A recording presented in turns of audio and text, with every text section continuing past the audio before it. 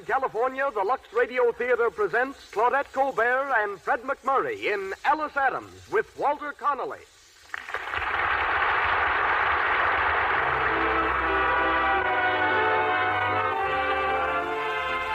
Lux presents Hollywood.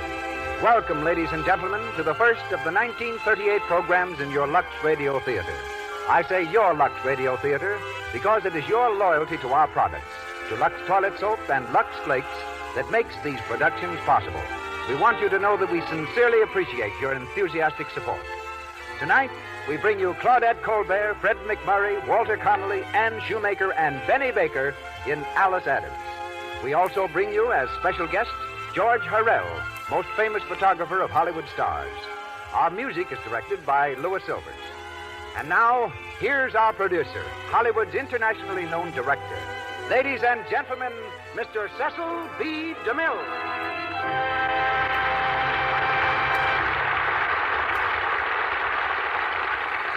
Greetings from Hollywood, ladies and gentlemen. The praises of Claudette Colbert have been sung in many ways and by many tongues. But for sheer enthusiasm, nothing I've seen or heard approaches the verbal acrobatics of a foreign critic printed in a newspaper in Manchuria. The article reached me last week. It's a review written in English of Cleopatra, the last film in which I directed Miss Colbert, and the temptation to read a portion of it is more than I can resist. Our Oriental commentator writes as follows, quote, "All that Cleopatra possesses is lavishness not only, but also it contains some fine acting, especially in part of grammarous, flagrant, and competent Claudette Colbert, who makes the role as Cleopatra every inch an ell. Eyeing from artistic points, this is just to get the passing mark to boots. There is no space to hear repetition in these columns that the content of Cleopatra is too popular to insist it. You, the fans, certainly be struck all of a bump if you see the DeMille for sets of several thrilling scenes and of dancing by the Egyptian girls who swing and swirl, revolving through grand marble halls and on the sumptuous barge to the swish of gully slaves." Unquote. Tonight, Claudette Colbert comes to you without the swish of gully slaves. But I'm certain that her performance in the title role of Alice Adams will, to borrow a phrase, strike you all of a bump, whatever that may mean. We hear Fred McMurray in the role of Arthur Russell, which he played in the screen version. A couple of weeks ago, Fred made the first personal appearance in his motion picture career. It occurred in San Francisco in connection with the opening of his new picture, True Confession. It was a triumphant event, quite a contrast to Fred's last appearance 8 years ago in that same theater. Then, as a member of the California Collegians, his performance consisted of impersonating a seal in a vaudeville act. Today, the man who barked for a fish ranks among Paramount's most popular stars. As Virgil Adams, we are proud to present Mr. Walter Connolly, long distinguished on the legitimate stage as well as in films. His presence here is all the more interesting in that Mr. Connolly is the first prominent performer to have been cast in that much-talked-of film, Gone with the Wind. Also from the original cast of Alice Adams is Ann Shoemaker, resuming the part of Mrs. Adams, while Benny Baker of Paramount Studios plays Walter. Our play is taken from the RKO film, based on the Pulitzer Prize novel by one of America's most beloved authors, Booth Tarkington. RKO Studios will shortly release what promises to be one of the outstanding pictures of the new year, Bringing Up Baby, starring Katharine Hepburn and Cary Grant. And now, the Lux Radio Theater opens its season for 1938, presenting Claudette Colbert and Fred McMurray in Alice Adams with Walter Connolly.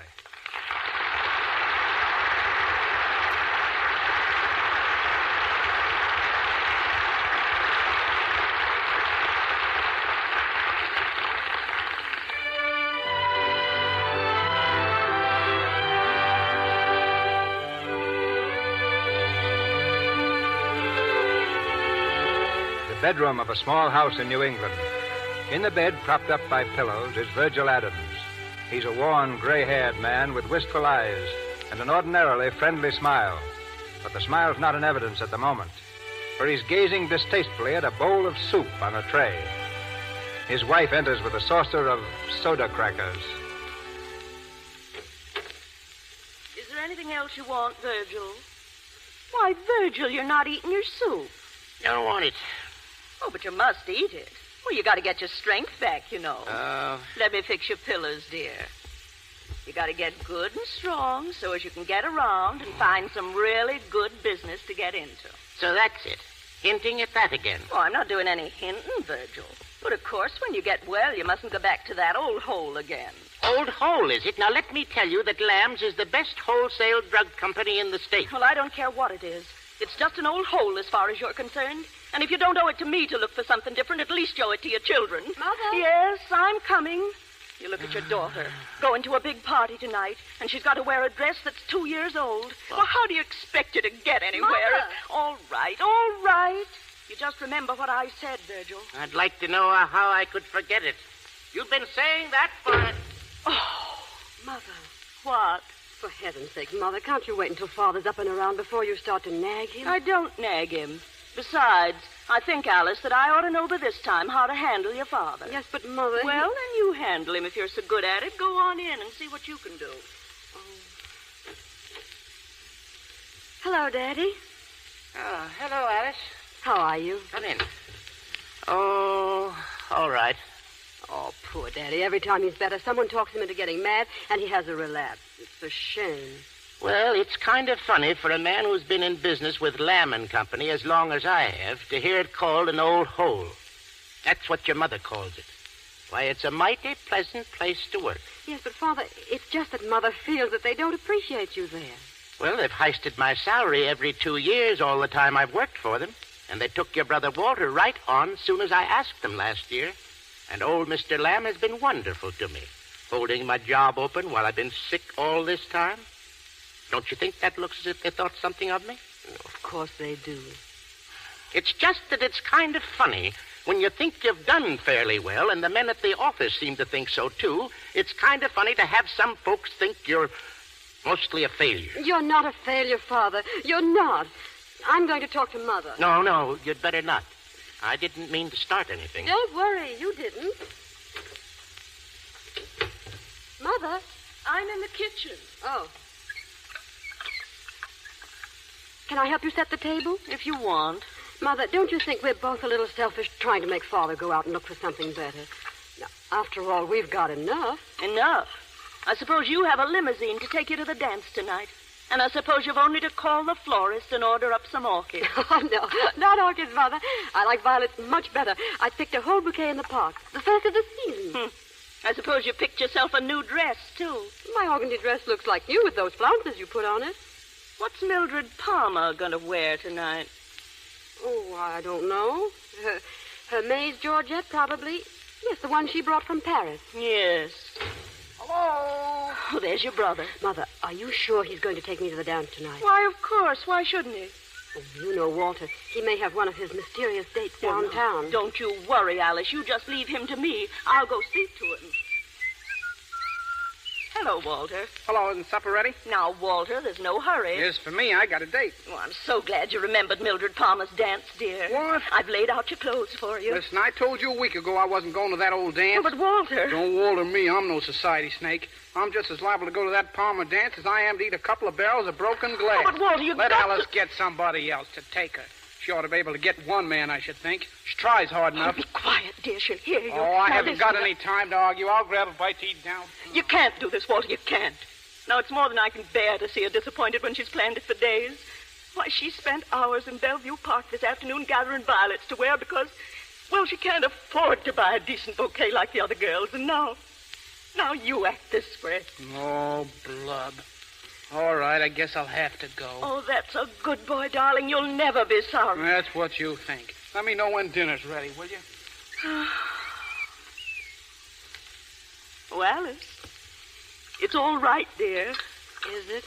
Why, what's the matter? Nothing. But, dear, it's all right. Walter'll be glad to take you. Yes, he sounded like it.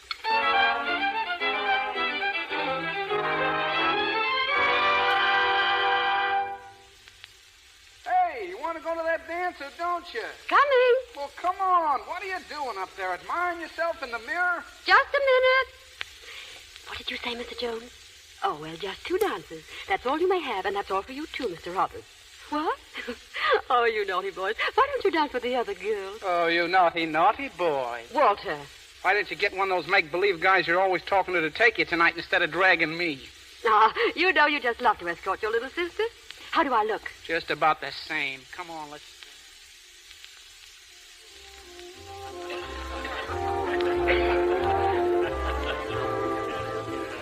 Well, what's it going to be this time? What do you mean? Well, do we dance again, sit it out again, or walk around the garden again? I'm sorry if you're not enjoying it, Walter. Well, I'll bet you are. Of course I am. Don't give me that. If I wasn't here, you'd be pasted right over there against the wall. The only one who said a word to you all night was the doorman. Walter, please. Walter, you say the funniest thing. Oh, cut it out. Nobody's watching you. Look, there's Mildred Palmer. So I said, well, if you must dance, try to step on your own feet. Hello, Mildred. Oh, hello. I just love your party, Mildred. Thank you. Well, anyway, when he came back, there was no use trying to... Boy, she was certainly glad to see you here. I guess she was busy. Yeah. Look, I want to grab a smoke. Can't you flag one of those other guys to take you on for the next? You can't leave me yet, Walter. You just can't. Well, I can't stand here either. My feet are sprouting roots. See you later. Walter! Walter! Oh, please, Walter.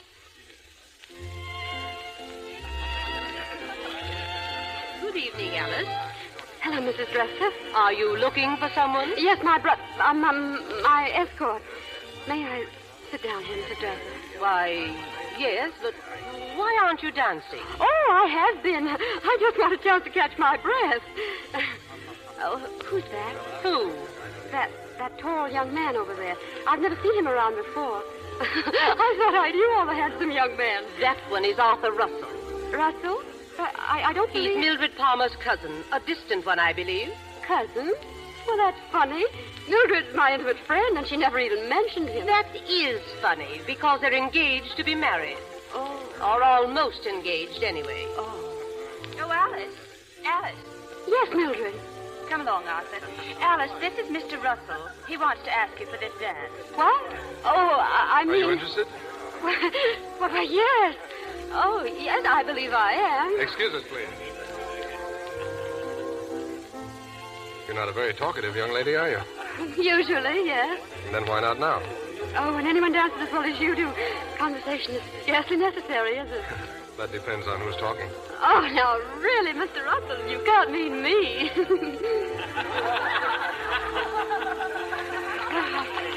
I guess that's all. Well, I wish we could dance this next together, but I guess we're both all booked up. Where's your next? Do you see him anywhere? Well, my next? Oh, yes, my next. Yes. Well, as a matter of fact, I promised to sit out this next one with my aunt. Oh, I'll take you to her. Where is she? No, don't bother, please. But you could do something. Anything.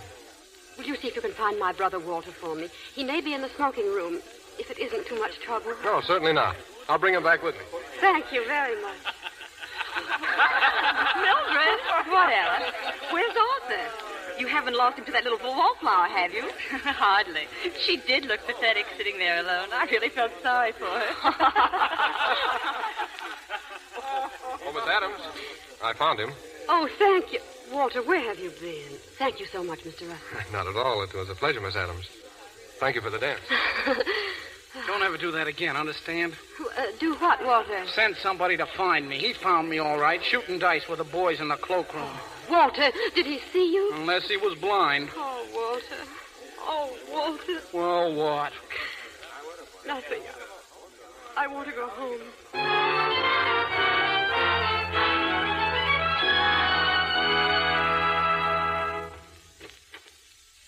Good morning, Father. Father. Huh? Oh, hello, Alice. What were you thinking about? Oh, just planning. Planning what to do when I'm able to go to work again. Well, what are you talking about? You're going back to your old place at Lamb's, of course. I heard you crying last night after the party. Oh, that was nothing. Just nerves, Daddy. Never mind, Alice. I know what was the matter. The only matter was I had a silly fit. It did me good, too. How's that? Because I've decided to do something about it. I guess it's my place to do something about it. Your mother's right, Alice. You ought to have as much as any of these girls you go with. Oh, darling, you're sweet. But what I've been thinking, well, I mean, I ought to be something besides just a kind of nobody. I ought to... What, darling? Well, there's one thing I'd like to do. I'm sure I could do it, too. What's that? I want to go on the stage. I know I could act. What's the matter? Well, I was just reminded of your Aunt Flora and your mother when they were young. They always used to spat about which one would make the best actresses. Sometimes I had to go out in the hall to laugh. Oh, really? But then I expect 90% of the women are sure they'd make mighty fine actresses if they ever got the chance. Yes. Yes, I suppose so. Why, what's the matter, Alice? Oh, nothing. Nothing. I've got to go downtown now. Now, you just stop worrying, darling. You're going back to Lamb's, and everything's going to be all right. You'll see. I hope so. I sure hope so.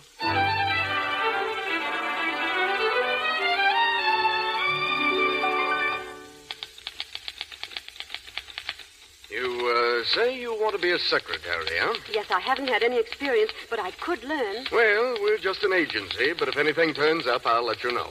Oh, thank you.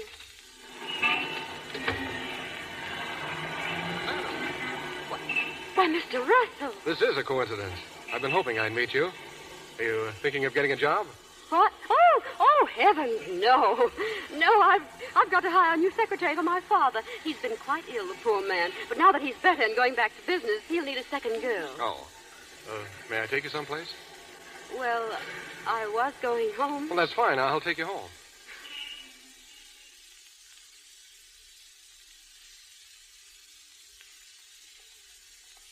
You know, I've been thinking about you ever since Mildred's dance. Goodness, I think I know what you've been thinking.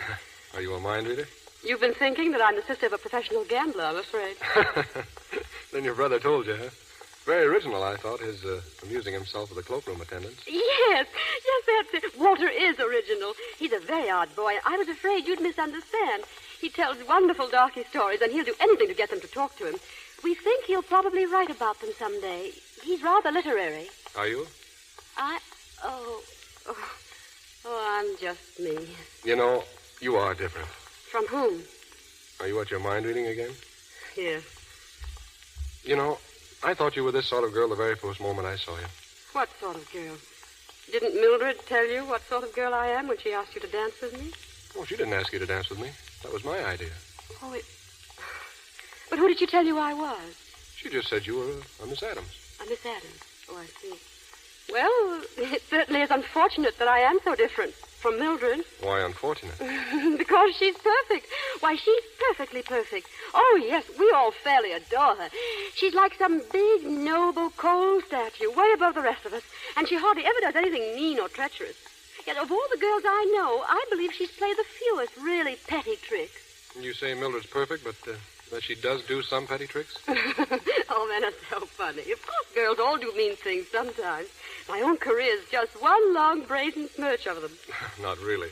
What, for instance? Oh, the very worst kind. Most people bore me, particularly the men in this town, and I show it. It's made me a terribly unpopular character. For instance, at the average party, I'd a lot rather find a clever old woman and talk to her than dance with 9/10 of these nonentities. No, but you dance as if you liked it. Well, you dance better than any other girl at the party. Oh, thank you, Mr. Russell. Well, I ought to dance well when I think of my dancing teachers. All sorts of fancy instructors. I suppose that's what daughters have fathers for, though, isn't it? To throw money away on them. Did you take it up seriously? No, I've never had that particular mania. Oh, but you ought to have seen me when I had stage fever. You know, every girl has a time in her life she's positive she's divinely talented as an actress. Yes, I used to play Juliet all alone in my room. Daddy used to make such fun of me. Oh, thank heaven I was only 15. I was all over it by the next year. Well, here's our house. Oh. It's a queer little place, isn't it? But my father's so attached to it, the family have about given up hope of getting him to build a real house farther out. He doesn't mind our being extravagant about anything else, but he won't let us alter one single thing about his precious little old house. Well, adieu. Couldn't I come in for a little while? Oh, no, not now. You can come. When? Almost any time. You can come in the evening if you like. Soon? soon as you like. Thank you. I'll make it very soon. Goodbye. Goodbye.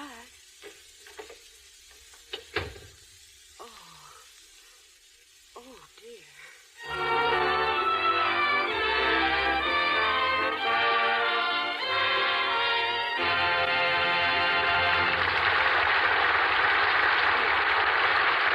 In a moment, we will go on with the second act of Alice Adams, starring Claudette Colbert and Fred McMurray with Walter Connolly. But now, in this brief intermission, we would like you to listen in with us on a home in Beverly Hills, where a wedding is underway. Jane, a popular debutante, is going to be married, and her bridesmaids are gathered together waiting to start to the church. Oh, I hope I catch the prettiest part of the scene. Who do you think will be next? I wonder how Bob is bearing up. Well, it was a good race while it lasted. It certainly was close. And I must say that rival of hers put up a good fight. Didn't he, though? You couldn't tell from where I sat who was winning. I didn't know it was Jane until I saw her picture in the announcement in the morning paper. Well, I knew all along it would be Jane. Myra's a lamb, but cosmetic skin. Well, that never struck a romantic chord in any man's heart. You're right. Myra just couldn't compete with Jane's lovely skin. A knockout complexion like hers gets the men every time. The little bridesmaid is right. Lovely skin wins out every time. What a pity some women don't realize it, especially when it's so easy to keep complexions clear and smooth with Lux toilet soap. Its active lather removes dust and dirt, stale rouge, and powder thoroughly. It's when pores become choked that those tiny blemishes and enlarged pores appear. Cosmetic skin develops. 9 out of 10 screen stars use Lux toilet soap to protect their complexions. And now, Mr. DeMille sets the scene for the next act of our play. Alice Adams, starring Claudette Colbert and Fred McMurray with Walter Connolly, continues.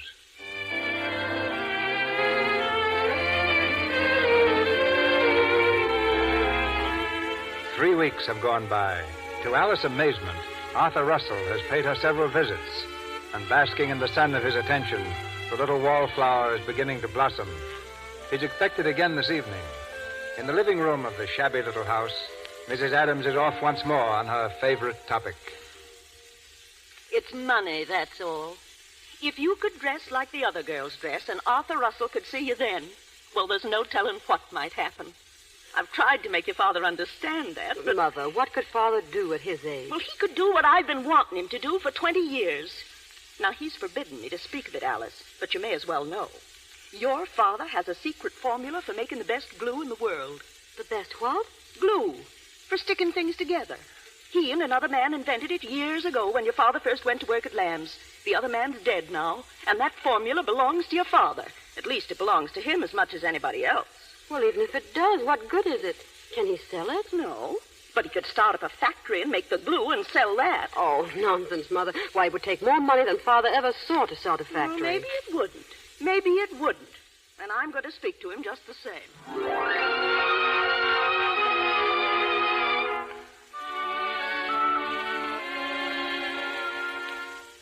I'm not asking anything of you that you can't do. Now, just a minute. What are you driving at? You know what I'm driving at. That glue formula. So that's it. Dang, dang, dang. You wouldn't care if your child dried up into a miserable old maid. Why, she's still young.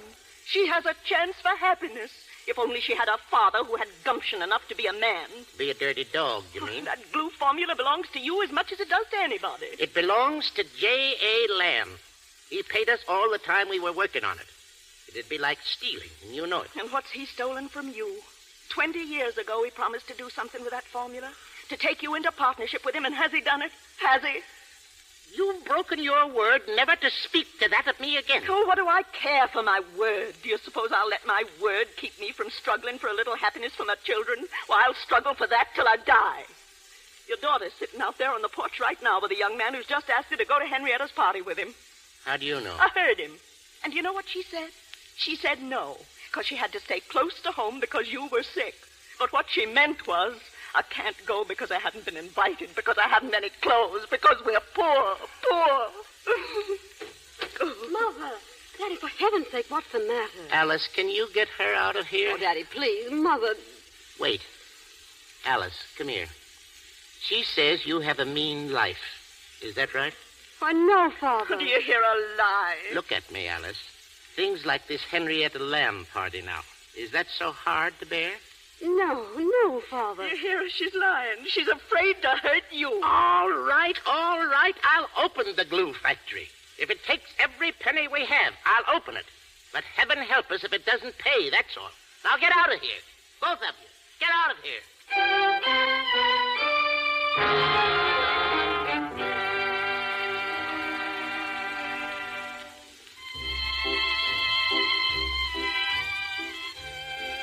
Shall we sit this one out, Alice? Oh, yes, please. Oh, it was so nice of you to bring me here. I think public dances are so much more interesting than those stodgy private affairs, don't you? Of course they are. What are you thinking of? I don't know. I think I was being sort of sadly happy just then. Sadly happy? Don't you know? Only children can be just happily happy. I think when we get older, our happiest moments are like this one. It's like that music. Oh, so sweet, but so sad. But what makes it sad for you? I don't know. Perhaps it's a kind of useless foreboding I seem to have pretty often. I'm afraid I'll miss these summer evenings with you when they're over. Do they have to be over? Oh, everything's over sometime, isn't it? Why should they be? Oh, good heaven. There's a laconic eloquence. Almost a proposal in a single word. What? Well, I didn't, Oh, never mind. I shan't hold you to it. No, something will interfere. Somebody will, I mean. People talk about one another fearfully in this town. Oh, no. And they don't stop at the truth. They make up things. Yes, they really do. Well, what difference does it all make? It's just that I'd rather they didn't make up things about me to you. I'd know they weren't true. Oh, but you must be careful not to mix up the girl you might hear somebody talking about with the me I honestly try to make you see. If you do, all this will be spoiled. It's so easy to spoil anything that's pleasant. We won't let that happen. Wouldn't it be pleasant if two people could just keep themselves to themselves? I mean, if they could manage to be friends without people talking about them. Well, we've done pretty well about that so far. And if you want our summer evenings to be over, you'll have to drive me away yourself. Nobody else could? No. Well, I won't. Oh, Alice. Oh, you kissed me. I couldn't help it. Did you mind? Oh, no. Well, I mean... Well, no.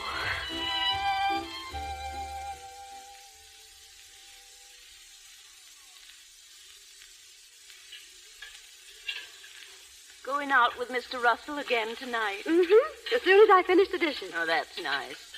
Do you know, Alice, I think it's time your father and I showed some interest in Mr. Russell.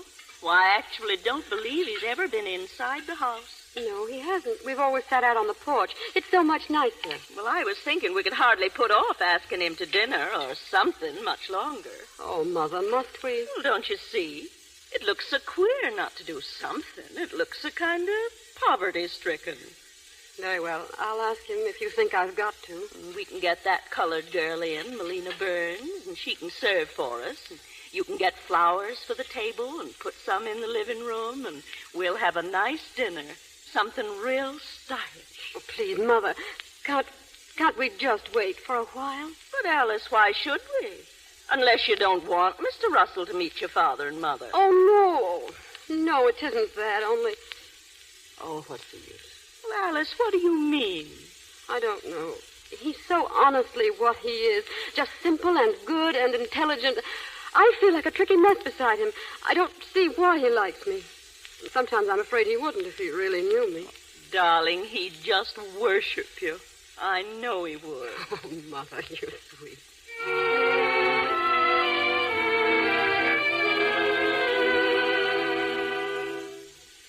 Well, sit down, Arthur. You're certainly a stranger around here these days. I'm sorry, Mildred. I've been pretty busy.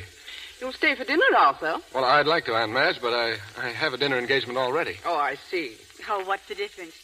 Look, Arthur, I've just been making up a list of guests for my garden party. I wonder if I ought to invite Alice Adams. Huh? You remember her. You danced with her. Here. Oh, yes. A rather too conspicuous young woman, the Adams girl. I wonder if what they're saying about her father is true. I imagine it must be. What is it? Oh, nothing much. Just that I heard that this Virgil Adams had stolen some kind of glue formula from Mr. Lamb. Stolen it? Yes. It's quite upset Mr. Lamb, too. Mr. Adams has been his clerk for over 25 years. And Mr. Lamb has been carrying him and his son Walter along, even though they've been dead weight to the firm. And then, to show his gratitude, Mr. Adams walked off with the glue formula. Oh, well, I suppose you have to expect those things from people like the Adams. I don't think I'll ask her, Mother. I wouldn't if I were you. A pushing sort of girl, a very pushing little person. Oh, but I'm afraid all this is rather boring to Arthur. What? Oh, I beg your pardon. I was just thinking about something.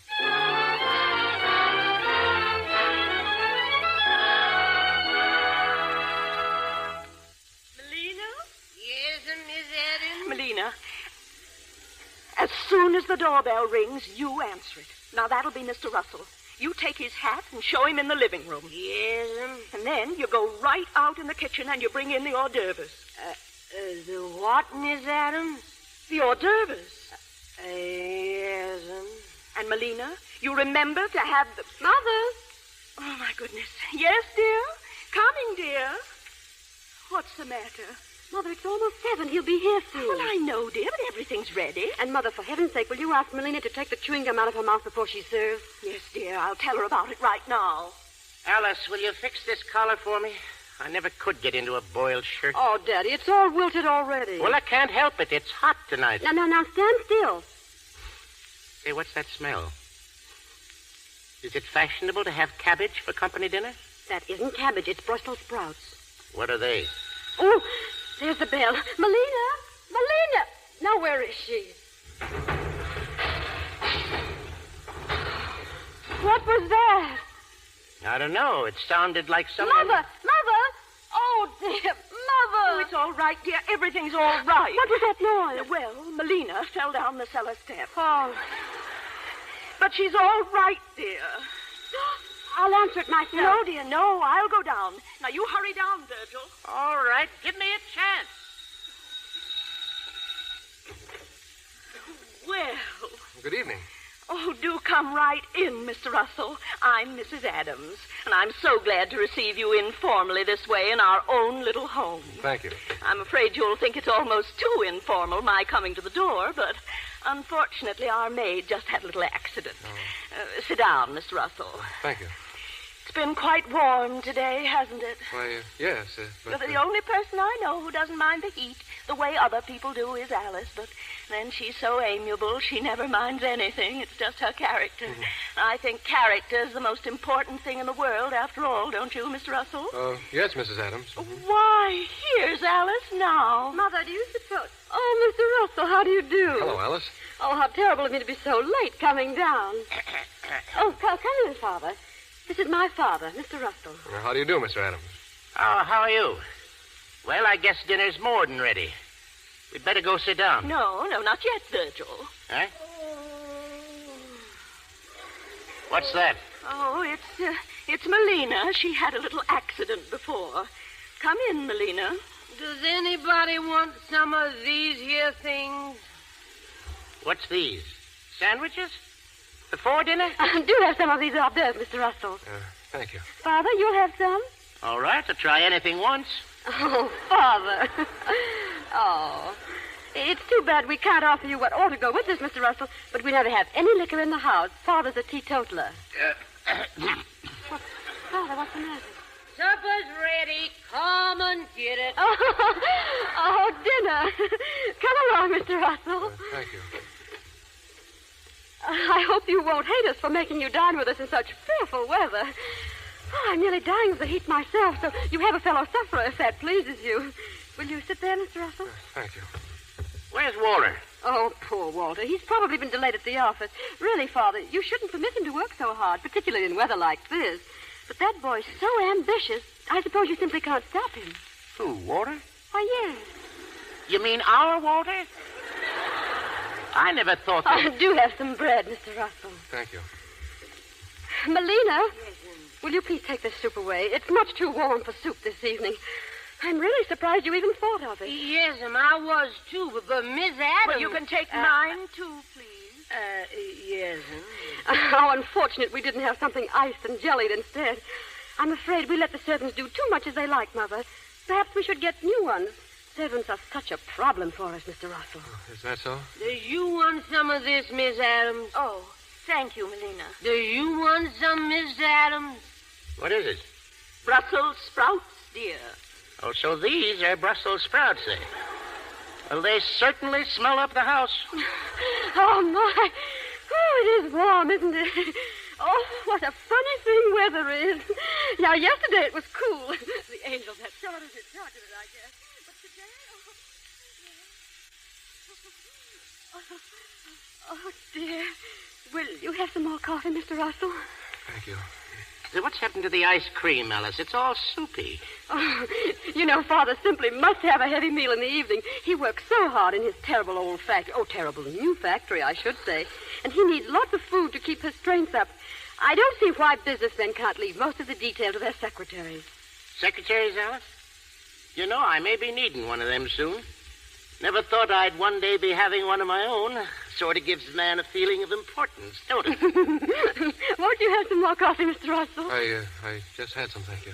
Oh, yes, of course. Hey, Pop. What the... Wait, it's Walter. Come in. You remember Mr. Russell? Oh, I said... Come here, Pop. I gotta speak to you. Pardon me, I guess my boy wants to see me. Pardon me, Mr. Russell. Oh, now, what was all that, I wonder? Oh, Walter's such a funny boy. He's so abrupt and unexpected. But, of course, you know that about him, Mr. Russell. I suppose all talented people are a bit peculiar. It's part of their charm, really. Tell you, Pop, I just gotta have that dough. Now, don't say you got it. I tell you, I ain't got it. Perhaps I'd better go and see if Walter's had his dinner. You'll excuse me, won't you? Certainly. Well, we seem to be left alone. Shall we go out on the porch? If you want. Please sit down. Thank you. Oh, dear, cheer up. Your fearful duty's almost done. You can run home as soon as you want to. What? That's what you're dying to do. Oh, not at all. You're upset about something. Well, not at all. What's the matter, little boy? Tell Alice. Nothing's the matter. Of course, one is rather affected by such weather as this. It may make one a little more quiet than usual. Maybe it's this ugly little house.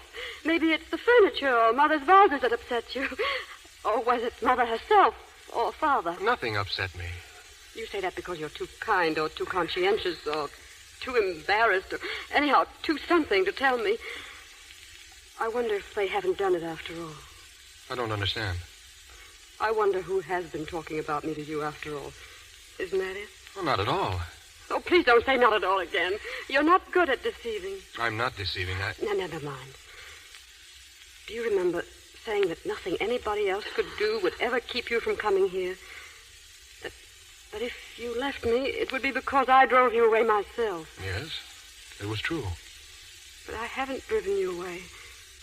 And you've gone. I don't know what you mean. Oh, do you know, I have the strangest feeling. I feel as if I'm going to be with you only about 5 minutes more in all the rest of my life. Why, no. Of course I'm coming to see you often. No. I've never had a feeling like this before. It's just so, that's all. You're never coming here again.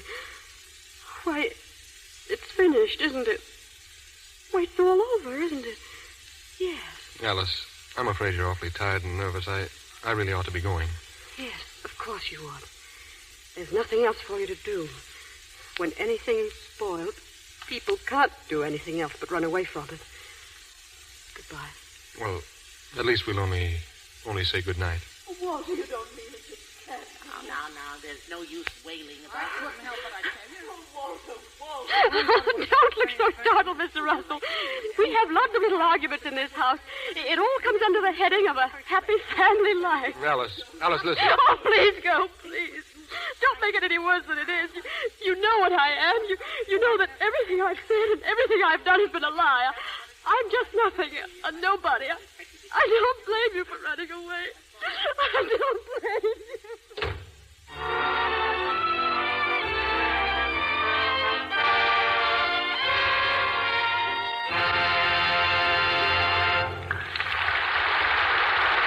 We pause for station identification. This is the Columbia Broadcasting System.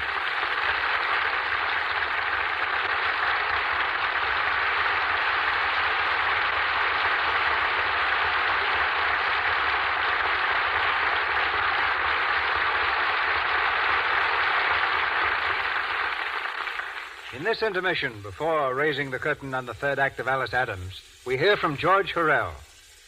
Every picture studio has its own staff of portrait photographers, but when they want really exceptional portraits, they call in Hurrell. They've come to him in the past few weeks alone, from MGM, Paramount, Warner Brothers, 20th Century Fox, and Selznick International.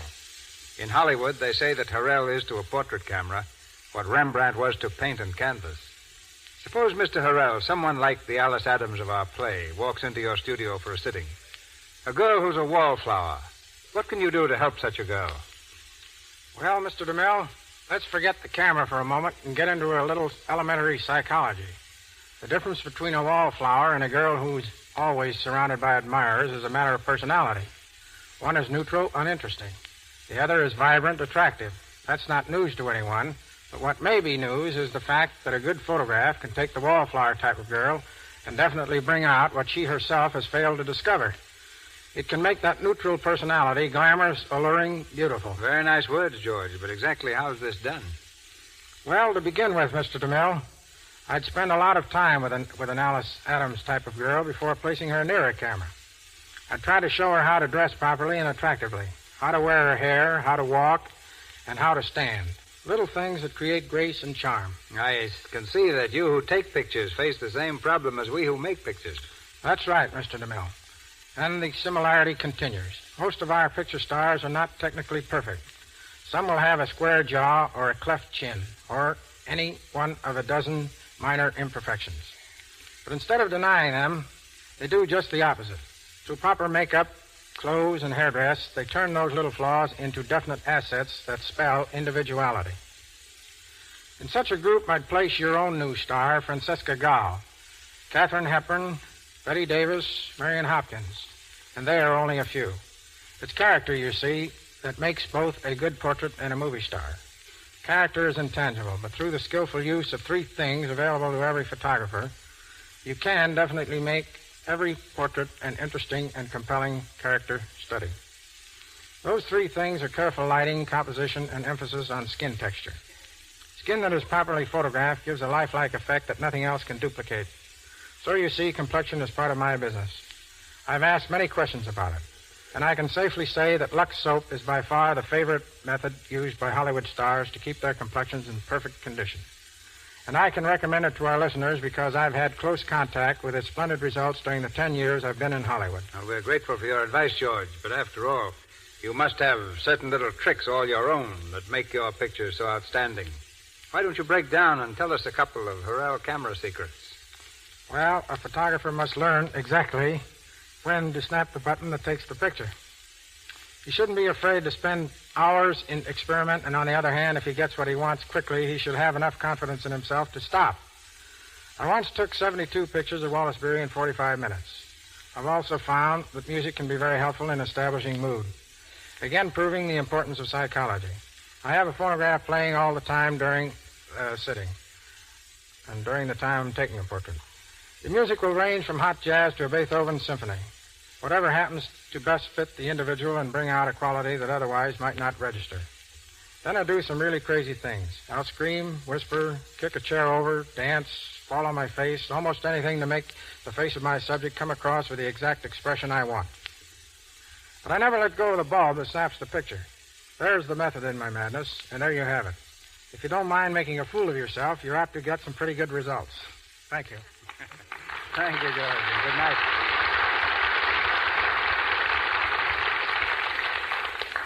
Back to Claudette Colbert, Fred McMurray, and Walter Connolly in Alice Adams.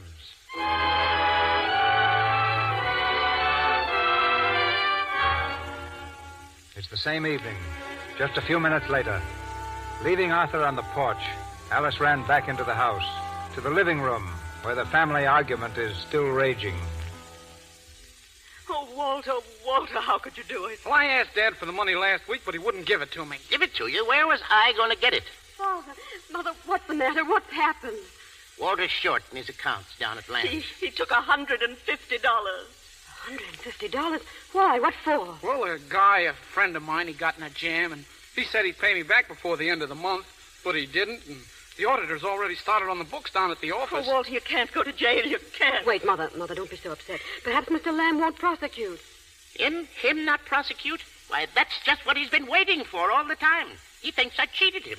He was just letting Walter walk right into a trap. But if you raised the money and paid it back... Oh, I'll pay him back all right. Every cent. Every last penny. I can raise it. I'll put a loan on my factory. Well, I'm sorry, Dad. Don't you talk to me, you little idiot. Oh, don't, Virgil. Poor Virgil. Poor Walter. And to have this come on the night of your sister's dinner. Oh, poor Alice. Don't say poor Alice. I'm all right. Oh, no, Mother, hush. Please don't, dear. The police. What? Quiet. Shh. I'll answer it. Now, you stay right here, all of you, no matter what it is. I'll take care of this myself. Who is it? This is J.A. Lamb. Mr. Lamb? Hello, Adams. Hello, Mr. Lamb. Well, can I come in? Yes, sure. Come in. I want to talk to you. Yes, me too. Sit down. I'll stand, thank you. I wouldn't even have set foot in this house except that I wanted to tell you to your face just how I felt. A fine family you turned out to be after all these years. I'll pay you back every cent Walter took, Mr. Lamb, just as soon as I can get the money. I was just going down now to try and raise a loan on my glue works. Your glue works? Huh. I always thought you had to show people some business prospects to raise a loan. Naturally. Well, you may find that just a little difficult, especially now that I'm starting a glue works of my own. What's that? Yes, indeed. And very convenient to your place, too. Fact is, it's right across the street. Twice as big and twice as modern. You ruined me. Well, what did you expect me to do, Virgil Adams? Let you walk off with that formula like swallowing a pat of butter? Oh, I know what you thought. You said to yourself, here's this old fool, J.A. Lamb. He's in his second childhood, and I can put this thing over on him. I did not. I worked years on that formula. It was just as much mine as yours. What's that? And anyway, a lot you know about my feelings and what I said to myself. But there's one thing I want to say to you right now. I don't feel mean anymore about what I've done. Because there's a meaner man in the world than I am. And that man is you, Mr. Lamb. You've spiked my business, all right. Now I can't even raise the money to keep my son out of the penitentiary. That's what you wanted, wasn't it? Are you accusing me of... Look at me. I worked all my life for you, and what I did when I quit didn't make 2 cents worth of difference in your life. And it looks like it'd mean all the difference in the world to my family. You think I did you a bad turn, and now you got me ruined for it, and my family ruined. And if anybody had told me last year that I'd have said such a thing, I'd have called him a danged liar. But I do say it, Mr. Lang. I do say it. You're a doggone mean man. Father, stop, please. You'll be sick again. No, I won't. I got to tell him what I think. No, Father, please. Go upstairs, darling. Go on. No, let me go. It's all right. He's got me ruined, and all of us ruined. If it serves you right. He's a doggone mean man. Now, look here, you... Mr. Lamb, please. Please, just a moment. I don't want you to leave thinking too badly of Father. He couldn't have meant what he said just now. I guess he's so overwrought that he just lost his head. Overwrought? Well, I shouldn't wonder, that danged old fool. Yes, I guess he is. An old fool. What's that? For listening to us, Mother and me. Oh, it's all my fault. This whole terrible mess, all my fault. Now, look here, young woman. I guess maybe you're a bit overwrought yourself. No, I'm not. I'm all right. I'm just talking the truth for once. What are you talking about? You see, Mr. Lamb, Mother was always after Father and after him to make more money for me so that I could have lovely things like other girls. Well, like your granddaughter, Henrietta, Mr. Lamb. I guess parents will make any sacrifice to see their children happy. And when Father saw how unhappy I was, he did what he did. Oh, he always wanted to go back to work for you. I guess he almost worshipped you, Mr. Lamb. And if he had, he could have kept an eye on Walter. And that's another thing, Mr. Lamb. Walter didn't steal that money. He just borrowed it. Oh, he did? Yes, to help a friend who was in trouble. Well, I guess... Mr. Lamb, if you'll give us just a little time, I'll get a job and pay you back what Walter owes you. Really, I will. I know I haven't had much experience, but I can do things. I was good at arithmetic and English in school. I won a prize in English once. And I'd make a good secretary for someone. I'm much more sensible about things now. And if you'll only give us a little time, will you, Mr. Lamb? Please. Alice, that father of yours, he did me an injustice tonight. I never meant to hurt nobody, and he knows it. Oh, of course he does. But I guess maybe I've been in the wrong, too. I lost my head. Never knew that glue formula meant so much to him. I wouldn't hurt nobody, Alice, and I never even thought of prosecuting Walter. I know. Why, your father and I, we've been together for a long time. Well, maybe we can come to some sort of an arrangement about the glue works. Yes, maybe a sort of a partnership. Oh, Mr. Lamb. Well, can I see him now? Oh, yes, of course you can. And thank you so much.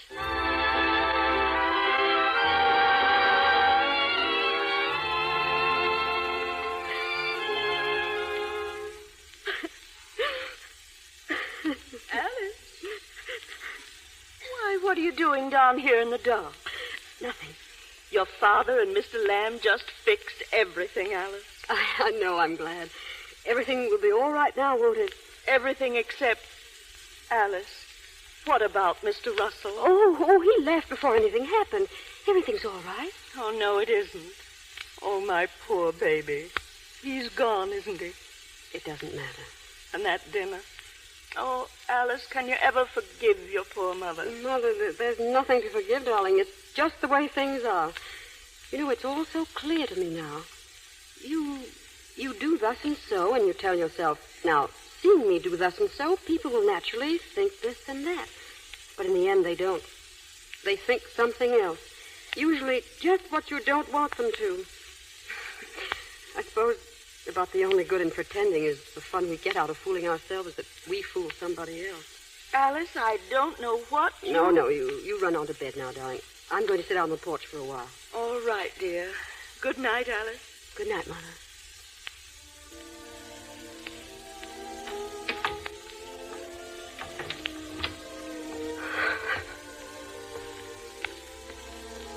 Honey for your thoughts, Alice. Arthur, you came back? I didn't go. I've been out here all the time. Why? I was waiting for you. But I thought... Oh, then you were here Yes, when... I heard everything, and what's more... You heard? Arthur. Now, let me finish. I heard a great deal this afternoon, too, at Mildred's. So they did talk about me. Yes, and it's all opened my eyes to one thing. I love you, Alice. What? Didn't you hear me? I love you. You love me? You love me? Yes, darling. Oh, gee whiz.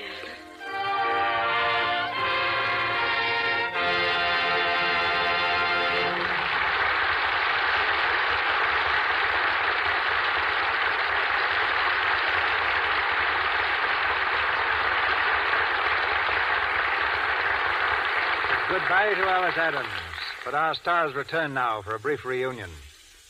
I won't be surprised if later this month I hear that the French people have declared a national holiday. For Claudette Colbert is about to return to their shores. Taking her first real vacation in years, she leaves this week for a few months abroad.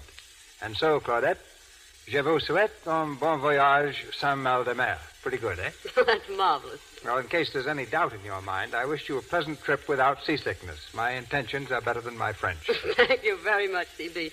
I haven't been back for 8 years, so you see, I'm terribly excited about it. And it's not only a vacation. I'm going to school. I'm going straight to the Hans Schneider School in the Tyrolean Alps and learn how to ski. After that, if I'm still able to stand on my feet, I'm going to Paris and really have some fun. Now, I also want to thank the people who make Lux Soap and give us this program. You know, in pictures, one has to be especially careful about appearance. I know I am, and that's why I'm always glad to tell you that I think Lux Soaps is about the most dependable complexion care in the world. It's so easy to use, and it does keep the complexion smooth and clear. Thank you again, C.B., and good night. Good night, Claudette.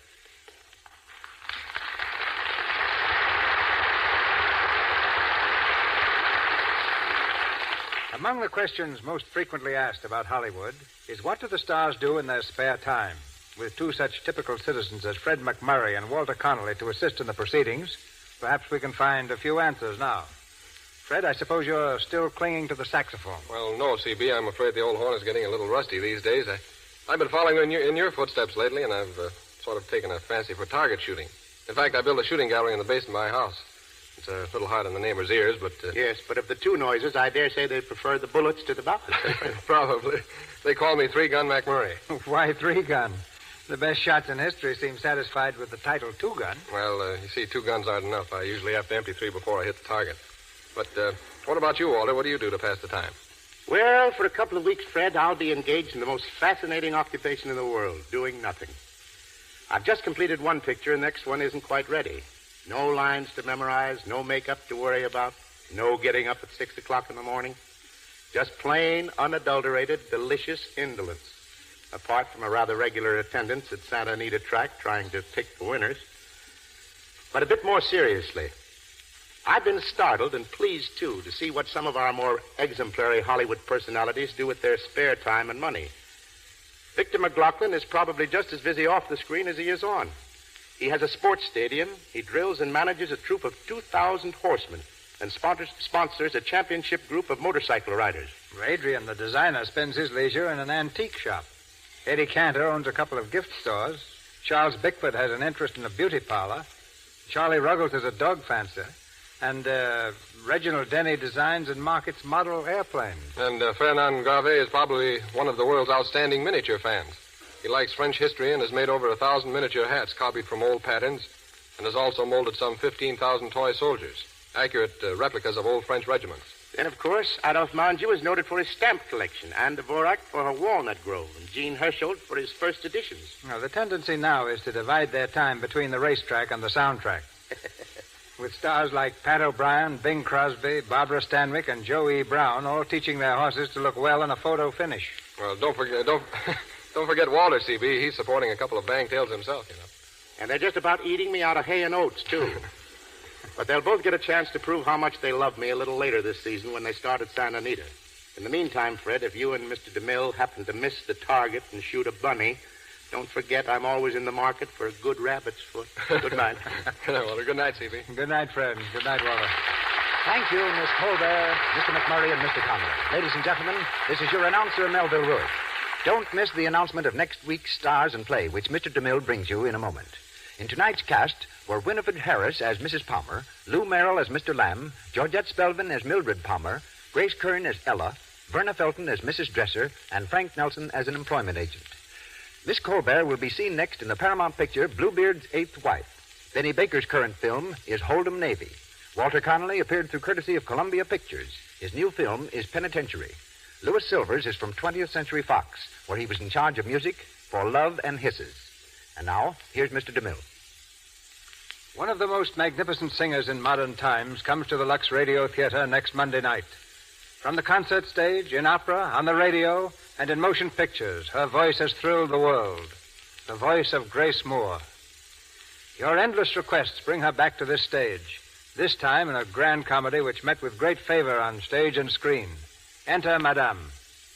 Our leading man will be Melvyn Douglas, seen in several of the year's best pictures, most recently in Grace Moore's new film. And as a special guest, Mr. Edward Arnold.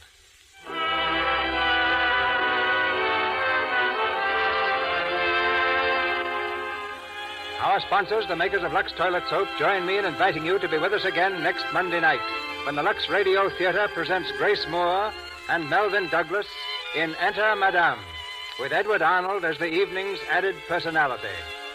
This is Cecil B. DeMille saying good night to you from Hollywood.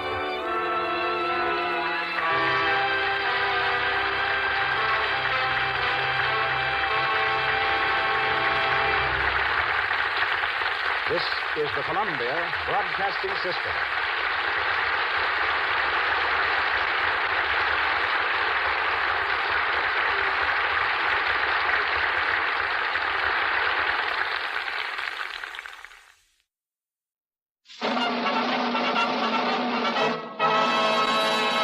From Hollywood, California, the Lux Radio Theater presents Barbara Stanwyck, Errol Flynn, Mary Astor, and an all-star cast in These Three.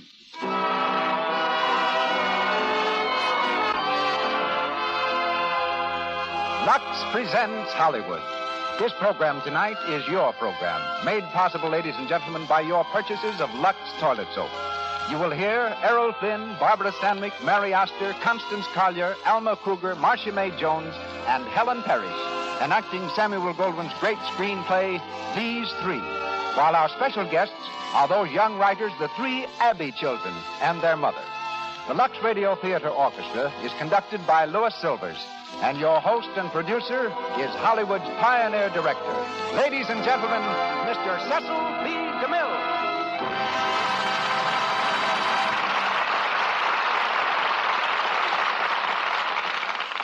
Greetings from Hollywood, ladies and gentlemen. A wedding in the film capital is often front-page news, but there was one the other day which completely escaped the headlines, and properly so, for you never heard of the bride nor the groom, and perhaps you never will. The groom, in fact, is a stable boy, and the scene of the ceremony was the bunkhouse where he and the hired hands lived.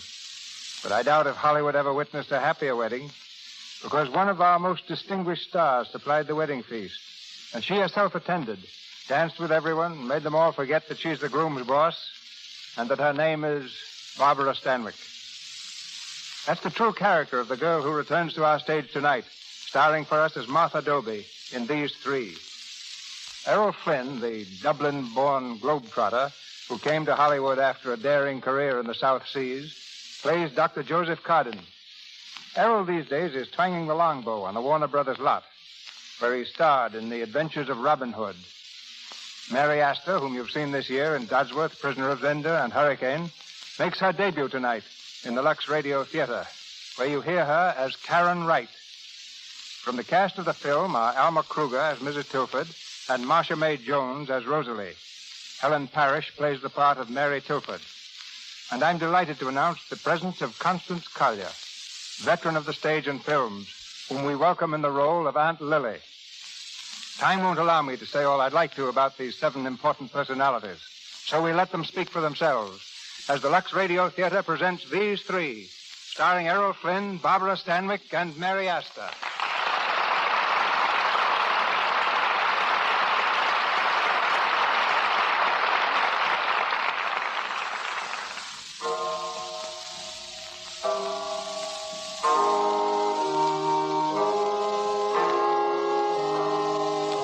Graduation day at a women's college in New England.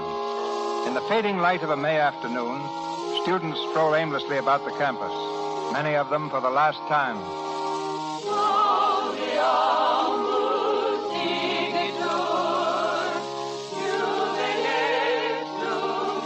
On the edge of the college grounds, 2 girls in the robes of graduating students sit quietly beneath a tree, listening to the distant song. They've been silent for some time. At last, one of them speaks. What train are you taking, Karen? I don't know. I don't know what time my train goes or where it's going to. Funny. I always thought graduation would be a happy day.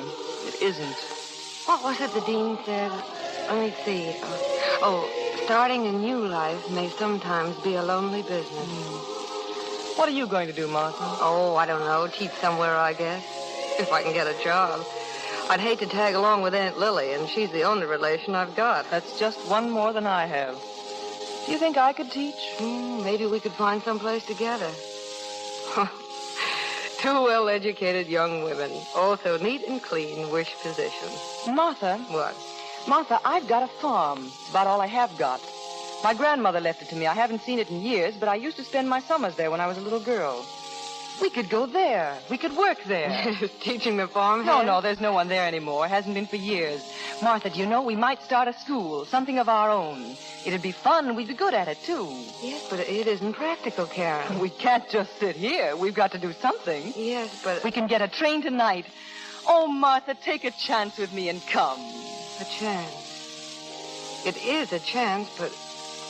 Well, it might be worth it. Of course it is. Now, look, I'll tell you what we'll do.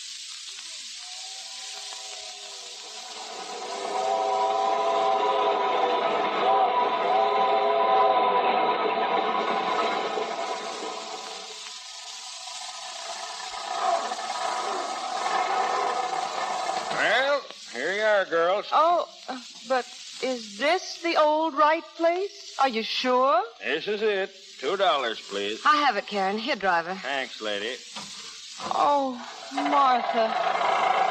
Just look at it. It's a shack. Well, it's a large shack. It's ready to fall down. Oh, Martha. It doesn't matter, Karen. It matters a great deal. I remember it as it was when I was a kid. Very dangerous, Martha, remembering things that way. You know, maybe it wouldn't cost too much to fix it up. No, not much. I should guess about $2 million would do it. What's that? Somebody hammering. It's over this way. Come on. There, up on the roof. Up on the... Martha, do you see what I see? Well, I don't know what you see, but it looks to me like a man. Well, what's he doing up there anyway? Say, you! Hey, you up there on the roof! Hello. Would you mind coming down here, please? Not at all. Look out below. How are you? We're all right, thank you. We were a little worried about you. Oh, I'm all right. I was up there getting at some honey under the roof, but I didn't get stung once. Well, that isn't what we were worrying about. You see, this is a house. And while it isn't the best I've ever seen, it belongs to me, and I'd rather not have its roof knocked off. Oh, no. I really wasn't doing any harm. I'm very fond of this old place, and I come over here whenever I have a day off from the hospital. Oh, the hospital. I see. You been there a while? Oh, in a way. I'm a doctor. Will you have some honey? No, thank you. It's yours, you know. Very good, too. Better take it. We won't be needing it. We're not staying here. Oh, I'm sorry. Why aren't you staying here? This is a lovely old house. It's old, all right. Are you afraid of work? No, we're not afraid of work. Then there you are. You know, my place wasn't nearly as nice as this, and it needed much more fixing, too. It doesn't cost much less than you think, and it's fun doing it. So much fun that I'd like to start all over again. Well, anything you could do, we could undoubtedly do. Well, sure, that's just what I said. We wouldn't starve, Karen. We'd have free honey. And free help. I'm a good carpenter, a good house painter, a good plumber. Why are we talking to this man this way, as if we'd known him all our lives? Well, that sometimes happens. Now, the first thing I'd do is to knock down this old fence. Here, stop that. You're knocking the whole thing down. Oh, think nothing of that. Then when the ground's all cleared, we can start working on the inside, you see, and,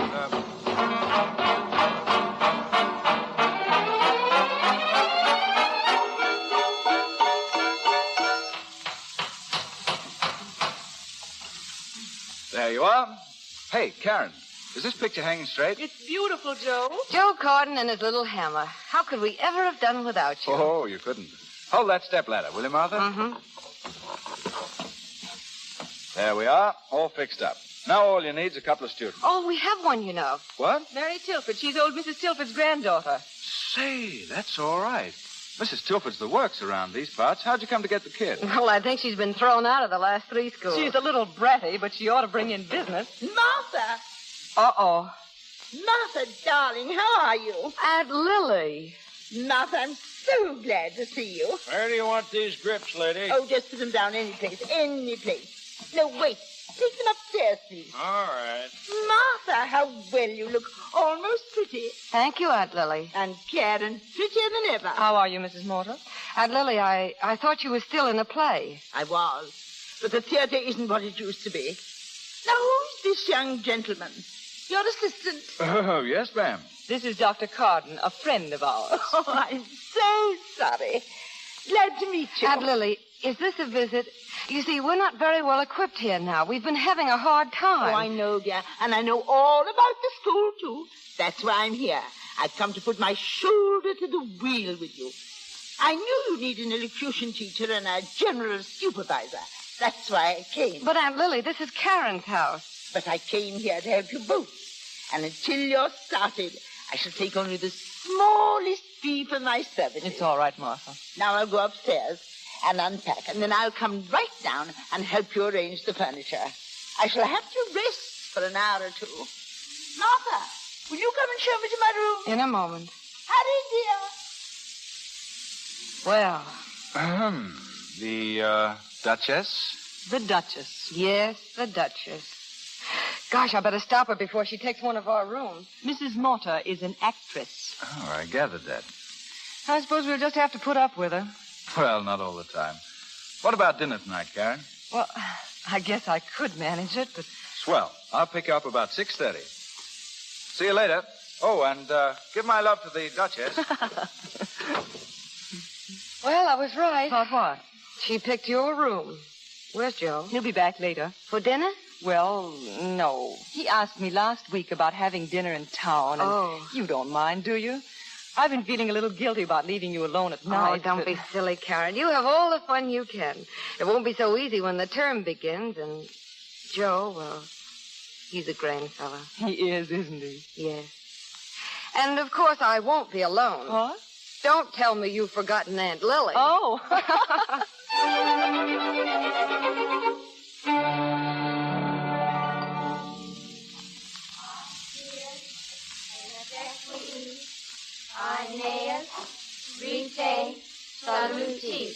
Will you translate that, please, Rosalie?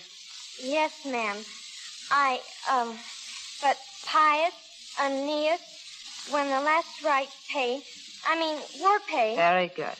Mary, will you take the next few lines? Mary Tilford. Yes, ma'am. Closely they skirt the shores of Circe's land, where the rich daughter of the sun held sway. That's a lovely translation, Mary. It was just as lovely when Professor Hobson of Harvard published it about 10 years ago. I did it myself. That will do, Mary. All right, girls, it's a fine day for your hockey game. Run along now. Gee, Miss Dobie certainly caught you that time. You shut up, Rosalie. I didn't. Never say- mind. Maybe someday other people will be caught doing other things. What? Maybe someday Miss Dobie will find out who stole Helen Burton's bracelet. I don't know what you mean. Oh, yes, you do. I think I'll borrow your sweater this afternoon, Rosalie. Well, all right. Come on. Well, Martha, everything going all right? Oh, the Tilford kid's been cutting up again. Nothing very serious. She's a vixen, that child. If she were mine... But she isn't, Aunt Lily. Where's Karen? She went out. Where? Oh, Aunt Lily, please. She went out with Joe. She went to the fair with him. What difference does it make? Oh, very well, very well.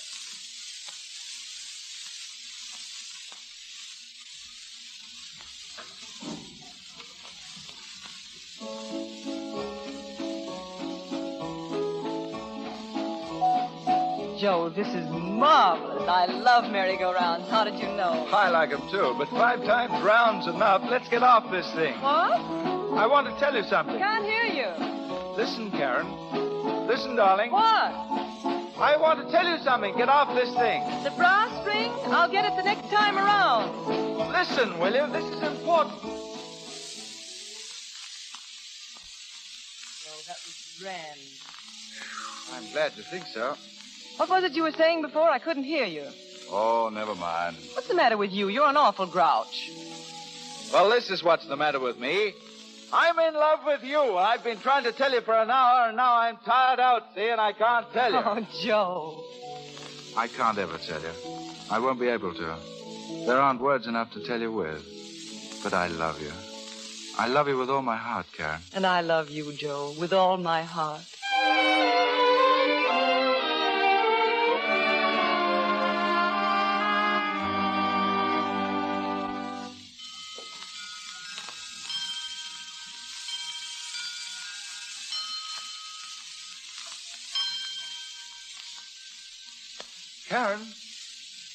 Karen, where are you? Shh, Joe, be quiet. Oh, hello, Martha. Karen upstairs there? No, come on up and help me paint a table. Sure. In here, Joe. Oh, is this your room, Martha? Mm-hmm. Nice. Sit down. Karen forgot something, and she had to go back into town. How's the hospital? Oh, just the same. No money, bad lab, everybody growling at everybody else. Quiet here. Is it late? No, only 10:30. But the girls are in bed, and Aunt Lily is worn out from doing nothing. Oh, hand me that paintbrush, will you? Yeah. Karen tells me your aunt was showing the girls how to play King Lear the other day. You know, that's going to come in handy later on in their lives. Oh, wait until she does Portia standing on a chair. Ooh. Sir Henry taught her to do it that way. Said it was the test of a great actress. You must have had a fine childhood, Martha. Oh, I did indeed. I lived with Aunt Lily from the time I was 5. I went to 16 schools altogether. And every time the stock company would move, I'd move with it. But school wasn't the worst part. It was after school and never anything but hotel bedrooms to go home to. And then in the evening, I'd have to do my homework sitting on a dirty box backstage and jump up to help Aunt Lily change from one blousy costume to an even blousier one. Oh, I used to be so alone and so sorry that I couldn't have what other kids had. You know, I think that's really why I wanted to teach. Being young is awfully hard, and when I grew up, I sort of wanted to make it easier for other kids. Say, I'm running out of paint. Do you want a glass of milk? Joe, I said... Are you asleep, Joe? Joe? Oh, darling Joe.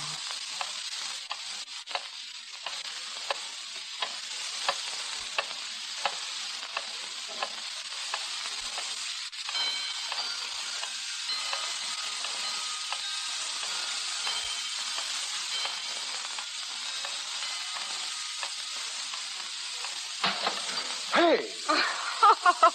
Do you always wake up so violently? Oh, I'm sorry. Whew. What was that I knocked out? Oh, just the milk. I thought you'd like a glass before you left. Oh, well, thanks, Martha. Oh, how long have I been asleep? An hour or so. Maybe a little more.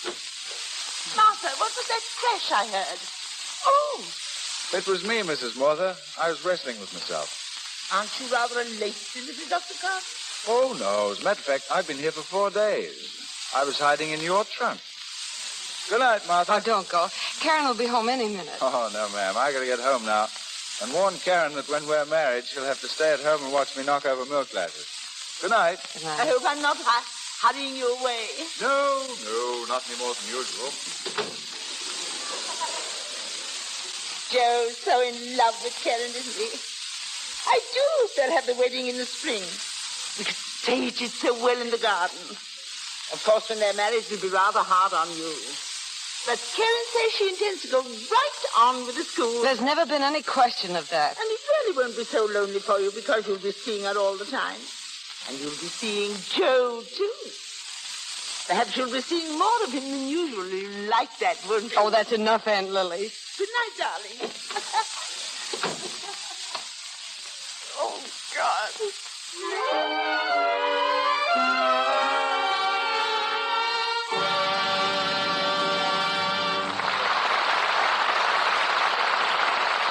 You've just heard Act One of these three. In just a few moments, we will continue with Act Two of our plays, starring Barbara Stanwyck, Errol Flynn, and Mary Astor. But now it's intermission time in the Lux Radio Theater. While we are waiting for Act Two, we want you to go with us to Beverly Hills. There we meet a lovely young Deb and her co-ed sister.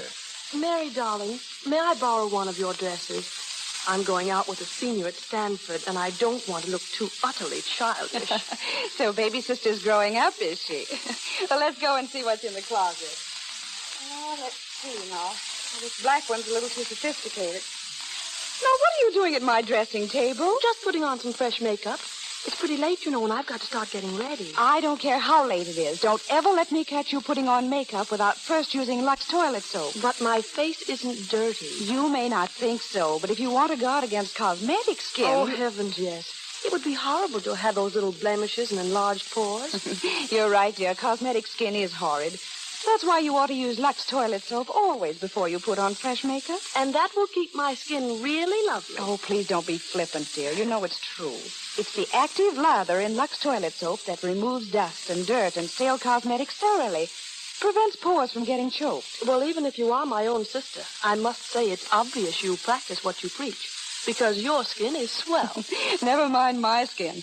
Just look at the screen stars. 9 out of 10 of them use Lux toilet soap. And with that good advice, we return now to Mr. DeMille and our play. Our curtain goes up on the second act of these three, starring Errol Flynn, Barbara Stanwyck, and Mary Astor.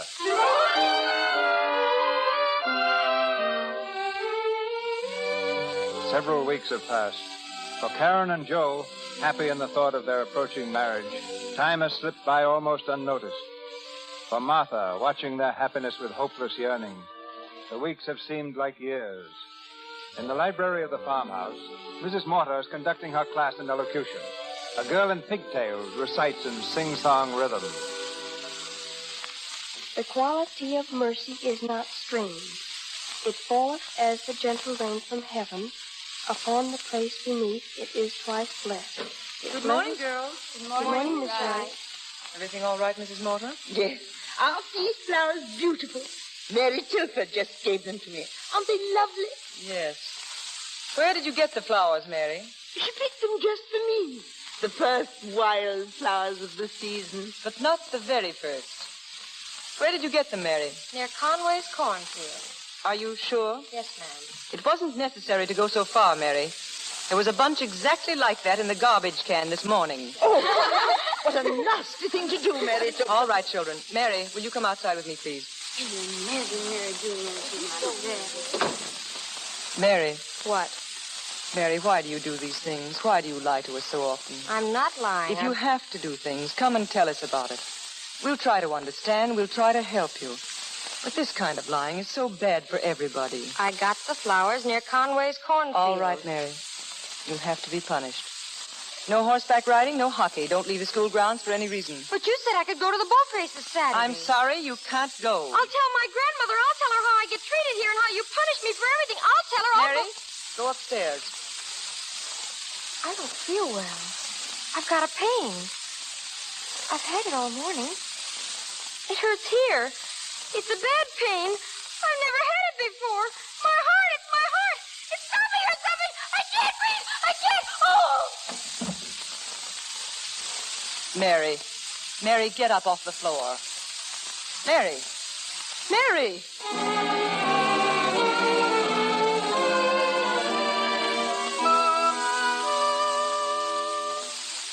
Raise her head up just a little. What do you think, Joe? Can't tell much yet. Hand me my stethoscope. Oh, this is terrible. Perhaps if we put our feet up and our head down. Or is it just the opposite? Oh, Aunt Lily, Dr. Carden knows. Well, that's what I did in the theater once when Delia Graham fainted. And did this Delia survive? Oh, yes, I saved her. Then perhaps you'd like to take charge here. Oh, if that's how you feel. I think she's annoyed. Oh, I'll take care of her. Aunt Lily. That's a nice thing. That man in there practically turned me out of the room. Oh, Aunt Lily, be quiet. Then you don't object to Aunt being snubbed and humiliated. I, who worked my fingers to the bone here. Don't tell yourself that too often, Aunt Lily. You'll come to believe it. To the bone, to the very bone. Aunt Lily, you've wanted to go to London for a long time. You can go now. I can spare the money and... Oh, you want to get rid of me? Turning me out at my... Oh, how can anybody deal with you? You've been talking about going for years, and now when you can go, you... Don't raise your voice, please. I decline to be shipped off to England. Next year, I'm going back to the theater. No, I'd like you to go sooner. The truth is, the school isn't quite the place for you. The truth is, I ought to have known enough to stay out of your way when he was here. When who was here? You don't think you can fool me, my dear. I wasn't born yesterday. I know what I know, and I know what you feel about him. You don't want them to be married, and I know why. Be still. I know what's going on here. You were never very clever at hiding things, Martha. You're in love with him. Be still, Aunt Lily. Be still. These lies can't close people's eyes. The way you rush over to him on the slightest pretext. And that night when he was coming out of your room late, I saw... Aunt Lily, there's been no trouble in this house, and I won't let you do your usual job of starting any. I want you to leave as quickly as... There's someone at the hall door. Wait a minute. Oh! Rosalie, Helen, what were you doing outside this door? We just came down to see how Mary was, Miss Stobie. Yes, Miss Stobie, that's all. Did you deliberately listen? Eavesdrop me. Something nice young ladies just don't do. Oh, you girls never used to do things like this. I'm afraid we'll have to separate you. Mary Tilford and Rosalie. Going up to your rooms now. Miss Wright will speak to you later. Yes, Miss Stobie. Oh, Aunt Lily, it's very bad having the children hear the things you say. There's money in the bank for you. I'd like you to leave as soon as it's convenient. Do you think I'd take your money? I'd rather scrub floors first. I'll be out of here before it's dark. Whoops. Excuse me. Excuse me, Joseph. The Duchess coming up again? Oh, yes, she's particularly good today. What about Mary? Nothing. Absolutely nothing. I could have managed a more convincing faint when I was 6 years old. We've reached the end of our rope with her. I don't know what we're going to do. Martha, what's wrong? Aren't you taking this kid too seriously? Oh, yes. I'm taking everything too seriously. Everything.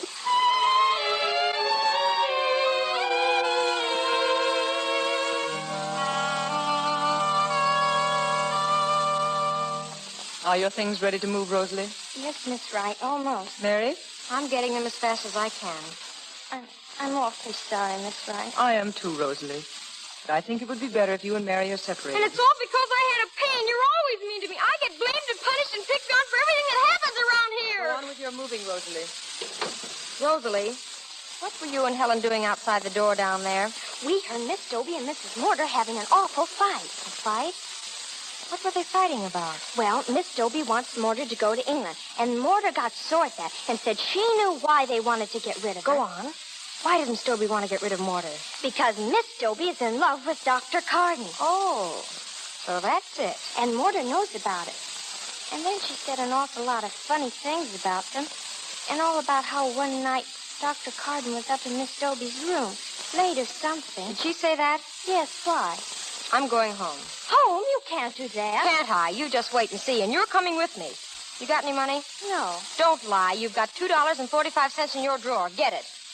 Why, no, I won't. Then I'll get it myself. Get away from me. Well, where did you get this bracelet? It's mine. It is not. It's Helen Burton's. Now, will you give me the money? I can give you part of it if you won't. Get it, and get your hat and coat. We're going to my grandmother's.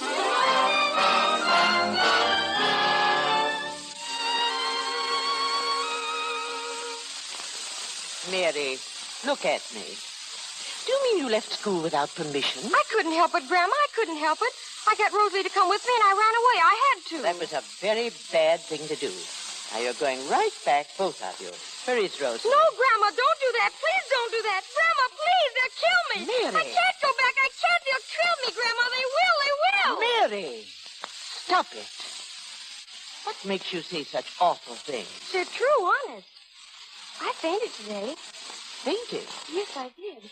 My heart.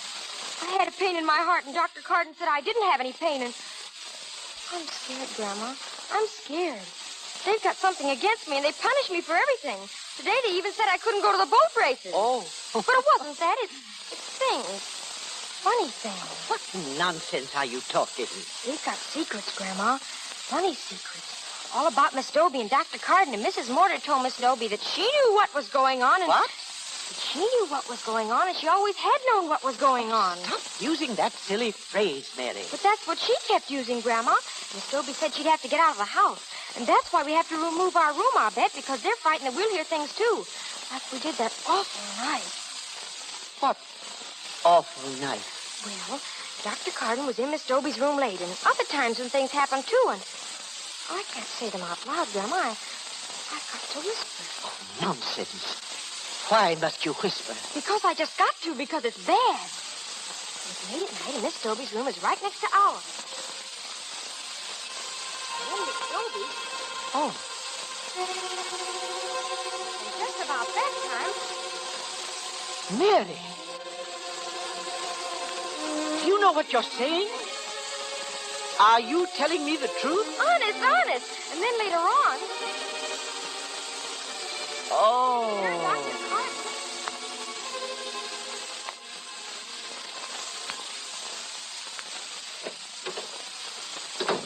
Mary, where were you so long? Keep quiet. I was talking to my grandmother. Well, what's going to happen? Aren't we going back to school tonight? Maybe I'm never going back. Maybe none of us will. Well, I want to go back. Why shouldn't we go back? Oh, you'll find out.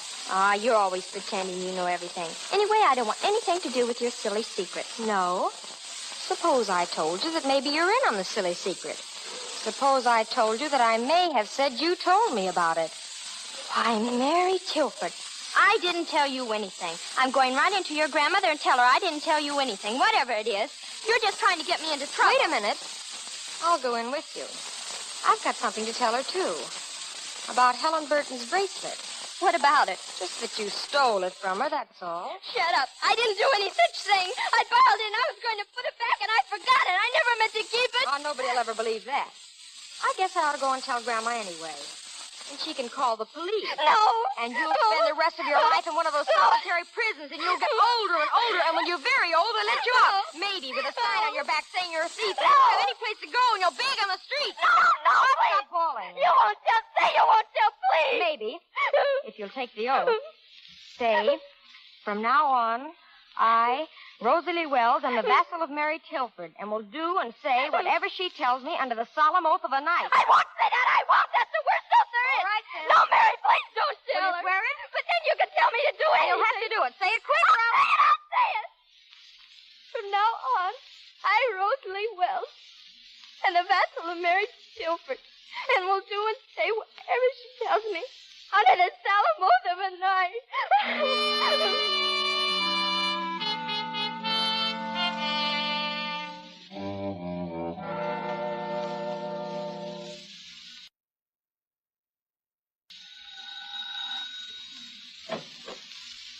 Good afternoon. What is it, please? Miss Wright, Miss Dobie, and Dr. Carton. We'd like to see Mrs. Tilford, please. I'm sorry. Does Mrs. Tilford... We want to see her. Who is it, Agatha? If it's anything... Oh, Good afternoon, Mrs. Tilford. good afternoon. You may go, Agatha. Yes, madam. We want to see you, please. You know what it's about. We've lost 10 students since yesterday evening. The rest are leaving today. You know why, I assume? We heard why. From Mrs. Burton's chauffeur when he came to take Helen home. I don't think you should have come here. I was coming to see you tomorrow to explain my position in all this and to ask you to explain yours. I'm sorry this had to happen. I think we'd better understand each other. There is nothing for us to explain, and I very much dislike your sympathy. So you don't think we should have come? Then what were we expected to do, Mrs. Tilford? Lie down and grin until you'd finish kicking us around with these lies? No amount of words that we can throw at each other, Dr. Carton, can do any of us any good now. Do any of us any good? Listen, Mrs. Tilford, you're not playing with paper dolls. We're human beings. It's our lives you're fooling with. Our lives. That's serious business for us. Can you understand that? I understand that. And I understand a lot more. You've been playing with a lot of children's lives, and that's why I stopped you.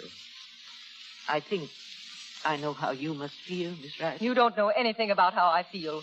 You can't know how any of us feel. You get lost trying to fight alive, very lost. I did what I had to do. I had to tell those mothers. Whatever went on in your school may possibly be your own business. But it becomes a great deal more than that when children are involved. But it's not true. Not a word of it is true. I'm sorry that I can't believe that. But you can believe this. We happen to be people who've worked hard for what we've got. That school meant things to us. It meant self-respect and bread and butter and honest work. And now it's gone. There must be something we can do to you. Something that will make you feel the way we do tonight. Don't think we'll let you whisper this lie. You made it, and you'll come out with it in a courtroom. Tomorrow, Mrs. Tilford, you will have a slander suit on your hands. That will be very unwise. It was wrong of you to brazen it out here tonight. It would be criminally foolish for you to brazen it out in public. It's already quite public, Mrs. Tilford. Yesterday, we had our lives decently to ourselves. Now we've nothing left but the dirt you've made of us. Or the dirt you've made for yourself. Clean your house, Miss Wright, and in time count yourself very lucky. You have understood nothing. Nothing. These are my friends. When we clean house, the three of us will clean it together. Mrs. Tilford, perhaps we should clean your house for you. Where's Mary, Mrs. Tilford? Under no circumstances. I would not allow that. So that's where you really got it. We couldn't believe it.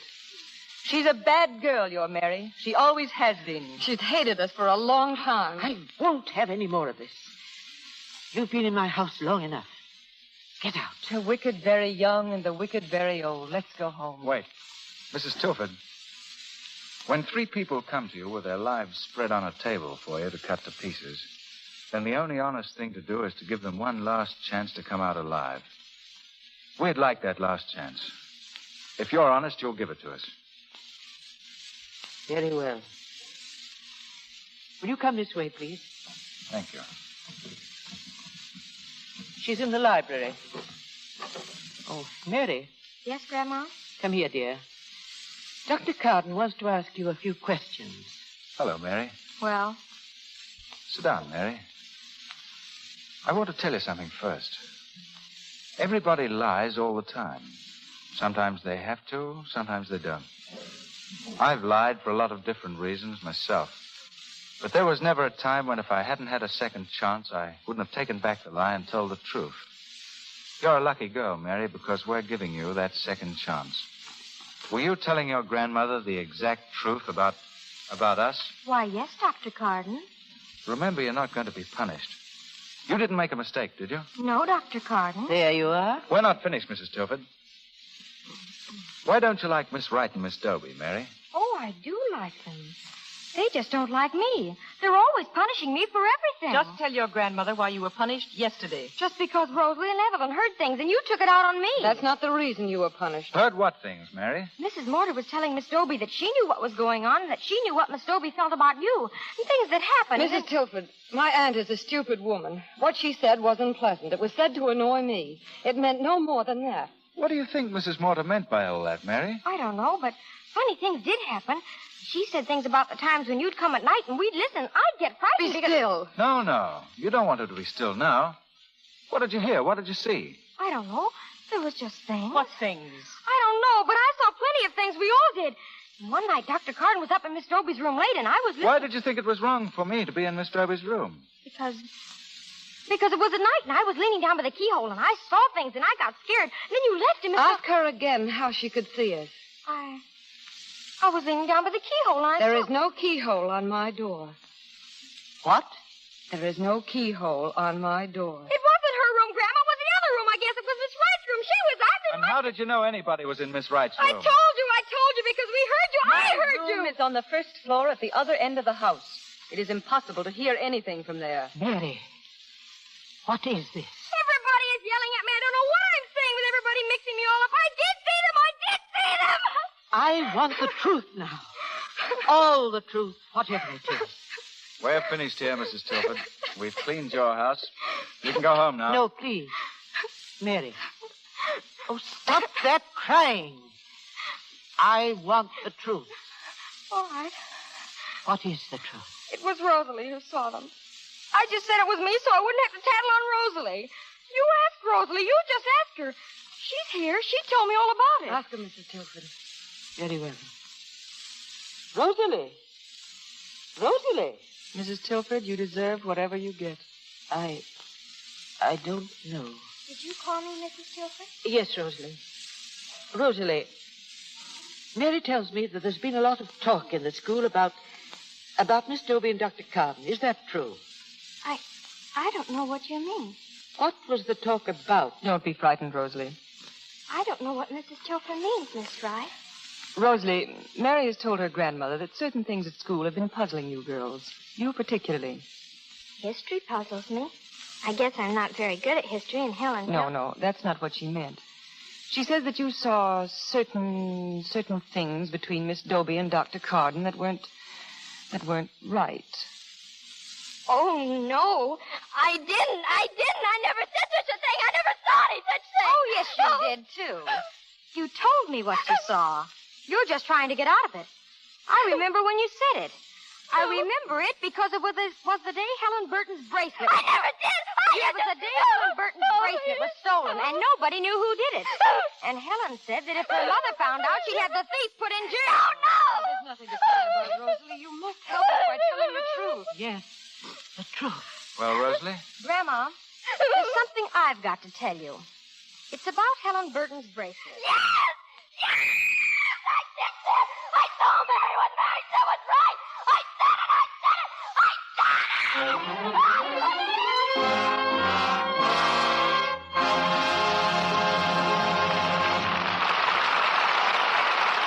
We pause for station identification. This is the Columbia Broadcasting System.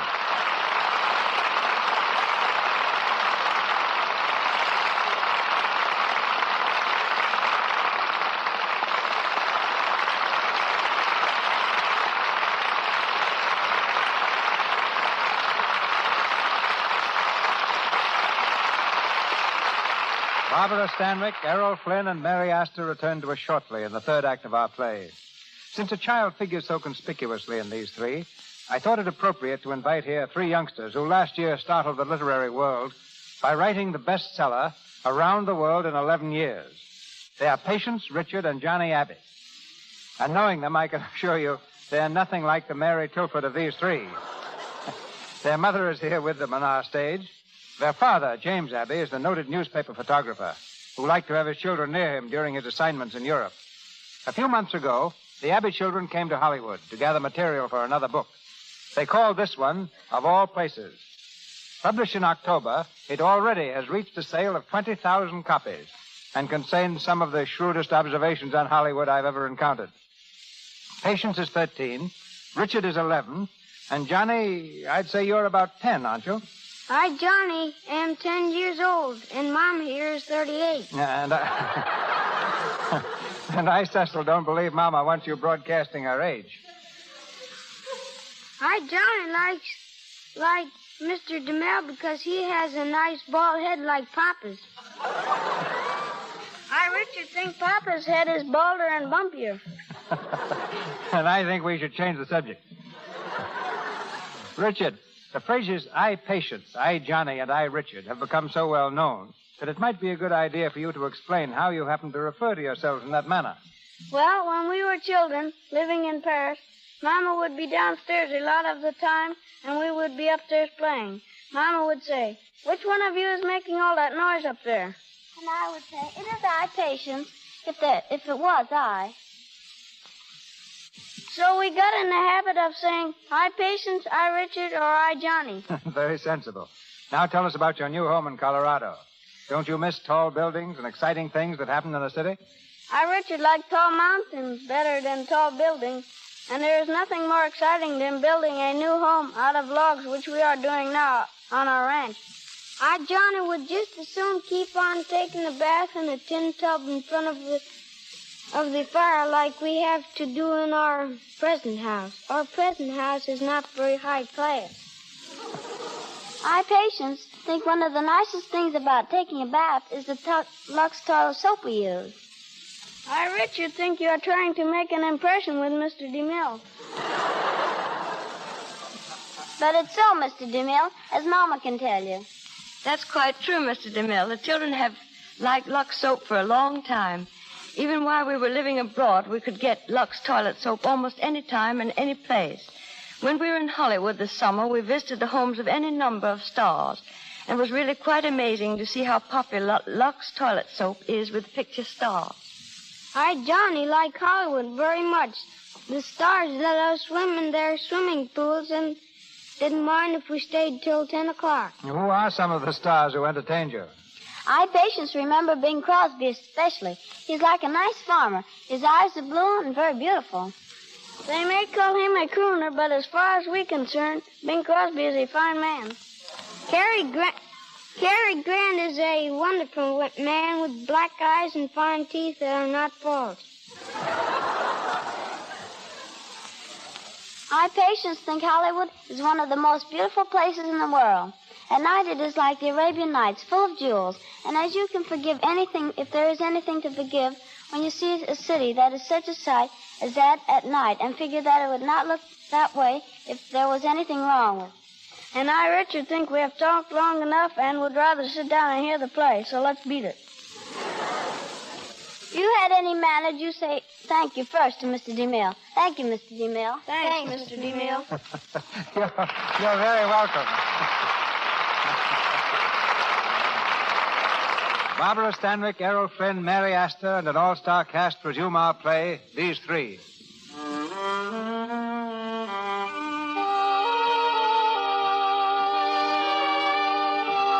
More weeks have gone by. Weeks which have dragged interminably through a trial for slander, ending in a judgment against the two girls. At the deserted farmhouse, Karen stands near the window, looking out at the bleak countryside. Martha comes from the hall and throws her coat on a chair.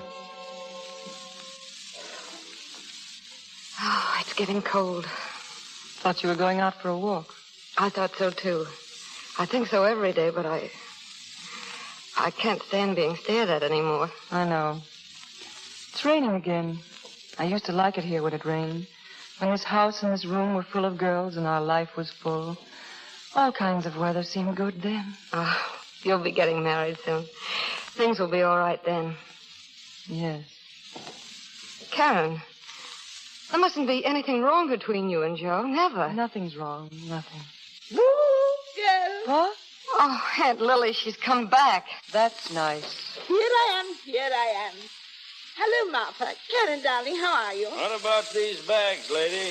Upstairs, please. All right. Thank you. Oh, the Duchess, returned at long last. We're delighted to see you. And I'm so glad to see you both. I'm so glad to see the dear old place again. Dreadful weather. How's everything? Everything's fine. We're splendid, thank you. That's good. Where have you been? Around and around. I've had a most interesting time. Why didn't you answer our telegrams? Things have changed in the theater drastically, I must say. Why didn't you answer our telegrams? Oh, Martha, there's your temper again. Don't bother about my temper. Answer me. Well, I was moving around a great deal. Was that why you refused to come back and testify for us? Oh, that's not the way to look at it. I didn't refuse. Listen, Aunt Lily. We've been trying for months to defend ourselves in a courtroom against the lies of a child called Mary Tilford. Oh, what a dreadful girl that is. A great part of the Tilford case was based on remarks made by Lily Morter, actress, against her niece. That's me. And a greater part of the case rested on the telling fact that Mrs. Morter would not appear in court to deny or explain those remarks. As you probably read in the papers, we lost the case. But it couldn't have done any good for all of us to be mixed up in that unpleasantness. And now that I'm here, I'm going to stand shoulder to shoulder with you. I'm going to help. There's a train at 6 o'clock. Get on it. Martha! You've come back to pick the bones dry. Well, there aren't even bones anymore. When you wish to apologize, I shall be temporarily in my room. Please see that it is only temporary.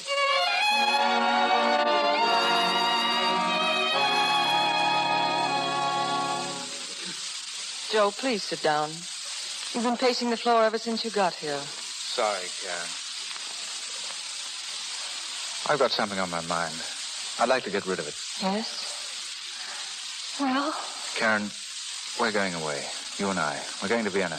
You mean you're leaving the hospital? Why? Well, I think it'll be better. I've cabled Dr. Fisher. He says I can have my old place back. It'll be nice seeing Vienna again. You don't want to go to Vienna. No, I don't. But we can't stay here. We've got to start all over again, with all this behind us. Yes, what you've done, you've done. What I've done? Karen, what do you mean, what I've done? Oh, I didn't mean anything, Joe. Karen, what's the matter with us? Everything we say to each other seems to mean something else. Look at me. Your face is the way it was that last day in court, ashamed. And sad at being ashamed. What is it, darling? I don't know. I just don't know whether people can start again.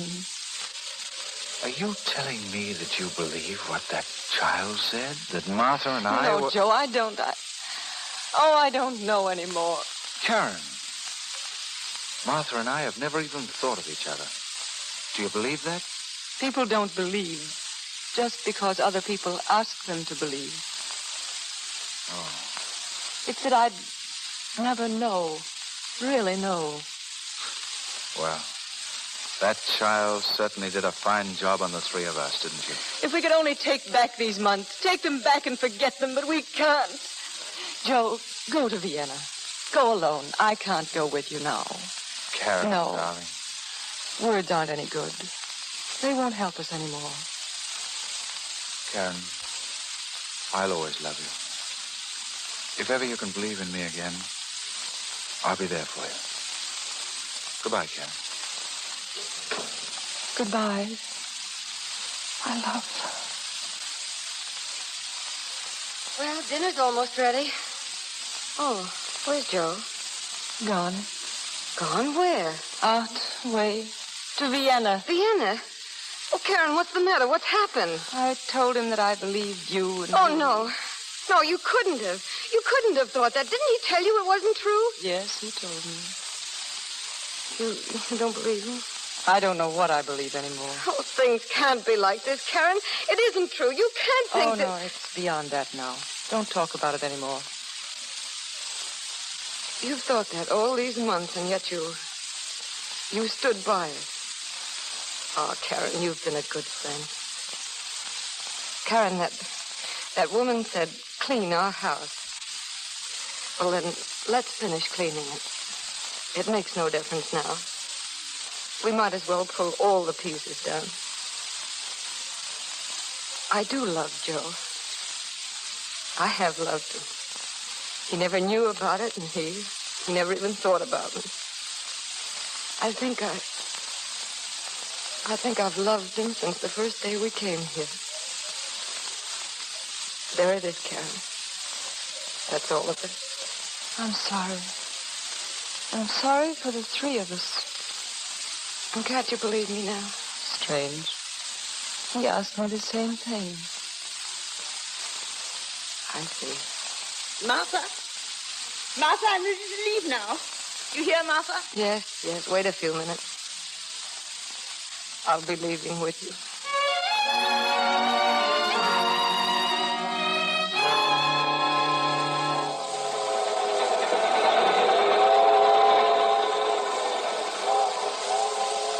Well, the whole thing was most unpleasant.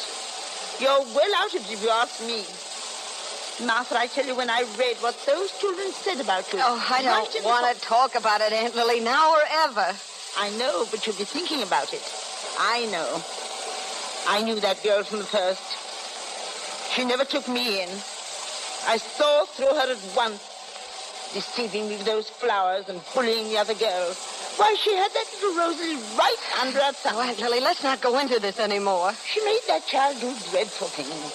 I never thought about it at the time. But you know, I've thought for months that she made Rosalie steal Helen Burton's bracelet. What? Well, it was the day they left to go to Mrs. Tilford's. Of course, I didn't know they were leaving. I heard them in their room. They were talking about a bracelet, and I'll bet... Conductor! Yes, ma'am? What's the next stop? Glenville. Why, Martha, what on earth you... I'm getting off. I want to see Rosalie, and I want to see Mary Tilford. I want to see them together.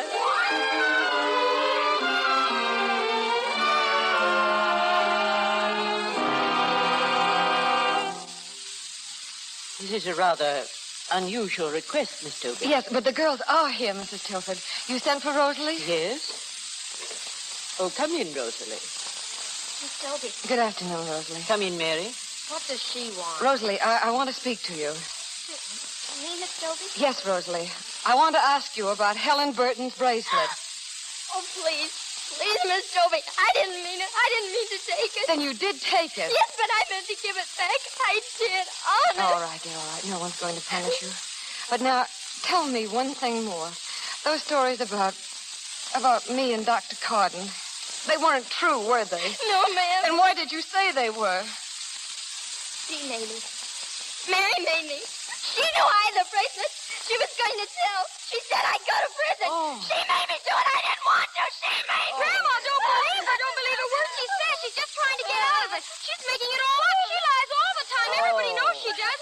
Grandma, don't believe her. You heard what she said that day. You heard her say about it. Quiet. All my life, the mistakes I've made have been honorable ones. You made me make the first that was dishonorable. Go upstairs to your room, Mary. And Rosalie, you wait inside, please. Well, Miss Dobie, there's no use pretending that I know any way to take back what I've done. But whatever little there is to do, a public apology, the damage suit paid in full. A public apology and money. You think that fixes everything? That's very neat, Mrs. Tilford. If we were puppets on a string whose hearts could be put together again, but... well, that's not the way things ever happen. Oh, but let me try to help you. Let me do what little I can. Help me? No. But I'd like you to take the message to Karen. Tell her everything that's happened today, and then tell her to go to Joe, wherever he is. Tell her I said that. Tell her I want her to go.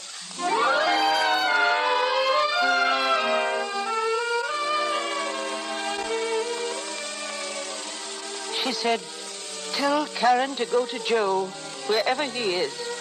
Tell her when that happens, I'll be all right. She said you'd know what she meant, Miss Wright. Yes, I know what she meant. I know so well. You'll excuse me, won't you, Mrs. Tilford? I've got to pack. I'm leaving tonight for Vienna.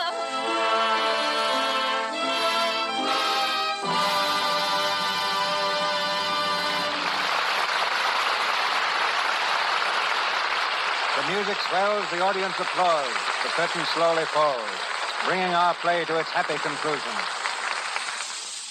Checking up on the current doings of our principals, I learned that this first week of December finds Mary Astor just finishing a new film at MGM. Barbara Stanwyck is casting a proud eye on the racehorses at her San Fernando Valley Ranch, preparing for the Santa Anita track opening. While Errol Flynn, as I mentioned before, is swinging the quarterstaff and wearing Lincoln green as Robin Hood. I hope, Errol, that your picture is as big a hit as when Douglas Fairbanks played the role just 15 years ago. Well, thanks, Mr. DeMille. I hope so, too.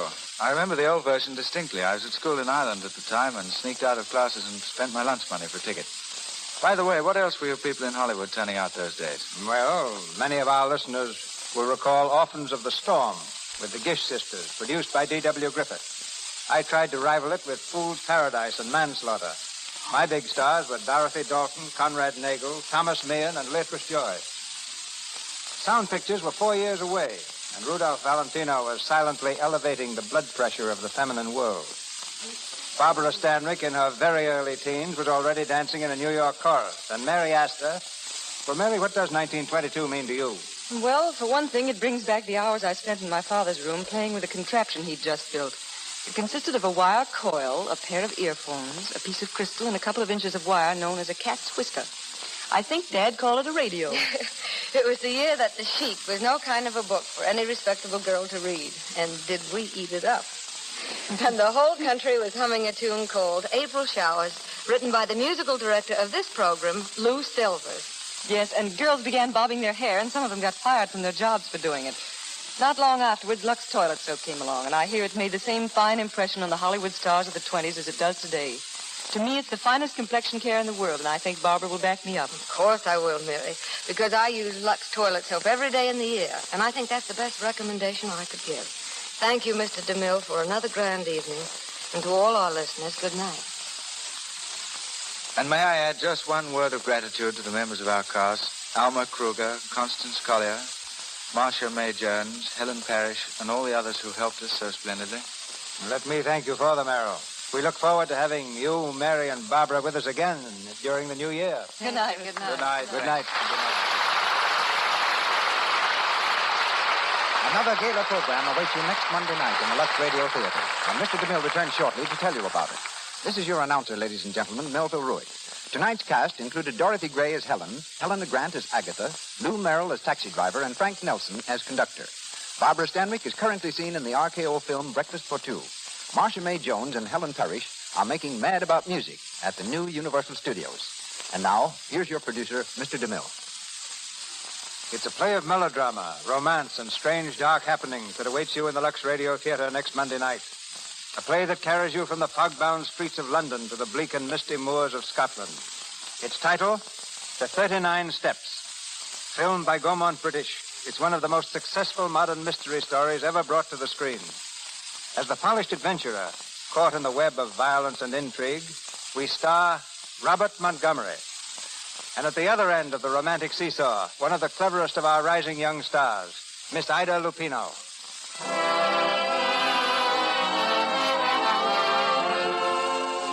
Our sponsors, the makers of Lux Toilet Soap, join me in inviting you to be with us again next Monday night when the Lux Radio Theater presents Robert Montgomery and Ida Lupino in The 39 Steps. This is Cecil B. DeMille saying good night to you from Hollywood. This is the Columbia Broadcasting System.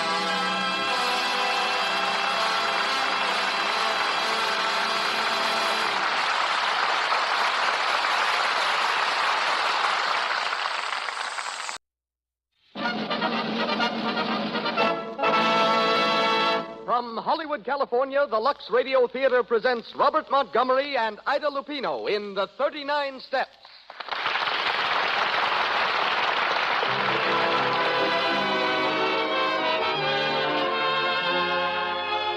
Lux presents Hollywood.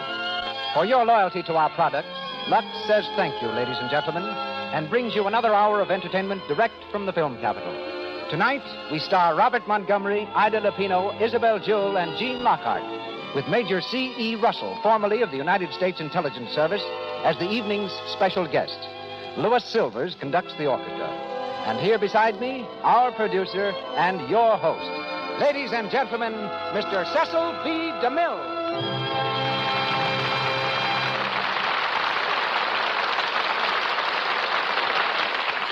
Greetings from Hollywood, ladies and gentlemen. The 39 Steps lead an old friend and a newcomer, Robert Montgomery and Ida Lupino, to the stage of the Lux Radio Theater.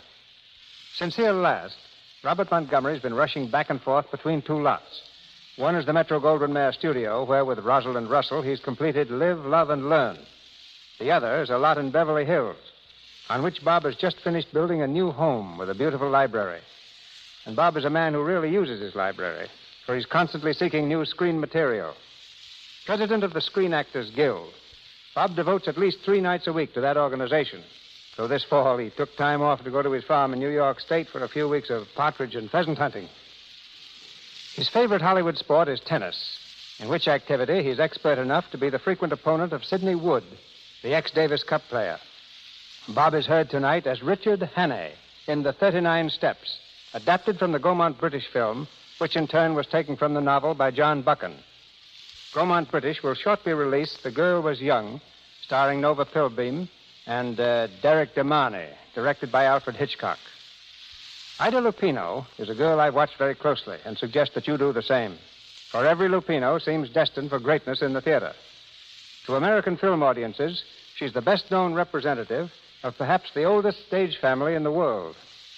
350 years ago, when acting was considered a crime in Italy, Alfredo Lupino, acrobat and troubadour, fled from Naples, turned gypsy, and eventually found welcome and fame in England. Ever since then, Lupinos have added to the excellence of England's entertainment. Ida's father is Stanley Lupino, among London's most popular comedians.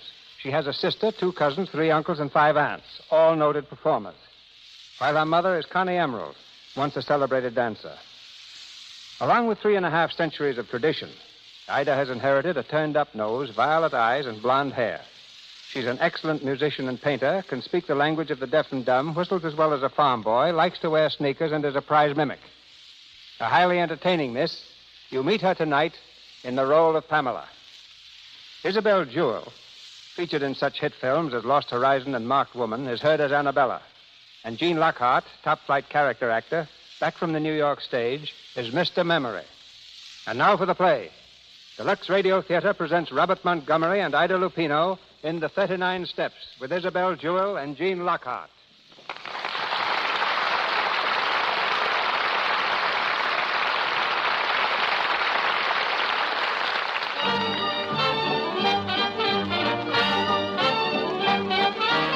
A London music hall. The evening performance is on, and the theater is jammed to the doors. The audience is sat comfortably through the acrobats, the singers, and the whirlwind dancers. But now they're restless. The manager appears on the stage to announce the feature act. His hand is raised for silence.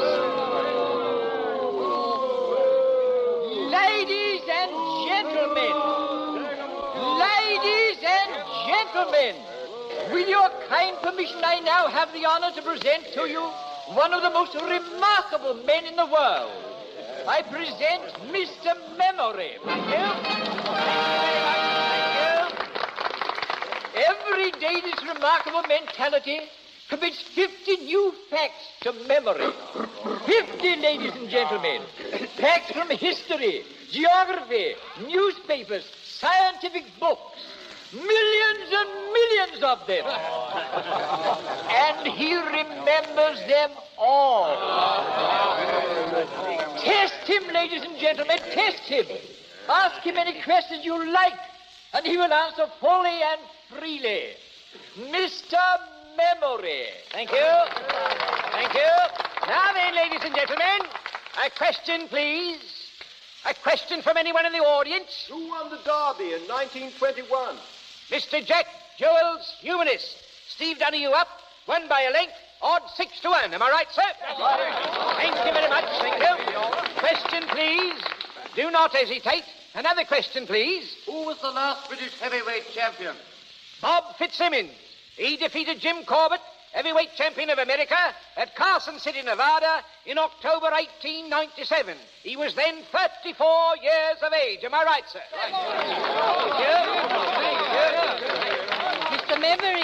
Mr. Memory, who won the football cup in 1926? Would you mind repeating that question again, young man?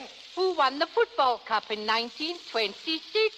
Bolton Wanderers defeated Manchester City at Wembley by 3-1 in the presence of His Majesty the King. Am I right, sir? Right. Thank you. Another question, please. Hey, where's my old man been since last Tuesday? Madam, he's been where you can't ask him silly questions. Will the lady in the gallery please confine her questions to those of a more serious nature? Thank you very much. Emily, what's the idea? who killed Cock Robin? Gentlemen, no fighting. No fighting, please, gentlemen. Keep your seats. Everybody keep your seats. Don't crowd the aisle. Orchestra, play something. Quick, there's a panic. Play something. Please let me out of here. Let the lady through there. Will you stand back, please? Oh, Henry, please. Hold on to my arm, miss. I'll get you out of this. Get back there. Clear the aisle there, will you? This way, miss. This way. Come on.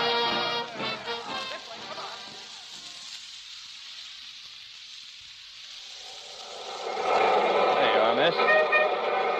Take a good deep breath. Oh, thank you. You all right? Yes, sir. I had to get out of that theater, that's all. A lot of people had that idea. Oh, it wasn't the panic that frightened me. It was something else. I'm afraid I don't understand. I'm in terrible trouble. Will you help me? Trouble? What kind of trouble? I can't tell you here. Can we go someplace and talk? Well, my flat is nearby. Oh, let's go there. But hurry, please.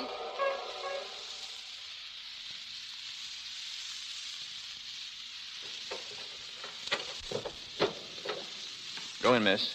Thank you. Now, if I can find this light switch. Oh, no. Don't turn on the lights. What? Don't turn them on.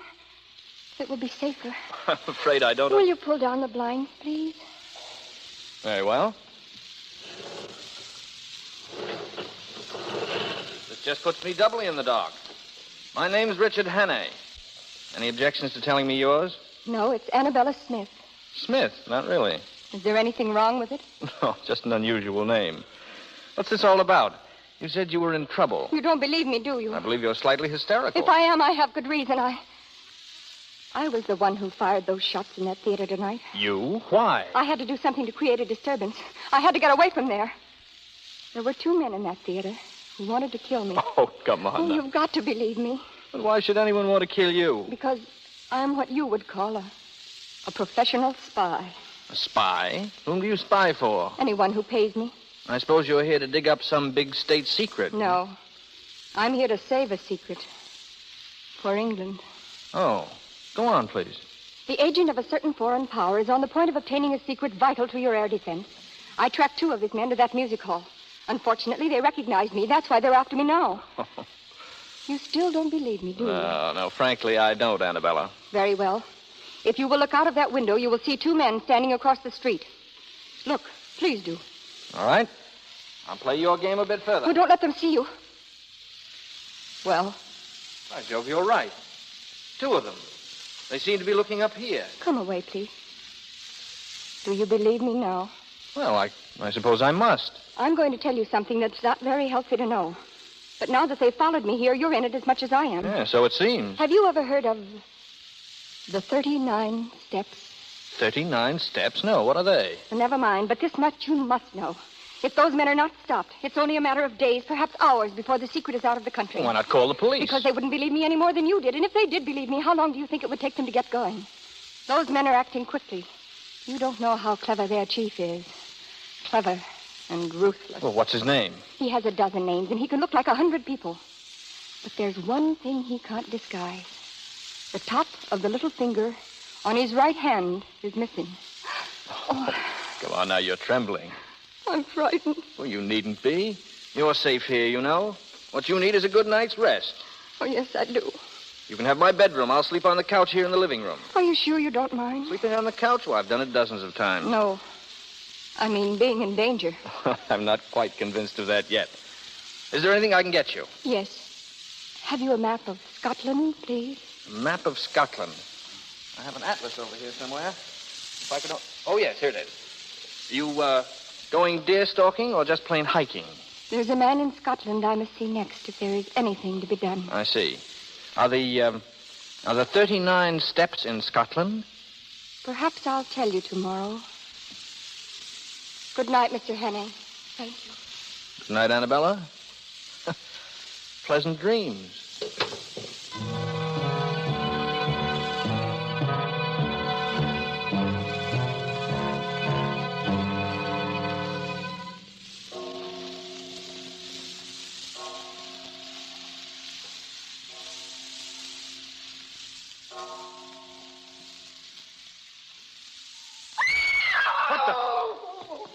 Annabella. Annabella, was that you? Annabella, open that door. Will you open that door, or do I have to break it down? Annabella, where are you? Oh, Here, look at me. What's happened? What's the matter? They came through the window. One of them had a knife. Knife? Oh, don't touch me. But you're hurt. You're bleeding. Here, I'll call a doctor. Oh, no, it's no use. Listen. You've got to stop those men. In a few days, they'll have the secret out of the country. But how will I stop them? Kinrich. The professor. Kinrich? Kinrich. Scotland. What's there? Who is this professor? What's in Kinrich? They're up. They'll get you. Just like they did me. Annabella. Annabella. Good God.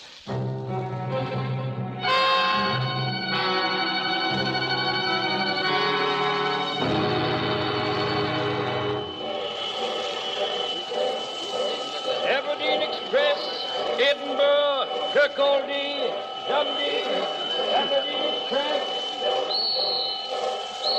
Ticket to Kinrich, please. One, sir? Yes, one. Hurry, please. One to Kinrich, Scotland. Here you are, sir.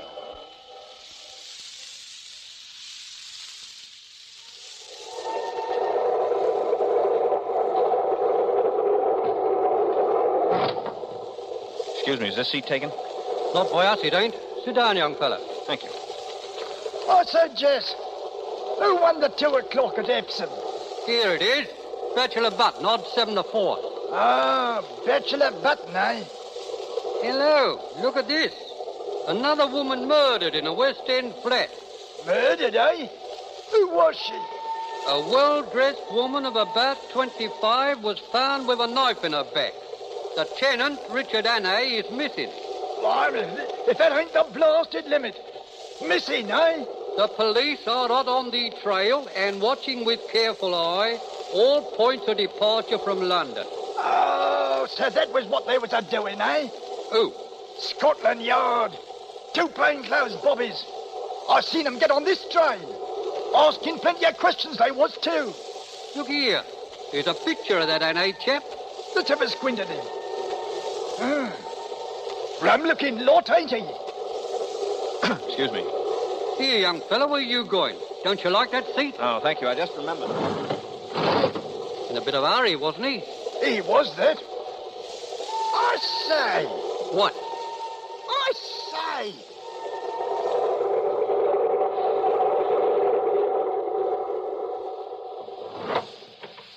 Oh, I beg your pardon. This is a private compartment. Oh, is it? Yes, and it happens to be occupied. Yeah, so I see. Very charmingly, too. Well, what do you want, please? Your hospitality for a short while. Really? Well, I'm not interested. Now, will you please go? I can't. What? It isn't safe. Listen, are you going or shall I call the conductor? No, don't do that. Stop, you're hurting my wrist. I'm sorry. Listen to me. I want your help. My help? I'm Richard Hannay. Hannay? Why, you're the man the police... Yes, but I'm innocent. I swear I'm innocent. Listen, you've got to help me. It's terribly important that I be free for the next few days. You will help me, won't you? Yes. Yes, of course I will. That's fine. I'm sorry if I hurt your wrist. Oh, that's all right. You say the police are on this train looking for you? Yes, that's why I forced my way in here. Oh, I see. And just how am I supposed to help you? Well, they're looking for a man traveling alone. If I stay here with you, they'll think we're together. We'll pose as man and wife, and they won't pay any attention to us. They'll just pass us by. How clever you are. You'll do it? Yes, of course. Say, you're all right. What's your name? What's that got to do with it? Nothing. I just wanted to know who my benefactress was, that's all. No, I'm Pamela Stewart. Pamela. Oh, that's rather pretty. Suits you. Thank you. There they are now. Remember, I'll sit here and pretend to read. You do the talking. All right. Come in.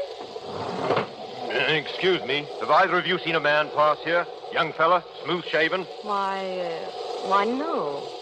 Wait, are you the police? That's right, miss. Then this is the man you want.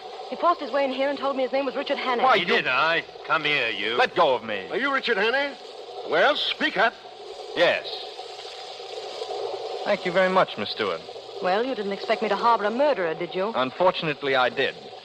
And I am not a murderer. We'll see about that. Come on, Hannay. Certainly, gentlemen. I'll go with you willingly. In fact, I'll lead the way. Grab him. He's gone. Here, get after him. Open that door. I can't. He's holding it from the other side. Here, let me try. Together now. 1, 2, 3. Get out of the way. Where is he?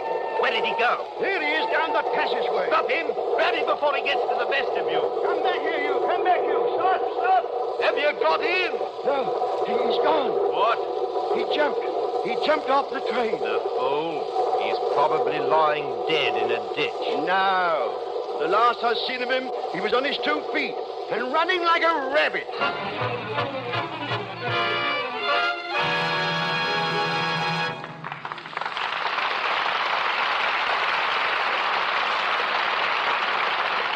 During our first intermission, and while waiting for Act 2 of the 39 Steps, starring Robert Montgomery and Ida Lupino, we'd like you to go with us to one of the millions of homes where Christmas secrets are in the air and listen in on a very interesting conversation.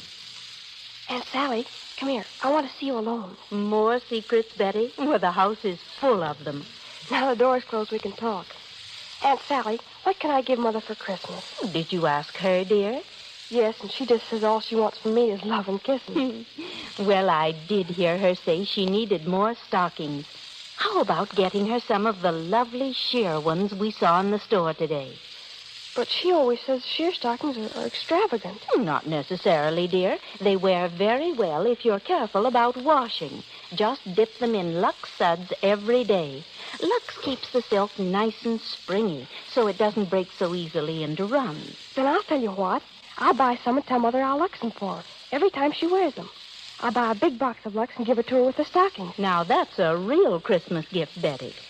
Okay, I'll get some Lux Flakes right away. And be sure to use nothing but Lux Flakes, dear. You know, rubbing stockings with a cake of soap is bad for them. And some soaps are strong, too harsh for delicate silk things. Oh, thank you, Aunt Sally. You're an angel to help me. Mother's the most perplexing person on my list. Stockings for Christmas and Lux Flakes for stockings. A perfect combination. We return now to Mr. DeMille and our play. Robert Montgomery, Ida Lupino, Isabel Jewell, and Jean Lockhart continue with the 39 Steps.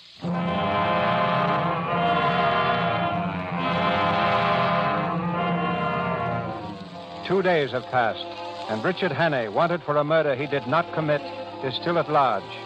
Determined to discover the secret of the 39 Steps, he's made his way to Scotland.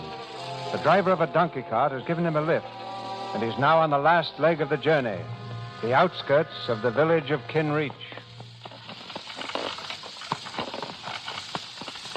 Are you going to stay long in Kinreach, laddie? Well, it all depends. I'm looking for work. You suppose I could find something? I hae me doubts, laddie. Kinreach is a mighty small town. What do you do? I'm a chauffeur. Well, I'm thinking you'd better try somewhere else, then. What folks as need chauffeurs in Kinreach has had them for years. Oh, I see. But, aren't there any newcomers? I mean, somebody told me about... Now, wait a minute. Come to think of it, I did hear something. About a retired professor moving into the big house on the edge of the moor. A professor? Yes. Yes, that's it. I can try it anyhow.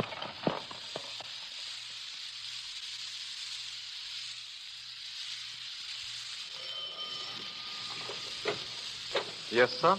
I'd like to see the master, please. What name shall I say? Well, he doesn't know my name, but you might ask him if he knows Annabella Smith. Yes, sir. Will you mind waiting in Is the... there someone for me, George? Oh, yes, Professor. How do you do? How do you do? My name is Hammond. I've come from London. From Annabella Smith. Oh. Well, do come in, please. You must be tired. We can talk in the library. My daughter's having an engagement party. I'd rather not disturb her. Yes, of course. Go right in, please. Thank you. Sit down. Will you have a drink? No, thank you. Well, now what did you want to see me about, Mr. Hannay? Hannay? You know me? Yes. I suppose it's safe to call you by your right name now. What about our mutual friend, Annabella? She's been murdered. I know. Poor girl. The police are looking for you. Yes, but I didn't do it. Oh, of course you didn't. But why come all this way to Scotland to tell me about it? Well, I believe she hoped to come to see you about some air ministry secret. She was killed by a foreign agent who was trying to steal it. Oh. Did she tell you what this foreign agent looked like? No, she hadn't time. Oh, yes. There was one thing. She told me the top of his little finger is missing. On which hand, Mr. Hannay? On the left, I believe. Are you sure it wasn't on the right? It might have been. Like on my hand, Mr. Hannay? Good Lord. Then you're the one she... The one she was trying to warn you against. The chief. You misunderstood her. She meant for you to kill me, not to bring me information. Yes. Well, what are we going to do about it? Ah, that's just the point. What are we going to do? You see, I live here as a respectable citizen. I should hate to have it known that I am not what I seem to be. You understand my position? Oh, yes, quite. What makes it doubly important that I shouldn't let you go is that I'm just about to transfer some very vital information out of the country. What? Oh, yes. I've got it already. I'm afraid poor Annabella would have been too late in any case. Well, that's that, I suppose. Yes. Well, what about it, Mr. Hannay? What about what? Yourself. It seems to me there's only one way out. And what's that? I've a small revolver here. Pretty little thing, isn't it? Supposing I left you alone with this. The newspapers could then announce tomorrow morning that the murderer had taken his own life. You want me to kill myself? Yes. You're mad. I won't do it. Then I'm afraid you leave me no alternative. You should have stayed in London, my friend. Oh, George. Yes, Professor? I want your help, please. There's a little job for us inside. Hannay? Yes. We'll carry him to the garage. When it gets dark, we can drop him off on the road somewhere. Yes, sir. Come in. Where is he, sir? Behind that table. Here, sir? Yes. Pick him up and... I'm sorry, sir, but there's no one here. What? Well, you can see for yourself. But I shot him. The body was lying there on the floor. The body, sir, seems to have disappeared.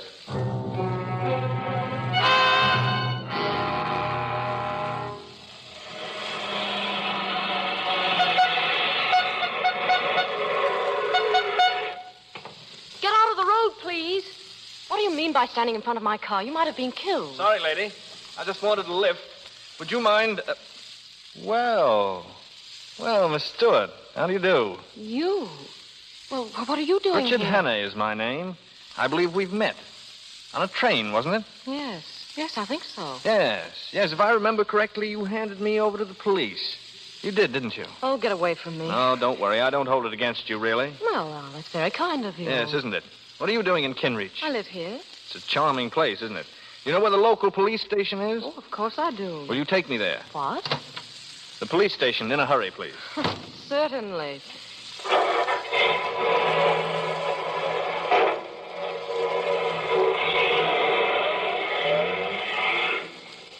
suppose you know what you're doing. Oh, yes.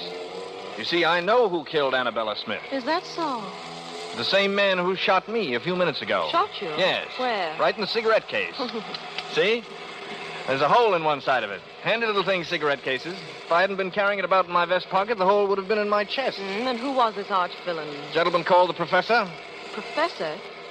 Oh, now, you don't mean Professor Bartlett. I didn't stop to inquire his last name. Oh, that's very come funny. now. It isn't as funny as that. Do you actually mean you're going to the police with this story? That Professor Bartlett shot you? That he's the one who killed Annabella Smith? Of course, why not? Oh, and you expect them to believe it, I suppose. Well, you don't, evidently. No, and neither will they. Professor Bartlett, a murderer. Why, he's one of the best-liked men in the village and a very good friend of the sheriff's. I'm sure the sheriff will be interested in your story, Mr. Hannay. Yes, I see your point. Hadn't occurred to me that... Stop the car, please. I'm getting out. Oh, no, you're not. Stop this car. You said you wanted to go to the police. Well, that's just where you're going. And if you touch me or make a move to jump, I'll turn this car into a ditch. Well, aren't you the sweet little thing? Now, you just sit tight, Mr. Hannay, and don't make any sudden gestures. We're going rather fast. You haven't the nerve, of course. Haven't I? Just try me. All right, I will. Don't touch that brake. Hang on. Where are you? Are you all right? Quite all right, thank you. You little fool, we might have been killed. Hello there! There's someone coming. Keep down. Let go of me. Hello! Shut up. Over here, Richard Hannay! Why, you... Richard! There we are. Grab that man. All right, Hanny, we've got you. And don't try any funny business. Stand up. Yes, of course. Are you the police? We've been looking for you, honey. Put the bracelets on him, Joe. Right you are. Put out your hand. There we are. Now put out the other one on the girl. Here, what are you doing? We are handcuffing you to your friend here. Any objections? Now see what you've done. Oh, shut up. Listen, you can't do this. I don't even know this man. You ride around the country with him in a car, but you don't know him. Of course you don't. Yes, but I'm telling you, Keep I your don't. mouth shut. All right, Joe. Take him to our car. It's a good day's work for us. Will you please move over? You talking to me? Yes, I am. Very well. Ow, my wrist. Well, you asked me to move, and if I move, you move with me. It's a scientific fact that when two people are handcuffed together... Officer, must I be chained to this man? Aye, you must. And keep quiet about it. Wait a moment. Where are you taking us? This isn't the way to the sheriff's office. Well, we're not exactly going to the sheriff's office. Eh, Joe? Not exactly, no. Well, where are we going? Well, it's the real head we are going to see. The sheriff principal. Eh, Joe? Aye, the sheriff principal. I don't understand. Would you like to have a small bet with me, Pamela Stewart? Now, what do you mean? I'll bet you 100 to 1 that the man they call the sheriff principal has the top joint of his little finger missing. Am I right, gentlemen? You shut your mouth, young fellow, or I'll shut it for you. For good. You see, Pamela? I win. They're taking us to your old friend, the professor. Charming gentleman, the professor. Best-liked man in the village and a personal friend. Oh, be quiet, will you? What are we stopping for? Sheep. A whole flock of them across the road. Well, blow your horn. Maybe that'll scare them. Stubborn beast, they won't move an inch. Well, come on. We'll have to get out and shoo them off. Here, get on there, Shoo. Get on there. Go on. Get you to the way. Go on. Now's our chance. We'll make a run for it. Run? How can we? Come on, when I say jump, jump and run for your life. Yes, but they'll catch us. Go on, jump. Hey, look, they're getting away. Stand where you are. There they go. Give it to him. They're shooting. Come on, you little fool. Run for it.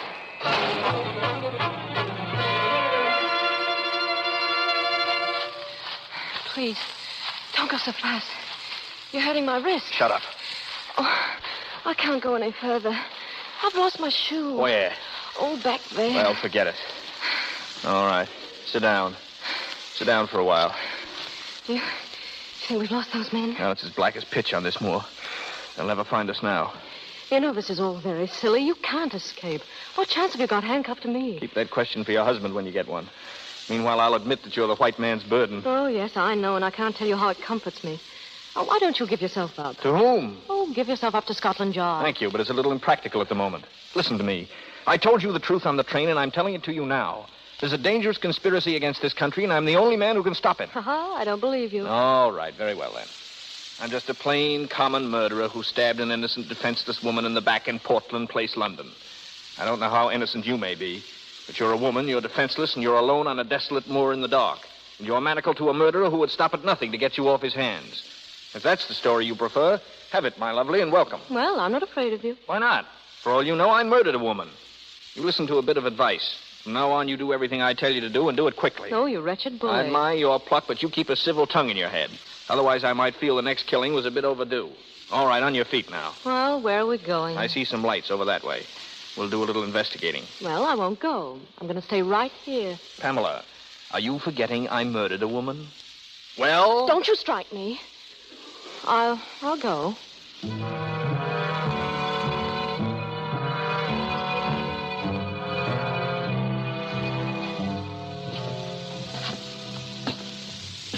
Hey, what kind of a place do you think this is? I don't know. Looks like an inn. Now, remember what I said. A civil tongue or else. And you back me up in everything I say or do. Do you understand? Yeah. Stay close to me and hold my hand. It'll hide the handcuffs. Good evening. Good evening. Welcome to King's Head Tavern. And what can I do for you and the lady? We had an accident with our car a few miles back. Hey, that's too bad now.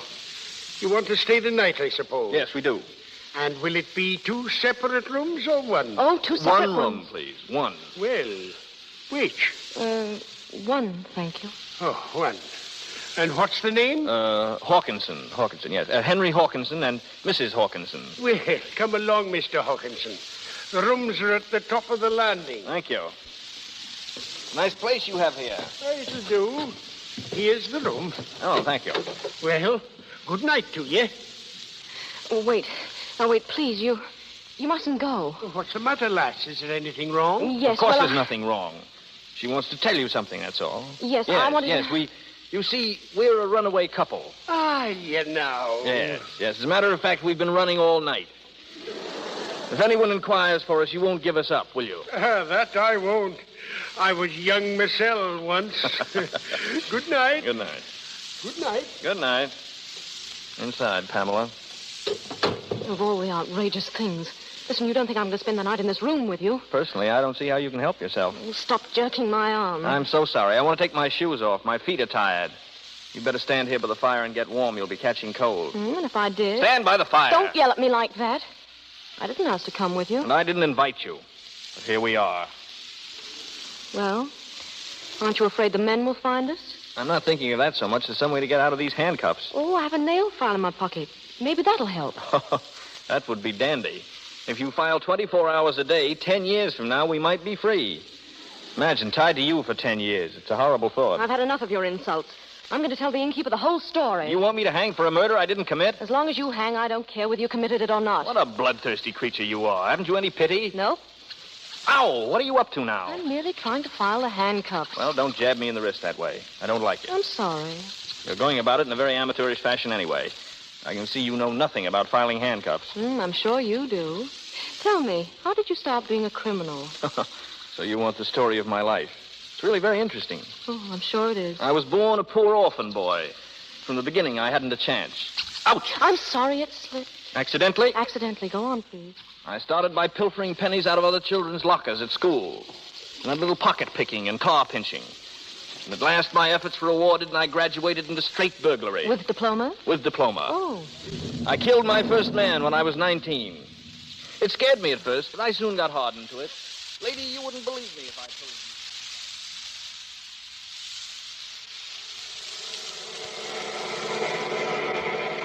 It was your fault. The whole thing was your fault. My fault? How do you make that out? If you hadn't have stopped the car for those blasted sheep, we'd have had the 2 of them in the professor's parlor right now. We'd better have them there soon, is what I say. The professor was anxious about Hanny. Knows too much, he said. Get him. Get him? We had him. And the girl, too. You didn't suppose they'd head in somewhere, do you? Stop at a tavern, I mean. They might, in this weather. There's a place about 4 miles back. King's Head Tavern, it's called. King's Head Tavern. That'd be somewhere near where they gave us the slip. Turn around. You'll find out. Right. And if we see him again, blast you. Shoot straight. I will, all right. You can depend upon that. And then little by little, and year by year, I sunk lower and lower. And you got better and better. That's right. You might have read about me in the papers. They call me Hannay, the Cornish Bluebeard. And that, milady, is the horrible story of my life. Dear, dear, and you have such a nice face. How many people have you killed altogether? 9. If you don't watch the point on that nail file, it may be 10. Ouch! At least I'm trying to do something. Well, if you don't mind, I'm going to try and get some sleep. I haven't had a wink for 48 hours. Well, I'm not in the least bit tired. Besides, I have to stay by the fire and get dry. All right. You don't mind if I stretch out in the chair, do you? No, not at all. Thank you. Good night. Good night.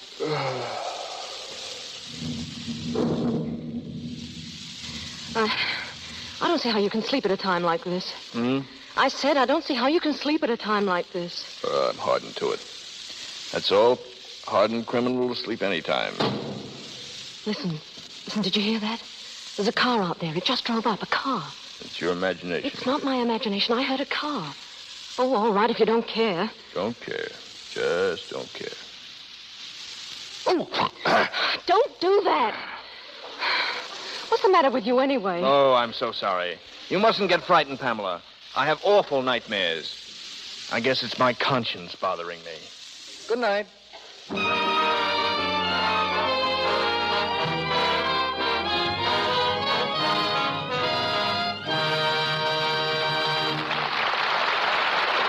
pause for station identification. This is the Columbia Broadcasting System.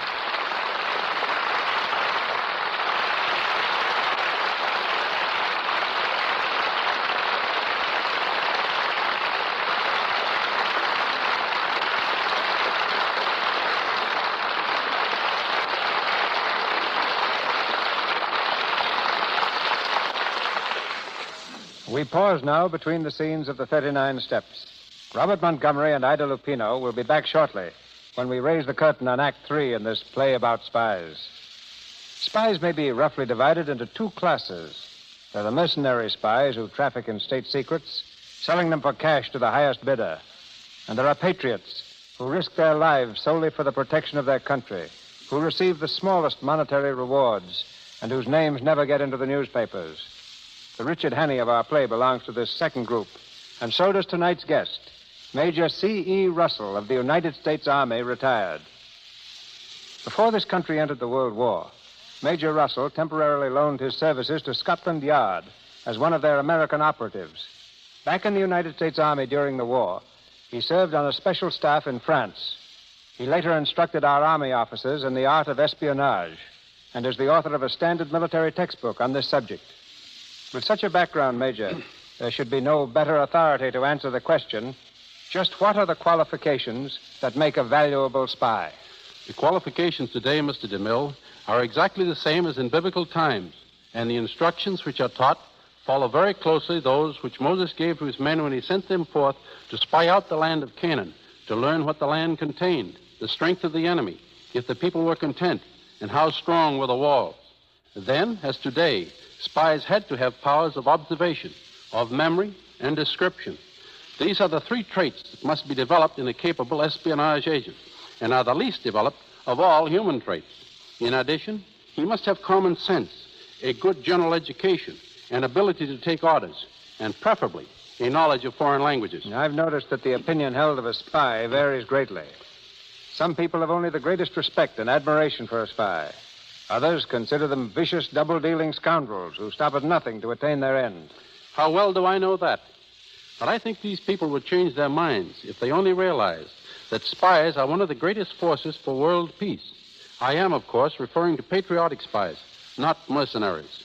I believe that a patriotic spy, by keeping his country informed of military activity in other lands, enables his own nation to properly prepare itself, and a properly prepared nation is a nation seldom attacked. The war that they are ready for rarely comes. If what I've observed is true, you soldiers who fight with your brains instead of bayonets are finding more and more women as your co-workers. How does a woman compare with a man as a spy? Very favorably, up to one point. A woman's heart will rule her head much more quickly than a man's. Today, there is probably one woman to every 2 men in the world's espionage service. We've learned that if you want to make a man talk, send a pretty woman. And when we want to make a woman talk, we make her jealous. Both theories work amazingly well. It would appear to me that spying is one activity which provides little or no room for modernization. Along with qualifications, I presume that methods have changed little since the days of Moses. That's very true, Mr. DeMille.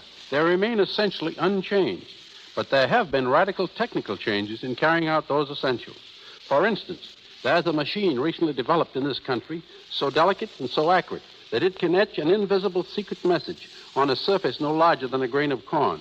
Or, to employ a commodity with which perhaps you're more familiar, it could etch the map of an entire country on a single Lux flake. And that's probably the finest, thinnest, and most fragile thing I can think of for the moment. I know that you can read through a flake of Lux, Major. It's actually only 2/1000th of an inch thick. I see. Almost as amazing as this machine I'm speaking of. Lux flakes remind me of women, and women, in turn, recall an amazing spy story I encountered during the World War. It concerns a Swiss opera singer who volunteered in the French Red Cross as an entertainer. For 2 years, she made periodic visits to a home in Switzerland, each time using the same route over the French border. One day, she started to cross and found a new officer in charge. He took a good look at her and immediately ordered his women assistants to search her. They returned with the petticoat of this famous singer. Suspecting that it might contain invisible writing, the lieutenant called for hot irons and himself applied them to the petticoat. The heat revealed what had been invisibly written in lemon juice, the complete working drawings of a new French war tank.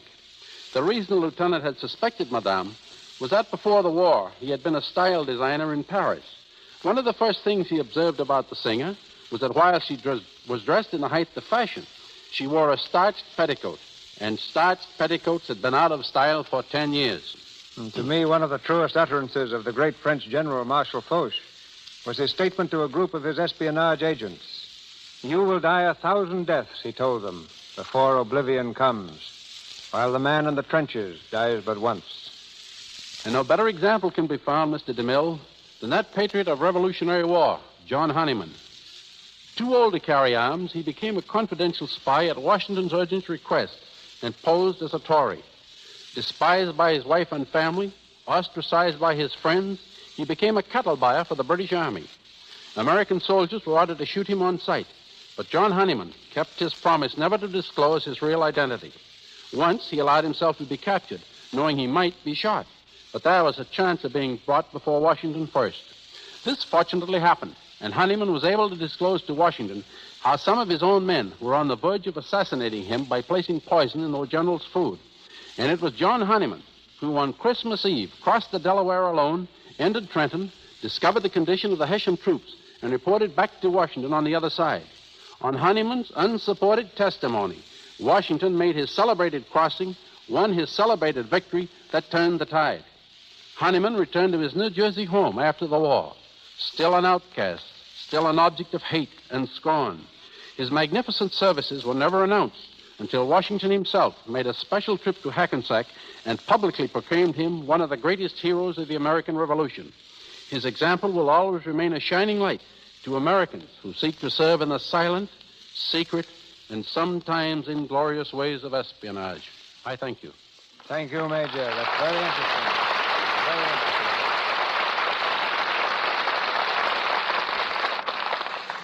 Once again, the 39 Steps, starring Robert Montgomery and Ida Lupino, with Isabel Jewell and Gene Lockhart.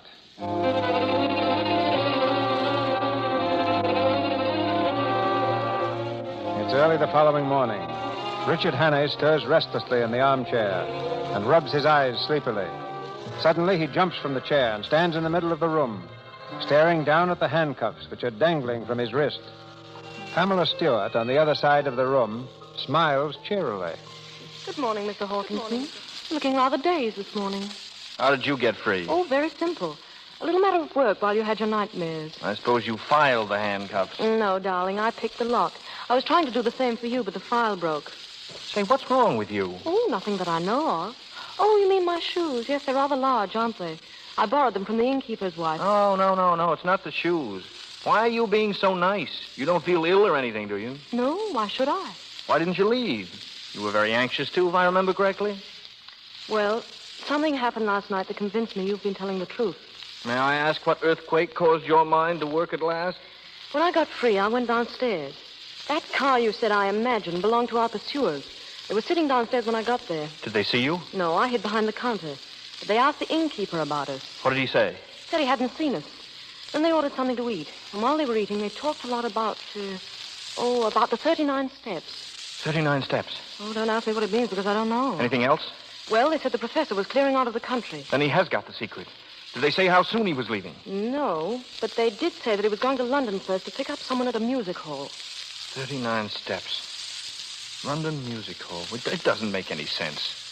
Which room are these men in? Oh, they left. When? Oh, about 4 or 5 hours ago. And you let them go after hearing what they said? Oh, you button-headed little idiot, you. Don't you speak to me like that. My dear girl, I'm accused of murder. The only way I can clear myself is to expose those spies. Then why don't you go to Scotland Yard? What's the use? You said yourself that no one would believe me. Well, then why don't I go to Scotland Yard? Why not? They'd listen to you. Of course they would. Come on, we'll get the next train for London.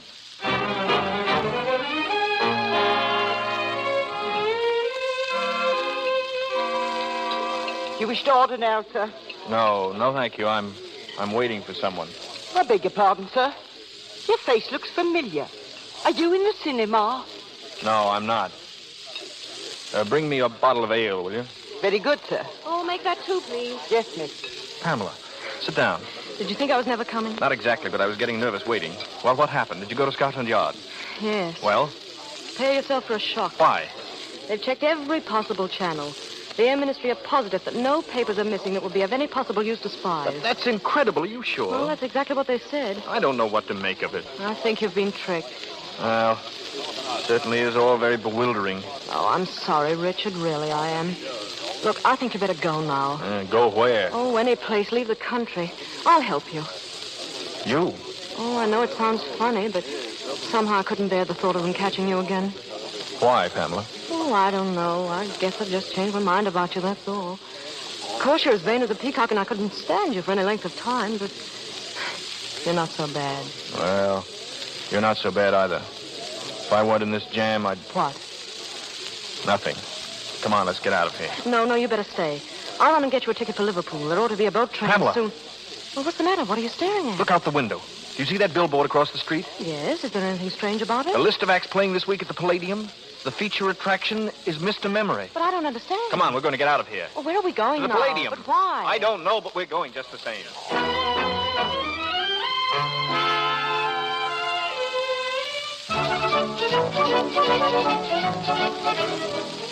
Here are your seats, sir. First 2 on the aisle.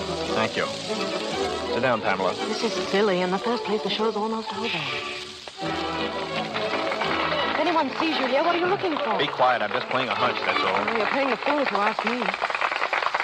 Ladies and gentlemen, with your kind permission and attention, I now have the honor to present to you one of the most remarkable men in the world. I present Mr. Memory. Pamela. What? Look at that right-hand box nearest the stage. You see that small man sitting in front? Why, yes, It's the professor himself. You better get out of here before they see you. No. Sit down. Listen.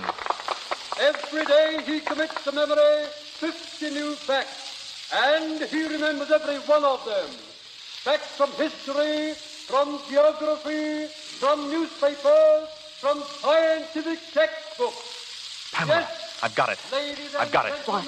Don't you see the details of this Air Ministry secret have been borrowed, memorized by Mr. Memory, and then put back again before anyone could know? Why, that's it. Of course it is. Pardon me, sir, but there's a gentleman who would like to speak to you. Who, me? You, Richard Annie? Well, You're under arrest. Wait, officer.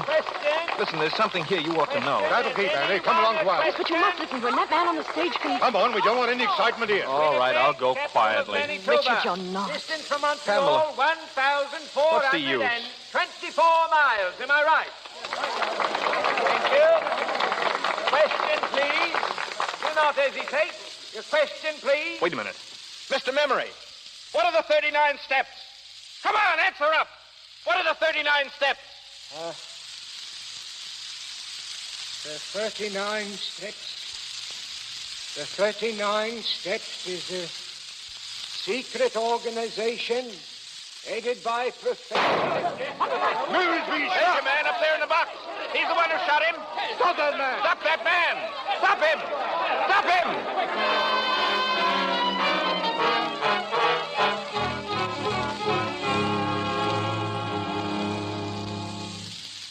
to see Mr. Memory, please. Where's his dressing room? Number 5, but you can't go in now. Well, I'm afraid we have to. Detective, have you a pencil and a piece of paper? Yes.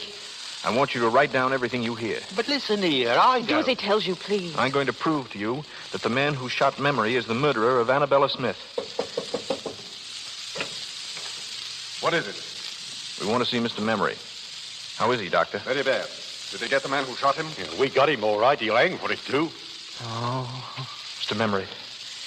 Mr. Memory, can you hear me? Yes. Mr. Memory, there's something I'd like you to tell us, please. Yes.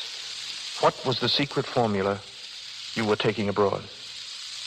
Will it be all right, my telling you? It was a big job learning it.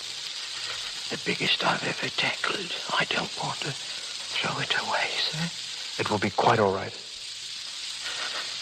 The first feature of the new engine is its greatly increased ratio of compression, represented by the formula 1 minus 1 over R to the power of gamma minus 1, where R represents the ratio of compression and gamma dimensions of cylinders diameter.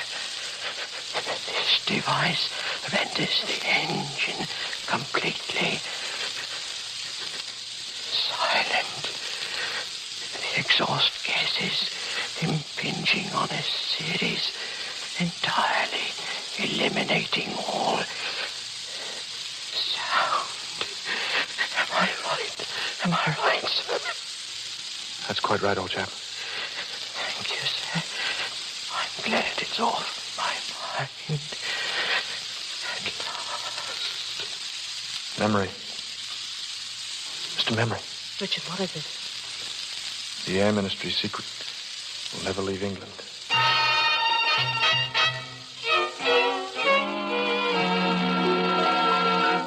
This way, please. We can pick up the police car on the corner. The police car? Where are you taking us? The Scotland Yard, of course.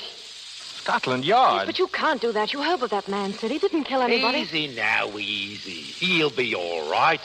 All we want is to put the story on the record. Oh, that's better. You've nothing to worry about at all. He'll be a free man in her now, Mrs. Annie. Hannay? Well, what are you talking about? Well, Mrs. I'm Hannay. sorry. I thought... That would be just fine, that would. We were together for one day, and we fought for 24 hours. 20? You were asleep 4 hours. Can you imagine what it would be like? Fight for breakfast, fight for lunch, fight for dinner. One long, drawn-out battle for the next 30 or 40 years. Oh, 30 or 40 years. Do you think we could keep it up that long? I mean, really. Well, we could try.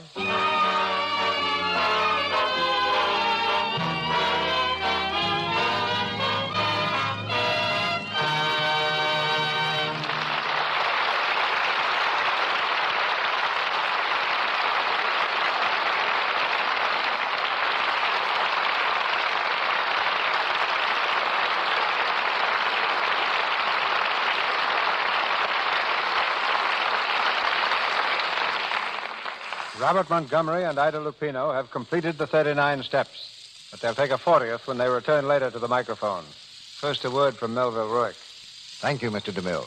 Just a moment for a suggestion to the women who begin when winter comes to be bothered by rough, chapped hands. Perhaps they don't realize that the trouble may start in the simple daily task of washing the dishes. Here's the reason. There are oils in your skin which give it a protective coating against cold weather outdoors and steam heat indoors. If you use a strong soap in the dishpan, these oils are dried up. Your skin gets rough and red. To protect these beauty oils, simply change from your harsh soap to Lux Flakes. Women find the difference between Lux and ordinary soaps for dishes almost unbelievable. They feel it the moment they put their hands in the dishpan. There is no sting in the very gentle, soothing Lux suds. Almost at once, your hands will begin to look smoother and whiter. Begin tomorrow to keep your hands lovely by washing dishes with Lux Flakes. I turn you back now to Mr. DeMille. At the moment, both our stars, Robert Montgomery and Ida Lupino, are having a breathing spell between pictures. Bob is back after 6 weeks in the East.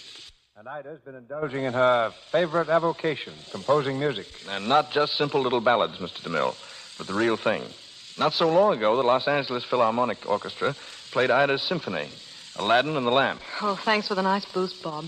You know, composing's really very exciting, although I had no thought of attempting it until 2 years ago. It was just about this time of year. I was riding in a taxicab down Hollywood Boulevard. The street was crowded with Christmas traffic, and all of a sudden the noise seemed to take the form and tempo of a melody. Well, I rushed right home, worked straight through till morning, and there it was, and I've been at it ever since. What's your latest composition? Something I've just sent to London, a score and book for a musical comedy. Look, I hope no one's going to get the impression that I think I'm a great musician. In fact, I know so little that I often use a code to take the place of notes and musical symbols until I've time to figure out what I'm trying to do. I use the letters of the alphabet for a code. If you ever saw one of my scores, you'd think someone had spilled alphabet soup on an orchestration sheet. But I think our listeners are a lot more interested in what Bob's next picture is going to be than in my music. So, Bob, suppose you tell them. Well, if I knew, I'd be glad to. I'm having story difficulties at the moment. Don't we all? Can't you find the right one? Well, the trouble is I've found the right two. And MGM and I can't make up our minds which will make the better picture. Number one is a light comedy, the type of story that audiences have been favoring so much lately. Plenty of laughs and sophistication. Number two, also a modern story, presents a definite problem of living that any one of us might have to face. A very interesting story for an actor. But the question is, will it interest an audience? And in the meantime, you're perched on a fence, eh? Exactly. And since that's not a very comfortable spot to be in, perhaps the Lux Radio Theater audience will help me out. I'd really be very grateful if you drop a card or a note to Metro-Goldwyn-Mayer, to me, or the Lux Radio Theater, and let us know which of these two types of pictures you prefer to see. A light comedy or a story with a social problem. In the meantime, my thanks and good night. Good night, Mr. DeMille. Good night, Ida. Good night, Bob.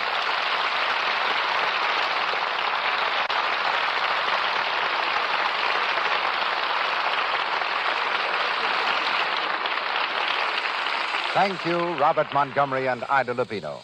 Ladies and gentlemen, this is your announcer, Melville Ruick. Mr. DeMille returns in just a moment with news of next week's play and stars.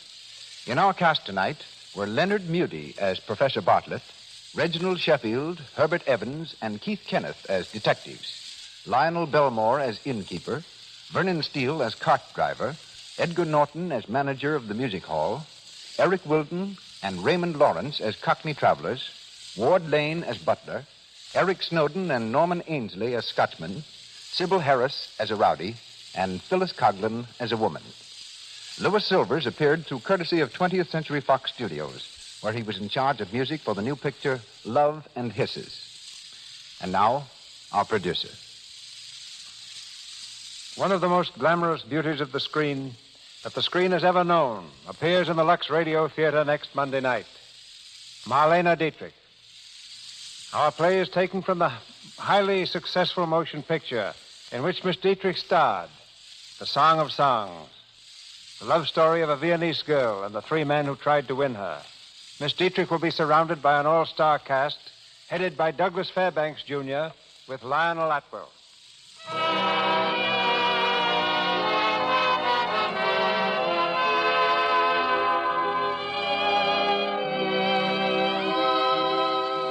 Our sponsors, the makers of Lux Flakes, join me in inviting you to be with us again next Monday night when the Lux Radio Theater presents Marlene Dietrich, Douglas Fairbanks, Jr., and Lionel Atwell in The Song of Songs. The special guest of the evening will be the creator of Mickey Mouse and the Silly Symphonies, Mr. Walt Disney.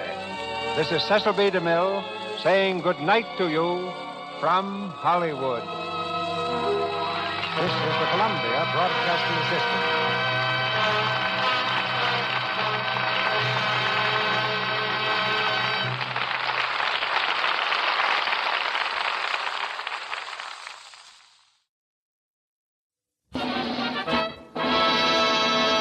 From Hollywood, California, the Lux Radio Theater presents Bob Burns in Clarence with Gail Patrick and Thomas Mitchell.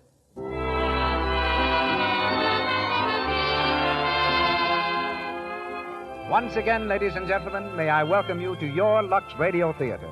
For it is your loyalty to Lux Toilet Soap and Lux Flakes that makes this program possible. We want you to know that we sincerely appreciate your enthusiasm for our products. Tonight, Lux Toilet Soap, the beauty soap of the stars, brings you Bob Burns, Gale Patrick, Thomas Mitchell, Johnny Downs, Jane Bryan, and Eileen Pringle in that great comedy, Clarence. And as special guests, Mr. Tom English, mayor of Bob Burns' hometown, Van Buren, Arkansas, and Mrs. Tay Garnett, Hollywood's only movie camera woman.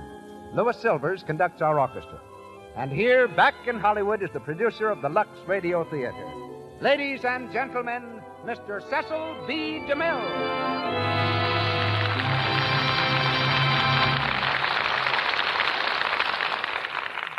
Greetings from Hollywood, ladies and gentlemen. One afternoon many years ago, the peace and serenity of the pretty country town of Van Buren, Arkansas, was shattered by a mysterious roar and trumpeting, a fearful sound that sent the startled inhabitants flying into the streets. Frantic phone calls poured into the sheriff's office, and then a handful of brave souls banded together and traced it to Haman's plumbing shop. There in the backyard stood young Mr. Bob Burns, demonstrating the natural result of close cooperation between a length of gas pipe, an old funnel, and a pair of robust lungs. People called it bedlam. Bob called it a bazooka. Years passed before the world took to its bosom the bazooka and its creator. Years during which Bob became a peanut farmer, grew hay for a living, and was a civil engineer in Salt Lake City. To further delay his career, they started a war, and the United States Marines claimed his services. But back he came with his homespun tales and his homemade bazooka, back at long last to his unique position as the country's leading storyteller, the hillbilly Baron Munchausen, the Pied Piper of Van Buren. Currently seen in Wells Fargo, Bob comes to us tonight in the title role of our radio adaptation of another Paramount film, Clarence, based on the celebrated comedy by Booth Tarkington. Paramount also gives us our leading lady, Gale Patrick, that statuesque black-haired beauty from Birmingham, Alabama. One of the most popular of our newer stars, Gale is now making Mad About Music for Universal Studios, and her new Paramount film is Dangerous to Know. In our play, she's heard as Violet Pinney. The part of Henry Wheeler is played by Thomas Mitchell, actor, playwright, director, and producer, recently featured in such hit films as Lost Horizon and Hurricane. Jane Bryan, young Warner Brothers starlet, is heard as Cora. Johnny Downs of Paramount is Bobby, and Eileen Pringle returns to our stage as Mrs. Wheeler. And now, curtain time. The Lux Radio Theater presents Bob Burns and Clarence with Gale Patrick and Thomas Mitchell.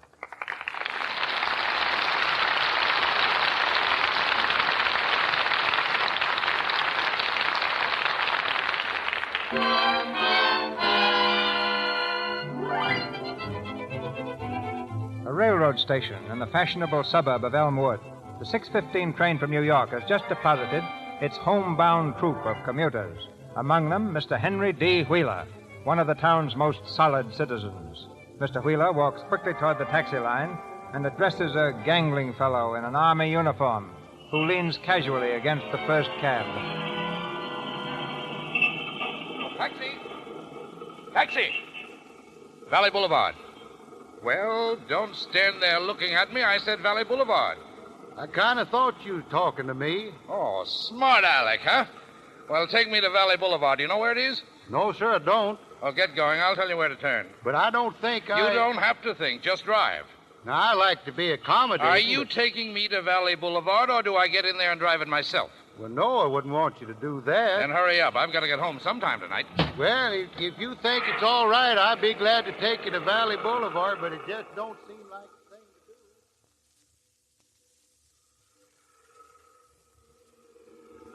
do. Turn to your right at the next corner. That's Valley Boulevard. Yes, sir. Say, that car in back's been following us for some time. Ain't that a policeman on the running board? No, what if it is if he likes to ride that way? That's his business. Besides, I know every cop in town. I guess maybe you do, 'cause he's waving at you now. Just stop up there beyond the street lamp. Yes, sir. You know, I believe that policeman wants to talk to you. Yes, sir, I'm pretty sure he does now. This the house? Yeah. Hey, you didn't even set your meter. Well, how much do I owe you? Nothing. What's that? You don't owe me anything. This ain't my taxi cab. Oh, whose is it? I don't know. Hey, you two! That's it. And that funny-looking guy's the one that pinched me cab. There we are, both of you. Of course I'll stay where I am. It's my house, isn't it? Oh, good evening, Sergeant. Oh, it's you, Mr. Wheeler. What about me cab, wise guy? Well, there's been some mistake, boys. I thought the cab belonged to this gentleman, and I ordered him to drive it. Where do you get off at telling him to drive my hat? Well, I'm very sorry, and look, here's $10. Now, that ought to take care of everything. Yes, I think that's pretty fair. Oh, you do you? Would you mind, Sergeant, if I kind of hanged one on his snozzle, just one? Get going. Mr. Wheeler said it was a mistake. Take your $10 and get your cab out of here. All right. Cossack. What's that? I said thanks. And thank you, Sergeant. Sorry to have detained you, Mr. Wheeler. Good night, sir. Good night. Now, what about you? Me? Why did you drive that car if you didn't own it? Well, you said you'd drive it yourself. You were leaning against it, weren't you? That's my liver. What do you mean, liver? Will you please talk sense? Well, it just kind of felt good leaning against the car that way. You see, if I lean against anything any lower, it kind of catches me in the liver. You see, when I was in the Army, So that accounts for the uniform you got on. Oh, go on. So you were in the service? Yes, I was. I drove mules. Mules, eh? What's your name? It's Clarence. What? Clarence. Hey, that's an odd name. Well, now, that's awfully nice of you to say so. Well, good evening, Mr. Wheeler. Good evening, Miss Penny. Going out? It's the hot water heater. It's out of order again. I was just running next door to see if... Oh, this is Clarence. Oh, is he a plumber? Plumber? Now, where was I to find a plumber? I ain't a taxi driver either. Oh, I beg your pardon. I thought... Why, you're a soldier. Well, no, I'm not a soldier either. He used to drive mules in the Army. Oh. But if that hot water heater's giving you any trouble, I may be able to fix it up. If you're interested in picking up a few dollars... Why, I sure would be glad to. You see, till I get a letter I'm expecting from the All right. See what you can do with the darn thing. Miss Penny, will you show him where it is? Certainly. If you'll just come with me, Mr. Oh, just call me Clarence. This sure is a right pretty house here. Well, I guess the first thing to do is test the water flow in the bathtub. Which one? How many you got? 7. 7 bathrooms? For goodness sake. Well, there are 7 bathrooms, and I suppose you'll have to look at them all. There's one for Mr. Wheeler, and another for Mrs. Wheeler, and for Bobby Wheeler, and Cora Wheeler, and for Della, and for me, and for... Miss Penny, just what do you do here, if you don't mind my asking? Well, I don't see what... Oh, well. Well, I'm supposed to be Cora's companion, but I'm sick and tired of this whole household. If I didn't feel so sorry for Mr. Wheeler, I would have left long ago. It's the maddest house I've ever seen, and you seem to fit right into it. Me? Yes, and that makes everything just dandy. Oh, now, there's Bobby's room. If you ask him very nicely, he may show you where the bathroom is. Well, I declare. Hi, Ann. Hello. I guess you're Bobby. Oh, yes, sir. Won't you come in? Thank you. Where's the bathroom? Right in there. Did you see my father? Oh, yes. I rode from the station with him. Well, what did you decide? Why, we decided to fix the hot water heater. Well, aren't you from the military academy? Me? I guess I'm too old to be going to military academy. That's for youngsters. Sure it is. Why, for a fellow who's going on 18, it's silly. That's what I've been trying to tell you, old man. Say, what are you doing here anyway? Well, I came to test the water pressure in the bathroom. In that outfit? That's a uniform. Maybe it is, but it's the only suit I got. Oh. Well, here's the bathroom in here. What's the milk bottle for? To measure the water. Measure the water? That's right. Now watch me. 1 Mississippi, 2 Mississippi, 3 Mississippi, Hey, 4 what Mississippi, goes anyway? 5 Mississippi, 6 What's the Mississippi River got to do with 7 our water? Mississippi, 8 Mississippi, 9 Mississippi, 10 Mississippi. Exactly right. I guess you think I'm crazy. Aren't you? No.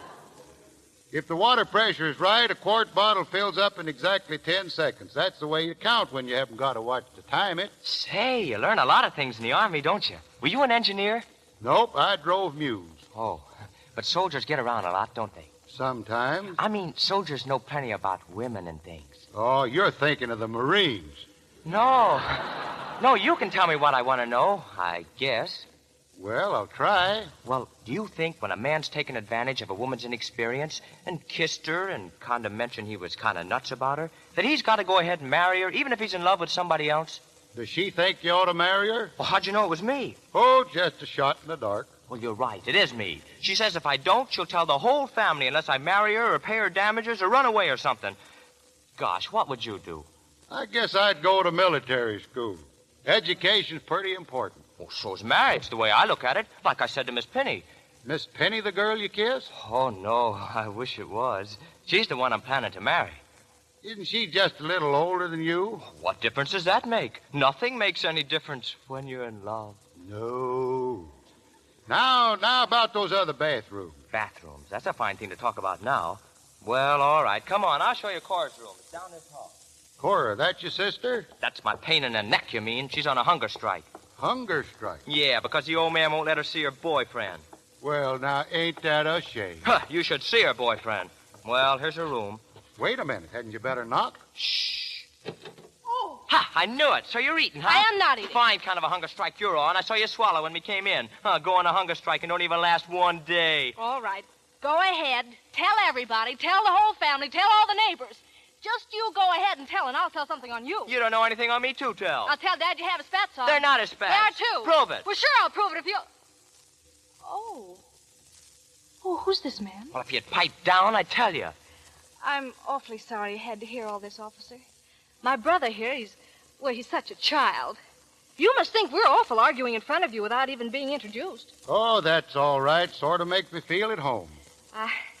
I see you're an Army officer. Well, I drove mules. Oh, how interesting. Won't you be seated, Mr... Oh, I don't know your name. Bobby's just at that age when it embarrasses him to introduce people. Well, I'm afraid Bobby don't know my name either. It's Clarence. Clarence. Boy, who pinned that one on you? I think Clarence is a lovely name. Well, thank you. I always thought Mom and Papa done the best they could for me. Clarence. That's an English name, isn't it? Are you English? No, don't think so. Well, don't you know? Where were you brought up? I was brought up with some cannibals. Cannibals? Gosh, didn't they ever try No, they never even nibbled at me. In fact, when I was a baby, they wouldn't even let me chew on my own thumb. Well, what about your parents? Were they, eating? No. They was kind of fond of all of us. Besides, none of my kin folks ever had much meat on them. Now, if you'll excuse me, I better get inside here and have a look at your bathroom. Who is it? Your father wants to see you, Cora. Well, tell him I'm not in. You'll be more respectful in your tone to Violet. Oh, so it's Violet now. Since when do you call Miss Penny Violet? Be quiet, both of you. Cora, your father wants to see you. Are you coming downstairs or not? No, I'm not. And you can tell my father I'm not going to eat a thing until he learns to keep out of my affairs. I'll starve to death before I'll let him destroy the most beautiful thing that ever came into my life. You mean old satchel-faced Tobias? You call him Mr. Tobias, He's old enough to be your father. You shush your mouth. Cora, I'll ask you once more to please come downstairs. Very well. You're going to get in trouble talking like that. I'm not. She is. What do you mean? Because our darling stepmother happens to think Miss Penny's much too young and pretty. Of course she's young and pretty. She's beautiful. And you're not the only one who thinks so. Why do you suppose Mother wishes to send Penny and me to Europe? To get rid of her, that's why. Oh, on account of me, huh? On account of Dad. Him? She wouldn't even look at him. He's old enough to be our father. He is our father, stupid. Oh, yeah.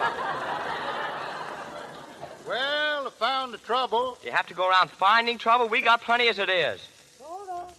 Oh, Cora, dear. Our dear stepmother. Drip, drip, drip. Cora, dear. Hello. Cora, your father's very much upset. Don't you think you'd better come down and have a talk with him? I don't ever want to talk to him again. When you act like this, it reflects upon me. Oh, I do try to bring you up properly. Oh, don't let it get you down. You know we love you. Thank you, Bobby. I don't mind your problems, your quarrels. It's only that I feel, sort of left out of them. Turn around. We have company. I'm sorry, Mr. Wheeler, but I asked her 3 times. Where is she?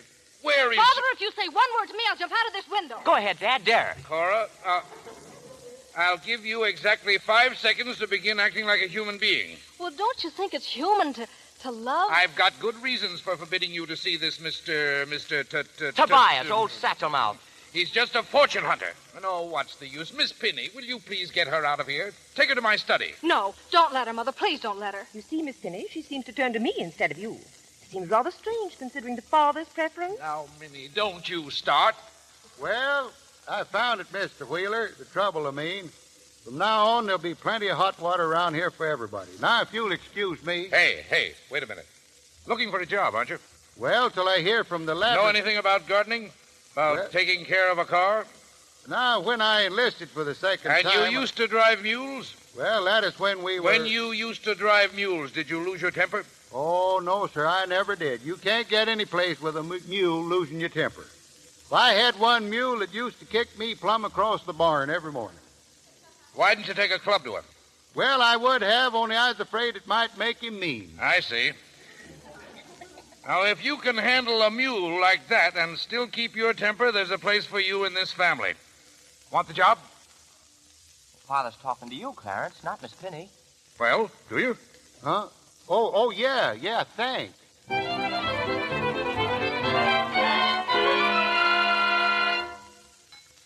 Good morning. Oh, good morning. I was just having some breakfast, Miss Penny. That, I should say, is quite obvious. I got to keep my strength to go to work. You certainly picked a nice place for it. I've been working here 6 months. If I stay any longer, I'll be getting like the rest of them. Yeah, but in spite of everything, I bet you'd hate to leave those two kids now, wouldn't you? Bobby and Cora. Hate to? Oh, well, yes, I guess I would at that. I imagine they'd hate to see you go, too. Why? Well, you seem like the sort of person that people would like. You learned some very pretty language in the Army, don't you? Well, I guess you haven't been around soldiers much. No, I'm afraid I haven't. Will you excuse me now, Mr. Oh, they all call me Clarence. All right, Clarence. And they call me Della. Oh, good morning. Here, I can bring the dishes inside. Indeed, you won't. That's my job around here. I get paid for doing that. Della, did you see those tools I brought in here this morning? We'll put them in the kitchen. I'll bring them right in. I thought I'd tune the piano. I noticed one or two of the keys is off. It isn't the piano that's off in this house. It's the people that play it. Hey, is she gone? Oh, it's you. Is who gone? Della, the maid, of course. Who'd you think I meant? Well, I didn't know Miss Penny was just here, too. Honest? Where was she sitting? Over there. Oh, yeah. The chair's still warm. Gosh. That's where your papa sat. Oh.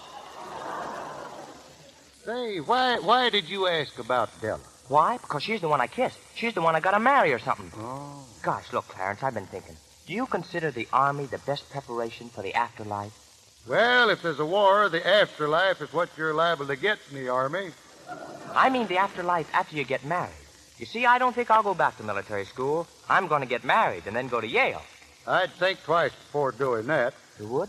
Yep, that's a mighty important step to take. Mighty important. Choosing the right college. Well, I guess I'll get after that piano.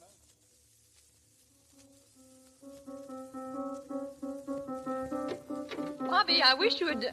Oh, it's you. That's right, Miss Penny. I was just tuning the piano. Well, go ahead. Goodness knows it needs it. Thank you. That's what I figured. B flat, B flat, B flat. B flat, B flat. There's a man at the French door. B flat, B flat. C sharp, he says it's Hubert. B flat. It's Mr. Tobias. I suppose I'll have to let him in. D natural, Oh, D good morning, Miss natural, Penny. D natural. Good morning. Is Cora down? We were to go riding, you know. Mr. Wheeler said if you called, I was to talk with you. Oh. Mr. Wheeler very plainly suggests you never come here again. Oh, and if I do, I'm to be thrown out? You'd like that, wouldn't you? So you can sue. That would be a much simpler way of getting at the Wheeler money than by marrying Cora. Oh, so that's all you think I'm interested in, the Wheeler money. Exactly. Goodbye, Mr. Tobias. I think I'll wait, if you don't mind, and see what Cora has to say about it. Oh, who is B that? flat, B flat, B flat. Oh, Cora, my dear. Oh, Hubert. Oh, Cora. I'm sorry. I'm late for our ride. I guess I overslept. Only you could look so beautiful at this hour in the morning. Oh. B flat, B flat. What's he doing here? I believe your father asked him to tune it, and he also asked you not to see Mr. Tobias again. I don't care what he said. He can't tear down that which we've built up, can he, Hubert? No, my dear, never. No. Just a little sour. You could have the decency, Miss Penny, to leave this room and take that piano tuner with you. Hey, let me in. This screen door's locked. But, Hubert, I'm not dressed to go... Well, we can't have any privacy here. That's apparent. Oh, I'll call you later, Cora. Come in, Bobby. May I hold the door for you, Mr. Tobias? They're all just trying to keep us apart, Hubert. Cora, you'll just have to choose between... Look out for the door. Oh, you slammed the door in his head. Gosh, it just slipped out of my fingers. You've killed him. Oh, Hubert, speak to me. Doors are apt to slip out of one's fingers, of course. Nice work, Clarence. But he's unconscious. Well, you... One Mississippi, two Mississippi. It slipped. If I'd have known it had such a strong spring, why, it hit him right on the head. Mississippi, 9 Mississippi, 10 Mississippi, he's out. Gosh, that door's got the right pressure, too. I'm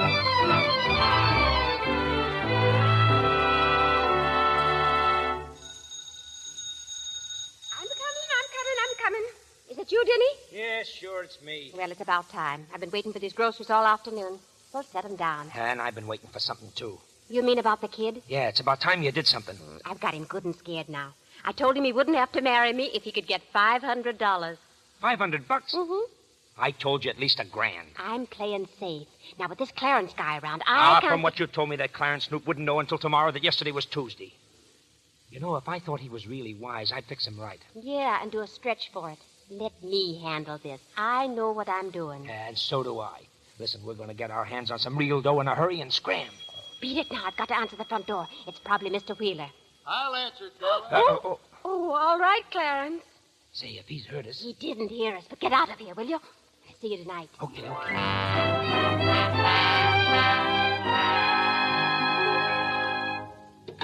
Well, Cora, what is it? You said you wanted to speak to me after dinner. Yes, I do. Miss Penny, I can handle Father when you're not around. I want you to leave. Oh, do you? Have you taken over the job of hiring and firing... The servants? Cora. Why should I have any respect for your feelings? What you and Clarence did to me today will linger in my memory as long as I live. And a woman who loves as much as I will resort to anything to attain the man she loves. I'll lie, I'll steal, I'll do anything to get rid of you. I heard what you said. That's a fine way for a squirt like you to talk to a lady. You see, you've even turned my own brother against me. How would you like me to tell Tobias what you like when he isn't here? And how would you like a kick in the teeth? When you attack this lady that soils her soul by being your companion, you put a stain on your whole vile sex. But I'm a member of that same vile sex, Bobby. Oh, I'd never believe it. There may be some women the same sex as Cora, but not you. The first time I saw you, something came over me. The first time you saw her, you got the mumps. Something came over me, and I've tried to live a higher life. What is the trouble? Miss Penny, if you can't keep better order than this... Bobby says that something came over him when he saw Violet. That doesn't seem to be unnatural. There's men in this house. He wants to lead a higher life. Well, that's no disgrace, is it? If you knew a little more about the higher life... Racket! I can hear you clear in the library. That was Cora. Clarence threw Tobias out, and she's had convulsions ever since. Clarence threw Tobias out? Well, that's the first sensible thing I've heard in this house for months. It was all Violet's fault. What right is Miss Penny to tell Mr. Tobias not to come here again? Well, Dad wants her to assume a great deal, doesn't he? Yes, he does. Cora, Bobby, get to your room. No. All right, then don't.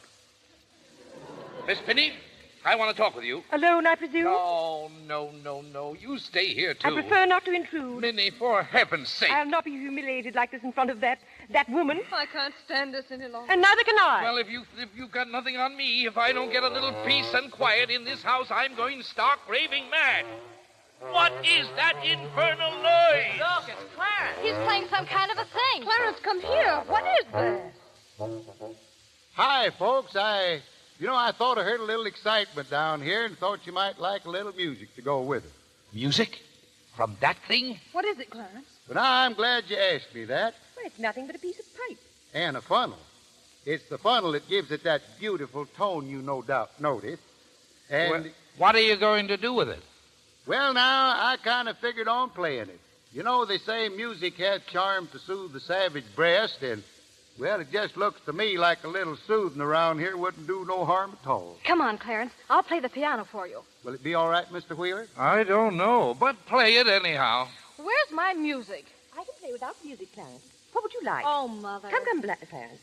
Well, now, one of my favorites is something old Grandpa Snazzy taught me when I was a little cooing baby back in Van Buren. Now, it goes something like that. You just heard it. Give me a chord in B flat, will you?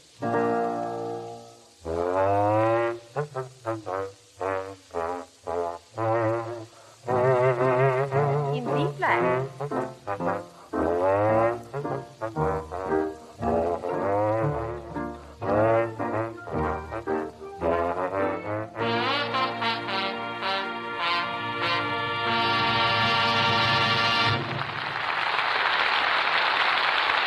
You have just heard Act One of Clarence. In a few moments, we will continue with Act Two of our play, starring Bob Burns and Gale Patrick with Thomas Mitchell. Since the national craze of the moment is that delightful film, Snow White and the Seven Dwarfs, we couldn't resist the temptation to join the procession. with your kind permission, we would like to present our version of a scene between the wicked queen and the truthful mirror. Mirror, mirror, tell me true how beautiful I look to you. Good to look at, wicked queen, but not so fair as one I've seen. Mirror, mirror, that's a lie. None could be more fair than I. I know my fortune is my face, and work to keep my looks in place. I get my color from a box. Watch my figure, frizz my locks. And still, dear queen, there is no doubt, on clear, smooth skin, you're losing out. Stupid thing, as if that mattered. No more cracks or you'll be shattered. No white skin is smooth as cream. She's a girl who wouldn't dream of risking dull, cosmetic skin against good looks, a dreadful sin. She uses rouge and powder, too, but she has found just what to do. Cosmetic skin? I'm a mirror, not a prophet. But frankly, queen, I think you've got it. Quickly, tell me how Snow White keeps her skin exactly right. It's very simple, as you'll gather. She uses the soap with active lather, keeps the skin smooth. Abandon hope. You haven't used Lux toilet soap. Have you had a frank talk with your mirror lately? If you have been guarding wisely against cosmetic skin, your mirror has had only complimentary things to say. Lux Toilet Soap's active lather removes stale cosmetics, dust, and dirt thoroughly. Guards against the choked pores that cause dullness, tiny blemishes, enlarged pores. Cosmetic skin. Use cosmetics all you like, but use Lux Toilet Soap before you put on fresh makeup. Always before you go to bed. 9 out of 10 screen stars use it to guard million-dollar complexions. Make this pure white soap your regular beauty care. Now, our producer, Mr. DeMille. Back to Bob Burns and Gale Patrick in Clarence with Thomas Mitchell, Johnny Downs, Jane Bryan, and Eileen Pringle.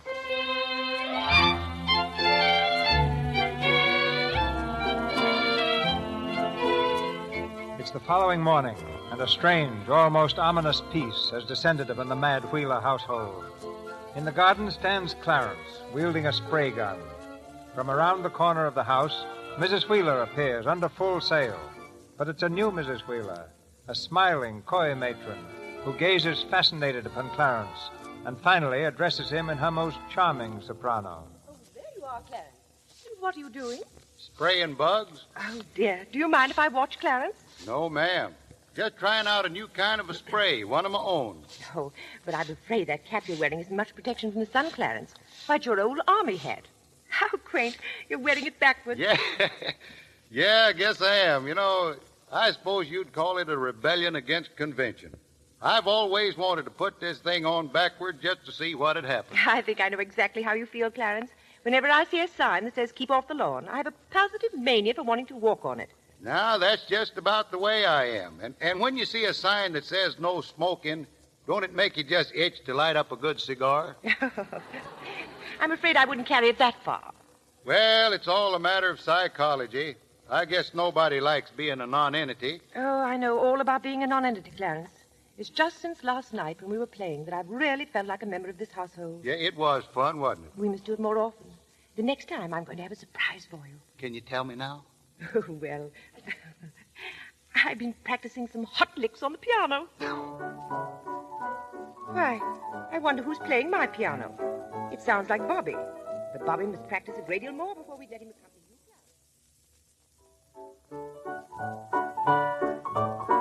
Bobby? Oh, Della.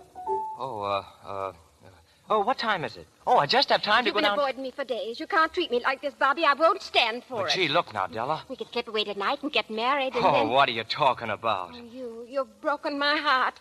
I'm going to your father. Hey, don't do that.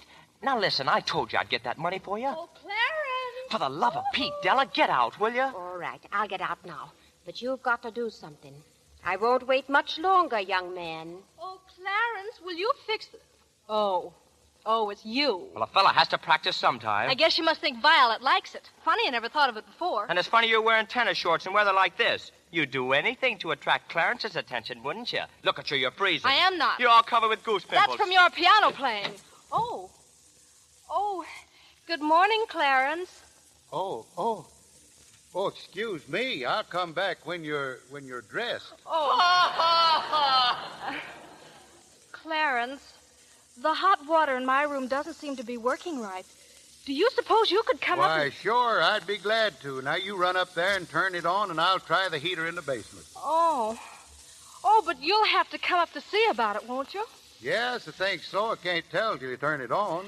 Well, all right, Clarence. I'll go up right now and turn it on. Practicing, Bobby? Listen, Clarence, there's something I want to ask you. About the piano? No. About love. Did you ever pitch a woo? Is it anything like pitching horseshoes? What I mean is, did you ever get romantic with a girl? What I mean is, did you ever sort of say to her, put your head on my chest and relax, baby?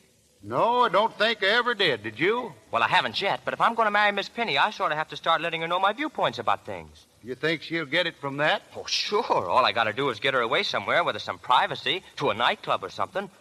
Say, couldn't we ask her to go tonight? We? Sure. You ask Violet, then I'll meet you there or something, and when I arrive, you can do a fade-out. I'll tell her you've got magnesia or something, and that you always wander off like that. Well, that's very thoughtful, Bobby. Look, she's out on the porch now. Ask her, will you, Clarence? Well... Go ahead. Don't be bashful. Well, all right. Miss Penny. Hello, Clarence. What on earth are you doing that for, putting your finger in your mouth? Well, that makes it wet. Then I hold it up and find out which way the wind's blowing. We always did that in the Army. Well, does it make any difference which way the wind's blowing now? Always sleep with your head to the wind. Otherwise, it blows up your pants leg. Oh, Clarence. Miss Penny, Yes. I've been wanting to ask you, what do you do with your evenings? Well, I generally read. Saturday night, too? There's not much else to do. Well, I was kind of wondering, do you like to dance? Well, if you're asking me to go to a dance with you, I will. But I'm not. Well, that settles that. Yeah, but I am. You am what?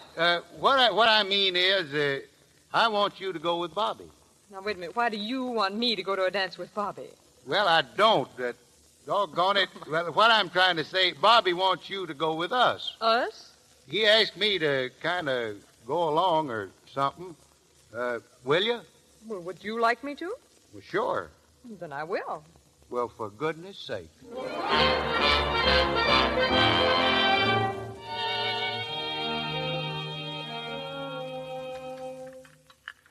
Morning, everybody. Well, for once, maybe we can all sit down to breakfast without flying at each other's throat. Now then, where's my morning paper? Here it is, dear. Oh, maybe I'm wrong. Oh, why doesn't somebody say something? What's happened this time? Della? Yes, ma'am. I asked you to call Clarence and Miss Penny. Well, they're probably walking in the garden. I beg your pardon, sir, but their rooms weren't occupied last night. What? You mean they stayed out all night? It appears so, Mr. Wheeler. I think it's perfectly terrible. Maybe they were in an accident. Accident, my eye. He's had Violet out every night since we had that party at the nightclub. I don't like this, Minnie. Why blame it on Clarence? Because he's a double-dealing chiseler. And she makes me sick the way she throws herself at him all the time. Be quiet, Cora. This is all very strange to me. I could swear I saw Clarence driving the car into the garage last night. The garage?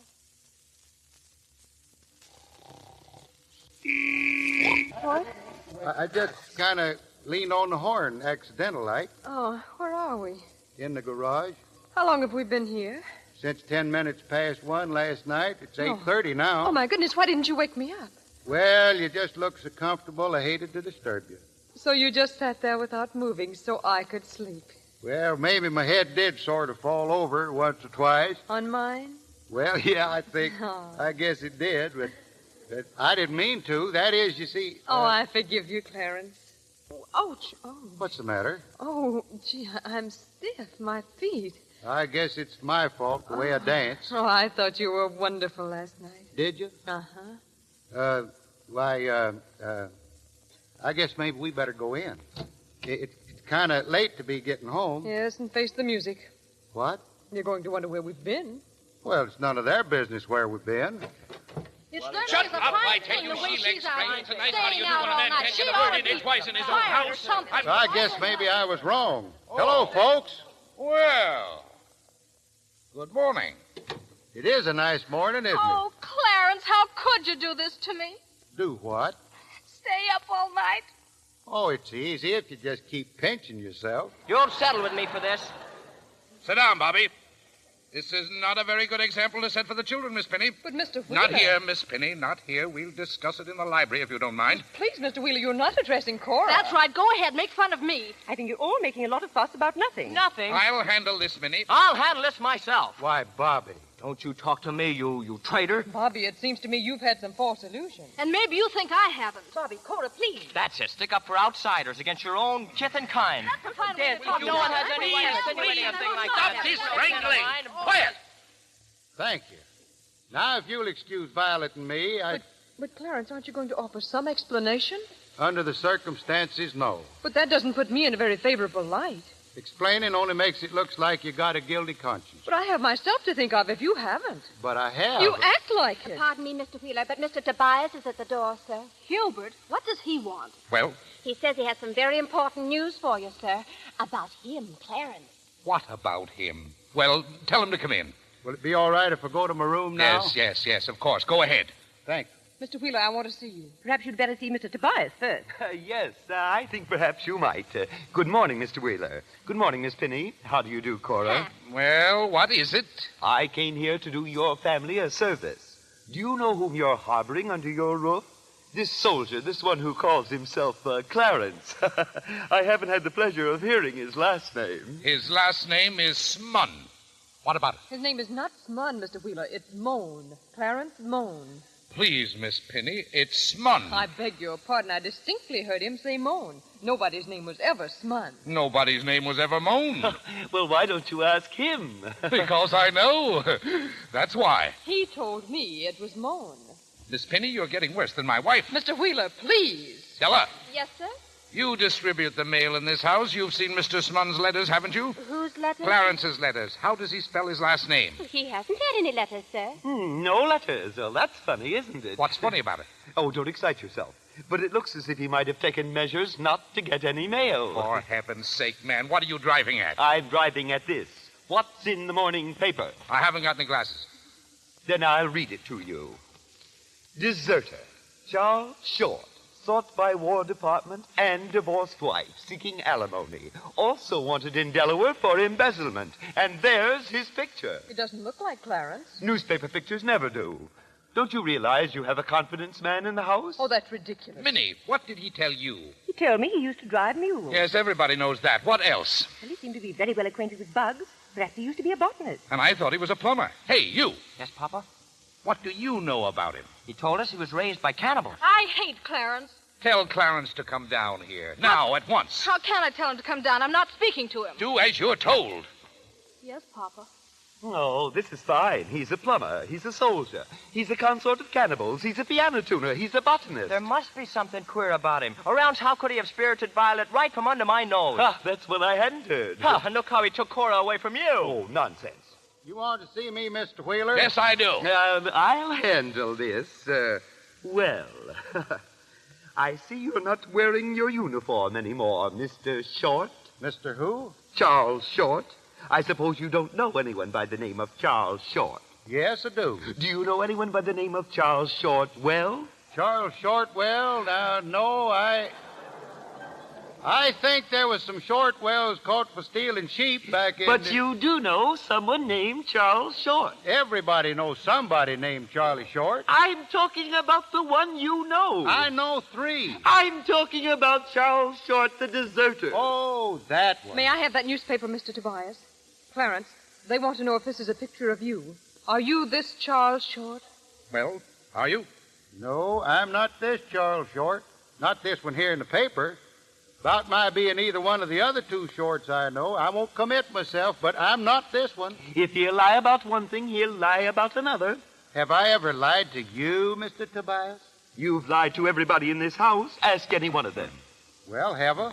Well, I don't know. I don't think so. Say, what's all this about, anyhow? We want to know who you are. Why, don't you know who I am? Well, if we knew, we wouldn't be asking. Yeah, that's right, ain't it? Well, all you had to do was look me up in the latest edition of Who's Who. Now, I don't mean that I'm a great man, but I certainly am one of the authorities on the coleoptera. What? The coleoptera. Excuse me, Mr. Wheeler, but the hot water heater's out of order again. Can Clarence fix it? I can if they're all through with me in here. Yes. I guess we are, yes. Quick, Bobby. Get me the dictionary. Yes, sir. Cora. Yes? Get me a copy of Who's Who. Okay. Well, now, if there is anything I can do... Yes, there is. You can get out of this house and stay out. We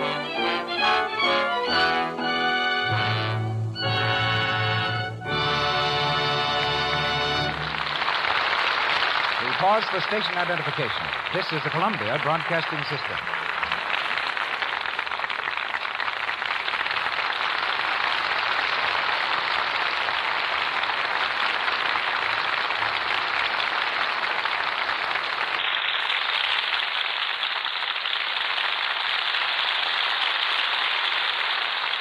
Now, before starting the third act of Clarence, a brief intermission and a chance to meet one of the unusual personalities behind the scenes of Hollywood.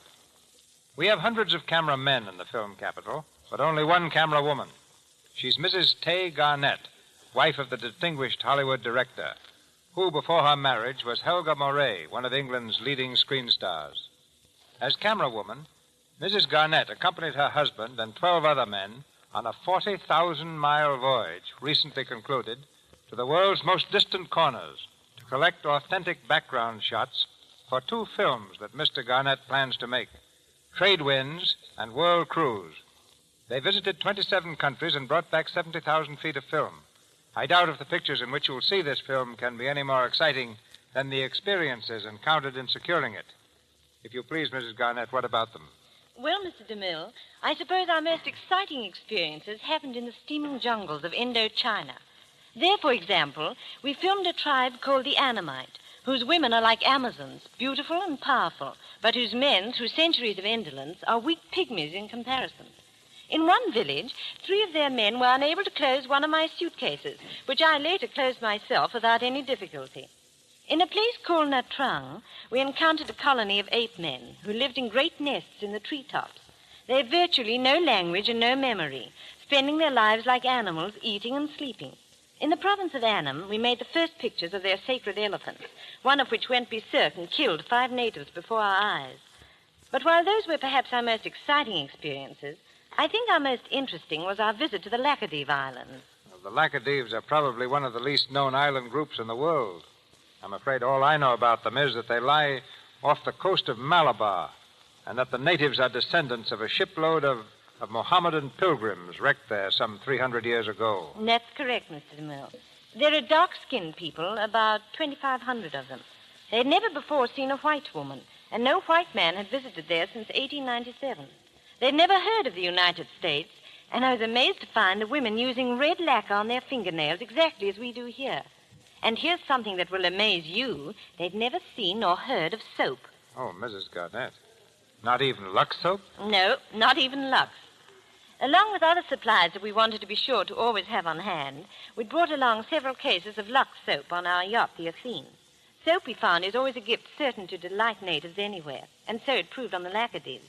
They never quite recovered from the miracle of the bubbles, nor could they understand why, after patiently scrubbing themselves, they didn't turn white like we were. And I wouldn't be surprised, Mr. DeMille, if they're still squatting on the beach trying to acquire complexion like 9 out of 10 Hollywood screen stars who also use Lux soap. Well, in less isolated places, Mrs. Garnett, what did you find out about their taste in motion pictures? For one thing, the most popular stars are brunettes. They think that blondes are anemic and washed out. And my husband was constantly being consoled for having a wife as blonde and light as I am. They're very fond of musical pictures. Charlie Chan's their idol, and so is Shirley Temple. Next year, we're going to make another voyage, this time to the west coast of Africa. And when I return, if you let me, I'd love to come back and tell you a little about that trip, too. Thank you. Consider yourself invited. And thank you, Mrs. Garnett. Bob Burns, Gale Patrick, Thomas Mitchell, and our all-star cast resume Clarence. Clarence's reference to Who's Who has made him more of a mystery man than ever. Down in the basement, the man of the hour has once again repaired the hot water heater. A slightly cowed Bobby stands next to him as Dinny, Della's burly fiancé descends the cellar steps and hands Clarence a Stilson wrench. Well, here it is. I had a hard time getting it, too. Thanks. I don't need it now. Oh, I haven't met you, have I? There's a lot of people you haven't met. He's Dinny, Della's boyfriend. He works for the grocery. Well, what of it? Hey, where's Miss Penny's trunk, kid? I'm supposed to take it to the station. What for? She's leaving here. You sure fixed me up, Clarence. You're driving the most beautiful girl in the world out of the house. Did Miss Penny say that? She got me to help Dinny with the trunk so you wouldn't know about it. You mean she don't even want to see me before she leaves? First you besmirch her reputation, and then she discovers what an awful liar you are. Now, wait a minute, Bobby. They want you upstairs here. And I want to see you, Bobby. What do you want with Bobby? He knows what I want with him. And I know, too. If I were you, I'd forget about it. I don't take orders from you. Well, the mules used to have the same attitude, but they went. Now, you two have framed a mean, low-down plot against this boy here, and it's going to stop right now. Fuck him with that wrench, Dinny. What? I've never hit anybody in my life, but I've always thought it must be awful nice at times. You couldn't hit anybody, you half-baked jellyfish. Well, I can try. And that's why I can't give Della. And here's a couple more from me. And here's one for the whole Wheeler family. Oh, my, you big bully, Dinny, darling. Are you hurt? Answer me, Dinny. So you were trying to put something over. Shut up. Why, Della, that's no way to talk to your future husband. Gee, Clarence, I never knew you had a wallop like that.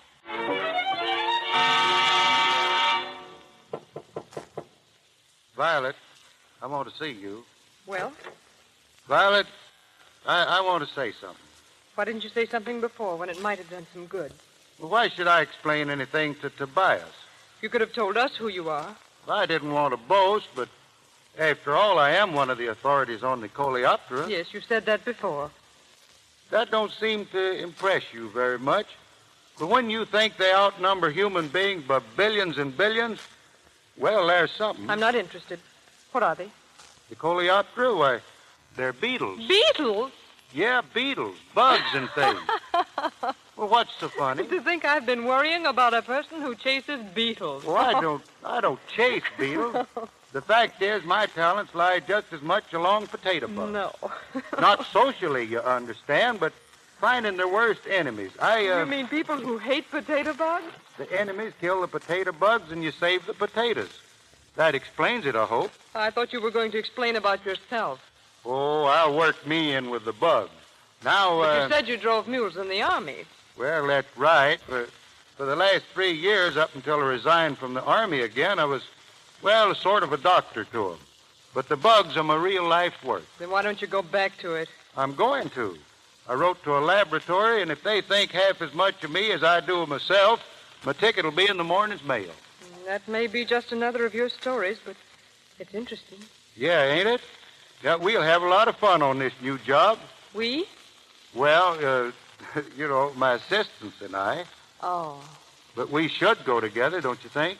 You and your assistant? Yeah. No, I mean... Oh, doggone it, Violet. I mean you and me. I wish I could make you out, Clarence. But you will, Violet. Oh, Clarence. Oh. Hey, Bobby, did you look for those letters for me? Yeah, but there wasn't any. Oh, there must be. I should have heard 3 or 4 days ago. There must be a letter for me. I've looked all through the last 6 who's, and there's no Clarence Smon in any of them. There's no Clarence Moan either. You needn't look for Moan. If your father says it's Smon, it's Smon. What's that, Minnie? You're agreeing with me? I've learned something from Clarence, dear. Haven't you noticed how we do all the ranting and raving? He never gets excited about anything. Well, it's a pretty good system at that. But we don't know any more about Clarence than we did 2 hours ago.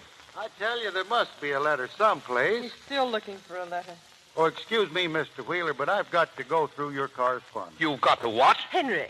Well, all right, of course. Go ahead. There's a pile of mail there on my desk. Violet, you look as if you were going out. I am. I'm leaving. What? But not for... Yes, we're good, Mr. Wheeler. Oh, surely it couldn't be anything I've... No, Mrs. Wheeler, nothing you've done. But it can't be that silly argument we had. It's nothing any of you've done. I'll even admit that Clarence may be one of the Smun family. It's probably Moan. I've been wrong before. Here it is, Violet. Look, he's found a letter. Why, it says C. Smith, Esquire. Well, why shouldn't it? That's my name. Smith? Clarence Smith. Where's that who's who? Smith. Clarence Smith. Entomologist. Chief entomologist. And he did have cannibals. He was born in Africa. And he did live in Arkansas because the family came back from Africa. And he... A lot of other big initials. And a DSC. Clarence, how many schools did you go to? Wait. I don't know. I'm trying to read this letter. A lot of schools. Violet, look, it's all right. We're set. It says so. We're set. Like in bridge, Clarence? No, like in laboratory. I've got a job. We can be married now. Who can be married, Clarence? Well, Violet and me. Oh! Smith. Clarence Smith. Is it going to make a difference? Smith's beautiful. You've deceived me all along. Cora. Well, I guess I'll be going back to school soon, Miss Violet Penny, so I won't be seeing you. But if he doesn't make you happy, why, I'll... Anyway. Thank you, Bobby. Goodbye. Say, Bobby. Yeah? You remember one time you asked me if I ever... Well, you might as well know how it's done now. Come here, Violet. Yes, Clarence? Put your head on my chest and relax, baby. Oh, Clarence.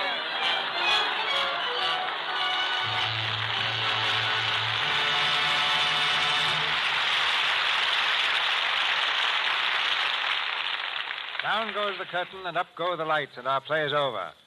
But here are Bob Burns and Gale Patrick back for a little exchange of informal conversation. Well, Bob, how'd you like it? How to like what, Gale? Doing Clarence. This is the first time you've played a dramatic part on the radio, isn't it?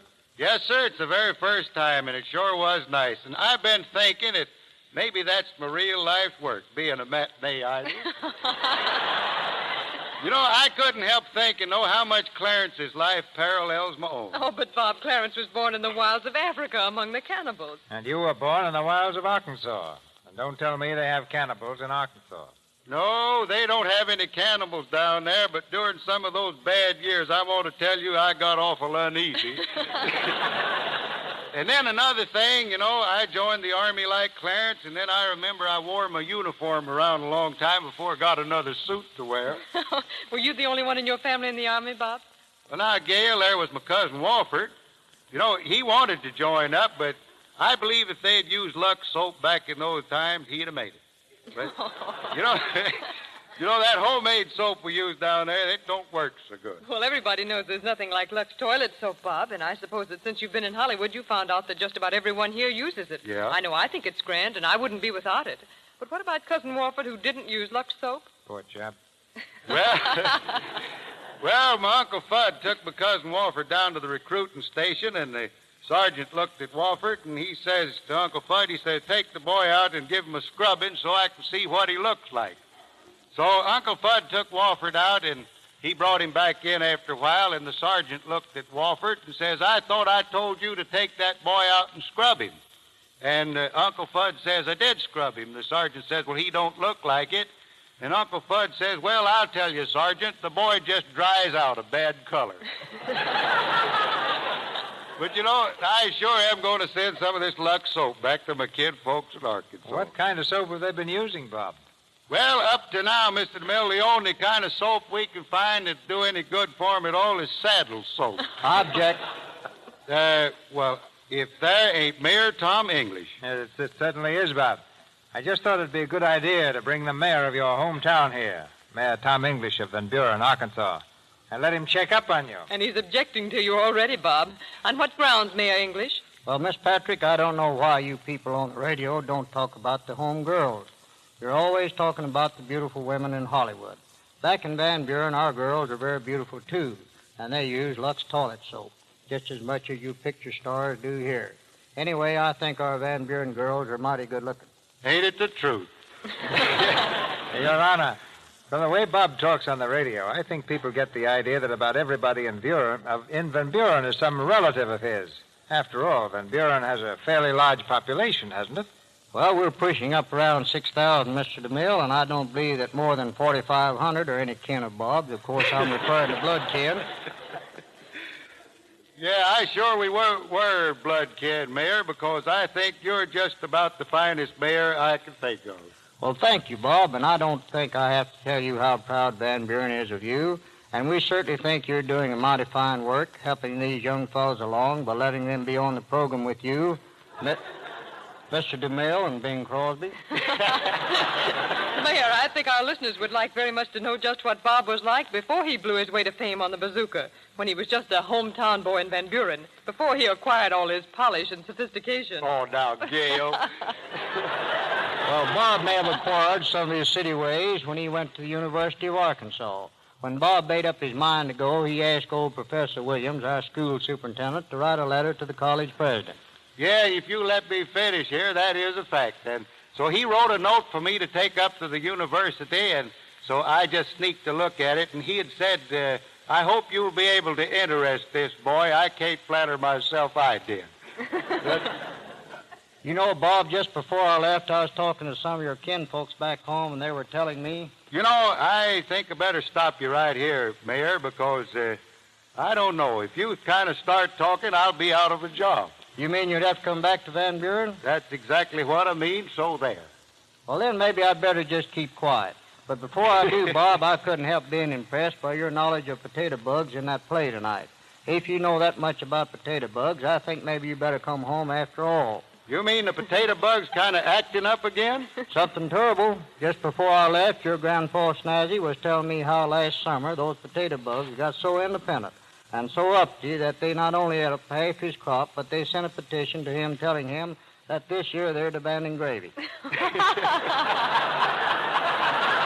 night, Bob, and thank you, Miss Patrick and Mr. DeMille, for an awfully nice time. And before I go, Mr. DeMille, I'd like to say how happy we are to see you back again in Hollywood. Yes, and that new picture, The Buccaneers, is such a hit. You know, I can't wait till it plays back home in Van Buren. Won't they be surprised when they find out that pictures can talk? Thank you, Bob, and good night, Gail, and Merry English. Ladies and gentlemen, this is your announcer, Melville Ruick. Mr. DeMille returns presently with news of next week's stars and plays. News that I'm sure will thrill you all. In our cast tonight were Eileen Pringle as Mrs. Wheeler, Sarah Selby as Della, Wally Mayer as Dinny, Perry Ivans as Tobias, Lou Merrill as Sergeant of Police, and Frank Nelson as cab driver. Bob Burns, who appeared through courtesy of the Kraft Phoenix Cheese Company, will be seen shortly in the RKO film Radio City Rebels. Johnny Downs' new Paramount picture is Thrill of a Lifetime. Jane Bryan stars in the new Warner Brothers picture, A Slight Case of Murder. And Louis Silvers is from 20th Century Fox Studios, where he directed music for their new picture in Old Chicago. This week, a national campaign is being conducted to combat infantile paralysis. It is called the March of Dimes and has the active support of the President of the United States. You can help in fighting this dread disease in this very simple way. Just send $1 dime to President Roosevelt, the White House, Washington, D.C. Sending $1 dime to President Roosevelt in support of this splendid cause will mean little to you. But if millions of people send in their dimes promptly, a real service will be rendered. Back now to our producer, Mr. DeMille. Judging from the letters which you send us, and which we're always so glad to receive, two of the most popular stars to have appeared in the Lux Radio Theater are Errol Flynn and Olivia de Havilland. So I'm sure you share the pleasure I have in announcing that next Monday night they return to our stage in another outstanding drama. Co-starring for us as they do in the new Warner Brothers pictures Robin Hood. And to add to the good news, our cast will include that distinguished character actor, Mr. C. Aubrey Smith.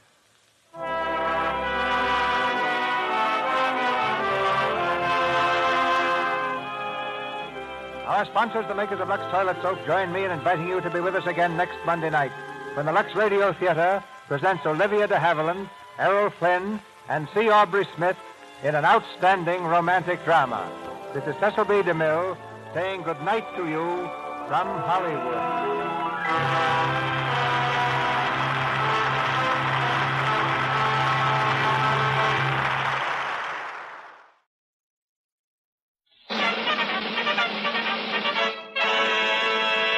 From Hollywood, California, the Lux Radio Theater presents Herbert Marshall and Margaret Sullivan in The Petrified Forest with Eduardo Cianelli.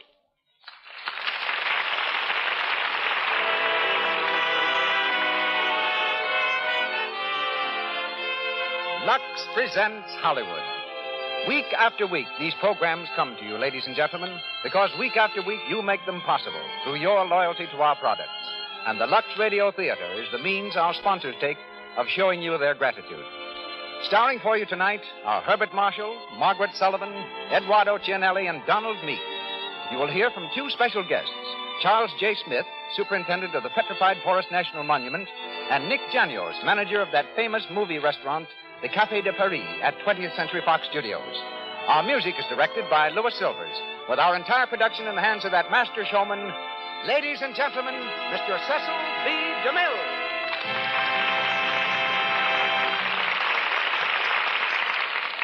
Greetings from Hollywood, ladies and gentlemen. The city of Baltimore gave us the Star-Spangled Banner. It also gave us a star-spangled group of theatrical personalities who assembled there just 5 years ago under the banner of the University Players. At that time, they were an unknown collection of stage-struck youngsters intent on making good.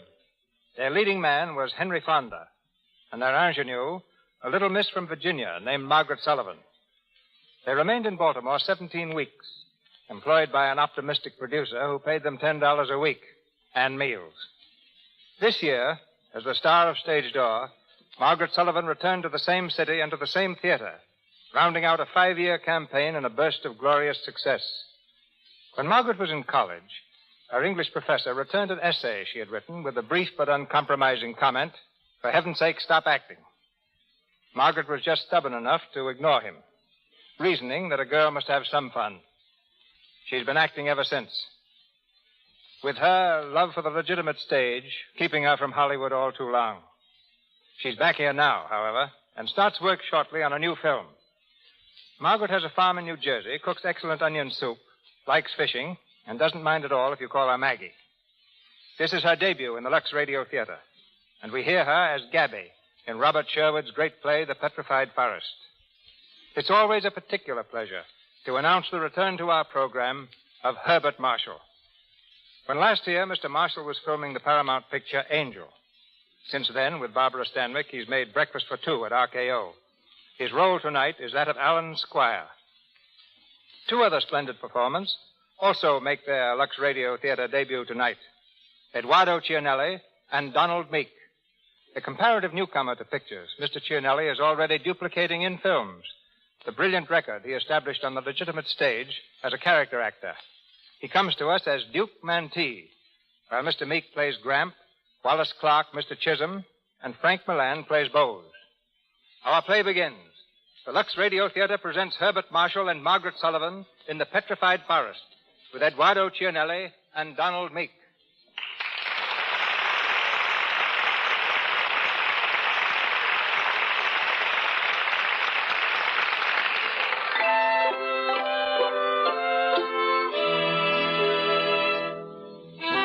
A little town in Arizona on the edge of the desert.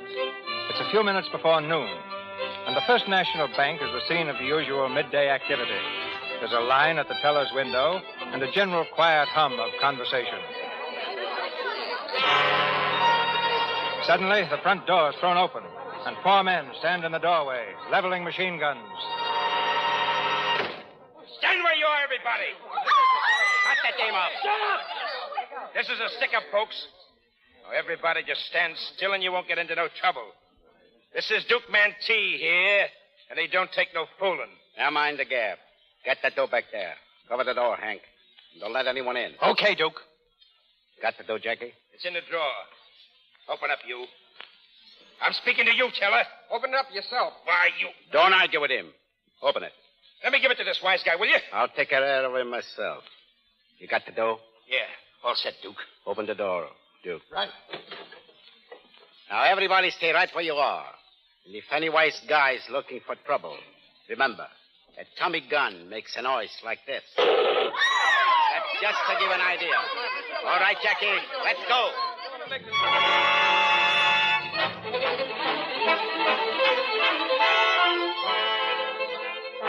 Calling State Police, Arizona State Police. Duke Mantee last reported to be heading west on route number 66. Be on the lookout for a blue sedan bearing Oklahoma plates. Be careful, these men are armed. Warn motorists to avoid all roads in and about Petrified Forest area. That is all. Warn all motorists. That's me, I guess. Maybe I should have been a little bit more careful about picking you up, brother. If you mean I'm happy Duke Mantee, you can set your mind at rest. I'm not. No, you don't look it exactly. But you're right, of course. That was a lonesome spot back there.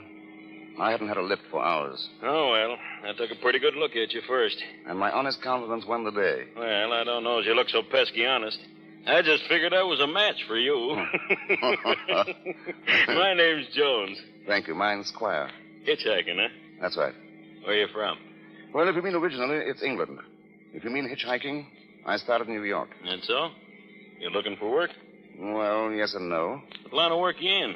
None just now. I have been at times a writer. A writer, huh? Well, you won't find much to write about in these parts. Unless you happen to run into Duke Mantee. Which I sincerely hope I do not. How far are you going, Mr. Squire? I'm not quite sure. I thought I might find some place to eat. I'm not in a hurry. Well, the nearest place I know is the Black Mesa barbecue stand, the filling station. The Black Mesa barbecue. Instructive but not illuminating. Just where is it? Well, I'm going within a couple of miles of there. I'll show you before I drop you. Old man Maple and his granddaughter run it. Ain't so much of a place, but, well, it's all there is. What's the sad news, Gabby? Oh, you had hamburgers, pie, and coffee. That's 50 cents for you, 55 for your friend. Hey, how come mine's more than his? Well, you asked me to put a nickel in the piano, didn't you? Come on, Nick. Don't argue. Here you are, Gabby. Thanks. See you around, Gabby. Yeah. Boy, this place sure is expensive. I don't know. Hey, Gabby. Hey, Gabby. Yeah, Gramp. You ought to see Paula back there in the kitchen. I told her Duke Mantee was heading this way, and she's putting sugar in the soup and salt in the coffee. She's scared. Oh, you oughtn't to scare Gramp. She's a bad enough cook as it is. Oh, she's all right. When do I get my dinner, Gabby? As soon as I can get around to it. Change to 20, Gabby. Lady wants a pack of cigarettes and take out for 15 gallons of gas. What kind of a car is out there, Bo? It ain't Duke Mantee. Well, now, maybe somebody, they might have heard about him. I'll take the change out, Gabby. Yeah. Don't forget to turn on the radio at 7 o'clock now and get the news. How's it going, Gabby? Oh, all right. Not so good outside. 10 customers all day. If it gets much worse, you can fire me and handle the pump yourself. We're satisfied. Hey, Gabby, come outside and sit with me a while, will you? Not just now. I've got things to do. Oh, you've always got things to do when I want to talk to you. Well, to tell you the truth, I want to read. I haven't had a minute to myself all day. That book there? Yeah. That's it. It is nothing that would interest you. How do you know? Oh, poetry. The shapely, slender shoulders small, long arms, hands wrought in glorious... Oh. I told you wouldn't like it. Do you? Sure. It makes me forget where I am. You sure hate this place, don't you? Well, I didn't like it much when I first came. Then why do you stay? You ought to know that, Gabby. You can call me a sap if you want to, but I'm falling in love with you. Yeah? Have you ever been in love before? No. Have you ever said you were? Why, sure, lots of times. Did they believe you? Well, certainly they did. But I couldn't fool you, Gabby. I wouldn't want to. Don't you like me at all? Sure, I like you. But not much? Some. Enough for you, not enough for me. What's the matter with me, Gabby? Nothing. Rose, why do you wear that football jersey? Huh? Number 42. You're proud of it, aren't you? Well, I was pretty good back in college. Why, Oh, yes, I get it. I'm just another rah-rah boy, huh? No, you're all right, Rose. Say, what kind of a guy would it take to soften you up anyway? Well, I don't know if anyone could. But I do know you'd have to be different. Not the people around here. You'd have to be like out of another world. You're crazy, you know. Gabby, couldn't you pretend I was that fella and kiss me once? Sorry. Oh, come on, Gabby. Stop it, Bo. Oh, listen, baby, Good evening. Oh, good evening. Can I get something to eat? Yeah, Miss Maple here will take care of you. Thank you. You can sit down right over there. Here's a bill of fare. It's kind of grimy, but the food's clean. Well, what do you think you'd like? Hamburgers, steak? I'll leave that to you. Okay. Customer Bose. Bose. All right. By the way, when am I? Black Mesa. And it's even more dreary than it sounds. Where are you planning to go? My plans have been uncertain. Oh, just bumming along? Call it gypsying. I had a vague idea that I'd like to see the Pacific Ocean. And perhaps drown in it. But that depends. Where'd you come from? Quite a long way, Miss Maple. Is that the name? Yeah, that's it. You're English, aren't you? Call me an American, once removed. Why? I could tell you didn't belong around here. Is that a compliment? Sometimes I'm afraid I don't belong any place. I'll go get you dinner.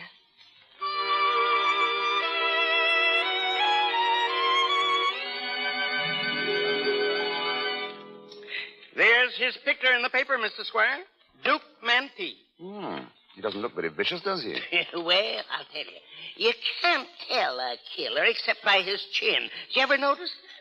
I don't think I ever saw a killer. Well, I've seen plenty of killers. You ever hear of Billy the Kid? Yes, indeed. Well, I knowed him well. He took a couple of shots at me once. I congratulate you on still being with us. Well, it was kind of dark, and he'd had a few drinks. I don't think he meant to do me no real harm. He just wanted to scare the pants off of me.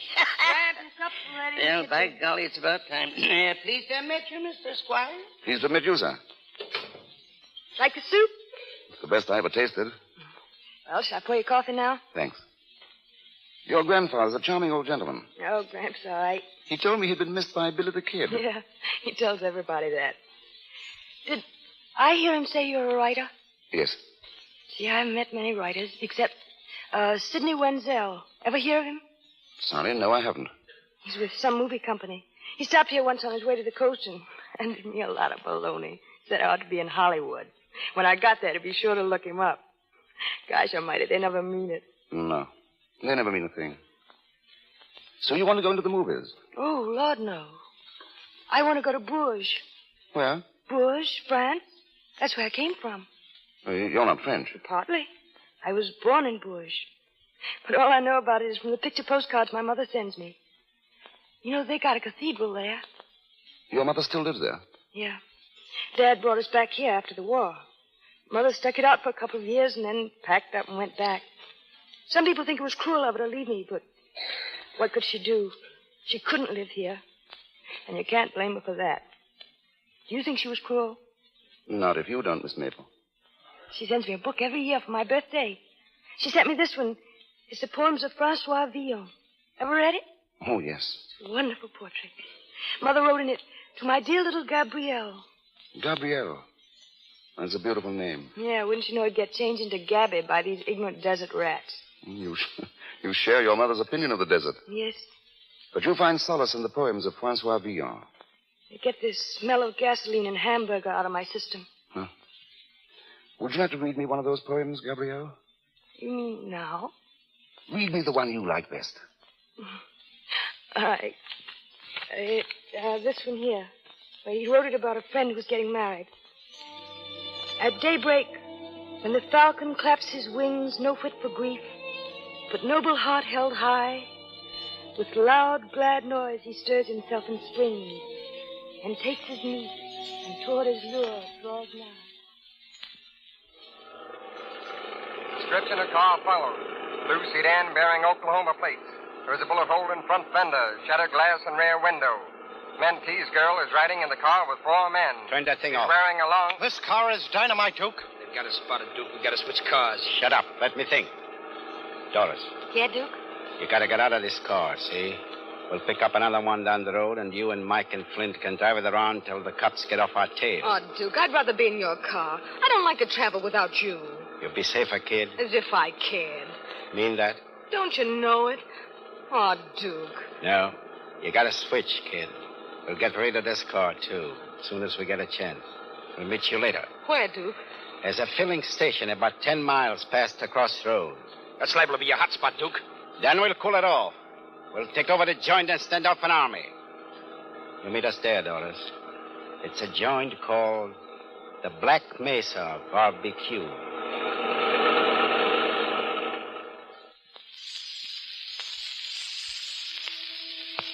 Seeing reason wills not that I cast love by, now here with reason shall I chide and fret. Go on, Gabrielle. Nor cease to serve, but serve more constantly. This is the end for which we twain are met.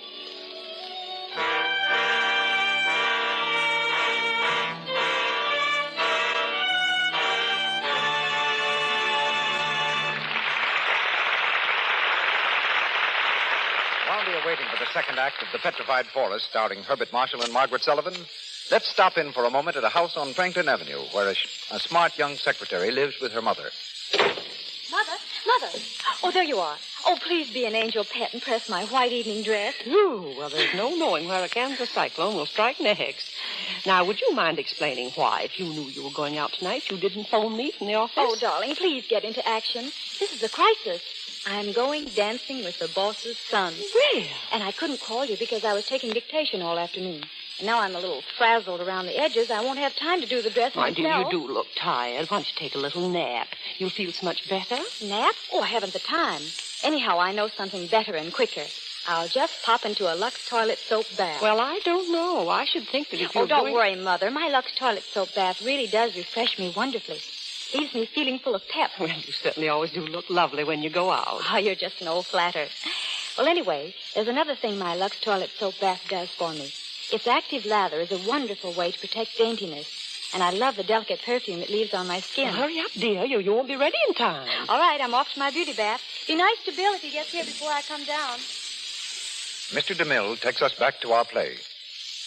Herbert Marshall, Margaret Sullivan, Eduardo Cianelli, and Donald Meek continue with the Petrified Forest.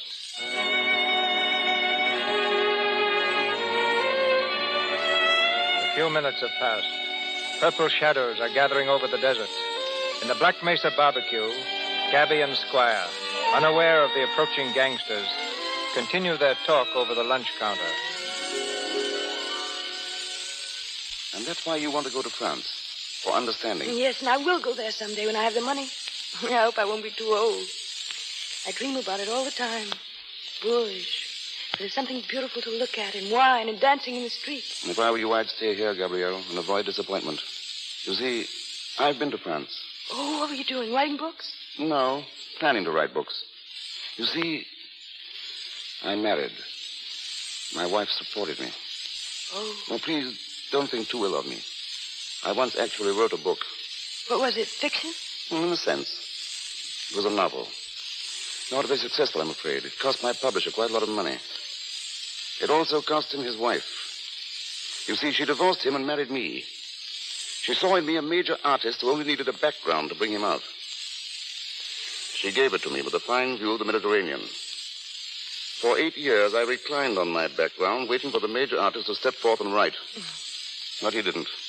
And you've left your wife now? Yes. I'm glad of that. I left her at her own suggestion.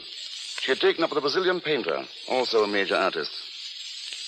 Then I decided to go forth and discover America. What were you looking for? Well, that's rather hard to say. I suppose I've been looking for something to believe in, hoping I'd find something worth living for, something worth dying for. And what have you found? Nothing as interesting as an old man who was missed by Billy the Kid and a fair young lady who reads Villon. I do other things that would surprise you. I'm sure you do. I wouldn't tell this to everybody. I paint pictures. Oh, could I see them? I never let people see them. I don't get kidded. They're kind of crazy Oh, pictures. please let me see them. Perhaps it's my mission to introduce you to posterity as an American genius. Are you kidding me? No, Gabrielle. I've never kidded anybody outside of myself.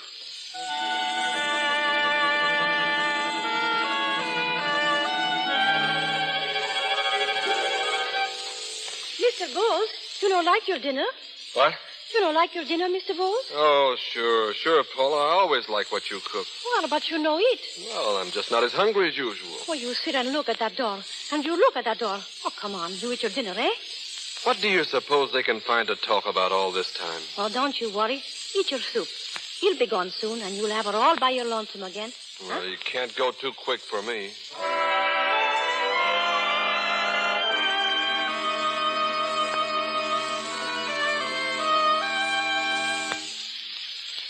Well, that's a lot of them. They're terrible, aren't they? I don't know. What made you paint with these extraordinary colors? I don't know. It's just the way I feel and see. Are they any good? I tell you, Gabrielle, I can't say. I'm tremendously impressed. Gee, I bet I could improve if I could get to France. You know, they've got some of the finest art schools in the world there. Don't you realize? There are probably thousands of artists in France today who are saying, I'd find a really big theme for my canvas if I could only get out to Arizona. Yeah, I know. They say the desert's full of mystery and it's haunted and all that. Maybe it is, but there's something in me that makes me want something different. Maybe it's the French in my blood. I wonder. Would you like to marry a Frenchman? No, I don't want to marry anyone. I want to be free. Always. Well, how about that stalwart youth outside there in the football jersey? When I came in here before... Oh, he was trying to kiss me. That's nothing. There's always a chance of development. Yeah, he's after me, all right. Do you think he'll succeed? Well, I haven't decided yet. What do you say? Don't ask me, Gabrielle. But you ought to know something. You've seen a lot. I don't know anything. You see, the trouble with me is I belong to a vanishing race. I'm one of the intellectuals. That means you've got brains. Yes, brains without purpose. No aim. But you must have some kind of a purpose. Where are you going from here? That depends where this road leads. Oh, it leads to the petrified forest. It's a gloomy old place full of dead trees that have turned to stone in the desert. The petrified forest? A suitable haven for me. Perhaps that's what I'm destined for, to make an interesting fossil for future study. Alan Squire, a specimen of the in-between age who was born too late for the Great War and too soon for... This coffee's good. Here, have some more. You know, you talk like a darn fool. I know it. No wonder your wife kicked you out. No wonder she fell for you in the first place. What did you say your name was? Alan. Alan? I've been thinking. About what? Thinking how wonderful it would be to go to France with you. To see all its beauty through your eyes. To learn all about its art from you. You know, you could make an artist out of me, a real artist. You could make me think and feel. Oh, it would be glorious. Alan, could it possibly be? I'm afraid not. I could never retrace my steps. Oh, you mean you haven't enough money? Even that is an understatement. Well, I haven't enough either yet. But I've got a lot coming to me someday. What? Are you proposing to me? Trying to turn me into a gigolo again? No, it'll be different this time. Listen, do you know how much Gramp has got salted away in the bank at Santa Fe? $22,000 in Liberty bonds. I wish he'd give it to me now while he's living, but he won't. But it's all willed to me. Of course, we might have to wait years and years for it, but if you'd only stay... You think you'd like me as a life companion? Yes, I know I would. And I don't make mistakes. Wouldn't you like to be loved by me? Yes, Gabrielle. I should like to be loved by you. You think I'm attractive? There are better words than that for what you are. I didn't say you'll stay, Alan. You haven't anything else to do. Oh, that's just it. You couldn't live very long with a man who had nothing to do but worship you. That's a dull kind of love, Gabrielle. It's the kind that makes people old too soon. But I thank you for the suggestion. You give me something wonderful to think about during my lonely wanderings. I'll think of the chimes of Bourges. And you.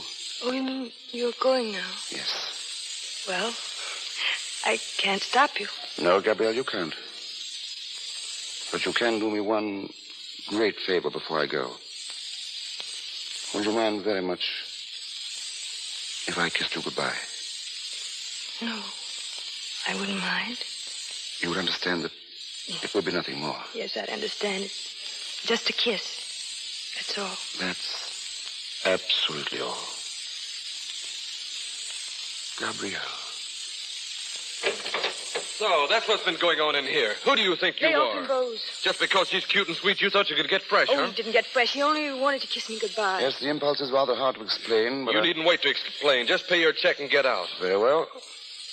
How much do I owe, Miss Maple? 30 cents. He's been eating all this time and only ate 30 cents? Keep quiet. 30 cents, eh? That's very reasonable indeed. But that brings us to another embarrassment.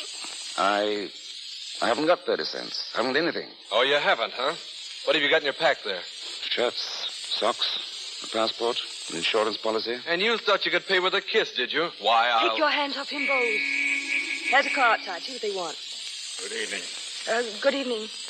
We'd like some gas and oil, please. All right, Bose. How much? My chauffeur will tell you. That's nice of him.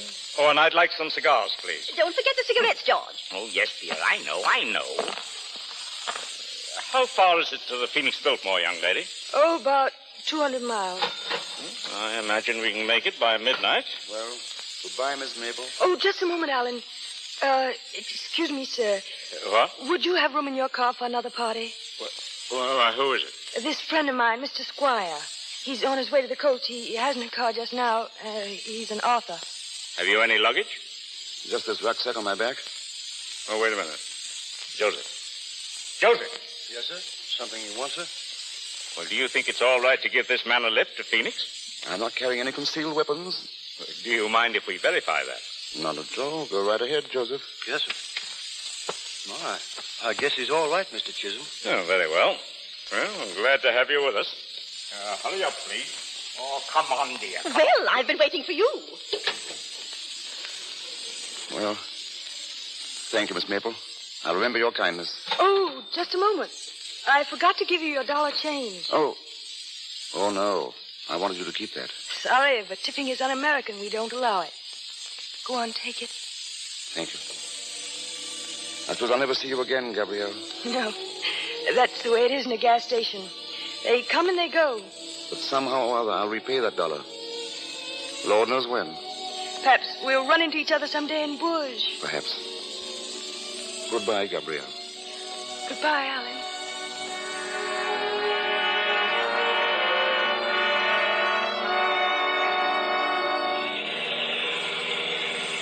What did you say, Joseph? The lights are down there on the road. Don't stop, Joseph. You never can tell what it might be. It looks like a car pulled right across the center of the road. I'm afraid it'll have to stop. Stop. Stop, you fool. But there's a man there. 3 of them. Shut up, lady. All right, folks. Hop out, and you won't get hurt. I say, what do you think you're doing? We are borrowing your car, mister. And no cracks either. Stay Go over on. there. Stay over there now. All right, Jackie. Hank, get in. Thanks, folks. So long.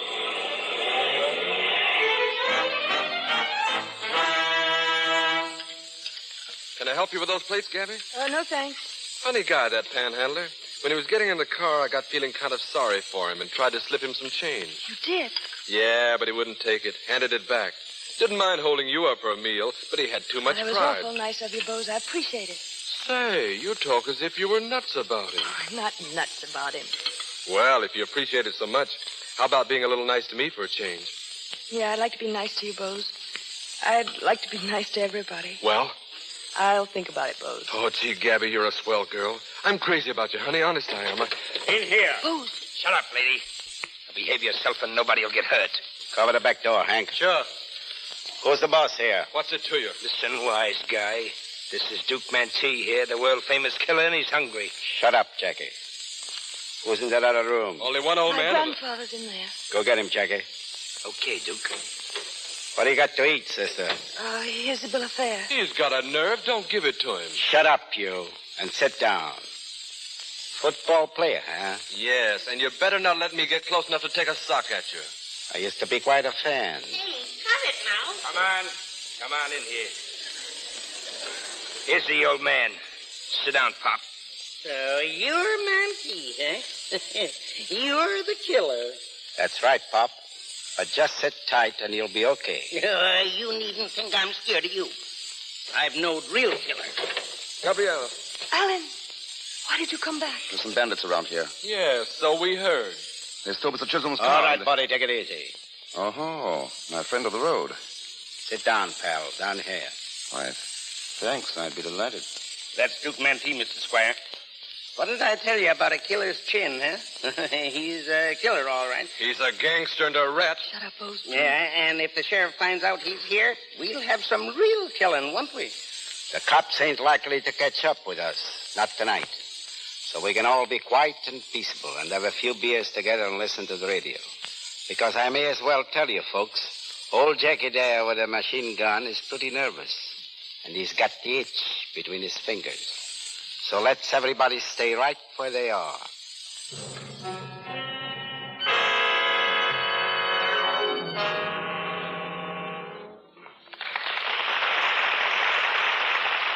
We pause for station identification. This is the Columbia Broadcasting System.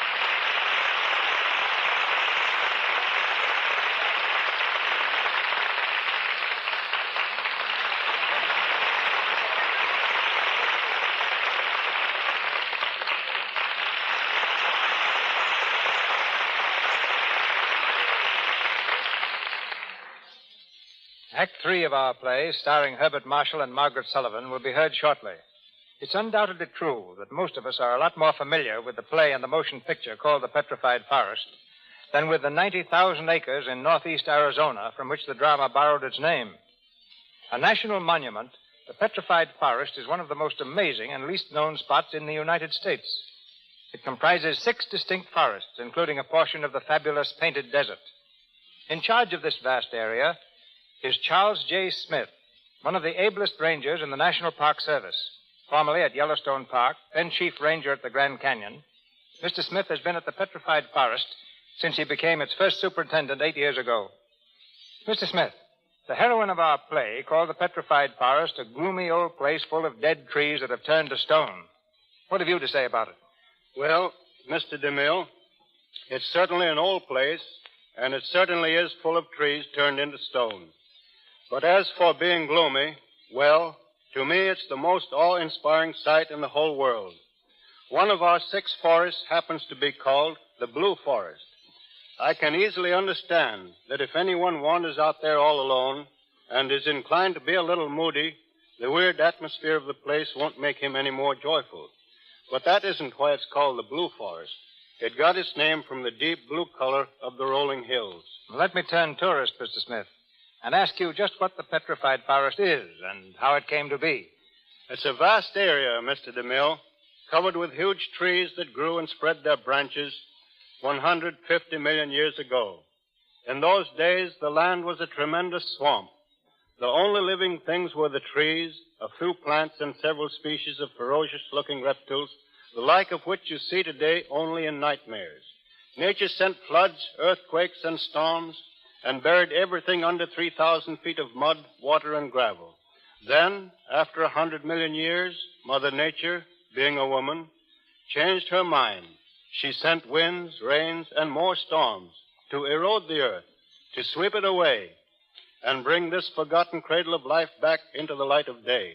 The bones of the reptiles have turned to fossils, and the trees lie stretched out on the earth, petrified into a substance almost as hard as diamonds and of tremendous weight. But what made them turn to stone? The great pressure under which they lay, together with the minerals in the waters that once rolled over them. The trees have turned from wood into gorgeously colored semi-precious stones. The outside is reddish-brown, but where the logs have broken apart, where they have crashed into heaps of stone, they are glittering masses of pure agate, carnelian, amethyst, jasper, and onyx. Were all the trees in the Petrified Forest blown apart, and their semi-precious jewels extracted, there'd arise a mountain of glittering stones worth a fortune. That statement, Mr. Smith, is apt to bring half the country to your doorstep tomorrow. I'll be glad to welcome them. But they'll soon learn that no one is allowed to carry off samples and that the grounds are closed and carefully patrolled at night. Yes, it's a strange, weird place. Like the Blue Forest, the second forest has its own peculiar characteristics.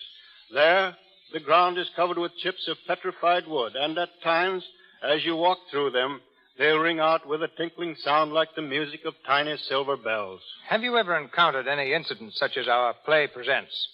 Has a bandit ever sought sanctuary in your hills and deserts? No, not that I know of. But Route 66, which was undoubtedly the road taken by Duke Mantee, leads right into the forest. And coincidentally, at exactly that point is a little lodge and filling station very similar to the scene of tonight's play. Years ago, the Painted Desert was a favorite haunt of killers and bad men, and today we're called upon now and then to watch for fleeing bandits. One of the most ironical happenings occurred in the forest when a woman and her 2 children were trapped by a terrific blizzard. All about them were logs of wood that might have made a roaring fire and saved them. But the wood was stone, and days later the 3 bodies were found, frozen to death in a forest. Besides the trees, the Petrified Forest contains 100 ruins of the homes of prehistoric Indians. They lived there some 1,000 years ago, and the forest contains several huge boulders on which these Indians carved their queer symbols and drawings. The carving that puzzles me most is a picture of a stork carrying a baby. But I've never been able to find out how an Indian happened to make a picture like that in prehistoric times at the edge of the Arizona Badlands. But maybe he was the Walter Winchell of the tribe and chose that modern manner of announcing a blessed event. The National Park Service wants you to visit the Petrified Forest, and that's one of the sights we'll be very happy to show you in this fascinating land of shimmering color. Thank you. Thank you, Mr. Smith. That's very interesting.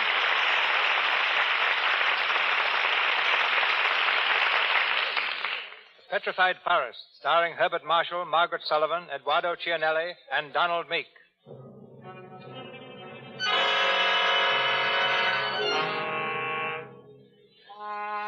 1 hour later, with Duke Mantee and his gunmen still masters of the situation, the Black Mesa barbecue presents a strange picture. Gabby, Allen, Gramp, and Bose are huddled together near the counter. On the other side of the room, the gangsters sprawl comfortably in their chairs, listening to the radio, machine guns resting on their knees.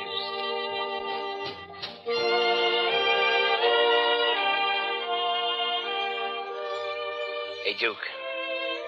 What do you say we lay him out of here? Not yet. We gotta give him time to get here. Maybe they got lost. Not Doris. Well, I wish he'd show up. Waiting for a girl, huh? Sit down, halfback, and sit still. I'd hate to see anything happen to you. Let something happen. Let there be killings. All evening long, I've had a feeling of destiny closing in. Do you believe in astrology, Duke? I couldn't say, pal. I don't normally. But when I was coming back here along that road, I began to feel the enchantment of this desert. The stars seemed to be mocking me and saying, "This is the end of your terror. You thought you could escape it, but we know better." Perhaps they know that my death is imminent. It's a fascinating thought. Let's skip it.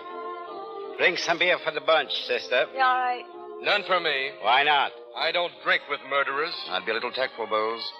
Remember, they're your guests. Guess. Cowards that haven't got the nerve to tackle life with their brains and principles, they've got to use guns, yellow rats. Step over to this side of the room, halfback. What? Come on, move. Sit down, Jack, and keep still. I want to hear the news. Didn't you hear what he called you? Sit down and keep quiet. The gang made its escape in 2 cars, one of which contained Mantee and 3 other men. The other car contained 2 men and 1 woman. National Guardsmen are cooperating with the state police to bring to justice these killers, who are wanted for a score of bank robberies and cold-blooded massacres. Take a bow, Duke. And now we continue with the orchestra. Going to make a run for the border, boy? Oh, sure. And we're going to give you our whole route, so you can tell the cops to get us a motorcycle escort. No, honest, Duke. Are you going on, or are you spending the night here? Can't say, Pop. Maybe we'll decide to get buried here. Better come with me, Duke. I'm planning to be buried in the Petrified Forest. That's where I belong. So do you, Duke. Maybe you're right, pal. I'm eternally right. But what use do I make of it? Nothing. You don't make use of anything. Love, life, anything else. Do you, Ellen? No, Gabrielle. Do you mind so much? After you left today, I felt as if something had been taken out of me. As if I'd come out of a dream. I caught on to myself, and I know I'm just another desert rat, and I'll never be anything else. All that bunk about going to Bourges and art and dancing in the streets. Remember what I asked you about going to France? Yes, perfectly. But you wouldn't have done it, even if we'd had the money, would you, Alan? No, Gabrielle. I knew it. I knew you didn't give a hoot for me. Somehow it only made me love you more. What are you saying, Gabby? That I love him. Why shouldn't I say it? Why shouldn't he know it? We'll all be dead tomorrow morning. You don't mean it, Gabrielle. She can't mean it. Well, I do. I'm sorry now that I came back. When I went out before, it was a charming ending to a romantic moment. Now it's spoiled. Well... Sit down, pal. What do you care whether I stand or sit? I got to think about my health. Sit down. If I had a machine gun, I wouldn't know what to do with it. I want to talk to Gramp. Me? Yes. Those Liberty bonds of yours, buried in Santa Fe. How did you know about him? I told him. What are you going to do with them? Leave them right where they are. Yes, leave them where they are. Your granddaughter is suffocating in this desert when a few of your thousands will give her the chance to claim her birthright. Yes, and maybe give you the chance to steal it. Hanging on to your money as though it meant something. That's a low way to justify your miserliness. Why don't you die and do the world some good? Shut up, you. What do you mean, talking to an old man like that? Hey, Duke, there's 3 people coming down the road. Looks to me like them people we took the car from. Okay, Hank. Get outside and take a look. Okay. You too, Jackie. Sure. Duke, I was guilty of bad taste, and I apologize to Mr. Maple. Oh, sure. He must be drunk. You'd better crawl, or I might have to put the lug on you. Talking to an old man like that. Get out of the way. Let me look out of that window. Put him up. Oh. Now I've got you where I want you, Mantee. I've been waiting for a chance to grab your gun. Yeah? And wouldn't you be surprised if Jackie was leaning in that window behind your back, ready to fill you full of holes? What? Oh! Thanks for turning your head, halfback. And thanks for returning the gun. He got me in the hand. That doesn't matter, but I muffed the chance to kill him. It was a good try, college boy. Come on, keep moving. This is outrageous. Here they are, Duke. It's the same bunch, all right. I frisked them. They're harmless. I don't know what frisk means, but he pawed us all over. Come on, step on it. Sister, Yep. take the halfback outside and bandage him up. Okay. Go with him, Jackie. And you might tie him up and leave him there. Sure. Come on, get going. I demand to know the meaning of this. It has no meaning, Mr. Chisholm, has it, Duke? I don't know, pal. But if Mr. Chisholm is a smart guy, he'll sit down quiet to join the party.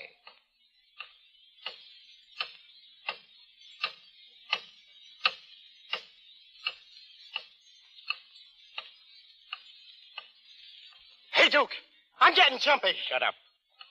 Go out and see if Jack is with that dame and the halfback. They're okay. He's tying them up. I say, Duke. What? Would you mind passing me that rucksack? It's on the table there. What do you want with it? Just inside. Just reach inside and hammer that little life insurance policy that's there, will you? What do you want with your life insurance? Expecting to die? You've guessed it, Mr. Maple. Here. Thanks, Duke. Now, may I take my fountain pen out of my vest pocket? Okay, but take it easy. What you going to write, Mr. Squire? You'll see in a minute. Duke, I have a great favor to ask of you. Yeah? I don't think you'll refuse me because you're a man of imagination. What are you getting at? This insurance policy. It's my only asset. It's for $5,000. I've written on the policy that I want the money paid to Miss Maple, that young lady inside. If Mr. and Mrs. Chisholm will witness my signature, I'm sure it'll be all right. Oh, certainly. I'll be glad to. What's the idea?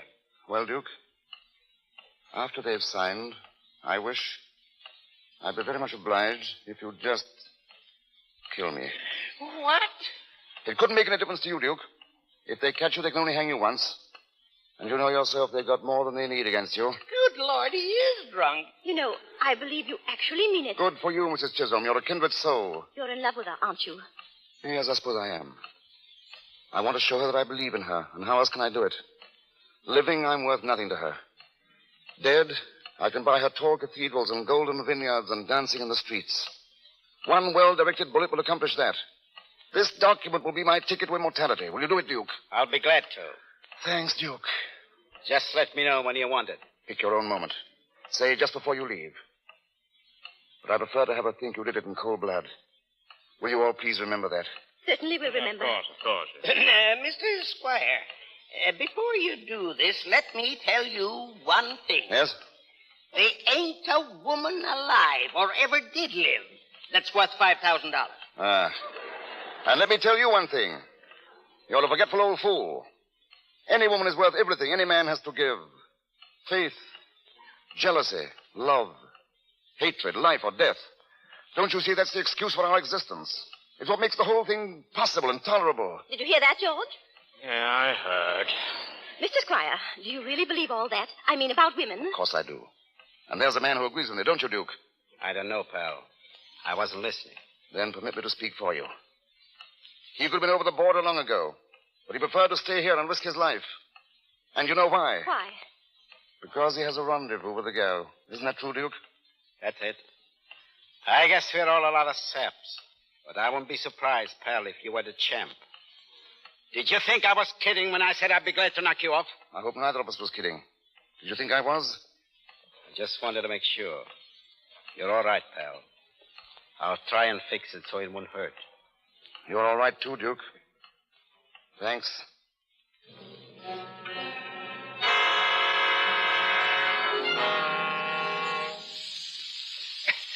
Okay, halfback. These ropes ought to hold you for a while. How's your hand, Bose? It's okay, but don't leave me, Gabby. I'm sorry, halfback, but she's coming back inside with me. Go on, sister. Gabby. I tell you, Duke, we got to blow. We'll give him 10 minutes more. Here's the dame, Duke. Say, what's this about 10 minutes? You heard it. Turn on that radio. 10 minutes.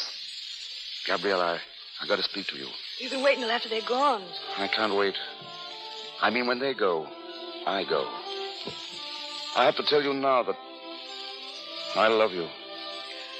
Now listen, Alan. I tell you solemnly that I love you with all the heart that is left in me. He does love you, my dear. He told us so. Please, Mrs. Chisholm, I'm quite capable of saying it, even if I'm not capable of making you believe it, Gabrielle. Don't make a fool of yourself, Alan. They're all staring at you. I know they are. But you've got to believe it, and you've got to remember it. Because, you see, it's my only chance of survival. You'll find a line in that verse of bygone that fits. Thus in your field, my seed of harvester will thrive. Alan, dear, I think you're kind of crazy. And I guess I am, too. And that's why I think we'd be so terribly happy together. Don't say that, Gabrielle. Why not, when I believe it with all my heart? Well, maybe we will be happy in a funny kind of way. Alan, Hey, get away from that guy. Leave him alone. Alan, if you're going away, I'm going with you wherever it is. No, Gabrielle. I'm not going away. I don't have to go any farther, because I found the thing I was looking for. I found it here, in the Valley of the Shadow. What have you found? I can't quite say, because I don't quite know yet. All right, Duke. We needn't wait any longer. And here's a news flash, folks. Mr. Squire. Shut up. Part of Duke Mantee's gang has just been captured. Duke! Just outside the petrified forest area, a car containing 2 men and a woman ran into a party of state troopers. From information given, the arrest of Mantee and his henchmen can be expected at any moment. Turn it off. Keep tuned into this station. Doris, she squealed. Shut up. Let me think. No, Duke. Don't waste any time thinking. That isn't your game. You've got to keep going and going and going. If I only knew where they took her. You're thinking of revenge, Duke. Don't. Don't give your life for anything so cheap. Duke, for God's sake. All right. We're going. Wait a minute. You're not forgetting me. Listen! It's the cops! Let me at that window. They're surrounding the whole joint. Looks like it. Fix the jeep. Hicks, stay low. Listen in there. Are you coming out, or do we come in and get you? We're talking to you, Duke Mantee.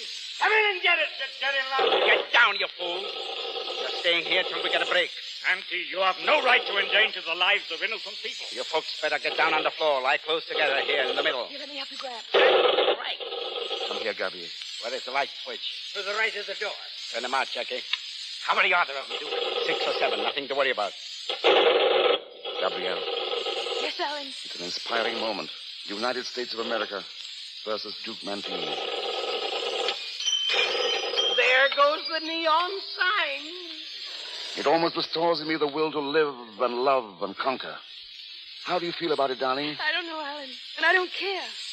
Alan, when you get to France, what do you see first? The fields and forests of Normandy. And then... What, Alan? And then Paris.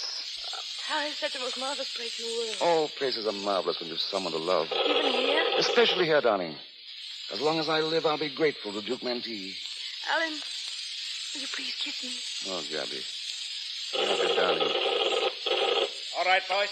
Get on our way. Get out the back way and grab the car. Now it's going to be all over. Not for us, Alan, never. You better stay where you are, folks, for a while. Come on, Hank. Duke, wait. Alan, sit down. Duke, you promised. Get out of my way. You can't go. You know what you said. Get out of my way or I'll... Yes. Duke, yes. You still want it? No matter whether I want it or not, you've got to. Okay, pal. Here you are. Come on, Duke. He missed it. Alan, look at me. Grab, get Bose. Quick, tell him to get a doctor. Hurry. I will. Alan. It doesn't hurt. Or at least it doesn't seem. I went into this lung, I think. Oh, it's all right, darling. Gabby, Bose, Grab, somebody come quick. They were right, Gabrielle. The stars, I mean. I had to come all this way to find a reason. Duke understood what it was that I wanted. I hope you will be happy. Gabrielle. What, Alan? What?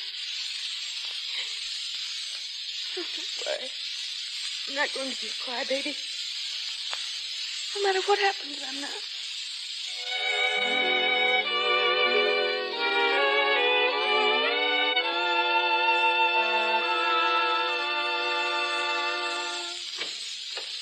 Gabby. What, Bose? They got Mantee, Gabby. Did they? How is that fella? The doctor's in with him now. He's pretty bad. Oh, gee, that's tough. He was a good guy out there. If he doesn't come back, we'll bury him out there. In the petrified forest. The petrified forest? That's what he wanted. Doctor. Miss Maple? How is he, Doctor? Is there any chance at all? Yes, there is. Oh, what do you... He has a chance to live, if he wants to. Oh, let me see him. Let me speak to him. Alan, Alan, dear, can you hear me? Gabrielle. Alan, you're going to live. Do you understand? You're going to live, Alan. No, Gabrielle. The stars ordained it. No, the stars have gone. It's morning, darling. Is it? Alan, listen, you must want to live for me. Don't you remember you said you wanted to? Oh, please, Alan, please, darling, don't leave me. No. No, Gabrielle. I won't leave you.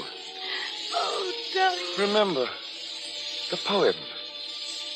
Thus in your field my seed of harvester will thrive. For the fruit is like me that I set. God bids me tend it with good husbandry. This is the end for which we twain are met.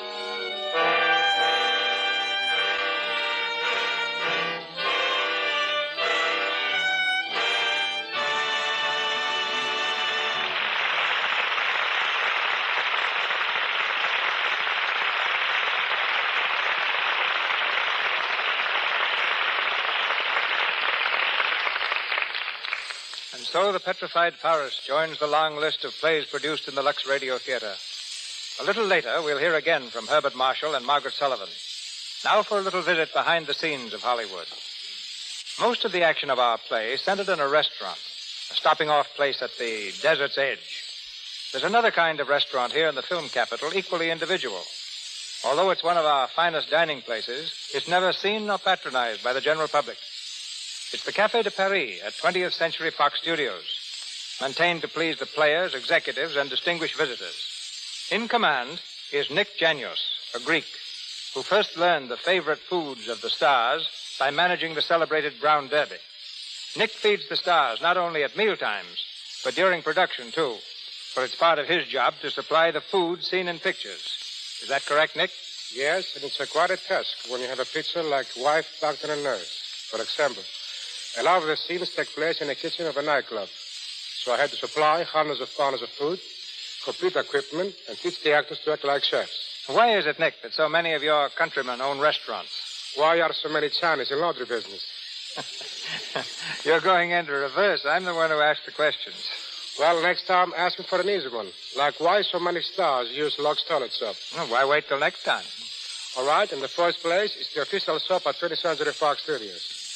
And anything that stops with Mr. Zanuck is good enough for me. Okay. What's your next course? What more can you tell us about supplying food for pictures? Is there a particular knack, Nick? That's pretty good. For one thing, we have to be just as accurate in food matters as we are in costumes or backgrounds. Take the picture in all Chicago. I supplied the hundreds of loaves of bread for the production, and since the time is 1871, the bread had to be baked in a round form used in those days.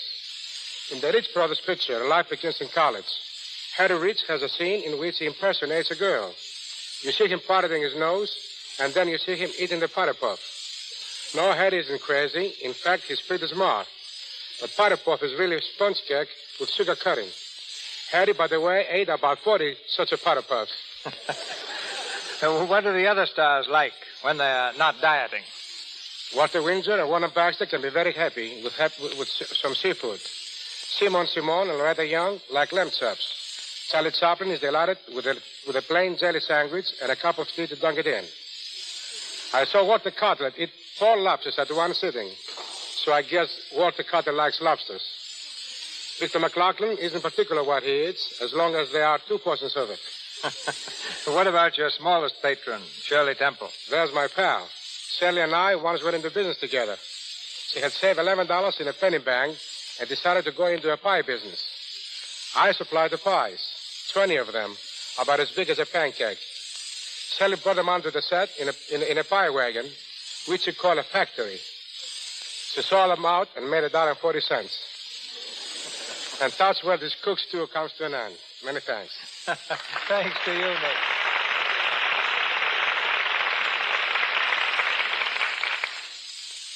With Herbert Marshall just back from New York, and you, Miss Sullivan, about to depart for your hometown of Norfolk, Virginia, we were very lucky to have you together for tonight's play. Thank you, Mr. DeMille. And it's nice to have a chance to say something about Lux toilet soap. As long as I can remember, I've used Lux toilet soap at camp, In school, in college, in the theater, and in Hollywood. I guess that's the best indication of how good I think it is. Now, I think it's about time we heard from Mr. Marshall. Oh, thank you. Several years ago, ladies and gentlemen, when I left London and came here, I encountered many new things. New people, new country, new customs, and a new day soon upon us, called Thanksgiving. Perhaps Thanksgiving impressed me more because it was new to me. But I've never quite gotten over it, and I hope I never shall. Besides the good fortune which may come to us as individuals, there is that which we all share in common. There's peace in this land. There's freedom and there's work to be done. Dogs still wag their tails. The sun is warm, and sleep still comes at the end of the day. These are great things.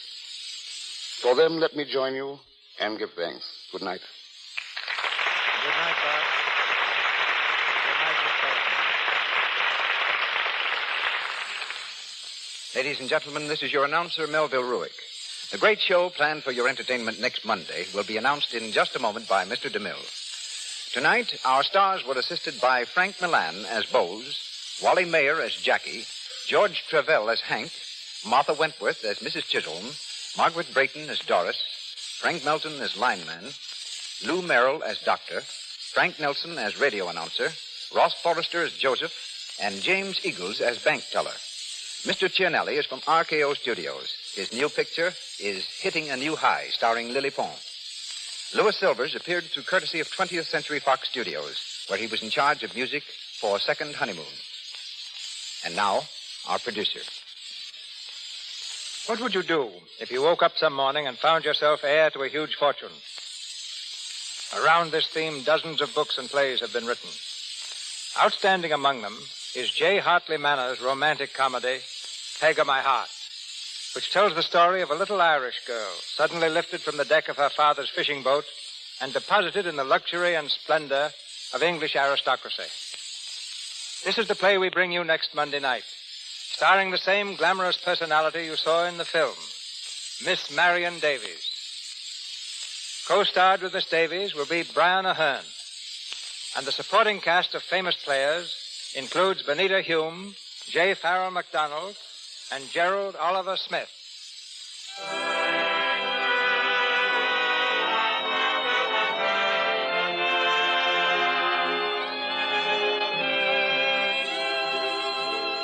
Our sponsors, the makers of Lux Toilet Soap, join me in inviting you to be with us again next Monday night when the Lux Radio Theater presents Marion Davies and Brian Ahern in Peg of My Heart with Benita Hume. This is Cecil B. DeMille saying good night to you from Hollywood.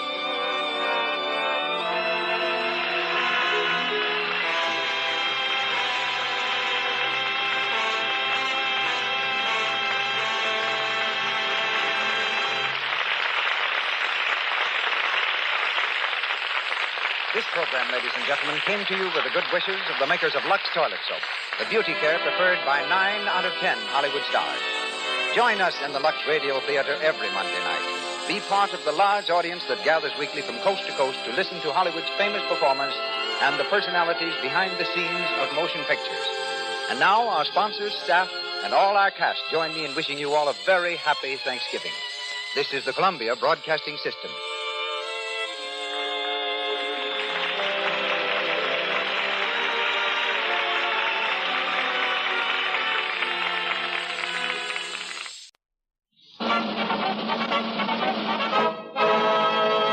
From Hollywood, California, the Lux Radio Theater presents Marion Davies and Brian Ahern in Peg of My Heart.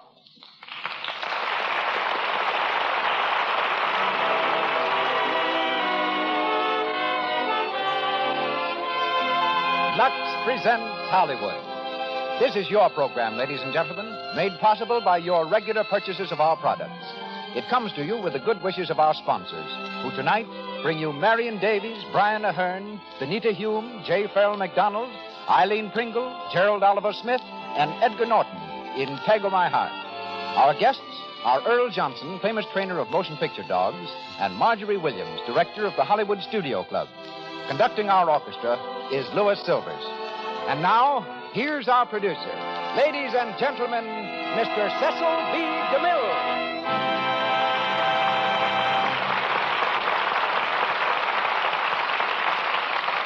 Greetings from Hollywood, ladies and gentlemen. Marion Davies has given Hollywood two things for which the town may be thankful. A good fellowship, which has inspired so much loyalty, and a great white landmark on the ocean front, her home at Santa Monica Beach. A quiet little gathering there may mean from 30 to 1,000 guests, and may include princes, giants of business, statesmen, and the nation's leading social lights, all being quite themselves under the spell of their charming and unassuming hostess. I've seen prominent ambassadors play ping pong in the cellar, and a world-renowned scientist romping with Marion's 4 dachshunds. She's forbidden me to mention that she's active in a number of charities, so just pretend I didn't mention it. Aside from that, she grows hundreds of flowers and engages in the business affairs of Cosmopolitan Studios. Tonight, she plays a role in which she always excels. Peg in Peg of My Heart. Opposite her is that very resolute young man, Brian Ahern. For years, Brian struggled against becoming a star. It all began when, at the age of 3, his mother practically thrust him on the stage. Brian showed his displeasure by howling throughout the entire performance. Still a rebel, he was enrolled in a London dramatic school at 10. His fellow students included an upperclassman, whom he recalls as a brash youngster with large ears and an assertive ambition. Once when Brian sent his autograph book to Reginald Owen, he found upon its return that the boy with the big ears had intruded his own signature. The uninvited autograph read, Noel Coward.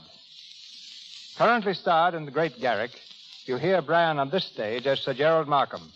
Benita Hume comes to us as Ethel, J. Farrell MacDonald as Patrick Seamus O'Connell, Eileen Pringle as Mrs. Chichester, Gerald Oliver Smith as Alaric, and Edgar Norton of the original stage cast as Jarvis. In the Lux Radio Theater production, Peg of My Heart, starring Marion Davies and Brian Ahern.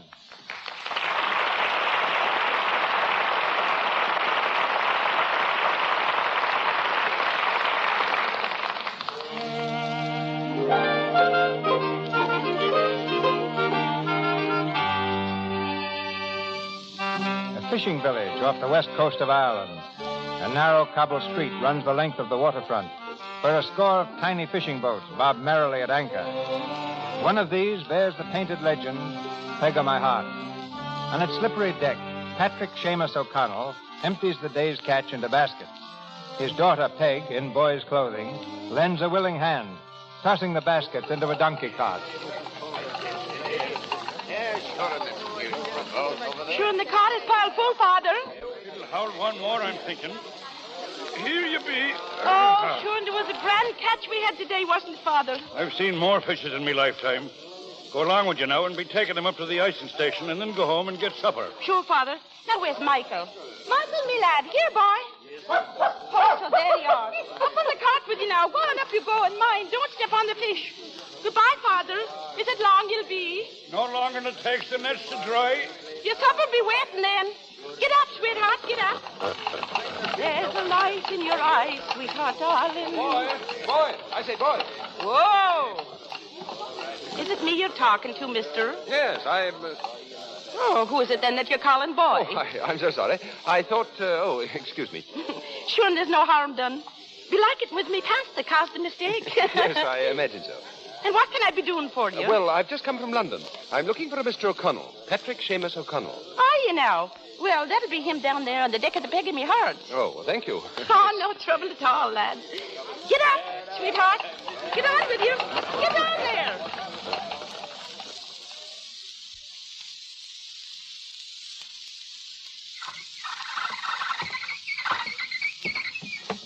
Good evening. It is that. Were you looking for someone? Are you Mr. O'Connell? I am. Patrick Seamus is the name. Ah, then you're the one I want. You married Heather Kingsnorth, didn't you? I did. But she's been gone these 14 years. Yes, I know. My name is Gerald Markham. I'm the executor of the Kingsnorth estate. I suppose you knew that your wife's father was dead. I did not. When did they hang him? I'm happy to say that Mr. Kingsnorth died in his bed, like an honest English gentleman, and of a very common ailment, old age. You'll be pleased to learn that his granddaughter, your daughter Margaret, inherits his entire estate. What's that? Squire Kingsnorth has left your daughter £2 million. £2 million? Holy saints. Of course, there are certain conditions. Oh, of course there would be. What conditions? Well, first, Miss O'Connell will have to spend 3 years with the Chichester family. Who? Mrs. Chichester is a distant relation of the Kingsnorths. And she'll stay with them? For 3 years. Be the way of making a lady of her, I suppose. Well, let's call it education. Well, it'll do Peg no harm. There's maybe one or two things I couldn't teach her myself. But mind you, I'll not live with Mr. Chichester. Oh, no, of course not. As a matter of fact, the second condition states that you are not to be with your daughter. Oh, does it? Not to be with Peg for 3 years? It's more than that, Mr. O'Connell. The separation is to be complete and permanent. Permanent? That's forever, ain't it? Yes. I have a paper here that you're to sign.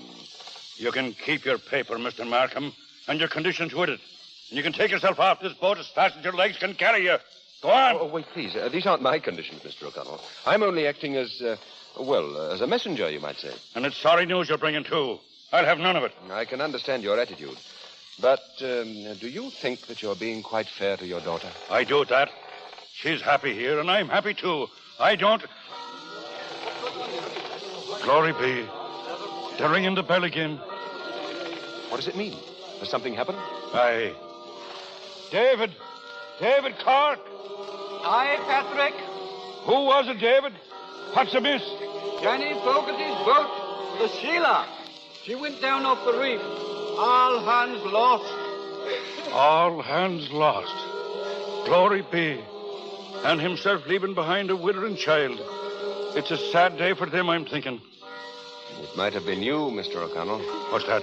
What's that you're saying? I say it might have been you. What would happen to your daughter? Aye. You're right, Mr. Markham. Well? I never gave it a thought before. You'll come to the house tonight, Mr. Markham? We'll talk it over then. Of course. Thank you. Thank you, sir.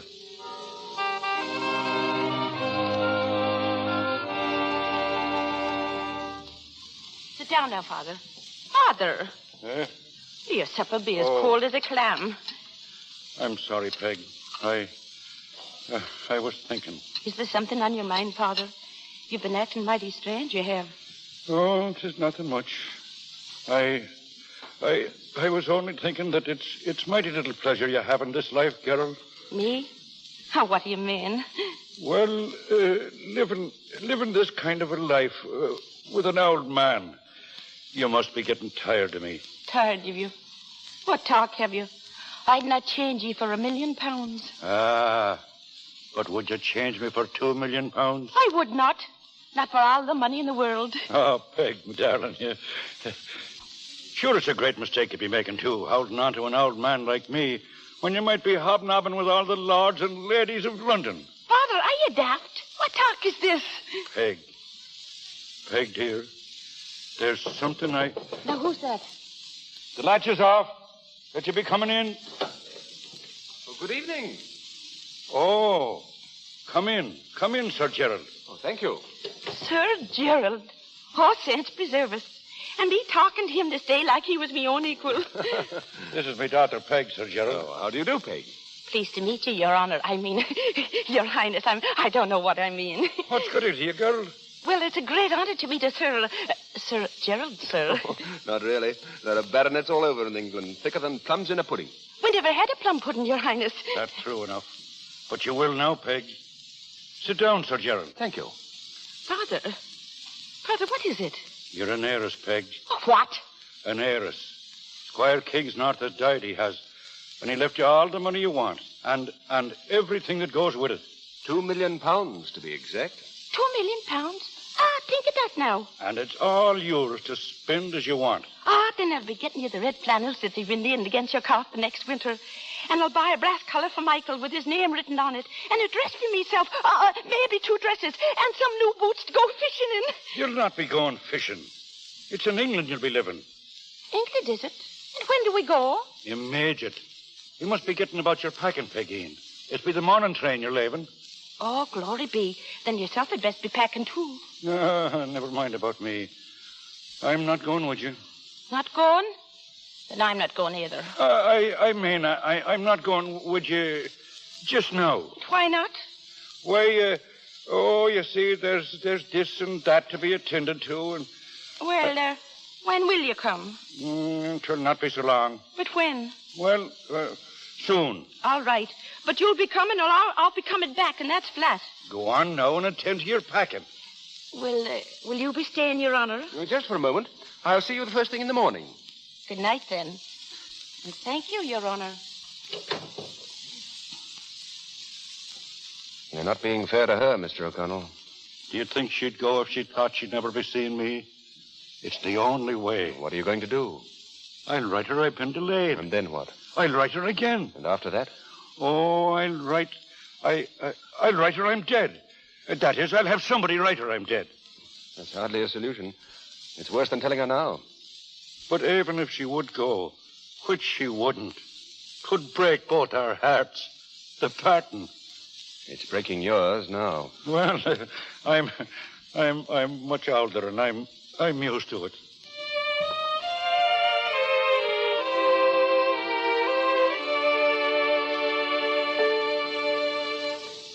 And here's your bundle, and here's your grip. Are you ready now? All ready, Father. The cart's waiting, Peg. In a minute, Sir Gerald. And here's Michael. You'll be taking him, too. Get up on the cart, Michael. Oh, Father. Well, girl. Father, I can't say goodbye. We'll not be mentioning it then. And we'll not be crying either, will we, Peg? No, I'll not be crying. Sure, and what's there to cry about? Nothing. It's a very happy occasion. My cold is a little worse this morning. So's mine. It come on me all of a sudden. All ready, Mr. O'Connell? Coming. Oh, Father, call me that name again so I'll feel warm until you come for me. Call me your name for me. Peg of me heart. Oh, Father. Now, go on. Drive on. Quick, Sir Gerald. Goodbye, Mr. O'Connell. Goodbye, Father. Goodbye, Peg. Goodbye. Goodbye, Father.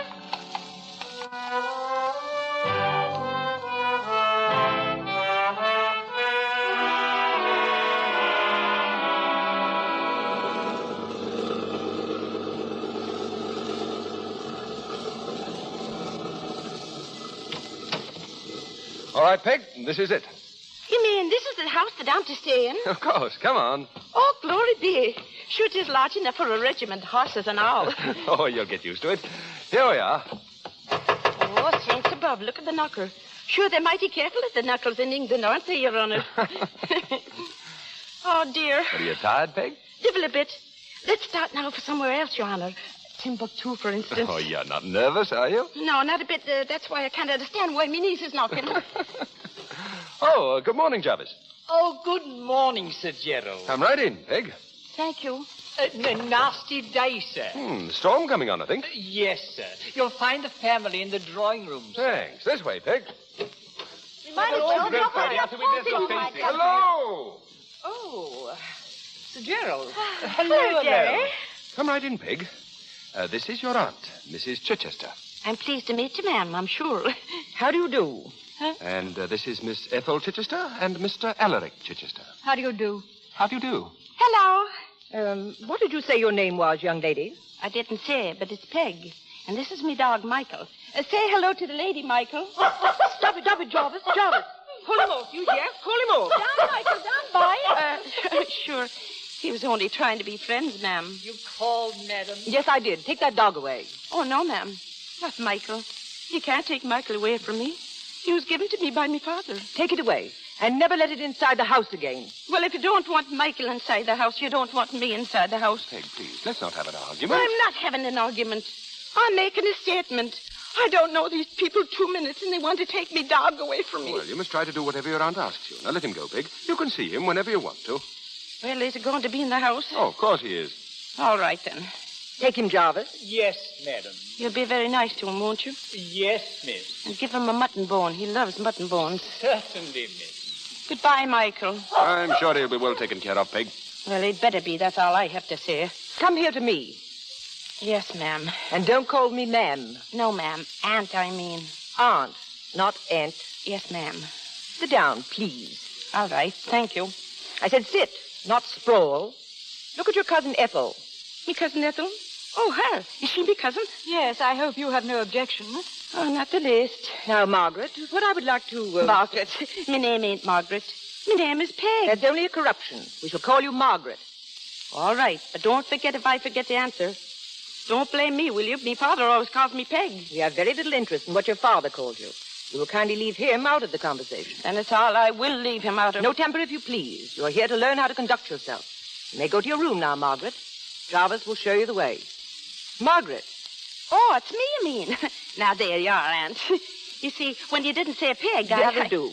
Go to your room, please. Very well, ma'am. Thank you, ma'am. Well, a nice package you've delivered, Sir Gerald. Oh, she's not so bad. She's really very sweet. You'll have to be patient with her for a while, that's all. Patient? Oh, it's going to take more than patience to make anything of her. Oh, I say, Ethel, don't be so hard. After all, you know, we are being paid for it. Am I right, Jerry? Quite right, Alaric. I imagine you might be able to use the additional income. Use it? Oh, I think that's very good. That's really amusing, especially since we have no other income. Alaric, don't be vulgar. Well, it's too humiliating. We're paid for keeping someone in the house. Well, of course, she's not to know that. She's a guest here, and she has to be treated as one. I say, was that thunder? I say, Mrs. Chichester. Well, Jarvis? Is the young lady just came, Mrs. Chichester? Of course she is. Well, I unpacked her things, madam, but she's packed them again and she's on her way out. What? Where is she? Which way did she go? The back way. I think we got to stop her. I'll get her. Wait here. There you are. I knew we'd lose all the money. Hey, where are you? Oh, shut it out! Shut it out! Hey, come away from that door. Shut it out! Shut out the star! Yeah, it's all right. It's all right. Now, don't be frightened. It's only a summer storm. Oh, sure, in summer or winter, they shriveled me up. Oh! Stop it now. Get a grip on yourself. I can't. When I hear the great crashes of thunder, I remember all me sins. Now, sit down. Go on, sit down. There now. It's all over. Oh, thank heaven for that. Where were you just going? I was going out, I was. Out of this house and back to me father. Oh, but you can't do that, Peg. Oh, yes, I can. I'm not wanted here. That's easy to see. Oh, but you are wanted, Peg. I happen to know. And who is it wants me? Not old Mrs. Chichester. And not me cousins either. Them with their sour faces. I'm not used to sour faces, I'm not. Well, then, I want you to stay. Will you do it for me, Peg? You? Oh, Your Honor. You've been very kind to me, you have, and that's the truth. But they're not going to make a lady out of me if I can help it. You can't make a silk purse out of a sow's ear. That's what my father says. And that's what I am, a sow's ear. I don't agree with you, Peg. I don't care whether you do not. I'm a sow's ear, well, I am. if you insist. Thank you. But you're going to stay? Well, seeing as it's you who's asking me, Your Honor. It is. And you mustn't call me Your Honor. My name is Jerry. Jerry. Do you want me to call you Jerry? Well, why not? We're friends, aren't we? Oh, yes, but we're not as good friends as all that. Well, we will be soon. You're very sure? I'll stake my life on it. Would you now? Then you don't value it much. Oh, yes, I do. Perhaps more than I ever did before. Margaret? Margaret? Oh, glory be, it's herself. I see. Here she is, Mater.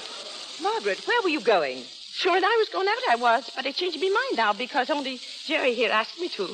Margaret? Jerry? Oh, I say. And why shouldn't I call him Jerry? He's my friend, isn't he?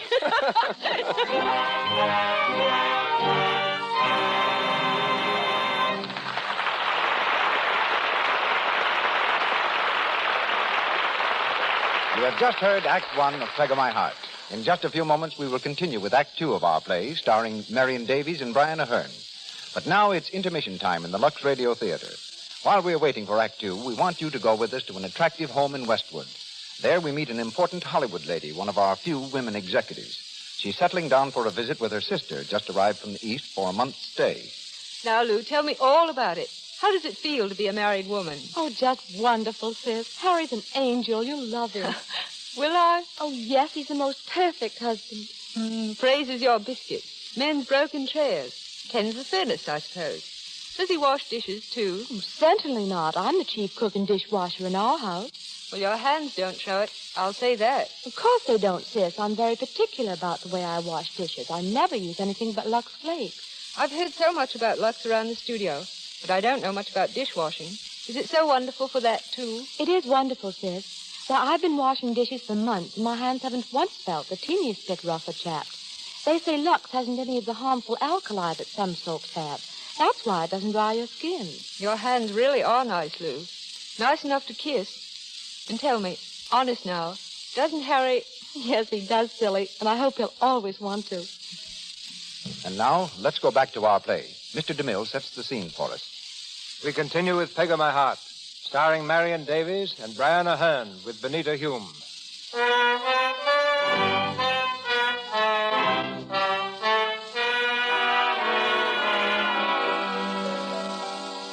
One month has passed since Peg first came to the Chichester home. A month of training and study that's been all work and no play. In the living room, we find Ethel and Christopher Brent, a friend of the family. Brent has been a frequent visitor, and Peg has come to know him and to dislike him intensely. He's just been shown in by Jarvis, and coming quickly across the room, takes Ethel's hand. Ethel, how are you, darling? Oh, I'm all right. Glad to see me. Mm-hmm. Why not? Where is everybody? Mother's lying down and Alaric's around someplace. And your little Irish cousin? Oh, my little Irish cousin. You seem very interested in her. Child amuses me. Are you sure that's all? Oh, Ethel, please. I refuse to be drawn into an argument about anything so ridiculous. I'm sorry, Chris. It's just nerves. Things have been rather trying this past month. Yes, for me, too. Ethel, I'm at the crossroads. What do you mean? Well, it's the end between me and my wife. We quarreled again last night. About you.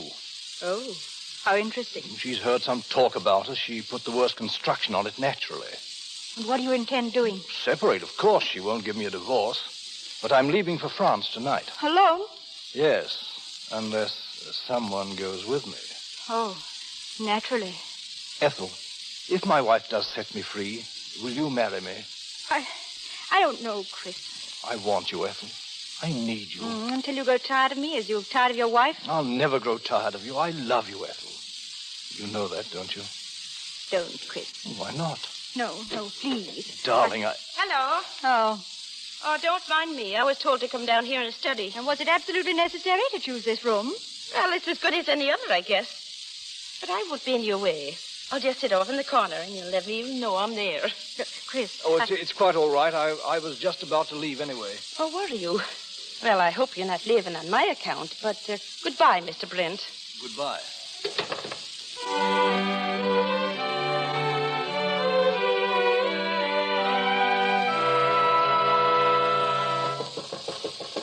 Who is it? May I come in? Oh, what do you want? Oh, just to say good night. It's a nice room you have, Ethel. Well, I'd feel terrible if it didn't meet with your approval. Why are you looking at me like that? Well, aren't you my model? Oh, good night, please. Oh, Ethel, please don't be angry with me. I didn't mean it, Ethel. Ethel, won't you make friends with me? We have nothing in common.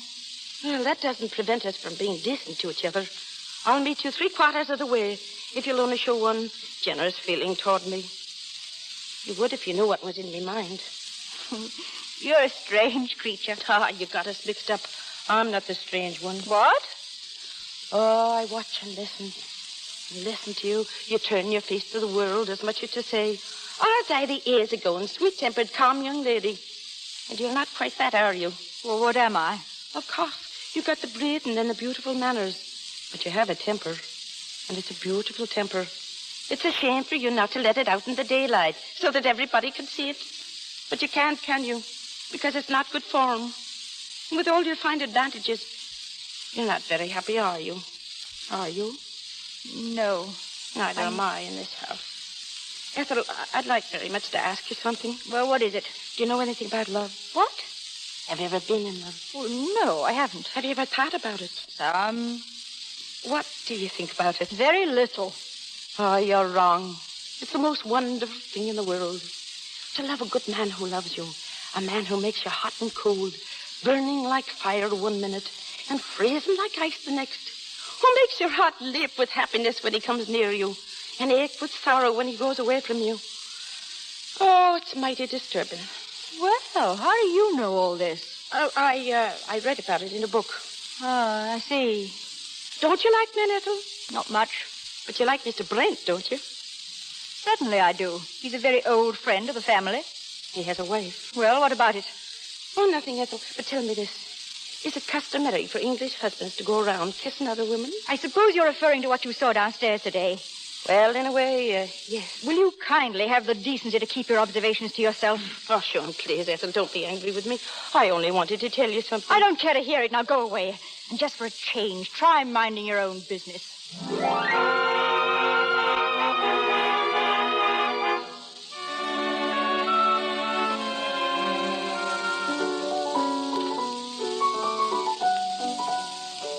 You'll find Miss Peg in the drawing room, sir. Oh, thank you. Jerry, is it you? Oh, hello, Peg. Hello. Sit down, Jerry. Oh, can't stay. Just dropped in to ask you something. Yes? Well, there's a dance tonight at the country club. Would you like to go? Would I like? Oh, indeed I would. Good. We'll have to ask your aunt, of course. Would we? Oh, but she'll never let me, Jerry. Oh. She won't, I know. Oh, don't let's take any chances. Let's go to the dance tonight, and I'll ask her tomorrow morning. Peg, well, that's not fair. I know, but it's a dance. And if you think I'm going to let it get by me, you're very much mistaken. When the lights are all out and they're all asleep, I'll creep down the stairs and meet you at the foot of the path. And if it goes against your tender conscience to take me, I'll take you. That's how we'll settle that. But there may not be any occasion to do any such thing. Your aunt may be delighted. Delighted? Sure. She doesn't know the meaning of the word. Well, why shouldn't she let you go? After all, I'm an old friend of the family. And, well, we're good friends, too. Aren't we, Peg? I guess we are, Jerry. Did you ever hear what Tom Moore wrote about friendship? No. Would you like to hear what Tom Moore wrote about friendship? I'd love to. All right. There's a tune that goes with it, but I won't sing the words. Why not? Well, it wouldn't be fair to Tom Moore. It's about a girl, that is, who built a shrine, and she thought that the best thing in the world to put in it was an image of friendship. You see, she was like you.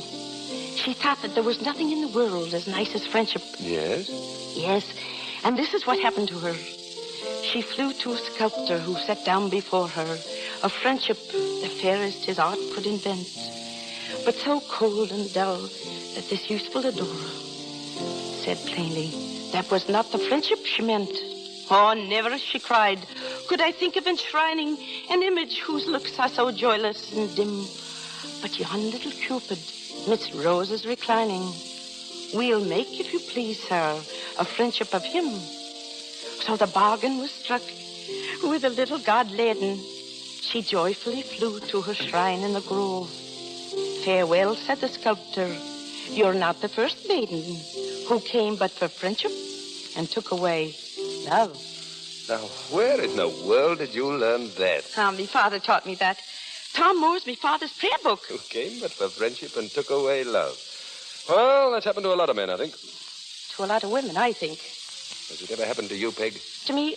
Well, no. Maybe it would sometime if I was different.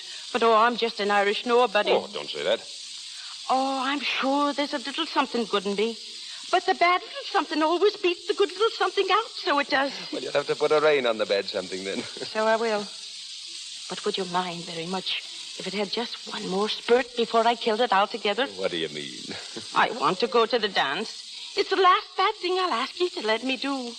I'll behave like a saint from heaven after that. Well, I still think you should ask your aunt. All right, I will then. But yes or no, I'm going to that dance.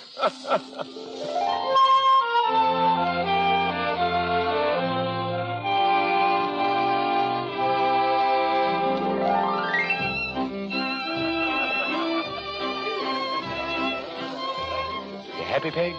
Happy? Sure, the whole world's going around with this one waltz. And I'm going around with it, too. I'm dizzy, I am. Shall we sit down?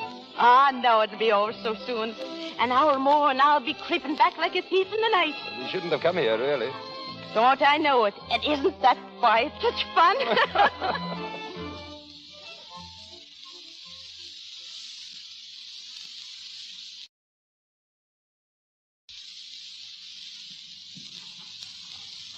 Well, here we are. Yes, here we are. Sure, it's been a glorious night, Jerry. I'm glad, Peg. All the while I'm supposed to have been asleep upstairs, I've been stealing the time. I'm a thief, I am. Well, you're a lovely thief. The sweetest. What? You'd better go in. I know that. But what are you going to say to me? I think it might be better to say in daylight. But why in the daylight? With the beautiful bright moon so high in the heaven. Now, go on now. Someone may hear us. Oh, I suppose you do know best, but that's a magnificent moon. Well, good night, Jerry. Good night, Peg. Jerry, What is it? I heard something. There's someone over there by the tree. Do you see him? Yes, it looks like Bradley. Bradley? Who's he? Christopher Brent's chauffeur. Oh, of course it is. That's Brent's car at the end of the drive.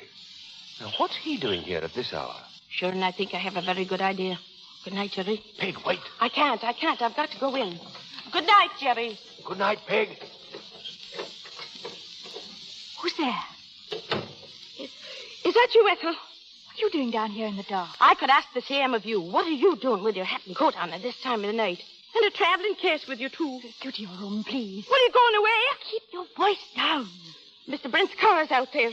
Were you going away with Brent, were you? Answer me, Ethel. Yes, I am. We're taking the boat to France. Oh, no, you're not. You're not going out of this house tonight. If I have to wake everyone in, it'll wait them. They can't stop me. Nothing can stop me now.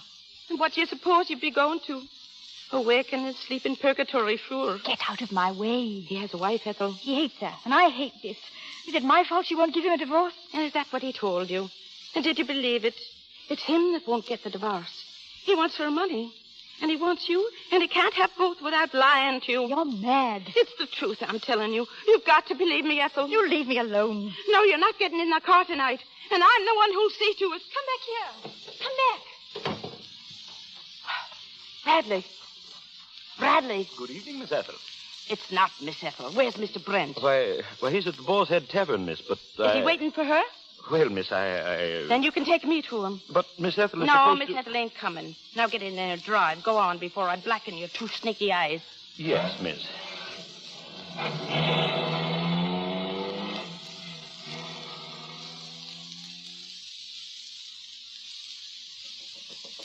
Who is it? Is it you, Ethel?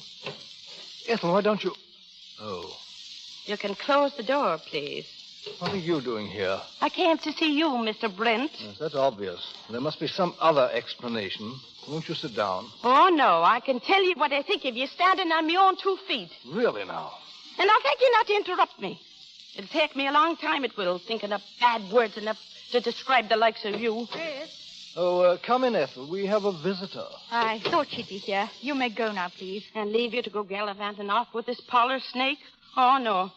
I came here to tell him what I think of him. And I'm staying here till I've finished. You stay out of my business. Oh, was it a snake I called you, Mr. Brent? Well, you're worse than a snake and a whole foot lower. A decent girl wouldn't lower herself to step on you. But you fooled Miss Ethel here, and now you're going to tell her the truth. Did you hear what I said? Get out. Oh, let her alone, Ethel. She's very amusing. The whole situation is amusing. Chris. Quiet. Amusing, is it? Well, then why don't you answer the door? Chris, we're found here. Don't let them hear you. Ethel, get into the other room. What? Go on, I can take care of this. What are you going to do? Go on now, please, go on. Come in, please. Are you mad? Is this him, missus? Yes. Good evening, Chris. Oh, how do you do, Claire? Oh, Claire, is it?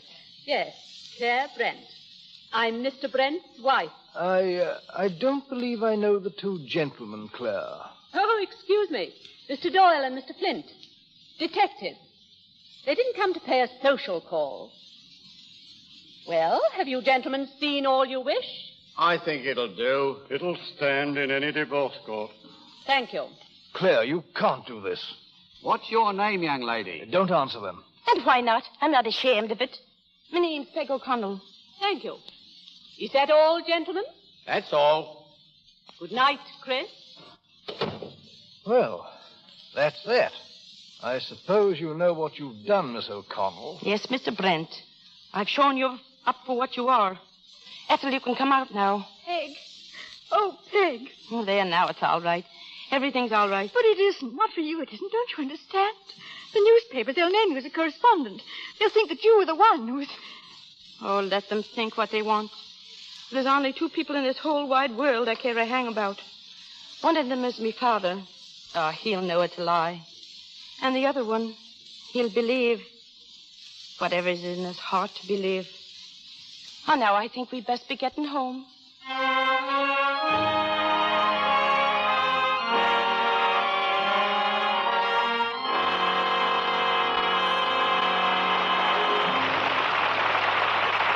pause for station identification. This is the Columbia Broadcasting System.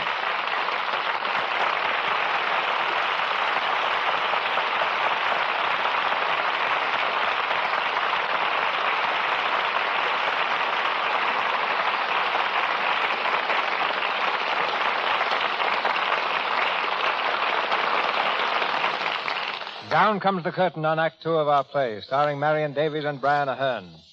One of the characters in our play is a four-footed gentleman named Michael. And for the next moment or two, before going into Act Three of Peg of My Heart, we'll hear about Michael's Hollywood relations, the dogs of motion pictures. I don't know what a dog's vision of paradise may be, but Hollywood comes pretty close to being a canine heaven. The home of practically every star has 2 or 3 tail waggers. Many of our celebrities raise prize dogs as a hobby. Charlie Ruggles raises them as a business. And here you'll find catering shops, dude ranches, haberdashery stores, beauty parlors, and expert medicals, all dedicated to a happy, healthy Fido. Our guest, Earl Johnson, has trained motion picture dogs for many years, including Flush, whom you saw in the Barretts of Wimple Street. His most famous star is the German shepherd, Lightning, hero of such films as Wings in the Dark, The Case of the Howling Dog, and White Fang. And now, Mr. Johnson, just what does it take to be a Clark Gable in dogdom? Same 2 qualities, Mr. DeMille, that human stars must have. Intelligence and personality. Lots of dogs could be taught to do everything that Lightning does. But his success is due chiefly to the personality he exhibits in doing his tricks. In the days of silent pictures, when a dog was playing a scene, all a trainer had to do was speak commands. This, of course, can't be done in talking pictures. How, then, do you convey to a dog what you want him to do? Well, before a scene is shot, the dog is rehearsed, just like any other member of the cast. But naturally, when the scene is being played, the dog can't understand the dialogue, so he must get his direction from the trainer. The trainer stands near the camera and tells the dog exactly what to do through certain simple movements of his hands. But does Lightning know when he's acting and when he isn't? Yes. He'll attack a man and rip his clothing to shreds and perform with all the viciousness of a wolf. As soon as the scene is finished, he'll run up to the same man, wag his tail, and lick his hands like a puppy.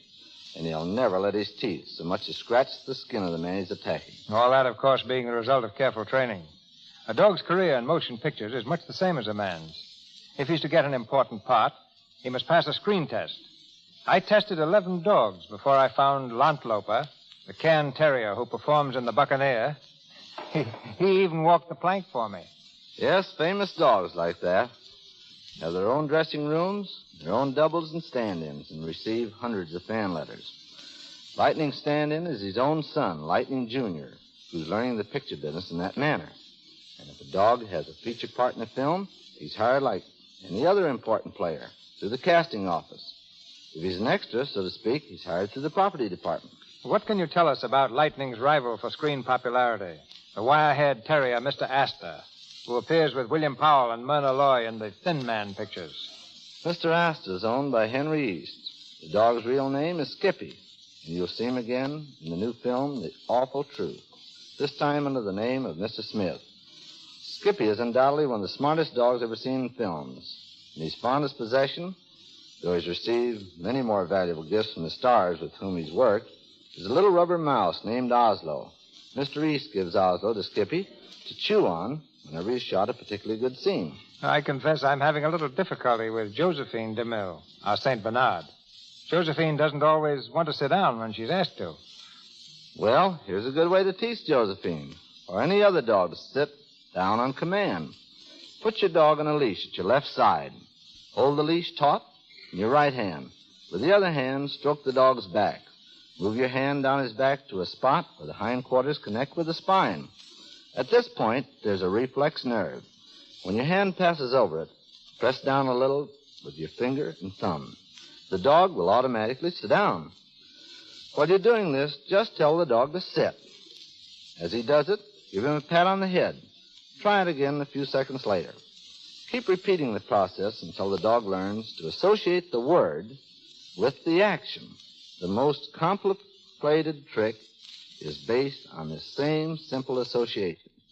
Keep commands short so as not to confuse him. And remember, the secrets of obedience are patience and kindness. A good idea. But Josephine's one drawback is that she usually bites the hand that pats her. Well, I know. I'll have to send Lightning over to teach her some manners. Of course, everything Lightning does is not exactly a trick. Lightning has a lot of plain common sense. And just to prove that, I brought him along tonight. Lightning, say hello to Mr. DeMille and all the listeners. You speak to him? That's fine. Now, there's just one more thing, Lightning. A long time ago, when I used to give you a bath with just any kind of ordinary soap, what'd you do whenever I got your tub ready? Well, you don't need to have such a sour face about it. I know. You didn't like it. But now that I wash you in Lux Flakes, tell the people how much you enjoy a bath. That's fine. That's exactly the right answer. No wonder your coat has never shrunk. Okay, Lightning, and thank you all. Thank you and Lightning both.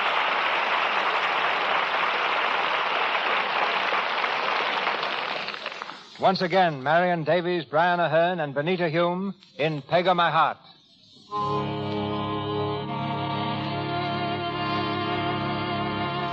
It's early the following morning, and Peg has already announced her intention of returning to Ireland. Her aunt, knowing nothing of the events of last night, realizes that if Peg leaves, the Chichester family will lose the money they receive for her training. In a desperate attempt to keep Peg in the house, she's persuaded Alaric to make a proposal of marriage to her. Alaric, the family martyr, knocks nervously at Peg's door. Oh, I say, Margaret. Come in. Hello. What is it, Alaric? Here, Michael, stop that. Yes, I'm afraid that dog still doesn't like me. Oh, he's all right. He's smart, too. I say, Margaret, you're not really going to leave us, are you? I am that. And if you'd excuse me, I think I'll go on with me packing. I say, why? Why? Have you seen them on in papers, Alaric? No. Can I get them for you? Oh, no, Alaric. I know what's in them. I say, Peg, there's something I want to tell you. Do you know, I've grown really awfully fond of you. He nearly choked you, didn't it? And when did you find that out? That you were fond of me? Just now, when the thought struck me that perhaps you really meant to leave us. The idea bruises me. What does it now? Positively bruises. Ah, you'll get over that. No, I don't think I shall. Do you know, I'm going to do something I've never done before in my life. Something useful? What? Certainly not. I'm going to ask a very charming young lady to marry me. Ah, what do you think of that now? And who do you think it is? I don't know. Guess. I couldn't guess who'd marry you, Alaric. It's you. Me? Oh, pardon. Then it's all right. It's the most wonderful thing I've ever heard in my life. What? Oh, yes, of course, good. Fine, splendid. Yes, of course, there are one or two little things to be settled first. Only one or two? Oh, just little things. In the first place, I must insist on a little obedience. And no Michael. Oh, I couldn't have Michael? No. I'm very firm about that. You're very firm about it, yes. What could you offer me in his place? What could I offer you in the place of... Why, myself, of course. Thanks. I'll keep me dog. Oh, come, I say, you don't really mean that. You don't actually mean that you're refusing me. Could I make it any plainer? I'm refusing you, Alice. Really? Really. Positively? Positively. Oh, I say thanks very much. Goodbye, old girl. What? And thanks again. I can't tell you how much I appreciate it. Cheerio. Alaric, come here. Oh, Meta, I asked her, and she refused me. Absolutely and positively refused me. I hope you realize how lucky you are. Oh, Mother, please. Oh, I do. But I say, you were the one who put me up to it. Look at this, in the paper. Mrs. Christopher Brent to sue for divorce. Name's Margaret O'Connor, co-respondent. I say they can't meet Peg. Oh, yes, they can. She was with him last night. Everybody's talking about her, even the servants in the kitchen. It's too bad they can't mind their own business. Ethel, are you preparing to defend her? You who... What is a Jarvis? Mrs. Gerald, madam. Good morning. You may go, Jarvis. Yes, madam. Good morning. Good morning, Alaric. Good morning, Ethel. I saw a cab at the door. Someone coming or leaving? Someone's leaving, and I, for one, shall be very glad to see her go. I assume you're talking about Peg. You know very well we are. Have you seen the morning papers? I have. Well? Oh, don't believe it, of course. Don't believe it? Do you suppose they'd print a thing like this if it weren't true? Well, that's what I'm here to find out. When Peg tells me it's true, I'll believe it. Until then, I prefer to think the papers have made a mistake. Now, where is she? In her room, packing. Oh, she mustn't leave England, of course. She'd lose her inheritance. Well, I'm not going to have her here. It was a mistake ever to let her come to this house. Yes, I'm beginning to think so myself. Oh, I see. I suppose you're going to blame us for what happened last night. I don't know that anything did happen. I'm speaking of other things. You were supposed to make a home for her here, and you were well paid for it. Well, have you done it? Have you done anything except make life miserable for her? How could I make a home for a girl like her? You might have tried. If you had, she wouldn't be going away now. Oh. Peg. Good morning, Jerry. I just came in, Aunt, to say goodbye. Well? Now, wait a moment. Sit down, Peg. It's late. I'm thinking I'm catching the boat for home. Well, you can stay a moment. Sit down, Peg. There's a story in the paper this morning about you and Christopher Brent. I thought there would be. I want you to deny it. Did you hear me, Peg? I heard you. Well, you do deny it, don't you? I only wish I could. Oh, Peg. You know, Ethel, there's nothing I've got to say. Nothing. Peg, listen. I don't believe this story. I can't believe it. I know it can't be true. All I want is for you to tell me so. That's all, Peg. I'm not asking for an explanation. I'm not asking for anything except your own word. Well? I've got nothing to say, Jerry. Oh, Peg. Nothing. I'm sorry, Jerry. Well, my cab is waiting, and, well, I guess that's all. Goodbye, Jerry. Well, Jerry, I hope you're satisfied. No. Get her back. Call her back. She lied to you. What's the matter with She you? had nothing to do with it. You hear nothing. Peg. Catch her there. Ethel. Fainted. Ethel, look at Get me. some water, quick.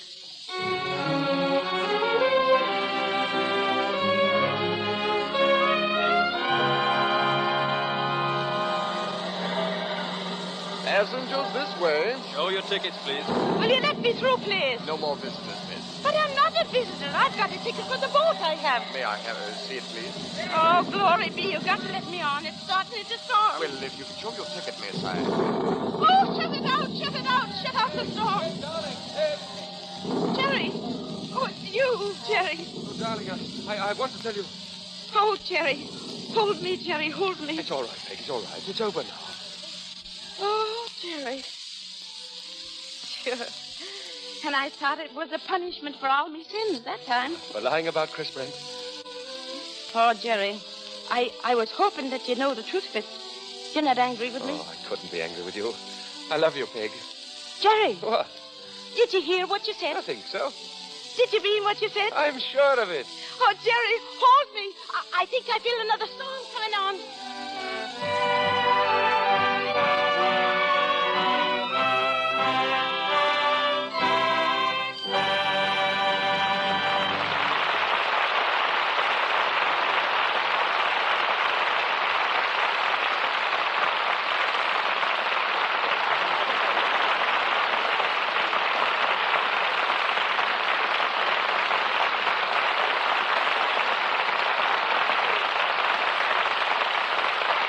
We close the pages of tonight's play, but bring Marion Davies and Brian Ahern back to you a little later.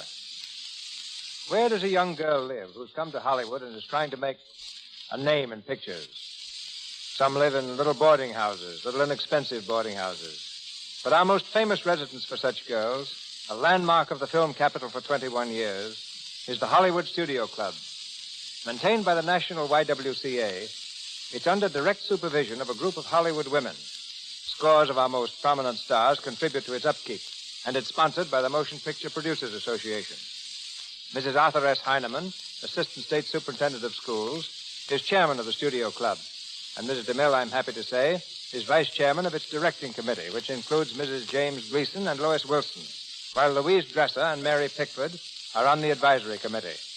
But the person to describe what the club is and does is Miss Marjorie Williams, its director for 16 years. Mrs. DeMille tells me, Miss Williams, the club is always filled to capacity, which means that about 100 girls call it home. Of these, who at the moment are making a bid for fame? Well, there's Virginia Walker, for example, a young actress whose portrait occupies an entire page in this month's Esquire.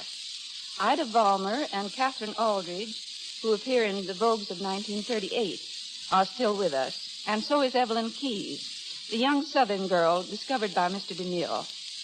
Also with us are the secretaries of Eddie Cantor and Myrna Loy, and writers, singers, dancers, script girls, extras, radio actresses, and film cutters. Work in the picture business, you know, is seldom steady. There never was a time when all our girls had jobs, but as a rule, more than half are working at the same time. And who pays the rent when there's no pay envelope coming in? Well, if a girl has exhausted her savings, we do our best to help until she gets a job. Remember, the girls who come to Hollywood are determined to make good. Yet there are hundreds of girls to every job, but still they come. We have them from China, Austria, France, and England. Many of them are from colleges, many from excellent homes, some with little or no education, some with only the prize of a beauty contest and the good wishes of their friends. Some arrive by Pullman coach. A few have hitchhiked, and one girl came as a stowaway by way of the Panama Canal. In 21 years, 3,000 girls have lived at the club. How many of them have attained national fame? Only about 20 or 30, Mr. DeMille, which proves how tremendous are the odds against a newcomer. The one career in which there has been distinct success is marriage. About half of the 3,000 married, and that, after all, is as big and splendid a career as stardom. The wives of Louis Stone, Marion Cooper, and Jessie Lasky, Jr. all have lived at the club. But getting back to the rent problem, they'll take all kinds of jobs, Mr. DeMille, just to hang on. We have girls singing in nightclubs, one selling insurance. Many have turned typist or business secretary. Some model clothes. And one girl rides an elephant in a circus, still waiting for that chance in pictures. I believe several of the girls have acted in the Lux Radio Theater, haven't they? Yes, they have. This program has many links with the Hollywood Studio Club.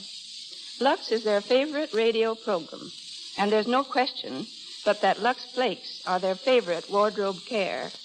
I don't have to tell you that many girls have moderate incomes or how important it is to dress smartly to work in pictures.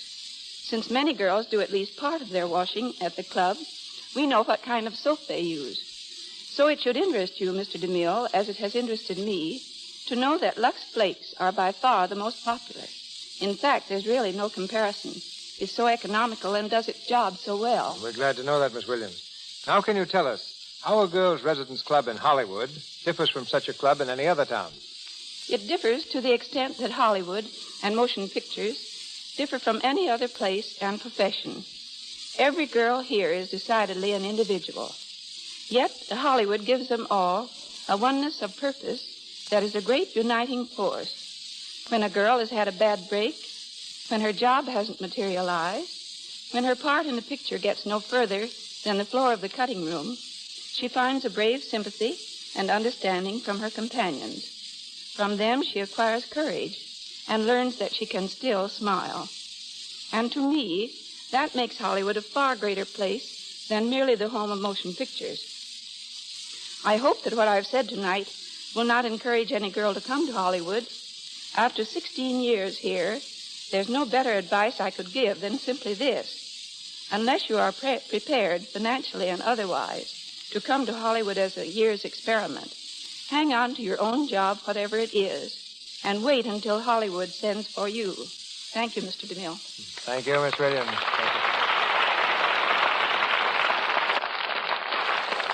One of the traditions of the Lux Radio Theater is observed at this time, when you meet our stars out of character.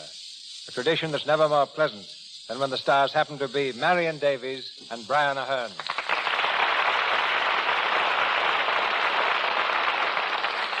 It seems few things interest our listeners more, Marion, than news of the current activities of a star. What's she doing and what does she plan to do? So what can you reveal to us about yourself? Only this, Mr. DeMille, that I'm looking forward to doing a picture soon. And I've been reading several manuscripts to find the right one. Recently, Walter Wanger kindly offered me his next color picture. And this month, I was very much flattered to receive an invitation from Mr. George Bernard Shaw to come to London and do the picture Pygmalion. I greatly admire George Bernard Shaw, and I'd love to do Pygmalion, but Warner Brothers have the first claim on my services. Moreover, I used to like the idea of making 2 or 3 pictures a year, but now I think that you, Mr. DeMille, have the right idea. Just to make 1 good picture a year. And it's been awfully delightful returning to the Lux Radio Theater, and I want to thank everyone here on the stage for the marvelous help in making this such a grand evening. Yeah, thank you, Marion. It's been lovely. Thank you. A word now from our air-minded leading man, Brian Ahern. A few days ago, the newspapers had Brian in a plane accident at Palm Springs. It was my plane, all right, Mr. DeMille, but I wasn't in it. And are you going to tell us that you weren't in your plane last month when it made that forced landing in Pennsylvania? No, Marion. I'm afraid I was very much in it. I thought it might be fun to fly to New York from Hollywood all alone in my open plane, but I had no radio and no landing lights. Well, there came a moment when I miscalculated the change of time and found to my horror that the sun had set behind me when I had counted on another hour of light. I ran into a thick ground mist and spent a very few bad 10 minutes wondering just what to do. And through the trees, I managed to spot a dark patch that turned out to be a pasture, and I set the plane down with a few bumps. Well, quite a few people collected, and when I asked where I was, they told me I wasn't very far from Gradyville. Well, I'd never heard of Gradyville, but I knew I was only about 20 miles from Philadelphia, so I inquired the way there. The name seemed to stump them all for a while, until finally one bright-minded individual said he guessed that Philadelphia must be somewhere t'other side of Gradyville. And with such specific directions, I found it next morning and was safely in Newark Airport an hour later.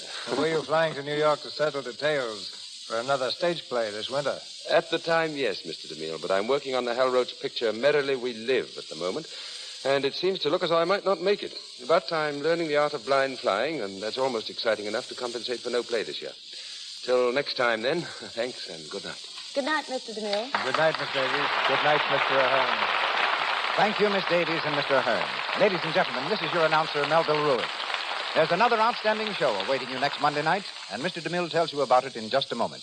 Assisting our stars tonight were Edward Broadley as David, Eric Snowden as Christopher Brent, Doris Lloyd as Mrs. Brent, Michael Fitzmaurice as Port Officer, Wallace Roberts as Flint, Lou Merrill as Bradley, Frank Nelson as a guard, and Ingborg Tillish and Doris Luray as Irish women. Louis Silvers appeared through courtesy of 20th Century Fox Studios, where he was in charge of music for the new film Second Honeymoon, and Mr. McDonald through courtesy of Columbia Studios.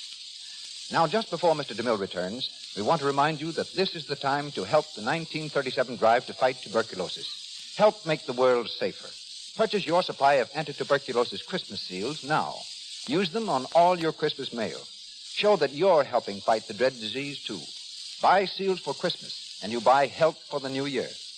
And now, Mr. DeMille. Around our microphone next Monday night will be grouped several of Hollywood's most popular performers, playing a drama that triumphed on Broadway and became one of Samuel Goldwyn's most successful motion pictures. It was applauded the world over under the title of These Three, a powerful and original drama with a splendid romantic feeling. It stars Barbara Stanwyck, Errol Flynn, Mary Astor, Constance Collier, Alma Kruger, and Marcia May Jones.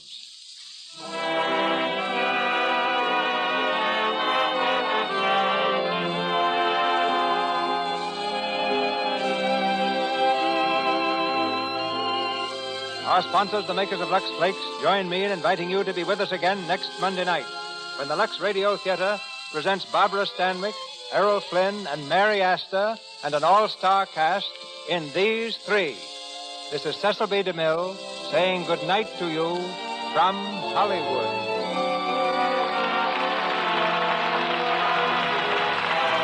This is the Columbia Broadcasting System.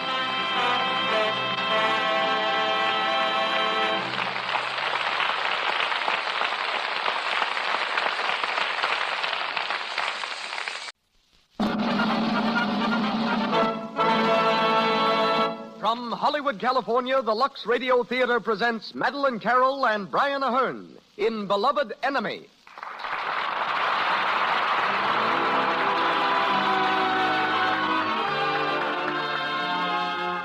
Lux presents Hollywood. The makers of Lux Toilet Soap appreciate the loyalty that you have shown for this fine beauty care. Loyalty which enables them to bring you the Lux Radio Theater every Monday night. This evening, you will hear Brian Ahern, Madeline Carroll, C. Aubrey Smith, and Donald Crisp. As guests, Ted Lesser, head of Paramount's talent department, and Walter Hoffman, creator of special battle effects you see in films. Our music is directed by Louis Silvers. And now, our producer, Ladies and gentlemen, Mr. Cecil B. DeMille.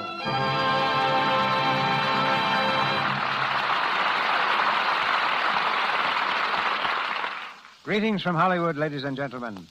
Tonight, across the vast dominion of Canada, countless families are enjoying the Lux Radio Theater for the first time. For tonight, 26 stations of the Canadian Broadcasting Corporation have joined our great network. We're indeed happy to welcome these new stations and their listeners. We sincerely trust that every one of our new friends will enjoy these Monday evenings in the Lux Radio Theater. A great many years ago in England, the wife of a Birmingham architect, agreeing with friends that it would be very nice for their city to have an amateur theatrical group, became the chief organizer of the Birmingham Repertoire Company. The good woman's enterprise later launched two of her fellow townsmen toward the pinnacles of international stardom. One was her son, Brian. The other was Madeline Carroll. When Madeline was attending the University of Birmingham, where her father was a professor, she was offered a contract by the Repertoire Company. To please her father, the offer was forgotten, and Madeline became a schoolteacher.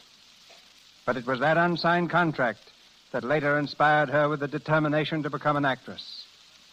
You heard Brian Ahern here only a few weeks ago, but when Samuel Goldwyn gave us permission to bring Beloved Enemy to the air, we persuaded Brian to interrupt his work and be with us again tonight. We were equally fortunate to secure Madeline, for she returned to Hollywood only recently from abroad. Madeline's presence here is something of an anniversary. Those of you who were listening in at this time last December will recall her brilliant performance for us in Cavalcade, presented exactly 1 year ago. Tonight, she becomes Helen Athley, and Mr. Ahern is Dennis Reardon. Two great character actors will be heard in leading roles. C. Aubrey Smith as Lord Athley, and Donald Crisp as Burke. Mr. Smith's current film is Prisoner of Zenda. And Mr. Smith's current film is Prisoner of Zenda. Mr. Crisp is next seen in Jezebel. And now, the Lux Radio Theater salutes the new year with Beloved Enemy, starring Brian Ahern and Madeline Carroll with C. Aubrey Smith and Donald Crisp.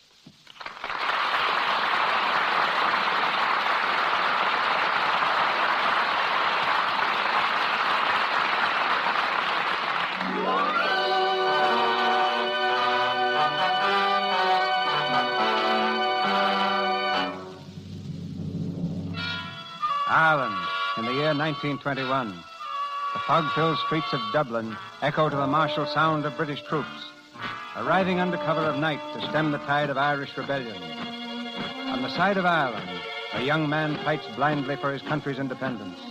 A leader of the cause, he's unknown to the British, but known and loved by the Irish. He's our man, Dennis. If the British ever catch him, the British will know. We'll stick with Dennis Reardon. Aye, Dennis is our man. Dennis Reardon. In the cold gray light of morning, after a night of terror, Dennis Reardon stands in a doorway, his hand raised to knock. He hesitates for a moment. Behind that door is a young wife, now a widow. He knocks quietly, and the door is opened. Dennis, come in. What is it, Dennis? What's wrong? Kathleen, Where is Sean? Where is my husband? he's gone, Kathleen. Along with Donegal and Murphy. They did it themselves at headquarters. They did it? Aye, they blew up the place. Oh. They had to, Kathleen. It was a raid. They were raided by the British. If the records were found, it would have meant more lives than 3. And perhaps the end of the cause. Where is he? Can I see him? No, Kathleen. They were crazy. No, they were brave men. And you're crazy too, Dennis Reardon. Oh, can't you understand? He was my husband. I loved him. Quiet, girl. Oh, what do you know about love? You've never let it come near you. You're ready to a cause. What good is that cause to me when he's dead? He's dead. Mother? Take hold of yourself, Kathleen O'Brien. What was the great noise, Mother? It's over now, boy. Go back to sleep. It's all over now. Is me father home, Mother? No, Father. Then can I sleep in the big bed till he comes? Yes. Yes, Father. I'll have to be going now. There's a meeting of the committee. We'll not be forgetting him, Kathleen. Nor will I.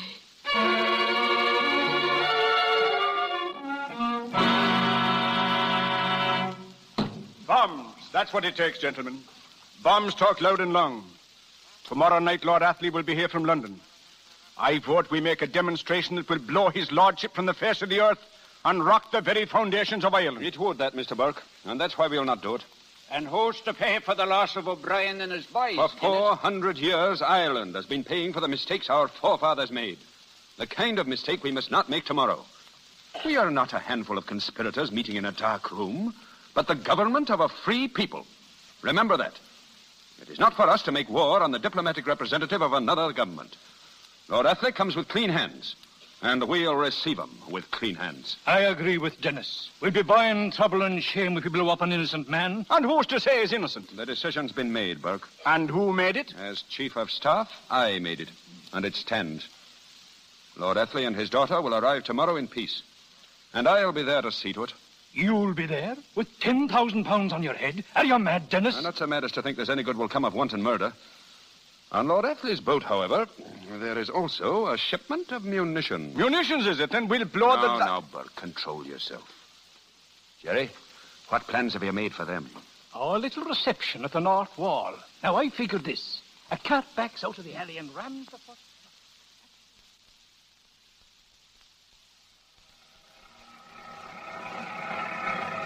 I'd feel a lot better, Lord Athley, if you and Helen were in the armored car back there. Nonsense, Colonel, nonsense. But riding up here, sir, with the munitions, it's not safe. I've never ridden in an armored car in my life. I'm not going to start now. How do you feel about it, Helen? They always looked a bit stuffy to me, Father. There doesn't seem to be much cause for alarm. Where are all the people in Ireland? I don't believe I've seen one yet. We've cleared the streets, Lady Helen. Precautionary measures. That sounds like open warfare, Colonel Loder. It amounts to that. Martial law, you know. And I regret it. Can't deal with people until they have their civil rights. I'm here to see they get them. Ireland and England. One nation and one people. Divided by a strip of water and the hatreds that men build. Nonsense, nonsense. All one empire. Driver, yes, sir. Watch out for that cart. In the alley there. Watch out!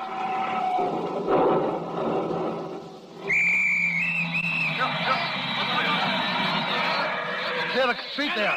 Sergeant, put a guard around Lord Athley. Yes, sir. All right, sir. There's nothing wrong. It's just an accident. There won't be any disturbance. There's nothing wrong, sir. What's that? I say it's just an accident. There won't be any disturbance.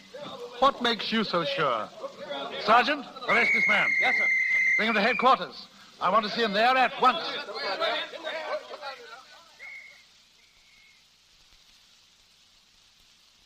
there you have it, Lord Athley. May have been an accident. Then again, you never know. Armored cars may be stuffy, but they're safe. My apologies, Colonel Loder. Our apologies, Colonel Loder. Here's the prisoner, sir. Bring him in. Go on. Stand over there. What's your name? Dennis Reardon. What? You're taking a dangerous name, young man. The best is none too good for me. Did you find anything on him, Sergeant? Just these letters. Well, No let me arms, see. sir. Thomas Casey, medical student. Well, Mr. Casey, what were you doing back there? Well, I was riding my pusher. And, Pusher? A bicycle, my lord. Go on. Well, I was riding my pusher, peaceful as you please, when all of a sudden I heard a crash. Brakes screaming and cars stopping. So I stopped. And then, would you believe it, I was hoisted into a lorry, pusher and all, brought up here and asked what I was doing back there. You see, Lord Athley, you can't get a thing out of them. I'll let him go. All right, outside. Go on. Go on home. Oh, wait. Don't you think you ought to give him back his pusher? Oh, thank you, miss. All right, give it back to him, Sergeant. Yes, sir. Thank you, miss. That's very kind of you.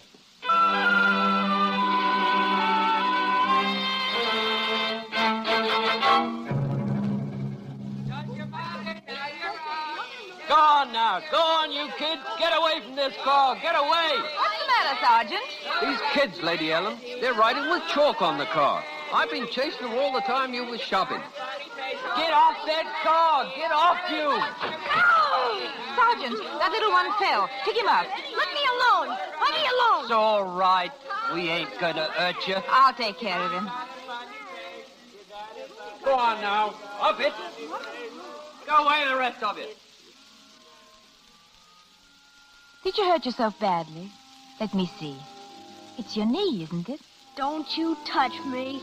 I was a Red Cross nurse once, and even the other side didn't mind when we helped. Let me see. Yes, it's just a wrench. I'll take you home.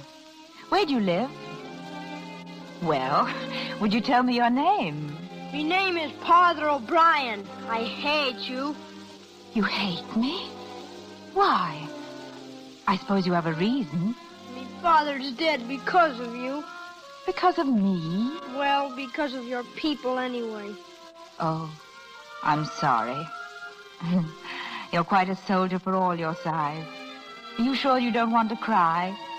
Grown-up men do sometimes. It helps. Go on. Go ahead, Father.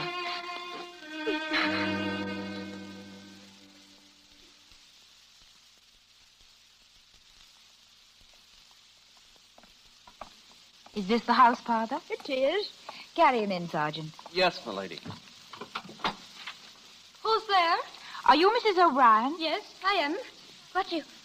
Father is hurt. Don't be alarmed. He fell and wrenched his knee.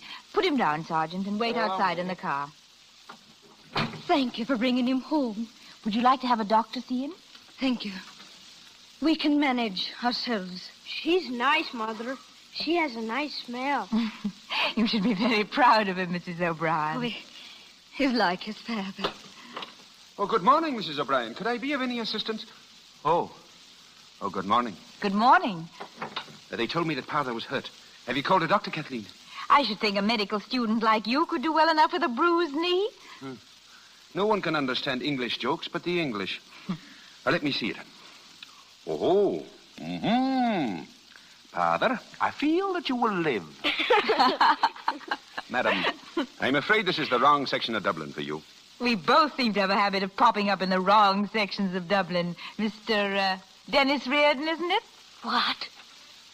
You have a frightening memory for names, milady. I wasn't apt to forget that one, Mr. Casey. Is there anything I can do? Aye, you can keep your benevolence to yourself. You shouldn't have come here at all. I brought Father home because he was hurt. Of course you think it was all a trick to get into this house so that I could spy on Father's family for my father. We especially hate little children whose fathers have just been killed. You will try to understand I do understand you. You hate nothing and you love nothing. You live in your stuffy heads where no feeling ever enters. You people think you can kill us and still be our friends. It's an amazing kind of people you are, with ice in your hearts. Now go. If you mean I'm not an unreasoning maniac like yourself, I'm glad I'm not. I came here because I wanted to help these people. But you wouldn't understand that because you're blind. Oh, calm yourself, Lady Helen. Fighting until you're all dead. You needn't be so hot about it. Well, I imagine that's the first time in history that the Irish had to ask the English to calm down. What is it, Sergeant? Big pardon, milady, but there's a crowd collecting around the car outside. I'll have to hurry to a garage or I won't get there at all. Oh. May I wait here, Mrs. O'Brien? You may. Thank you, milady. A crowd, is it? Kathleen, will you let Lady Helen take your bicycle? Yes. It's in the alley. Can you ride a bicycle, Lady Helen? Yes. Must I? Well, we don't like crowds in front of our houses. I'll show you your road. Will you come this way?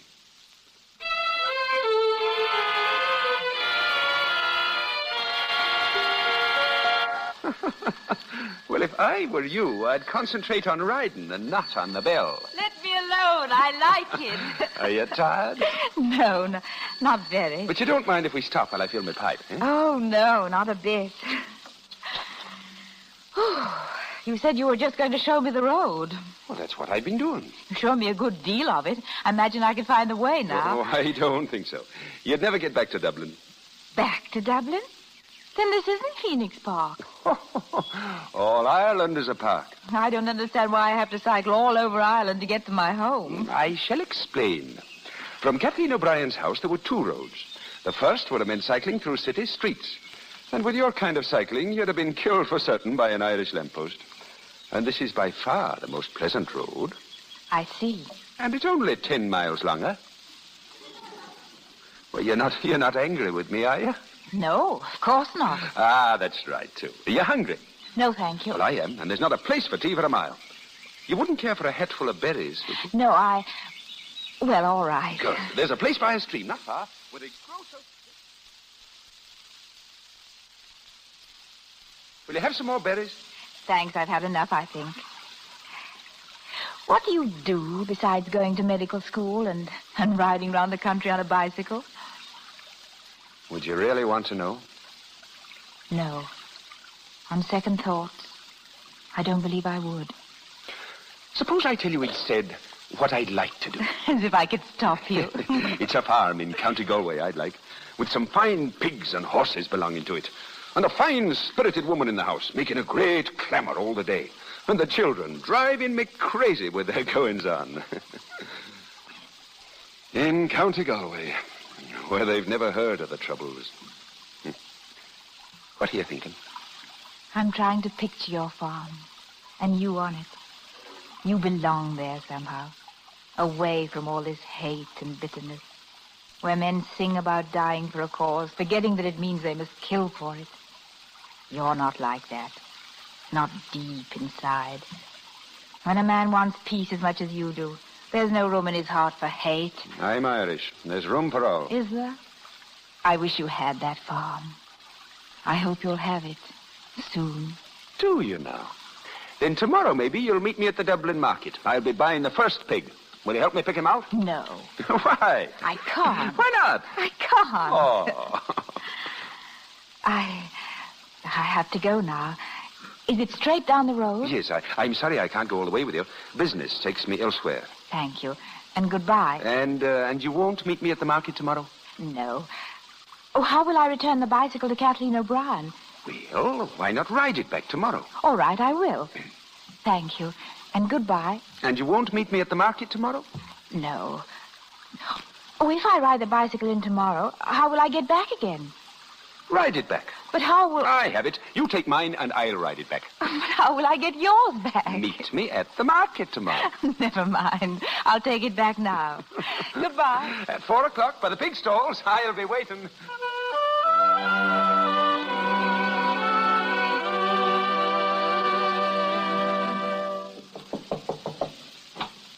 Hello? Father, are you up and around already? How's your leg? Oh, 'tis fine. Look, I brought you something. A present. Oh, thank you. But, I don't know if I should take it from an Englishwoman. Oh, that's all right. We're all friends now. Look, Father, tell your mother I brought back her bicycle. I had a lovely ride with With who? Well, I don't know what you call him. I call him Dennis Reardon.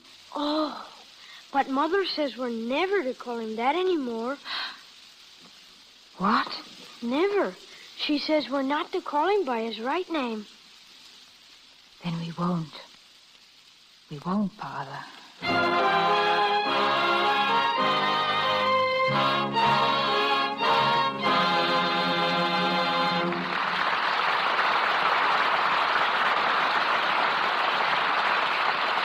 You have just heard Act One of Beloved Enemy. In just a few moments, we will continue with Act Two of our play, starring Brian Ahern and Madeline Carroll. But now it's intermission time in the Lux Radio Theater. While we're waiting for Act Two, we want you to listen in on Betty, who just got home from her job as a salesgirl in a popular Hollywood department store. Child, you look all in. Was it a bad day? Oh, you know, Mom, what the first week after Christmas is. Nobody ever guesses right about anybody else's size. And everybody comes back to the store to exchange what they got for what fits. Oh, my feet. Why don't you take a short nap, dear? I'll have dinner ready in half an hour. Oh, I'm too tired to even do that. Oh, there's the phone. I'll take it. Hello? Oh, hello, Bob. The Trocadero? I'd love it. In an hour. Goodbye. Oh, Betty, you're not going dancing when you're so tired. Now, Mother, don't worry about me. I'll just pop in a Lux toilet soap bath and I'll be out a new woman. Well, I suppose if you must, you must. Now, don't worry, Mother. When I relax in a nice warm tub full of Lux toilet soap lather, I can just feel all the aches and pains fading away. I'll be fresh as a daisy in no time, and dainty, too. And later at the Trocadero...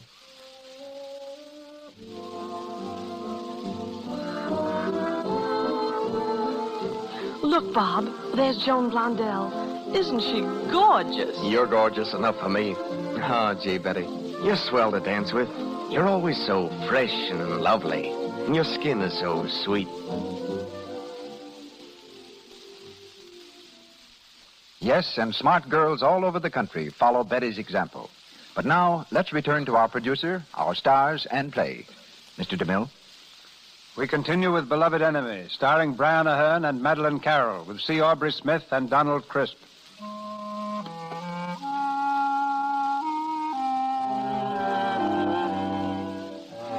Later the same evening, Helen has arrived at home, tired and dispirited, knowing that the young Irishman who asked for her friendship is Dennis Reardon. She's met at the door by a servant who tells her that Lord Athley has been taken ill. She runs to his room and throws open the door. Father, Come in, dear. are you all right, Father? All right, dear, yes. A little tired, that's all. And discouraged. Discouraged? You? Yes. This is the most hopeless position I've ever been in. I can't conceive a more dreadful situation. War's a filthy job, Father. You know that. War? It's Dennis Reardon. He's our war. Dennis Reardon, who strikes in the night and disappears like smoke in the fog. Father, you mustn't excite yourself. We've got to find him. If anything is to be done, we've got to bring that man to justice. Father, how can you hate so much? He's one man, one out of millions. And he believes he's right, just as you believe it. You've a rather compelling way of presenting the Irish side of it, Helen. I can't hate them. I can't hate Dennis Reardon. But you can love England. And I do, but does that mean we have to hound one man? Does it mean we have to sneak upon him in some alley, bring him to his knees with a bullet in his heart? Yes, Helen, yes. Because the lives of thousands depend upon it. Because men are dying all over Ireland. Because of him. Then you mean if Dennis Reardon were captured, there'd be an end to all this trouble? I firmly believe it. Men would go back to their homes, back to their wives and children. Love of England, love for people, it demands things of you, doesn't it? Helen. Father, I think I know where Dennis Reardon will be tomorrow.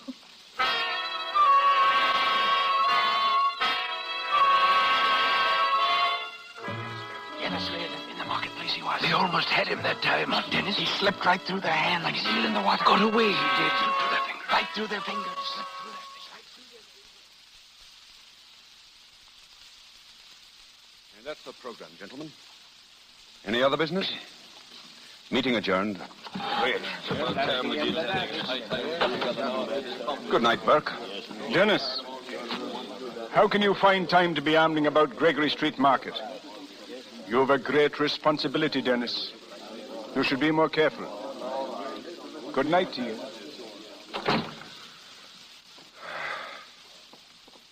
Well, Jerry?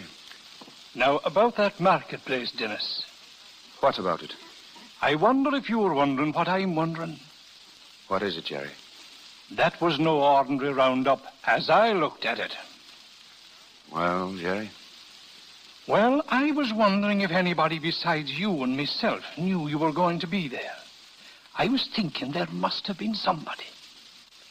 There was somebody. But I'd pledged my life she had nothing to do with it. She's English. You're right, Jerry. Everything tells me that she didn't. But I've got to know. And there's only one person who can tell me. Herself? Herself.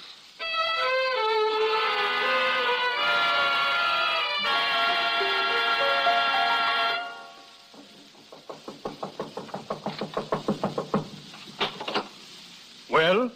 Oh, is Mr. Casey here? Come in, miss. Lady here to see you, Mr. Casey. All right, Jerry. Wait downstairs. All right. I didn't think you'd come. I shouldn't have come, but I had to. I got your note. Oh, I'm glad to see you here, Lady Helen. Are you? Well, you don't seem very glad about being here. No, I can't pretend to be. If you hadn't written that note, I should never have seen you again. Why not? I know you're Dennis Reardon. Ah. Father told me without knowing it. That's how they knew you'd be at the market. through me. I can't apologize. That wouldn't mean anything. Because I'm not your friend. I'm your enemy. Did you tell them you were meeting me here today? No. Did you look to see if anybody followed you? There was no one. I haven't betrayed you. Today. Why did you come here at all? I thought it would be honorable to come and explain why I did it. But now that I am here, I don't feel very honorable about it. I can't explain it at all.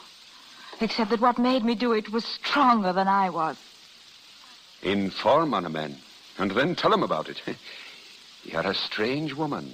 Please, try not to hate me. Oh, it's not you I hate. It's everything outside this room. All the things that have done this. No, don't go. I must. Because even if you don't hate me, what I did proves that we could never be friends. That we must never see each other again. You know that now, don't you? Yes. Yes, I know it now. But all the years after you've gone from me, I'll be thinking of what might have been. And maybe it would be good to know if we both thought of it the same way. Maybe it would. Every evening for a month, I'd have asked you to meet me at the hilltop. What would you have said when I asked you? I'd have said thank you. And all through the summer evenings, we'd have walked in the hills, side by side, not talking much. Wouldn't we have? Yes. And then one evening, I'd have put my arm around you, and us walking alone in the moonlight. What would you have said then? I don't think I'd have said anything. And then we'd have walked slower and slower and stopped. And I'd have said, it's an honest and a beautiful woman you are. Please, you must. Oh, but I must. And I'd have said, I love you. I love you. And after we were married, we'd be on the farm in County Galway, riding fine horses together, and us laughing crazy all the day. Please don't. And at evening, us sitting down in our own cool house, with the country tablecloth on the table, and the white bread, and the strong red tea in our cups. Goodbye. Goodbye. Oh, darling, God help us both. Helen. Oh, Helen. My darling.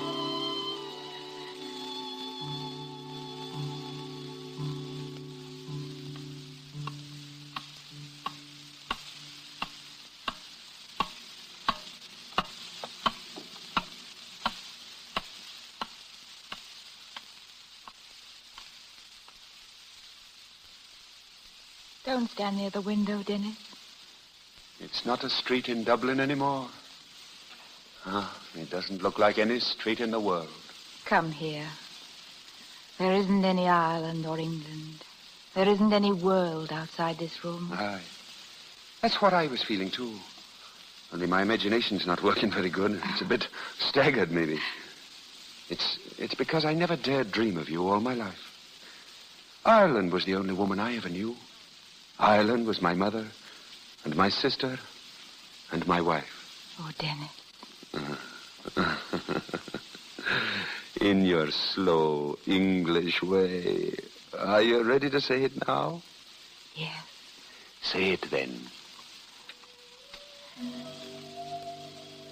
I love you. I love you. And Dennis, whatever happens, I'll want to be with you. Always. When peace comes... When peace comes, aye. I'll begrudge every minute of every hour and every clock in the world until it comes. But when it does, and we're together again, we'll throw time out into the streets and shut our windows on it. Forever. Well, Jerry, have a look at the street. What is it? Dennis? Why, it's almost empty. There's 2 men in the doorway across the street, 2 on the corner. I don't like it. Jerry, go down and take a look at the back. They're in the back, too. Dennis! You brought them with you. You betrayed him this time just as you did. No! Pull down the blinds, Jerry. I tell you it was... Will you do as you're told? He's done it properly this time. Dennis, I'm frightened. I'm frightened, Dennis. It's a raid. They may not be coming here. They couldn't have followed me. It's all right, darling. It may be nothing at all. There's more of them now. Soldiers. They're setting up a gun on the corner. Dennis. And we talked of peace. Alleys are plugged up. There's soldiers coming down Donegal Street. We've got to move. That window, Jerry. We'll take to the roofs and hope we can reach the corner. Open it. Go ahead. Dennis, wait. Hold me. Once more, darling. Hold me close to you. Just once. Just once. Ah, this can't be the last time, darling. It can't be. Go on, Jerry. Keep down, coming out. Dennis. Oh, darling. It's a funny place to be saying goodbye, isn't it? Goodbye, Dennis. Goodbye, darling. Keep down, Dennis. They're all over the street. They'll be waiting for us at every corner. Look out! We'll never make it. We'll run into them at every turn. No, we won't. Do you see that chimney? The big one over there? Yes. Well, when I give the word, make a break for it. We can climb down it and hang on the inside. Can you do it? I can. You ready then? Now!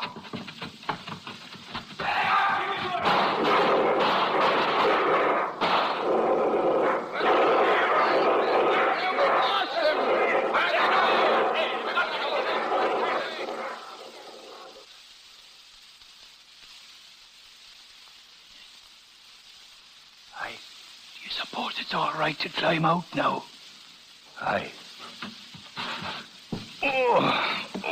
I'm that stiff in my joints.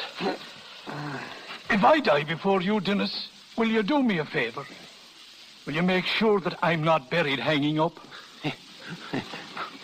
Faith, that was a near thing, Dennis. 'Twas a wonder we weren't killed entirely. The chimneys was quick thinking, and I'm grateful to you. But on the other hand, come to think of it, neither you nor I should have been in this neighborhood at all in the first place. You know I'd die for you, Dennis, if I was dying for the cause, too. Have you forgotten the cause, Dennis? Have you forgotten O'Brien? He died for you, Dennis. And Donegal and Murphy and the 18 lads at Duneen and the ones before them. Have you forgotten them all? Have you, Dennis?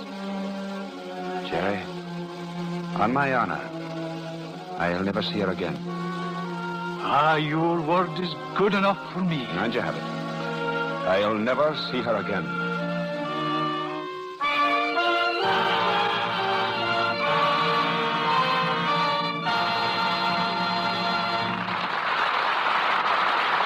We pause for station identification. This is the Columbia Broadcasting System.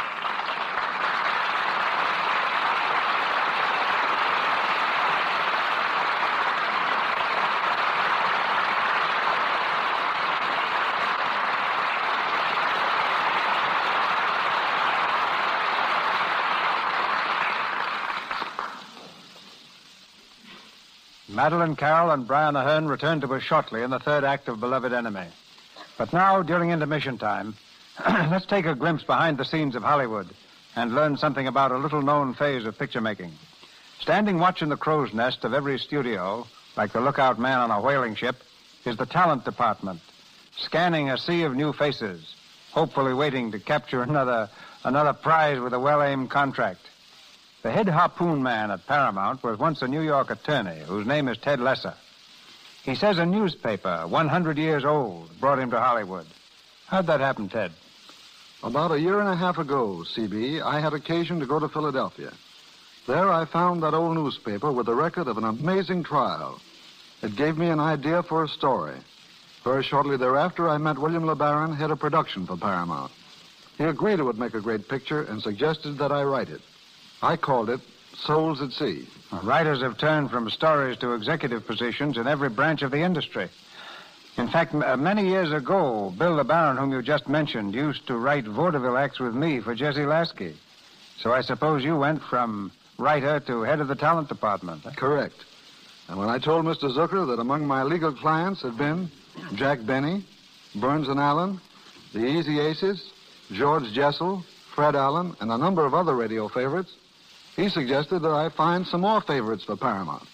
But this is the first time I've ever been asked to talk about it on the air. You picked the right program. You bet. It didn't take me long to discover that Lux and Talent had been keeping company in Hollywood for a long time.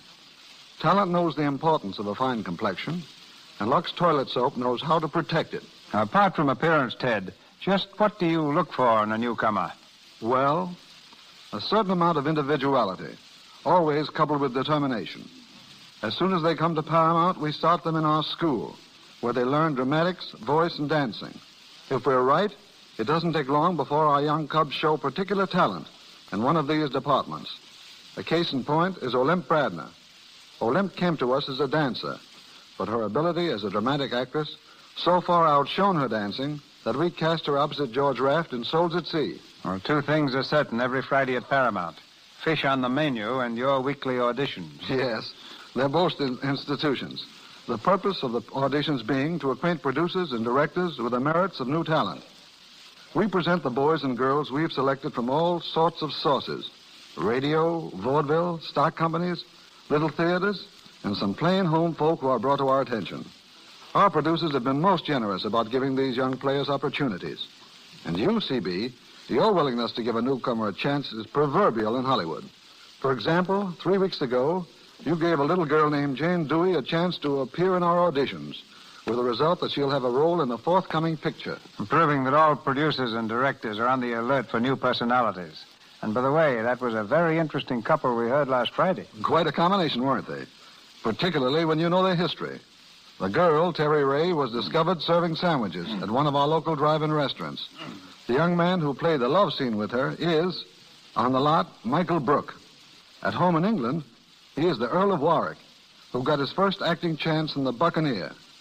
A democratic place, Hollywood, where a little waitress plays a scene with a British peer, each hoping to get a part in a picture.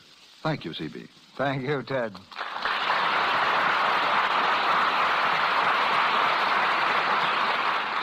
Madeline Carroll, Brian Ahern, C. Aubrey Smith, and Donald Crisp in Beloved Enemy.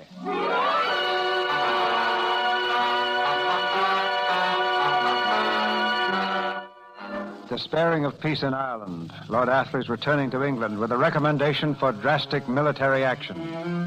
The boat plows heavily through Dublin Bay. At the rail, Helen sadly watches the lights of the city disappearing in the fog.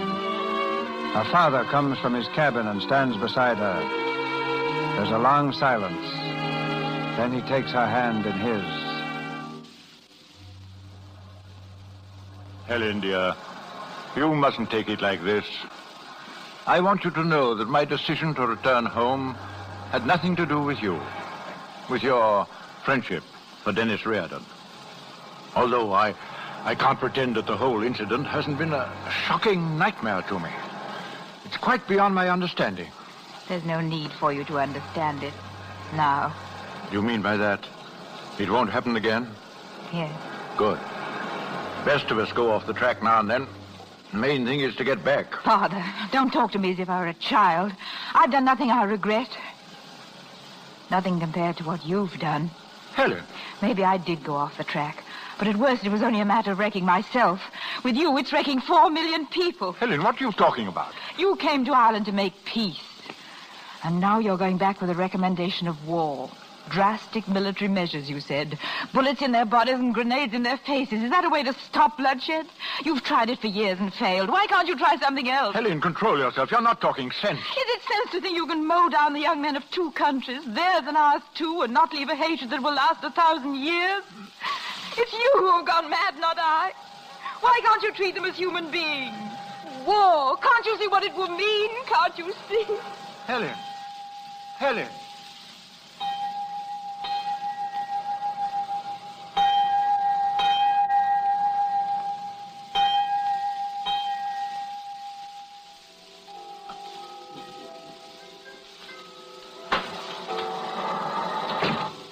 Good evening, Lady Helen. Won't you come in? Is my father still in the council room, Preston? Yes, they've been in there all day. He telephoned me to meet him here.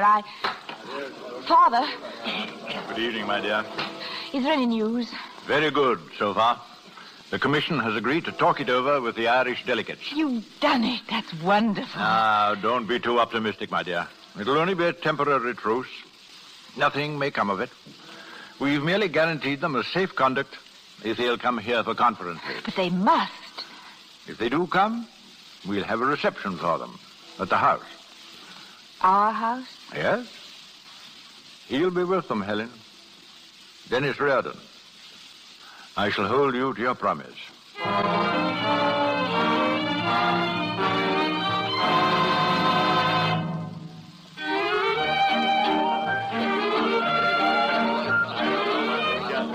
The Duke and Duchess of Newcastle, the Portuguese ambassador and Madame Zamora, Lord and Lady Belmont. Well, Lord Athley, any word of our friends, the Irish? None, except that they arrived this morning. Rather late. Awkward if they don't come. You know, I never thought that. But tell me, is this Reardon really coming, Dennis Reardon? I suppose so. Nobody's seen him yet. Harry, look. There they are at the door. All 6 of them. Yes, the tall one, red. They've come. Well, that's something anyway. Are we all together, gentlemen? Well, let's go through with it. And call it history we are making. Names, please. What names shall I announce? Liam Durag, Seamus Flaherty, Cahill McGarhall, Thomas Braga, Michal Cahalan, Donna Rehaden. I beg your pardon, sir. Liam Durag, Seamus Flaherty, Cahill McGarhall. Never mind. Just announce the delegates of the Irish Republic. That's the fine spirit. The delegates of the Irish Republic. Republic. Delegates of a republic. What infernal cheek. Republic indeed.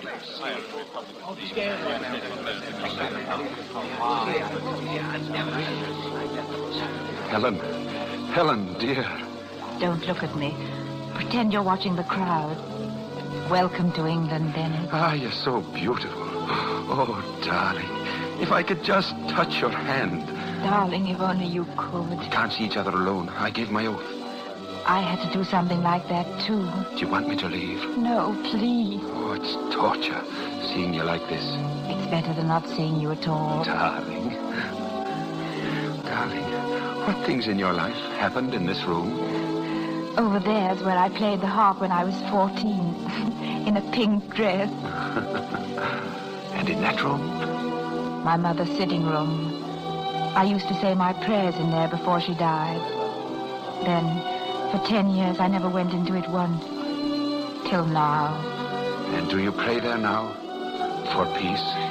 And for you. I pray there for you. Oh, Dennis. Reardon. Aye? We've made our appearance here and they've all had a chance to stare at us. I'm thinking if we're having a meeting tomorrow, it's time to go home. Very well. Good night, Lady Helen. Good night, Mr. Burke. Good night, Lady Helen. Good night, Mr. Reardon. And in our efforts to find a satisfactory arrangement, I claim the Irish delegates are reaching for the moon. The moon, is it?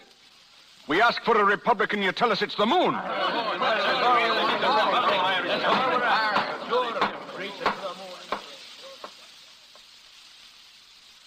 You've granted us minor concessions, yes. But you've continually avoided consideration of what we came for. You knew what was in our minds when we came. We hoped it was in yours. In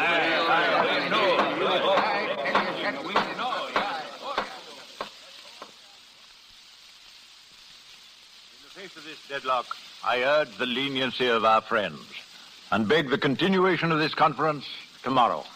I can hold out little hope that anything further can be accomplished. But before we all take an irrevocable step, we consent to one more meeting.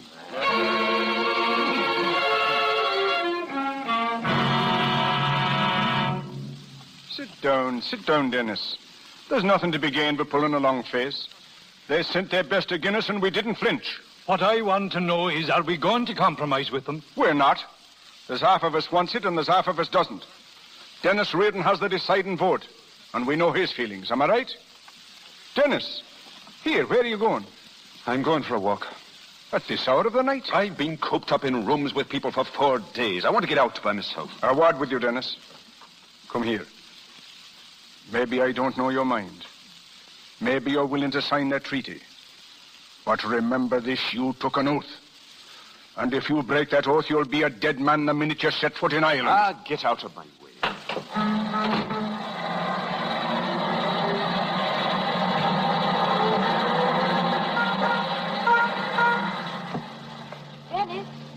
Dennis! What are you doing here? I've been looking for you. The clerk of the hotel said you'd gone out, across the bridge. You shouldn't have come, Helen. I had to speak to you. I was afraid to call. But I've sworn not to see you. And I've sworn, too. But why shouldn't we? We're two small people in a very large world. They can't begrudge us this. Dennis, what's going to happen tomorrow? Are you going to accept England's terms? It's war if you don't. I know. It's my vote that will decide it. Yours? Then vote for peace, Dennis. Vote to sign the treaty. And lose half of what we've asked for? Don't think of the loss. Think of the half you've gained. I can't forget the lads who've died. Remember those who want to live. One of us must be big enough to compromise. Don't you see that? Dennis, sign the treaty. You don't know what you're asking, Helen. I've sworn to support my people. I'm only saying what your people would say if they could. It's a hopeless argument. You're talking in a teacup. I'm talking like a human being. Remember what you said. That you'd begrudge every minute of every hour on every clock in the world until peace comes. Well, it's here. Peace is here, Dennis, if you'll just say the word. Just let me alone, Helen. Dennis. Oh, darling. Oh, forgive me. All of this means so little. We're nothing, you and I. It's the right of a whole people to live and to be happy. Help them, Dennis. Help them. Good night, Dennis. Good night, my darling.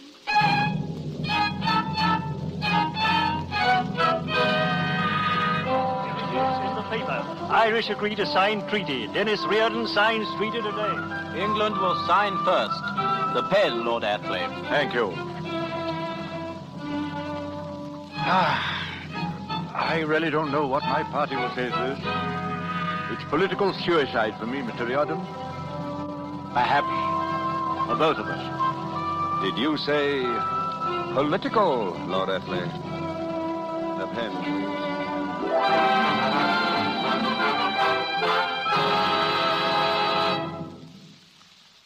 Then he stood up in the meeting. It's peace that Ireland wants, he said. We'll take the treaty home with us tonight. And then he signed? I've come to respect that man, Helen. The bravest man I've ever known. Heaven help him. Father, what's wrong? When he signed the treaty, he admitted he was signing his own death warrant. Death warrant? He's going home to great danger. No. The fanatics of his own party, Burke perhaps, they'll turn against him as a traitor. They can't do that. He's not a traitor. He only wanted peace.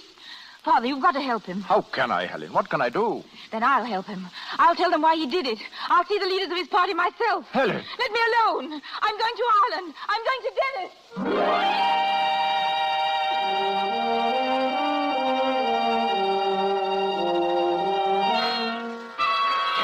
It was him signed the treaty, and a good thing, too. There's peace in Ireland. There's some don't think so. He's speaking tonight. A meeting in the square. He's speaking to the crowd. Aye, if a bullet don't stop him. A bullet? Aye, a bullet.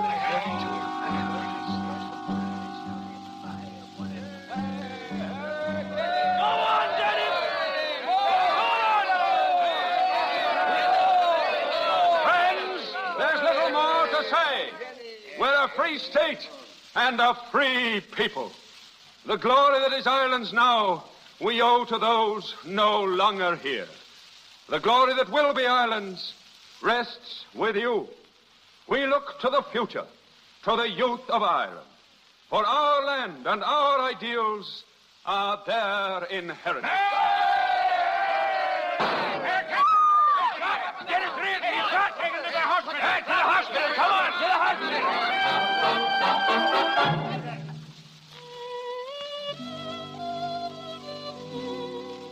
Dennis. Oh, I'm glad you're here. Now shut your eyes and be very quiet. It's such a little time to see you. It's always such a little time. Our love's been like Solomon Grundy's life. Born on Monday, married on Wednesday, and on Sunday. Huh. It's been a funny kind of love. A funny kind of love. We knew in the beginning. We never had a chance. We're going to have our chance now. Oh, Dennis, we're going to live with each other the way other young people live. Oh, my darling, when you're well, we'll never talk about anything important again. Your hair is such a fine color. I never had the time to tell you. You will. And that's a pretty dress you're wearing. I like your dresses. Just wait and see the dresses I'll wear for you. And I like the way you walk. Not looking where you're going. Someday you'll fall down and break your lovely neck. Oh, darling, does it hurt? No. It's funny. We've said goodbye to each other every time we've met. It's not goodbye. We'll always be with each other. Always. That's right. We'll never say goodbye. Because we'll always meet again somewhere. Won't we, darling? Yes. We'll never say goodbye. We'll always be together. Somewhere.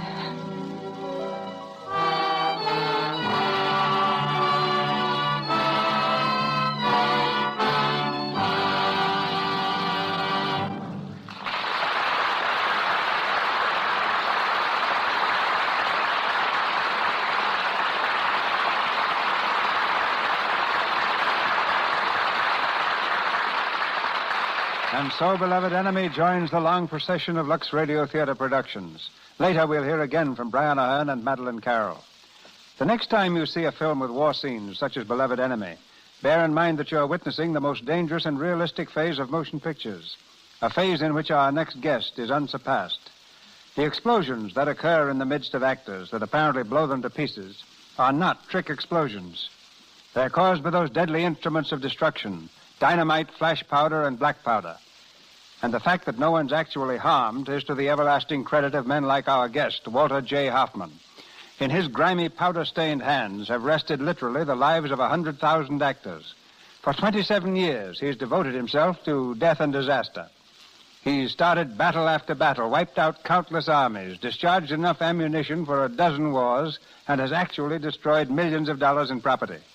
Yet he has the amazing record of never injuring a soul, never causing an accident. He created the battle scenes in The Birth of a Nation and helped me in one of the first pictures I ever made, The Warrens of Virginia. And so I've gone to him ever since.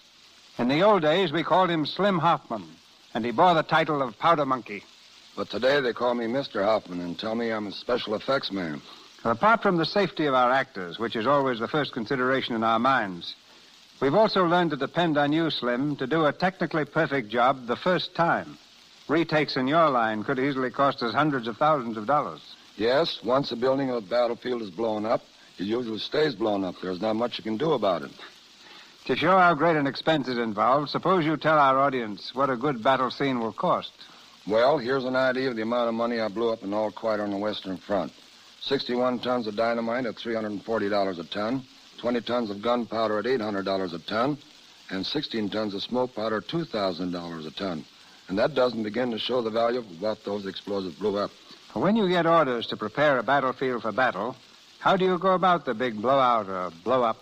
I do exactly what I did for you in the Buccaneer. You told me how many long shots you wanted and how many close-ups.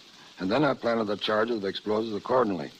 Well, the fact that several times you see Frederick March actually shaken by the concussions of explosions near him is evidence of how effectively you planted them. Also, the fact that we blew a boat containing 8 men several feet out of water without scratching a man. I suppose we can thank the accuracy of the instrument on which you play your symphonies of destruction, the switchboard that sets off the explosions. The switchboard resembles a keyboard of a piano, and each charge buried in the ground is connected by a wire to the switchboard and set off by electricity. Each individual switch must be thrown exactly the right second. If I throw it too late or too soon, some actor who is charging in that direction would be blown to pieces by the concussion. Yet if they carry out instructions, actors can stand within a few feet of a terrific charge of explosives and not harm so much as the crease of their uniforms. How's that possible, Slim? It's all in the way the explosion is planted or buried. If I want to charge a burst to the right of an actor, I'll plant the powder in a wedge-shaped hole. The side of the hole nearest the actor will go straight in the ground. The other side will slope into the ground at an angle. The angle is what aims the direction of the explosion. As long as the actor stays where he belongs, he's absolutely safe. We can't mark the location of the explosive because the mark would show up in the film. This means that sometimes I have to memorize the exact locations of as many as 20 different explosions, knowing that a mistake in timing or location will mean death. I guess that's why I take my work pretty seriously. Thank you. Thank you, Slim, for a bang-up performance. And now, Brian Ahern and Madeline Carroll.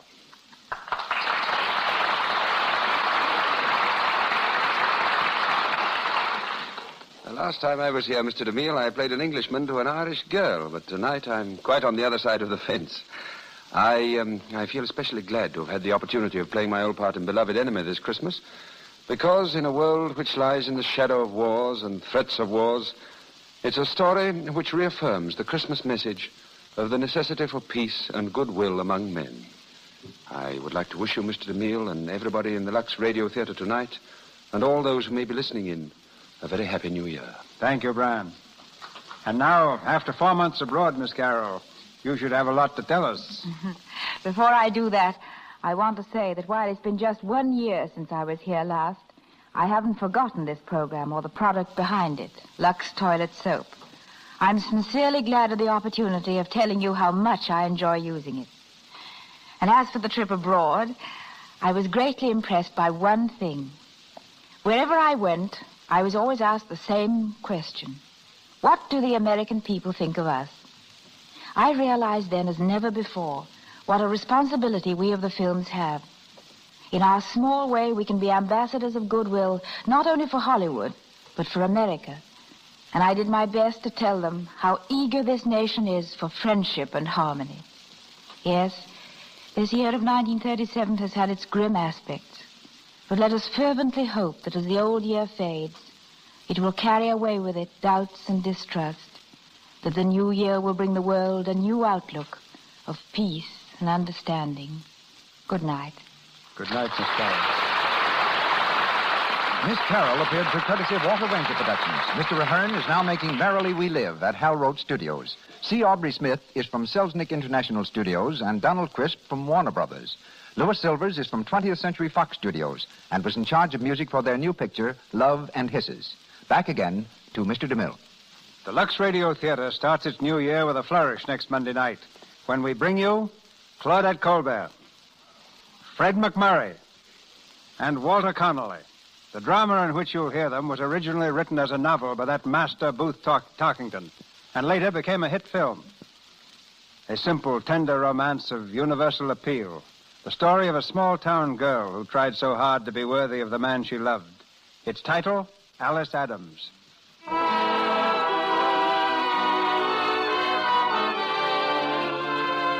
Our sponsors, the makers of Lux Toilet Soap, join me in inviting you to be with us again next Monday night when the Lux Radio Theater presents Claudette Colbert and Fred McMurray in Alice Adams with Walter Connolly.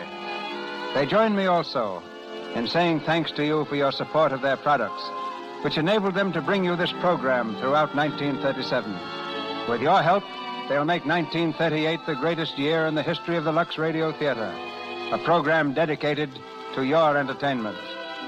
It's the sincere hope of all of us who work continually here in the Lux Radio Theater with this weekly presentation that the new year will bring all of you the things you most desire, the things closest to your hearts. This is Cecil B. DeMille saying good night to you from Hollywood.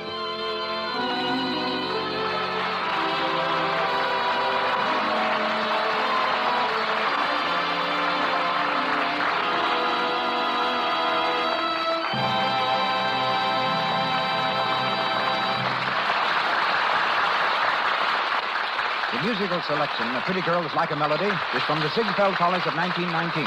Your announcer has been Melville Ruick. This is the Columbia Broadcasting System.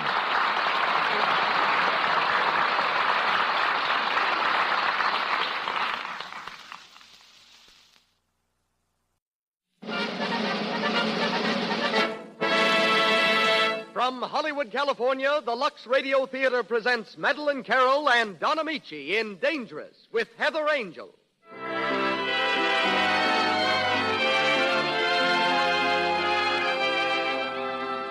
Lux presents Hollywood, and our cordial thanks to you, ladies and gentlemen, who make these programs possible by your loyalty to Lux Flakes. 2 weeks ago, we made an announcement at the end of our program. By popular request, we are making that announcement again at the end of our program tonight. So please listen carefully and have your pencils ready at the close of this performance. Starred tonight are Madeline Carroll and Don Amici with Heather Angel in Dangerous, the gripping drama of a hard-luck girl.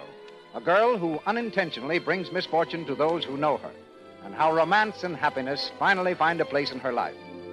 Our guest, is Miss Thelma Saxton, who has one of Hollywood's oldest odd jobs. And conducting our orchestra is Louis Silvers. Tonight, we welcome back to our stage our regular producer and host.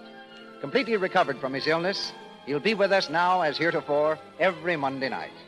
And now, ladies and gentlemen, Hollywood's pioneer, star maker, and director, Mr. Cecil B. DeMille.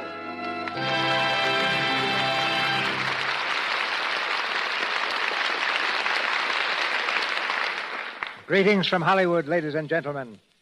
And after nearly 4 weeks in the hospital, there's a new thrill in saying that old phrase. With these greetings, my sincere thanks go out to the hundreds of you whose thoughtful letters came like the voices of friends to brighten the long days. I know now what radio really means to the thousands of people imprisoned by illness. Lying there, I realized the great power of radio to cheer and comfort, and I was proud to be a part of it. And I thought, too, of the importance of 1938 as a milestone in motion picture progress. For this is the 35th anniversary of that historic film, The Great Train Robbery, which created the first screen star, Bronco Billy Anderson. Today, Bronco Billy's almost forgotten. And stars like Madeleine Carroll and Don Amici have inherited the royal ermine of international popularity. Frequently termed the screen's most beautiful actress, wife of Captain Philip Astley, one of the personal guards of the King of England, it's difficult to picture Miss Carroll as the ex-school teacher who once went to London yearning to become an actress and ended up by tutoring again for $3.50 a week and meals. Hollywood knows Miss Carroll not only as a splendid actress, but as one of our most sincere and vigorous workers for world peace. Don Amici, son of a coal miner, left his law studies to become a stock company actor. Turning to radio, his success won him a screen test at MGM. The test was discouraging. And Don was soon back in Chicago, resuming his radio work. But 20th Century Fox brought him out for another try. And this time, stardom came rapidly. Now seen in old Chicago, Don's new film is called Josette. Our play is taken from the highly successful Warner Brothers film. Don Amici is Don Bellows, Miss Carroll plays Joyce Heath, and Heather Angel is Gail Armitage. And now, the Lux Radio Theater presents Dangerous.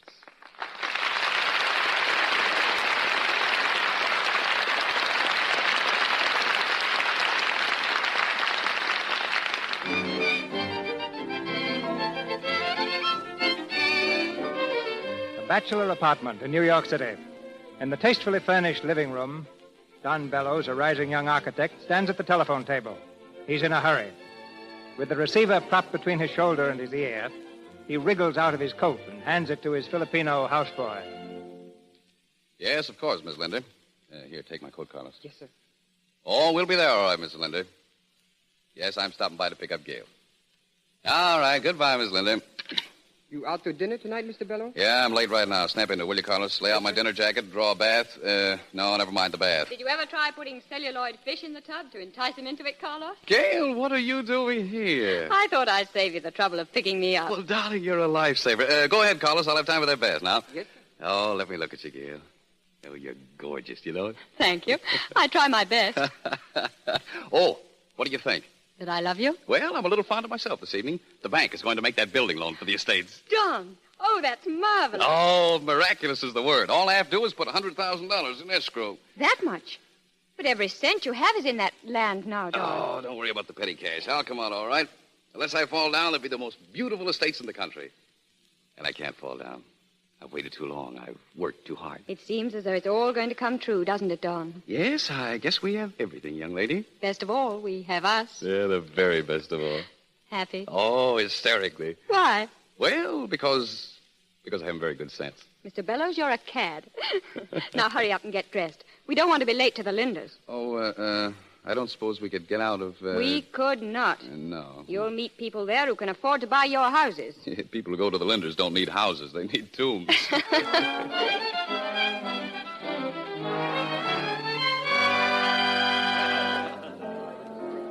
and it's really been so nice to have you. Thank you, Miss Linda. Good night, Mrs. Good night. Linda. Good night, my Good dear. night. Good night. Well, that's over. Being the extra man at a Linder dinner party is like being the spare corpse at a wake. I could kiss you for getting us out, Ted. Well, now that we're out, what happens? You know what I'd like to do? I'd like to go down and do the shooting galleries and honky-tonks and things. Oh, slumming. Say, that's an idea. Of a sort. Say, I know a swell little dive over near the tracks on 10th Avenue. Sawdust on the floor? Up to your knees. Come on.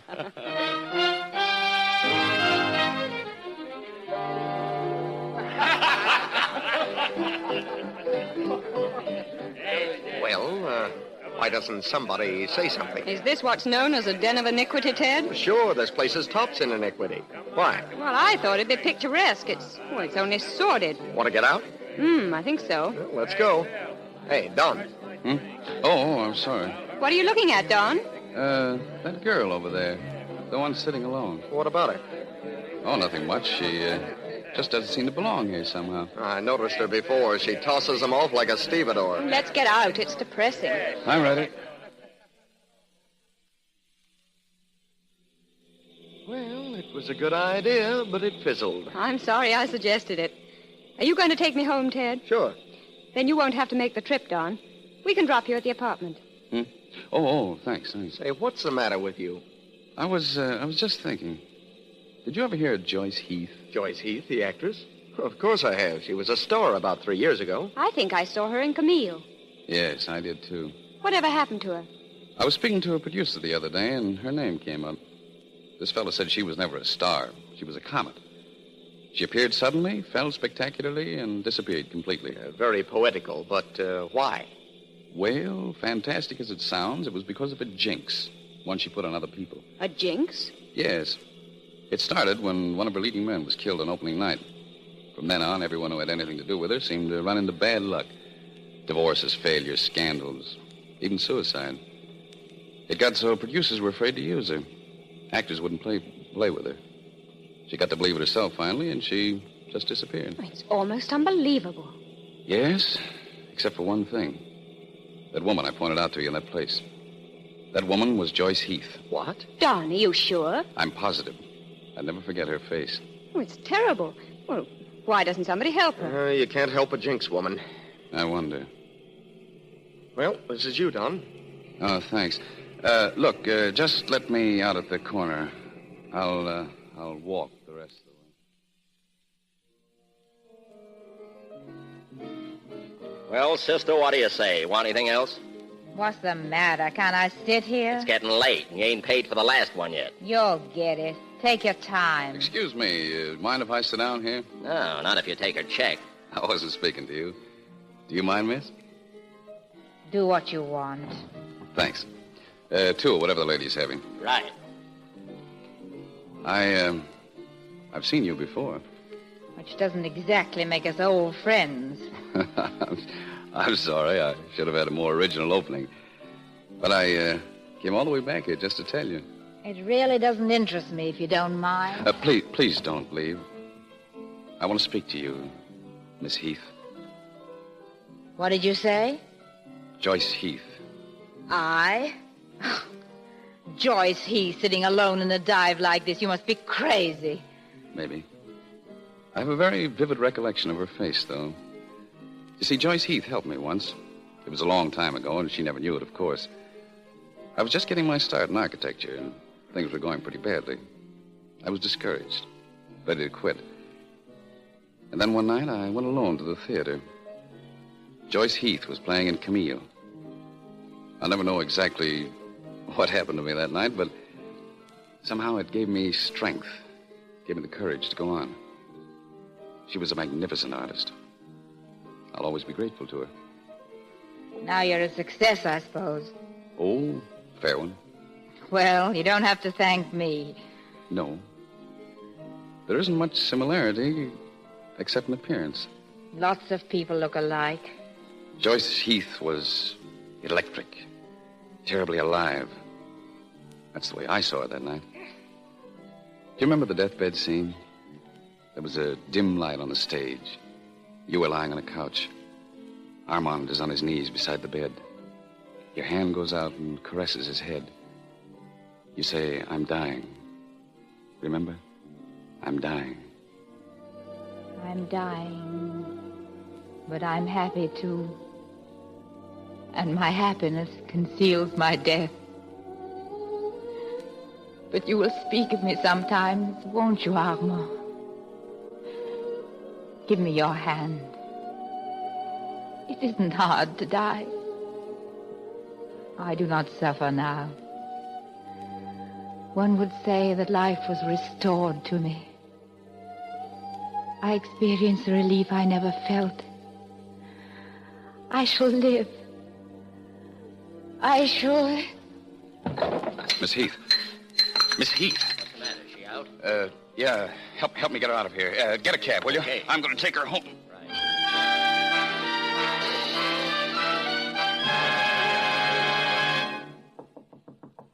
Yes? Who is it? Good morning. Still in bed, miss? You look very poorly. Do I?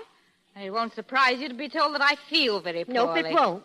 Figuring the condition you arrived in last night. And just where did I arrive, if I'm not asking you to betray a confidence? Mr. Bellows' place. His country place. He's an architect. One of them fellows that draws pictures. Thank you. And I suppose you're Mrs. Bellows. Or are you just one of his sketches? Nope, I ain't. I'm his housekeeper when he comes down for weekends. How cozy. And Mr. Bellows, where's he? Eating his breakfast. And if you want to see him, you better perk right along, because he's got to get into town. Yes, I'm rather looking forward to seeing Mr. Bellows. Get out of here and let me get dressed. Good morning. How are you, Miss Heath? Feeling better? No. I'm sorry. How did I get here? I brought you. I looked in your purse for your address, and there wasn't any. You had to have someplace to go. Oh, don't bother with an alibi. It really doesn't matter. If I were looking for an alibi, I think you'd supply it. Look at yourself in the mirror. Take a good look. The only feeling you could arouse in a man is pity. Pity? You have the nerve to feel sorry for me. You, with your fat little soul and smug face, picking your way so cautiously through a pastel existence. Why, I've lived more in a day than you'll ever dare live. Pity for me. That's very funny, because I've never had any for men like you. I've never... Oh, what's the difference? Just now, you were as I'd imagined you'd be. Yes, playing a second-act speech at a third-act curtain. There might be a fourth act, you know. Not for me. And when you boast to your friends about how you brought me here, I wouldn't mention it was after I'd become a has-been. It might detract from the glamour of your adventure. Look, Miss Heath, I brought you here because you were sorry for me. You already said that. It was more than that. Let's just say I brought you here because you're an actress whom I've always admired and to whom I'm grateful for some of the finest performances I've ever seen. I'm humiliated to the point where I must thank you. Well, now what? That depends upon you. Here. Take a look out that window. It's a nice country up here, isn't it? It's quiet and restful. A person could find peace here. You can only find peace in yourself. And when you do, you might as well be dead. Rest in peace. It's for tombstones. And for the living? Desire. To want something. To work for it and get it. To live up every moment of it and then go on, leaving yesterday behind. On and on. Higher and higher. Frustrated actress reads lines for small audience. Oh, no. You'll go on. Talent like yours doesn't die. You were a star once and you can be again. Yes, an evil star, a jinx. You better run for your life. Oh, you can't possibly believe that superstition. 2 men who loved me are dead. Some have been ruined financially. Successful shows are folded. How can I ignore it when everyone else believes it? When no producer in the country will risk giving me a part. Breakfast is ready. In a minute, Miss Williams. You'll have some breakfast, won't you? No, thank you. If you're going into town, you can take me with you. Won't you stay out the week? No one's going to be using the house, and I can come down and bring you in Saturday. The rest will do you good. Helping Joyce Heath is like shaking hands with the devil, the worst luck in the world. I don't believe that. Do you really want to go back to the city? I don't care. Well, then you won't feel obligated if you stay, will you? Why should I? It doesn't make any difference. No, of course it doesn't. And you'll stay? Yes. But stop asking me questions. Go on. Go back and boast to your friends about fishing Joyce Heath out of the gutter. You shouldn't say things like that. It isn't fair. I didn't ask you to help me. Of course you didn't. Goodbye, Miss Heath. I'll see you Saturday.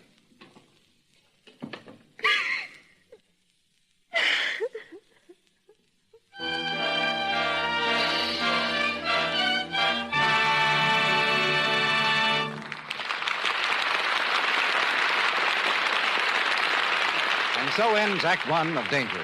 In a moment, Madeline Carroll and Don Amici will be back to continue with Act Two. Meanwhile, we've some fun for you. See how good your guess is on the odd knowledge questions I'm going to read to you. And just to make it more interesting, I've asked one of the ladies in our audience if she won't be good enough to come up here to the microphone and try her luck on them. I know we all like someone else to try his luck. Well, at least you can try your luck in the privacy of your own mind.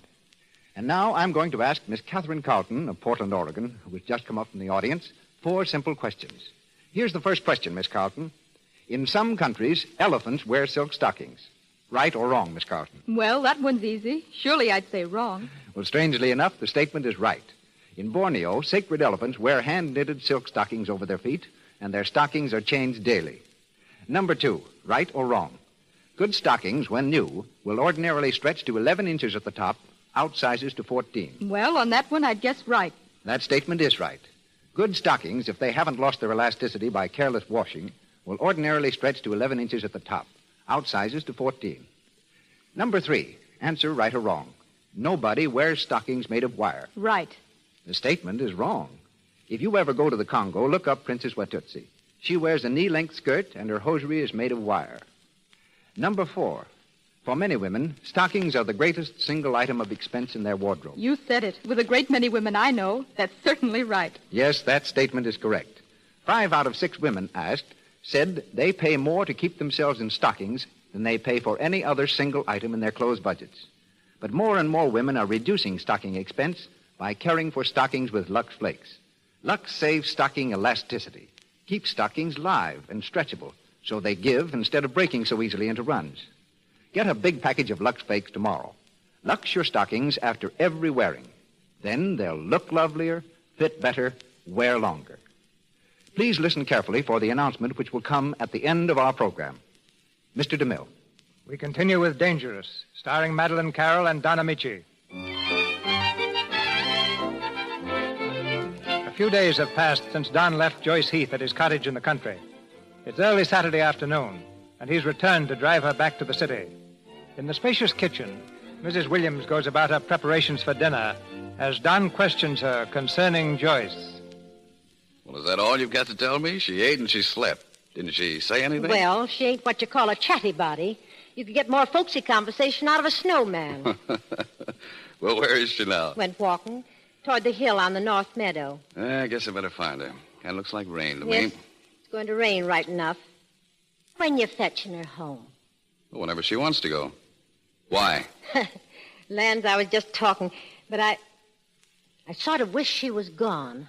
Why? Because it's different with a man like you. But a woman can tell a lot about another woman. She's dangerous, Mr. Don. A bad woman's got something that a good one ain't.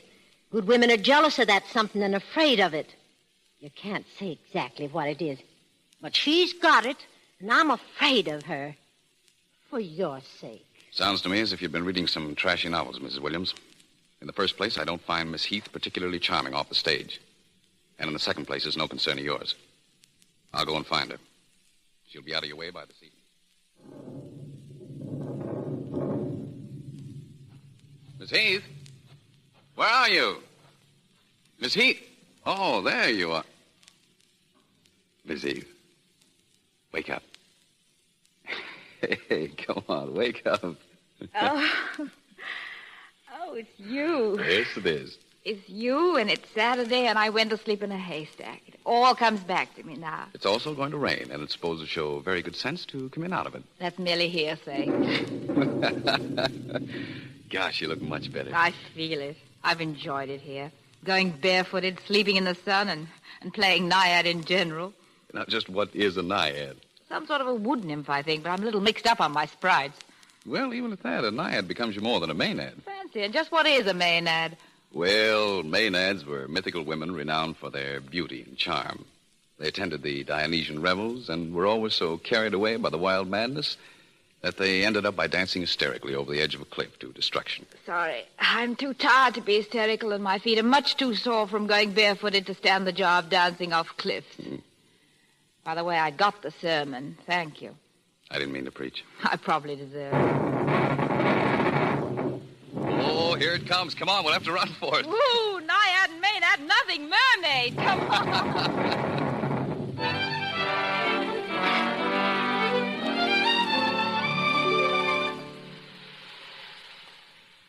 Yes, just look at that rain. You know, I'm afraid we won't make it tonight. I don't mind. I don't mind anything. I've had a good dinner, the fire's warm, and don't be surprised if you hear me purr. Did I tell you I saw you the opening night of Hedda Gabler? No. I think it was one of your best things. Do you? Which play would you prefer to do above all others? One I've never done. It's called But to Die. I wouldn't have to act it. I could live it. Why hasn't someone produced it with you? With the Jinx Woman of the theater? I noticed another play on your bookshelf. I'd like to play that sometime, too. Which one was it? A thing called Forever Ends at Dawn. Forever Ends at Dawn. I don't think I've ever read it. It has a beautiful last act. Wouldn't read it to me, would you? Sure you want to hear it? Oh, it'd be a treat. Well, just the last scene, then. All right. The locale is behind the front lines of an aviation post during the war. The principal characters are an aviator and a woman. She's not a nice person, but fascinating. The man has a wife or a fiancée, I've forgotten which, with whom he's very much in love. However, he's intrigued by the woman, but quite nobly resists her charms. The second act ends with him receiving orders to leave at dawn. That's where the title line comes from. Here it is. Here. You may find some of the dialogue a little awkward in spots, but I'll try and make it convincing. I've never heard you yet when you weren't. Thank you. Here we are. It's midnight. The room is illuminated by a floor lamp. Joan sits reading. There's a knock at the door center. She opens it to Richard. Joan. You at this hour? Richard, it was my last chance. You see, we're moving up at dawn. I've come to say goodbye and tell you what grand fun it was knowing you. It was, wasn't it? Joan, yes. Yes, of course. Only I thought our goodbye would be different from this. Richard, it might have been, but you see, there was always... Joan, the girl in the back of your watch. It doesn't matter. Richard, it does matter, I tell you. It matters all the difference between you and her. Tonight and forever. Joan, her forever lasts until death do you part. Mine but till dawn. Tomorrow is where regrets lie, Richard. But there'll be no tomorrow for us. Only tonight, which we steal from no one and forget as a dream which was no part of our normal lives, over which we had no control, and for which we need feel no obligation. Is that the end of the play? Almost. May I see that book, please? Of course. Thank you. It's not Forever Dies at Dawn, is it? There is no such play, is there? You were making it up. Yes. You should be a writer, too. Where are you going, Don? For a walk. In this rain? I like walking in the rain. I'll go with you. I'd rather you didn't. Would you? Would you like me to leave here now? Would you like never to see me again? I'll go if you say so. You can't go. Because of the rain? No, because I want you to stay. Oh, Don. Joyce, what's happened to us? I don't understand. Must we understand? It's happened. That's enough. Kiss me, Don. Don. Joyce, I'm going to take that walk by myself. I've got to think. I'll be back later.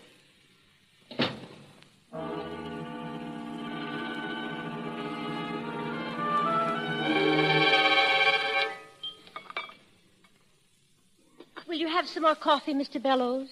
No. Toast? No. Thank you. I've had enough. Is there anything wrong, sir? Wrong? What should be wrong? Nothing, sir. Excuse me.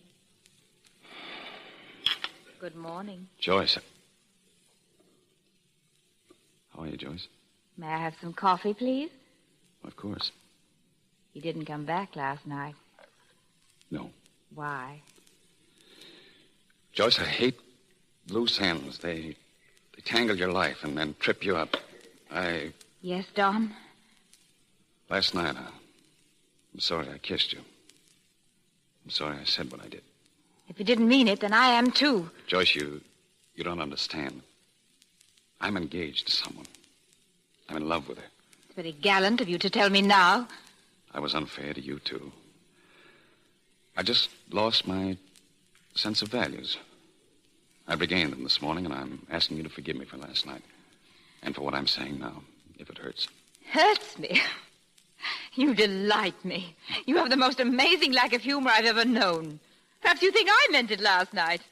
I almost laughed in your face. Made me a little sick to think anyone could be so stupid to be taken in by a lot of old tricks. I thought you at least might be amusing. Instead, you turned out to be dull, stupid, and so afraid. But you needn't be. I won't upset your Sunday school romance or your oh-so-nice career. Hurt me. Get out before you give me hysterics. Get out! Get out!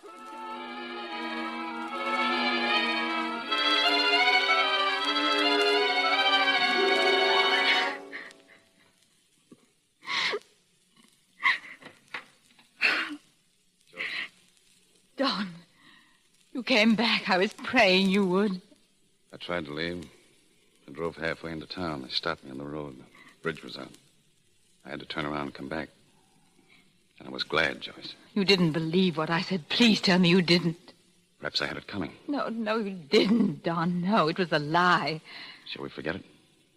Yes. But there's something I want you to remember. I know you belong to somebody else. And I don't want you, Don. But last night was mine, and I made it ugly this morning. I don't want you to think of it that way. I won't. You will unless you know the truth. That night I came here. You took me in out of pity. That hurt my pride. And because I'm a good deal of a shrew, I wanted to hurt yours. I was going to tease you with all the tawdry tricks I knew until you tried to kiss me. And then I was going to laugh in your face. I was an actress playing a part, but I played it too well. Because when you took me in your arms, I didn't want to laugh. I wanted to cry. Oh, Joyce, darling, I'm sorry. I'm not. I'm glad. Last night was beautiful. It'll always be beautiful. And now that it's over... It isn't over, Joyce. It's got to be over. You've got everything ahead of you. Someone you love who can help you. I couldn't do that. I'm the kind of a woman who destroys, not builds. I'm Joyce Heath, Don. A Maynard who doesn't want to dance over the cliff with anybody as fine as you. Mr. Bellows, Yes? they just sent word up from town. You can get through now. Oh, thank you. You're welcome. You're going to go? Oh, I don't know. You've got to. Because if you stay, it'll be too late. I'm bad for people. I'm a jinx. I don't want to be, but I am. So I'm being generous, Don. Kinder than I've ever been. And I can't be much longer. So go. Get away. Leave me. You can leave me, can't you? I don't know. I've got to find out.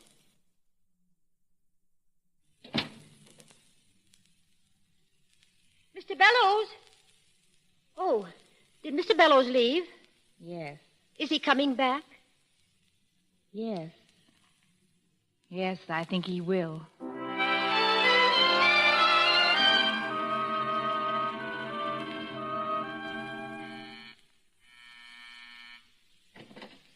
Oh, good evening, Mr. Bellows.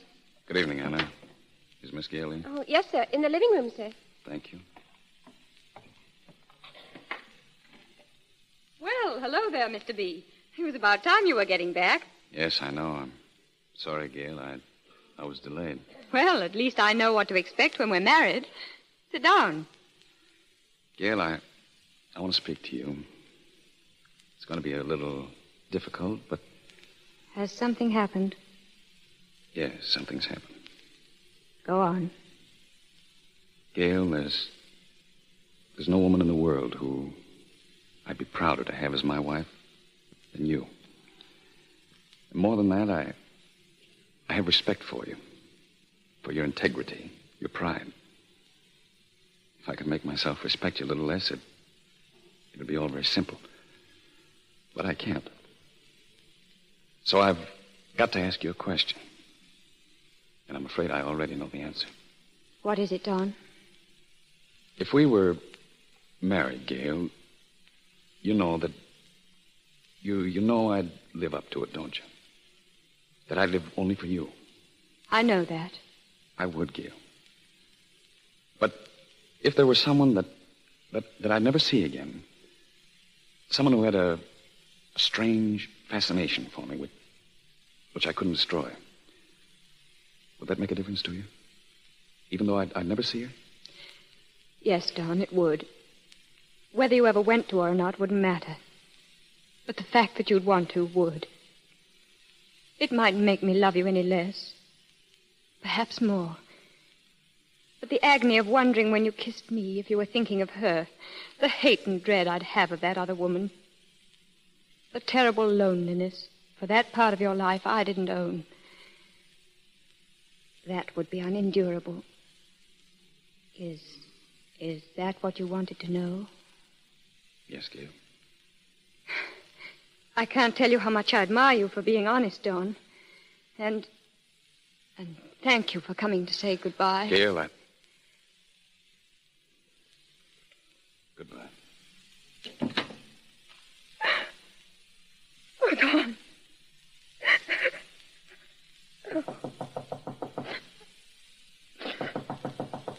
Who is it? Excuse me, miss. Will Mr. Bellows be staying for dinner? Mr. Bellows is gone, Anna. Oh, will he be coming back, miss? Yes. Yes, I have a feeling that he will.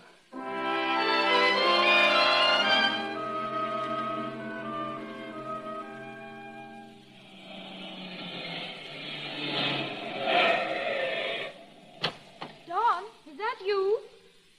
You knew I'd be back. I've been waiting out here for you. Let's go inside.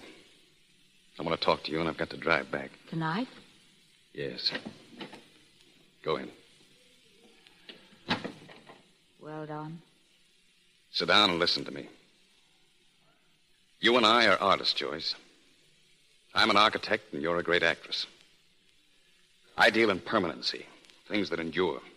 You in emotions, moments. I want to know, is there any consistency in the way you feel toward me? Tonight I love you so much that nothing else matters. Tomorrow should be the same. But tomorrows have betrayed me too often to promise them. That's the only answer I can give you. Well, it's an honest answer, Joyce. I'm not lady enough to lie. No, I don't think you would. Joyce, I broke my engagement. Why? Because of you. What about her? You're to never mention her again.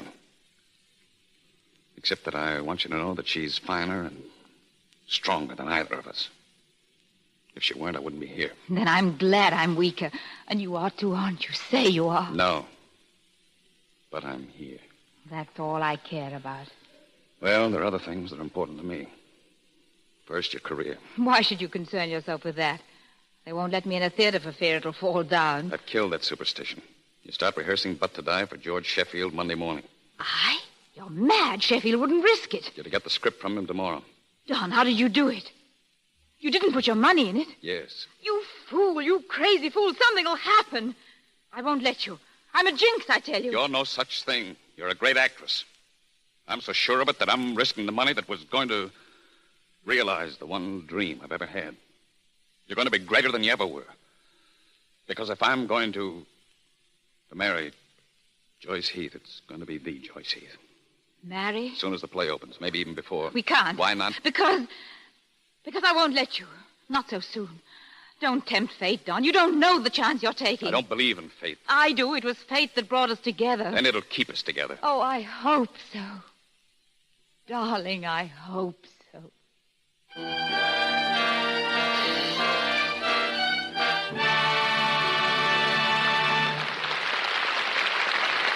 pause for station identification. This is the Columbia Broadcasting System.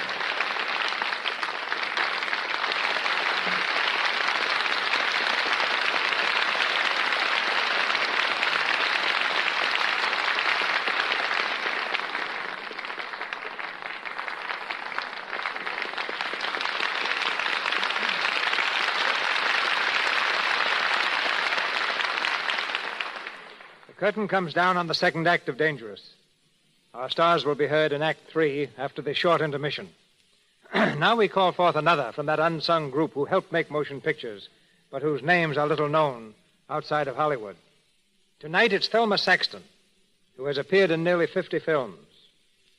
And a touch of mystery is added when you realize that you've never seen her face and never heard her speak, but you have seen her hands, hands that have doubled for many of our loveliest stars. And I'm going to explain all that, Mr. DeMille, because if I don't, people are apt to get the impression that the hands of the stars are not beautiful enough for close-up shots. And, of course, most stars do have beautiful hands. First, Mr. DeMille, how much money is represented in a single scene of a big picture? Anywhere from a few hundred to many thousands of dollars, depending upon who and how many are involved in the making of it. And now will you tell us about how many minutes of a picture can be shot in an average 8-hour day? Well, yes, but who's interviewing whom, Miss Saxton? If we shoot 5 minutes of the final film, we're doing remarkably well. And that's where I come in. Now, suppose there's a scene in a picture involving, let's say, a letter. And suppose that the audience is first going to see that letter from a distance, and then in a close-up in which the star holds it in her hands. For the first shot, the set would have to be arranged so the camera could shoot the letter from a distance. Then to take the close-up, the stars and all the people would have to wait around until the lights and the camera were rearranged. That minor detail might require anywhere from 30 minutes to an hour, plus all the money represented in an idle cast. And to avoid that, Miss Saxton, we turn the letter over to the Special Effects Department, which shoots it from the desired angle without requiring the star's presence. Exactly, and incidentally gives me a job. For special effects shots, my hands have held a basket for Carole Lombard and shown a manicure for Claudette Colbert. They've been tied to a stake for Gail Patrick and have dropped a cigarette lighter for Ida Lupino. They've turned a travel booklet for Sylvia Sidney, lifted the pages of a scrapbook for Frances Langford, and have written a sign with a cigar dipped in ink for Gracie Allen. They've dialed phone numbers, picked up flowers, unlocked doors, worn rings, and have stolen jewels. And with hands so valuable, you ought to protect them with steel mittens. No, Mr. DeMille, I expose them to as much wear and tear as the average girl, and perhaps a little more, because, being married, I run my own home, do my own dishes, and a little of my own washing. Naturally, though, I'm very careful of my hands. And when it comes to washing dishes, I wouldn't think of using anything except Lux Flakes. All you say about Lux on this program is absolutely true. When you wash dishes in Lux Flakes, you're really giving your hands a beauty treatment. They don't get a bit red and rough-looking. I'm very happy to say a word for Lux because it's such a real help to me. I'm sure every woman will value your advice about Lux for beautiful hands, Miss Saxton. Have you any other suggestions? The only other thing I can remember doing to develop nice hands was a long time ago when I was a little girl. My father said that if I didn't stop biting my nails, the boys wouldn't like me, so believe me, I stopped. You've never had more than a finger in the motion picture pie, have you? Well, I played in Bulldog Drummond Strikes Back, but the girl was dead, so they covered me up with a sheet, and all you could really see was my hand holding a piece of evidence. The most work I ever did in a single picture was for Carole Lombard in Hands Across the Table. She was a manicurist, you know, and I held hands with so many nice-looking actors that I was almost ashamed to take my paycheck. Thank you, Mr. DeMille. Thanks for the helping hand, Miss Saxton.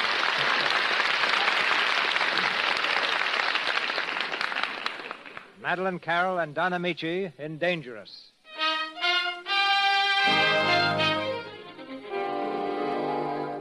Months have passed, and the play which Don backed for Joyce Heath is nearly ready to open. In the back of the darkened theater, Don sits alone watching the dress rehearsal. Suddenly, Sheffield, the producer, calls a halt and walks up the aisle. That's 4 o'clock tomorrow. Everybody on time, please. All right, 4 o'clock. Oh, hello, Don. Got a cigarette? Sure. Well, what do you think, Sheffield? I think it's terrific. You know, Don, I've spent a fortune and misspent a life in the theater. But this is the only time that on the night of a dress rehearsal I've had nerve enough to say I had a hit. You're pretty positive. So positive, I'll buy your piece of it for $100,000. There's one angel who isn't afraid to tread. Gosh, she's magnificent, isn't she? Even in rehearsal. It's the greatest performance I've ever seen. She'll be a sensation Monday night. Oh, say, what about the jinx? Oh, nothing could jinx a talent like that. Hello, Don. Well, Chef, how does it look? Huh? Oh, all right, I guess. Needs a lot of work, though. You know, Don, if I got away down to the country and went over the script tomorrow, I think I could get a better perspective. Would you run me down tonight? Why, of course. Shall we go? I want to stop at my apartment for some clothes. Right. Night, Chef. Night. And, Don, keep her out of the poison ivy and the fresh air. I don't want her to open in a whisper.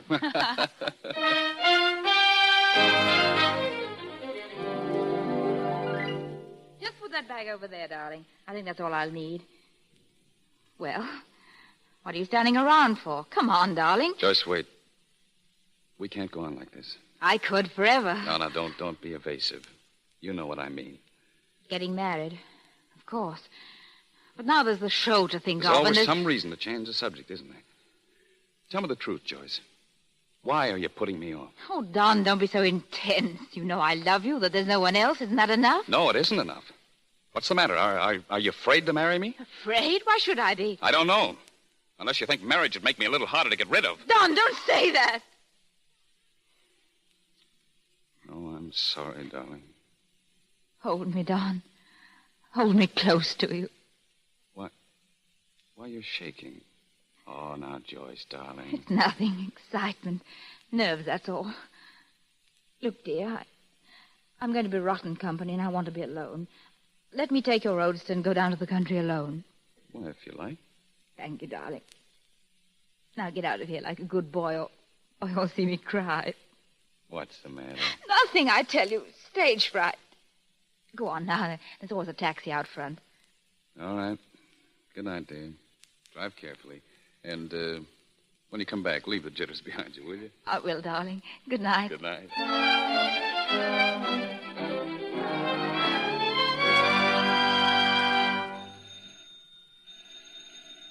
Who is it? It's Joyce. Open the door. Joyce. Come in. Oh, it's a long time since I've seen you, Joyce. Sit down. I haven't much of a place here, but I guess I don't have to tell you that. Gordon, Let me look at you. I've hoped you'd come like this so many times. I've come on business, Gordon. Oh, I've got to go down to the country tonight. I haven't much time. you still hate me, don't you, Joyce? I never hated you. And you never loved me either. Did you ever love me, Gordon? Really love me? When a man ruins his life because of something, it must be pretty real. I'm a bookkeeper now in that company I used to own, Joyce. And the worst part of it all is, I can't hate you. I don't suppose you understand that. I can now. I love someone that way, too, Gordon. Heaven help you. Yes, heaven help me if you don't. You want me to divorce you. Is that it? Yes, Gordon. I've told you time and time again I won't. You're my wife, understand? My wife. Something you'll never be to any other man. Being your husband is the only thing I have left, and I won't lose it. You'll be my wife till the day I die. Then I'll divorce you. You can't, Joyce. You haven't any grounds, and you never will have. Gordon, I know I've ruined your happiness. Don't ruin mine. If it's revenge you want, I'll give it to you. I'll beg, I'll crawl, I'll do anything. Look at me, Gordon. If you want to humiliate me, you know how. But set me free. Give me one chance at happiness. Please, Gordon, please. No. Gordon, will you do one thing for me? I want you to come with me. Where? To the country. I want you to meet him, speak to him. He has to know sometime. If I meet him, you think I'll take pity on you, don't you? You think I'll let you go? Yes, Gordon. Are you driving down? Yes. I'll be ready in a few minutes.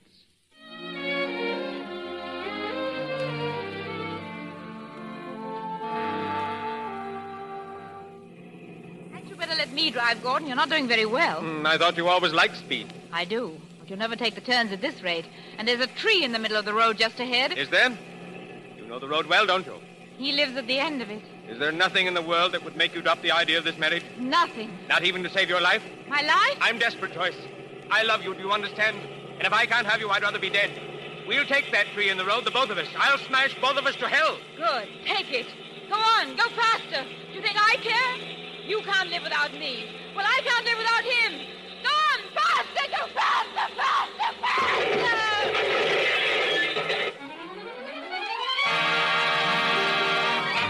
Paper, Joyce Heath and Smash Up. Actress and Smash Up. Man identified as husband. Paper. Read all about it. Actress and husband will live. Accident reveals triangle. Triangle. John Bellows is scandal. Scandal. Scandal. Scandal. And the board thinks it would be best, Mr. Bellows, if you'd resign from the club. Resign? But why do I have to... Sorry, Mr. Bellows. It's tough, Tom, but that dough you sunk in the show is all red ink now. A total loss. Yes, I expected that. Too bad, fella. The bank just can't see its way clear to making that loan. We're sorry, Bellows, but we've got to be pretty conservative. But you can't do this. I put every cent I have in those estates. I need that loan or I'll lose everything. I'm afraid you'll have to lose it then. Sorry, Mr. Bellows.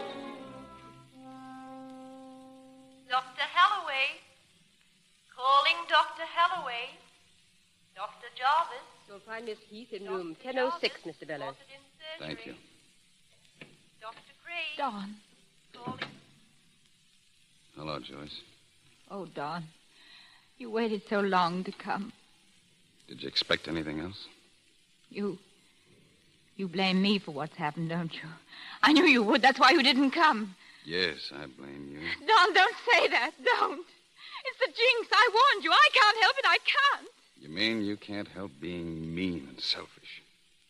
You do anything to gain your own desire and go on, leaving someone else to pay the bill. That's the jinx you put on people. I was willing to give my life for you. Is that selfishness? Yes, because you're afraid to risk losing me by saying you had a husband. So instead you lied and ruined me. And your husband, what's it cost him to love you? You've never bought any happiness in your life. You owe for it. It cost everybody else but you. Well, I can't afford any more. But there's one thing I know. If you're ever going to be anything but a jinx, you'd better start paying off. Because you're in debt for the rest of your life. Don. Goodbye, Joyce. Don, don't leave me like this. I'll die if you do. I'll kill myself. I mean it. You don't mean it. If you did, you'd be more of a coward than I think you are. Don. A coward. I'll be a coward, then. I'll be one. Miss Heath, what are you doing out of bed? Get away from that window. You'll catch cold. Leave me alone. Get out. Oh, no. Now behave yourself. Get back there. I was just in to see your husband. He was asking for you. My husband? Yes. My husband. Nurse, I've got to get up today. Oh, you can't. It's much too soon. I must. I've some debts to pay.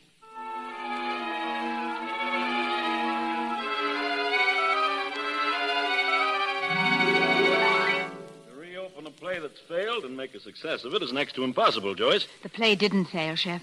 The only failure was mine. I can make that play a success. You're very confident. More than confident. I'm positive. Why? 4 distinct reasons, any one of which is so important to me that it makes failure impossible. First, because I'm a good actress.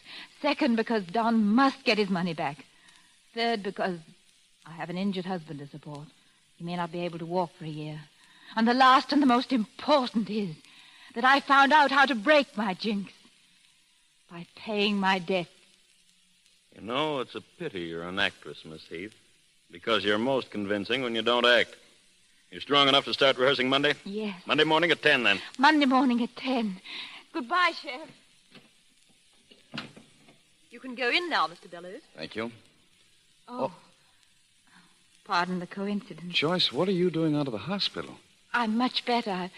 I've quite recovered. I was coming to see you tonight. I was pretty rotten to you this afternoon. You were frank. You've got to forgive me, Joyce. You mustn't let it make any difference. Things will turn out right. We'll make them turn out right. We can't. I'm going to be just as honest and frank as you were. You're no longer important to me, Don. Your importance ended when the show folded. You mean that I was only the means to an end? Yes? I don't believe that. Believe it or not, it's the truth. You might as well know it now. I'm sorry if I've hurt you, but we all get hurt sometimes. Yes, we do. What hurts me most is that you're making yourself so cheap, Joyce. Oh, no, I'm rather expensive. Remember what it cost you? Goodbye, Joyce. No. Miss Heath. Miss Heath, are you all right? Yes, thank you.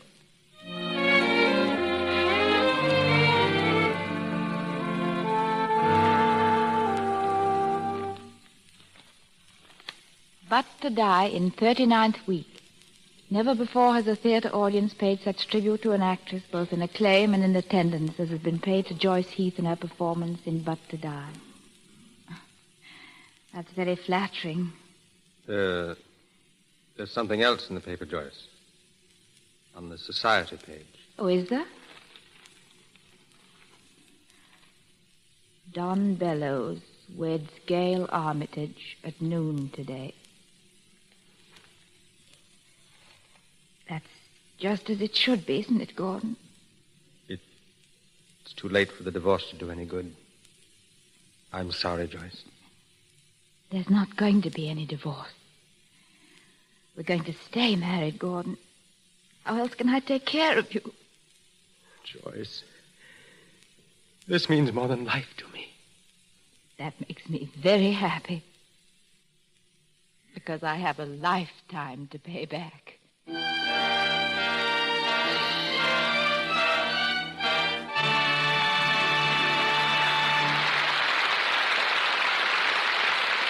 Our producer brings our stars back for a curtain call, and then we will make the announcement we mentioned earlier. Mr. DeMille.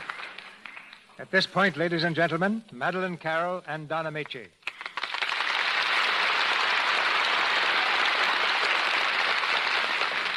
Thank you, Mr. DeMille. And goodbye. Well, that was quick. Well, I don't like to mince words either, Madeline, but I do like the idea of coming back after the play and splitting an infinitive or two with Mr. DeMille. Why the quick brush? You've got me all wrong, Don. I'm just saying goodbye because I'll be leaving Hollywood in a few days on my way to London and Paris and Rome. In fact, I'm going with the rising tide. Walter Wanger just sent it to me wrapped up very beautifully in several cans. Well, what do you think of that? Canned ocean.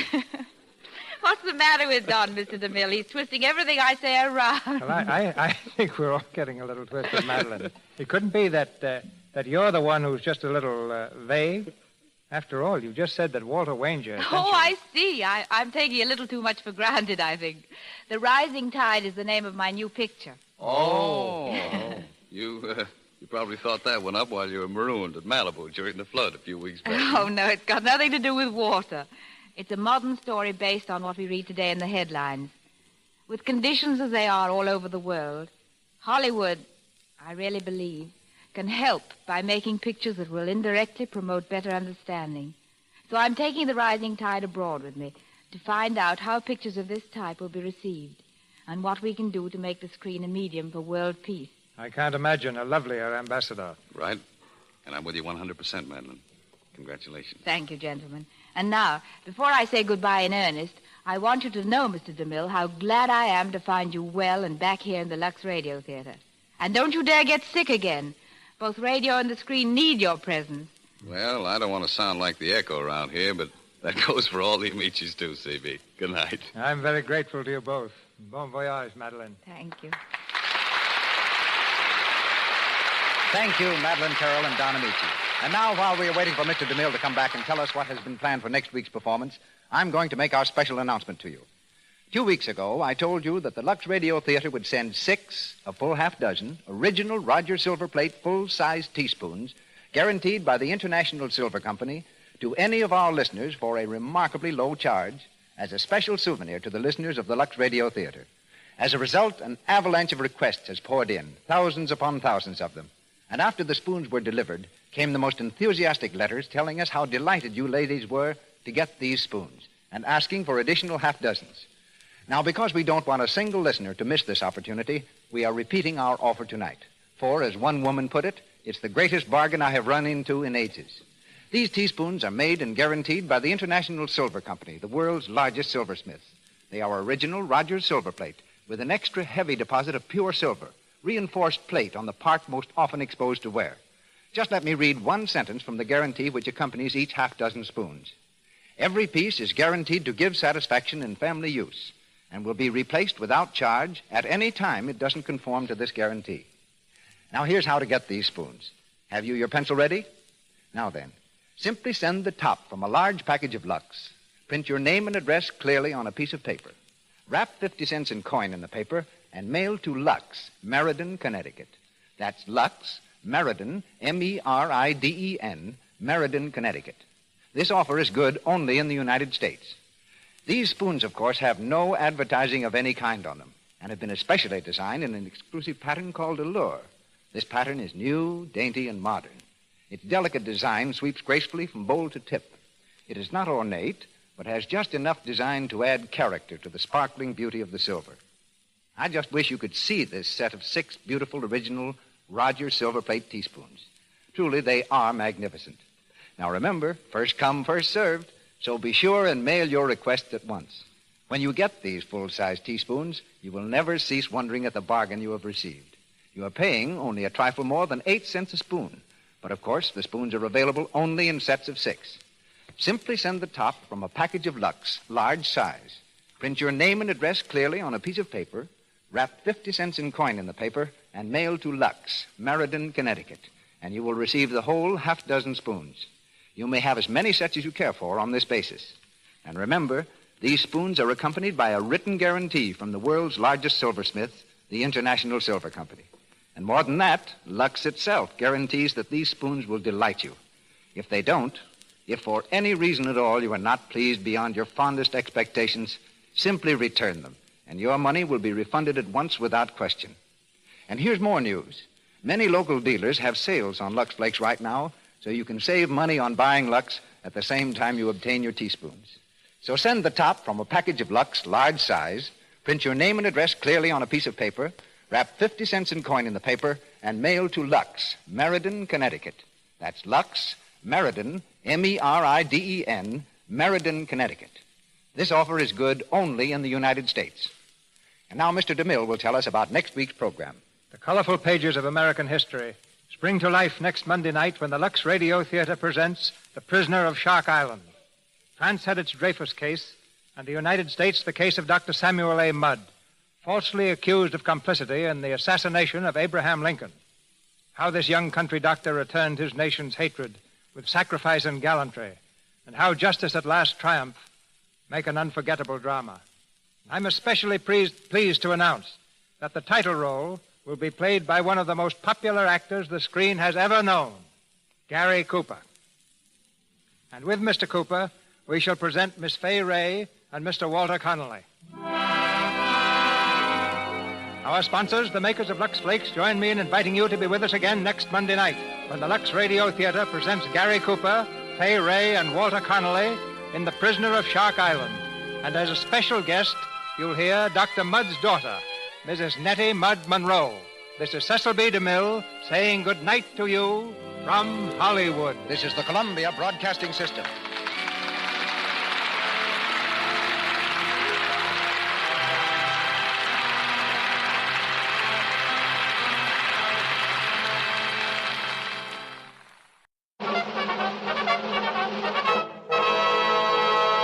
From Hollywood, California, the Lux Radio Theater presents Spencer Tracy and Fay Ray in the Sinclair Lewis drama, Aerosmith.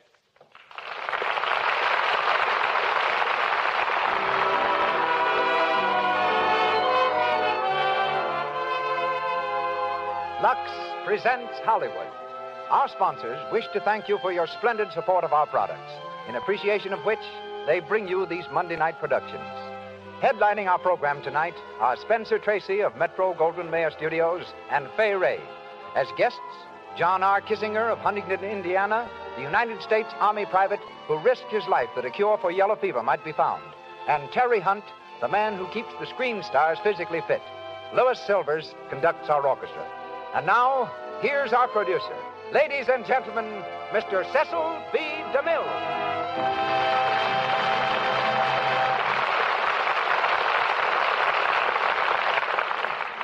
Greetings from Hollywood, ladies and gentlemen.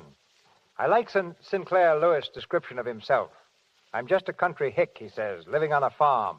And every time I leave it, I get into trouble. A nonconforming literary thunderbolt for many years, Mr. Lewis won the Pulitzer Prize for Aerosmith, but turned down the $1,000 as a protest against what he called the restrictive terms of the award. The son of a physician, with a grandfather, uncle, and brother, also doctors, it's easy to understand why Mr. Lewis turned to medicine for the background of his story. Before writing Aerosmith, he spent many months in a New York medical center doing research. There he met the famous biographer of medicine, Dr. Paul de Kruif, and with him traveled through the West Indies on a tireless search for color and material. Tonight's presentation is based on the magnificent screenplay and stars Spencer Tracy in the title role. Mr. Tracy commands an unquestioned position as one of the finest actors ever seen in motion pictures. For his appearance here, we thank Metro-Goldwyn-Mayer Studios, who next present him opposite Joan Crawford in Mannequin. I'm also delighted to present, in the part of Leora, a girl with one of the most enviable records of hit performances in Hollywood. Beautiful, talented, unspoiled, Miss Fay Wray. Helen Wood is heard as Joyce, Frank Riker as Dr. Gottlieb, and John Quallen of the original cast as Novak. And now the curtain vanishes, and the Lux Radio Theater brings you Aerosmith, starring Spencer Tracy and Fay Wray.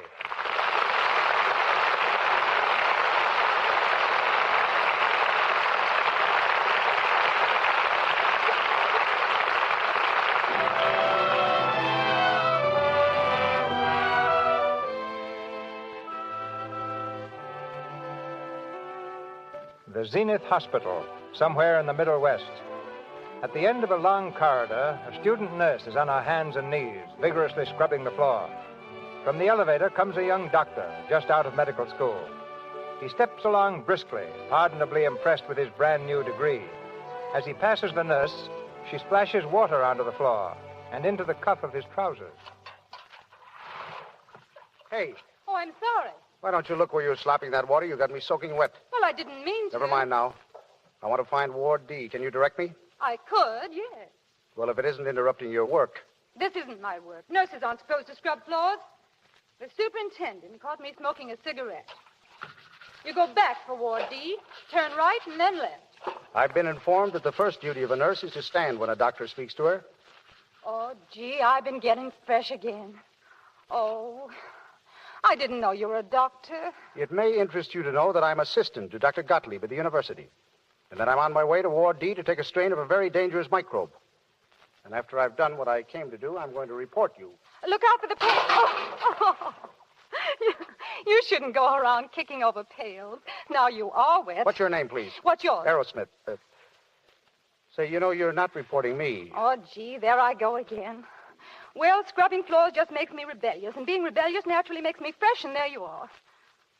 I'm sorry, really. My name's Leora Tozer. It's a silly name, isn't it? What's wrong with it? I kind of like it. Oh, do you? Well, thanks. When can you get away for dinner? With you? I've decided to overlook reporting you. How about tonight? Well, Why not? I don't mind. What time? Miss Tozer. She's at the head nurse. You will telephone me the patient's temperature every hour, and I'll look in again at 7. At 7. You understand, nurse? Yes, doctor, at 7.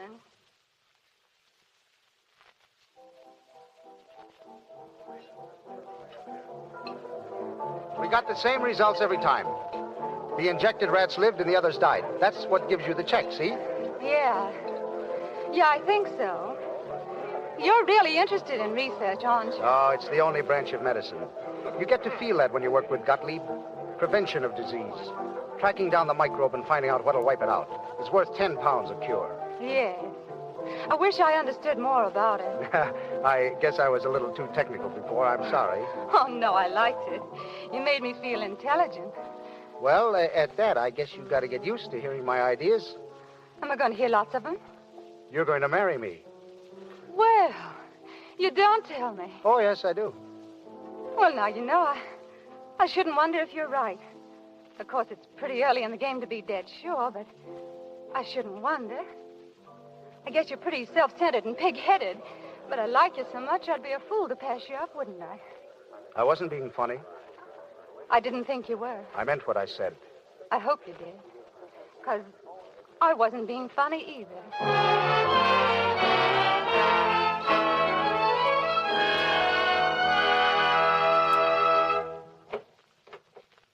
Good morning, Dr. Gottlieb. Oh, come in, Martin. Come in.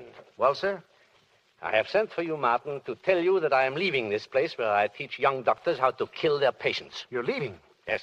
I have been called to the McGurk Institute in New York, where I shall do only my own research. The McGurk Institute is the greatest scientific plant in the world. I'm very happy. I should think you would be, sir. I'm very happy for you, too, Martin. I have arranged to take you with me as my assistant. Oh. You will have opportunity there. Well? Dr. Gottlieb, you're the greatest man I've ever known. I'd black your shoes for you, but I can't go to New York with you. Why, Martin, why can't you come with me? I'm going to get married. Oh. And a man can't marry on what a lab assistant makes. I've got to go into practice after all. Practice? Practice. Give pills to ladies and hold their hands for them. You who have the stuff in you that makes scientists. Well, that's how it is, sir. Oh, well. Who is she? Leora Tozer. She comes from a little town in Dakota. We're going back there. It's not much of a place, but I'll be the only doctor for 30 miles around. Well, I know better than to argue with a man in love. You'll be a very bad doctor for a while. And then you will find your way back to the laboratory. Now, let me know when you do, and wherever I am, I'll have a place for you. Thank you. No. Good luck to you, Martin, and I wish you happiness.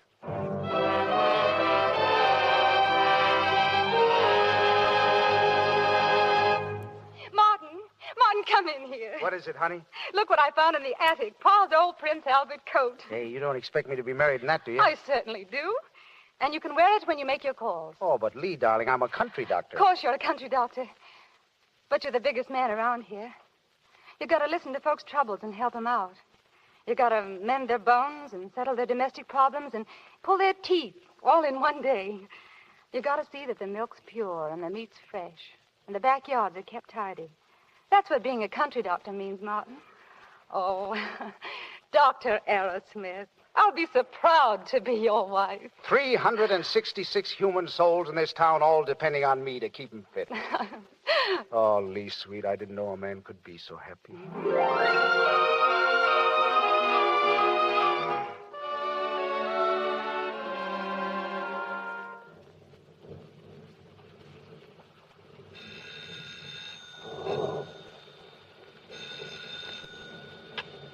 Hello? No, the doctor isn't in. Oh. Yes. Yes, I'll tell him. Good night. Is that you, Martin? Oh, Martin, you're drenched. Come in. Here, let me take your coat. It's all right. How's the little Weller girl? Is she better? She died an hour ago. Oh, Martin. Gottlieb was right, I guess. I am a rotten doctor. You mustn't say that, Martin. You did your best. You did everything you knew. Oh, but I didn't know enough. That was it. It's happened before. It'll happen again. Please, darling, don't talk like that. I should have operated tonight. Any other man would have operated, but I didn't. I waited too long. They won't blame you for it. No, that's the trouble. They don't blame me. They just sit and stare at me and wonder why their baby should die with me there. Why their baby should die in my arms. I'm not God. I can't work miracles. Martin, listen to me. You've done well here, darling. You mustn't let one case discourage you. Try to remember the others, the people you've helped, because they remember. And they love you, Martin. I'm not discouraged, Lee. I guess I've just stagnated, that's all. I've been doing the same thing day in and day out for 3 years. Stitching cuts and setting bones and prescribing for croups and colds. It's got me, that's all. Martin, it's my fault, isn't it? What are you talking about? I never should have asked you to come here. I should have let you go on with your research. That's what you wanted, wasn't darling, it? Don't be silly. I've tied you down. Come here, come here. You're all I want, Lee, darling. You're all I want. Regardless of anything else. I'll get it. Oh, hello, Novak. Come on in. Thanks. I want to speak to you, Doc, if you got a few minutes. Sure. Evening, Mrs. Aerosmith. How are you, Mr. Novak? How's your wife been these days? Her? Oh, she's fine. The doc fixed her up good. What's on your mind, Novak? Well, it's my cows, Doc. Your cows? Yeah, they're sick. Last 2-3 weeks, I lose 12 cows. All my cattle sick. Well, look, Novak, I'm not a vet. I know, but you a smart feller, Doc. But I don't know anything about cattle. Well, what are you doing for them now? Well, the state veterinarian, he come. He give 'em what he calls serum, but he's no good. The poor cows, they used to die quicker. What does he say it is? He call it black leg fever, but it don't do no good to call it by a name. All I know is pretty soon it's time to settle some cattle to pay mortgage on my house. And pretty soon I got no cattle left to sell. That's why I come to you, Doc. But Novak... Please, Doc, you come. Please, All right. I'll be over at your place in the morning. Oh, thanks, Doc. You help 'em all right. You fix 'em. I know that. Good night. Good night. Good night, Mr. Novak. Cattle. Well, that's a new one, isn't it? Still, it might be something I could... What did he say it was? Black leg fever, I think. Black leg fever. I wonder if they've isolated the germ.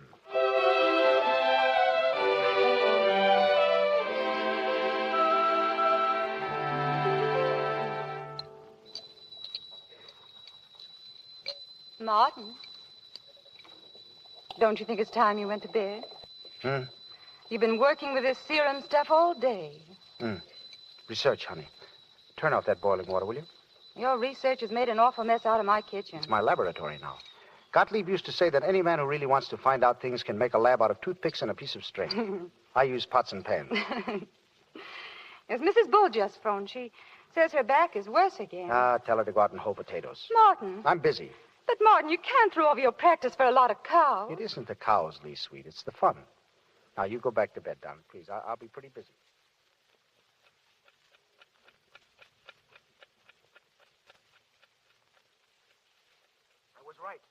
I was right, Lee. Look at this. Yes, Martin. That vet serum wasn't any good. Yes, Martin. We'll try mine in the morning. Yes. I'll take it over to Henry Novak's and shoot it into half his cattle. Yes, If Martin. they live and the other half dies, we'll know we've got something. Yes, Martin. What's the matter? Are you tired? Yes, Martin. Poor Lee.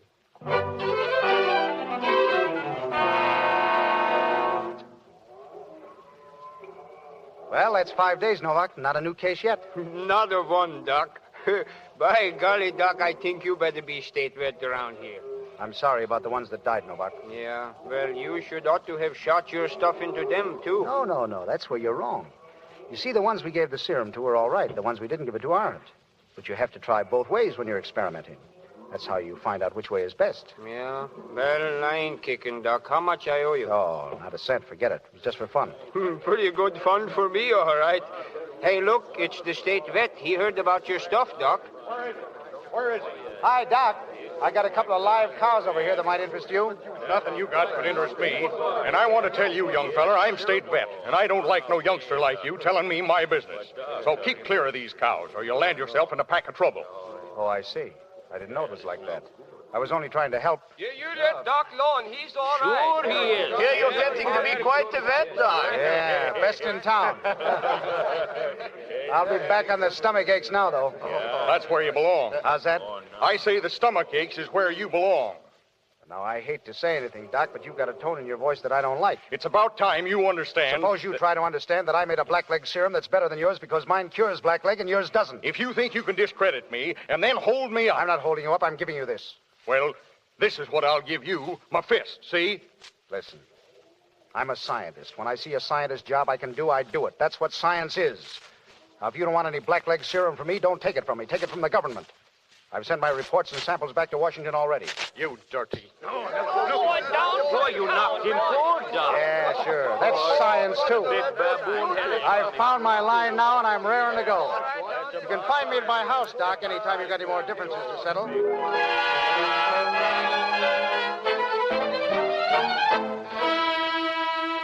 Quick, Martin, open it up. I'm so excited. You've never had a letter from New York before. It's from the McGurk Institute. Listen. We have been watching your work on blackleg fever. May we offer our congratulations. Dr. Gottlieb has recommended you for a position in our experimental laboratory.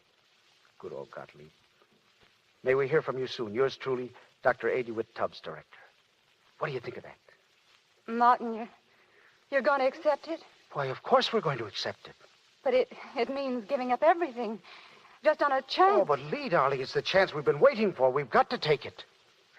Of course, if you want to. I'm going to love New York, darling.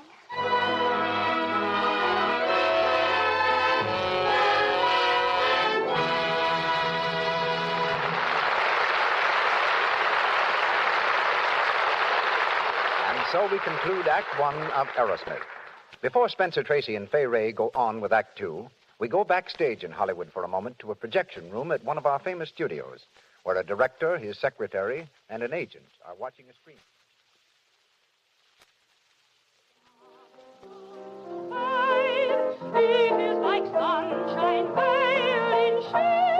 She has a beautiful voice, Joe, but I can't very well put that girl in the middle of a chorus scene. Why not? What's the matter with her? Well, look at the close-ups. Look at her skin. But the girl can sing. Joe, I haven't time. I'm late now. Come around sometime and I'll talk it over with you. I'll be on set 3, Miss Sherman. Well, of all the silly Now, things... Joe, take it easy. It's too bad, but... Well, I should think a girl like her would have known about Lux toilet soap. She looks as if she has cosmetic skin. That's a very smart crack. No, Joe, I mean it. Seriously. She has those little blemishes and things. It comes from not getting makeup off thoroughly. The pores get all choked up and the skin gets so coarse-looking. Say, I didn't come here to get a lecture on skin culture. Well, you're getting one. You'd better tell some of your talented new singers about Lux toilet soap. That's what the movie stars use to guard against cosmetic skin. Say, listen, that girl can sing, and no director can tell me Remember, otherwise. Joe, the chief himself complained about her complexion. Why, what good is a voice? Well, maybe you're right. You're an agent for a lot of other Hollywood women. Ask them. They'll tell you that they use Lux toilet soap regularly, and that its active lather is what keeps their skin so swell. Well, I'll remember that. And so will the women, I hope. Back to Mr. DeMille and our play. Spencer Tracy and Fay Ray continue in Aerosmith.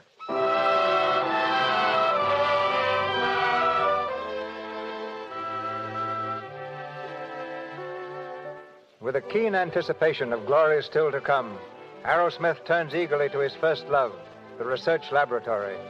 In the impressive corridors of the famous McGurk Institute, he walks slowly along with his old friend, Dr. Gottlieb.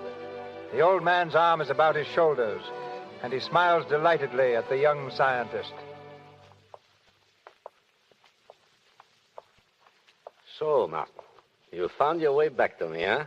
Just as I said you would. That's right, Dr. Gottlieb. And you have come on your own feet, too. It was a good piece of work you did with those cows of yours. You have earned your position here. Yeah. And I'm glad. Very glad. Well, good morning. Good morning. Dr. Aerosmith, I presume. Yeah. Aerosmith, this is Dr. Tubbs, our director. Oh, how do you do, sir? How do you do? Allow me to welcome you, Doctor.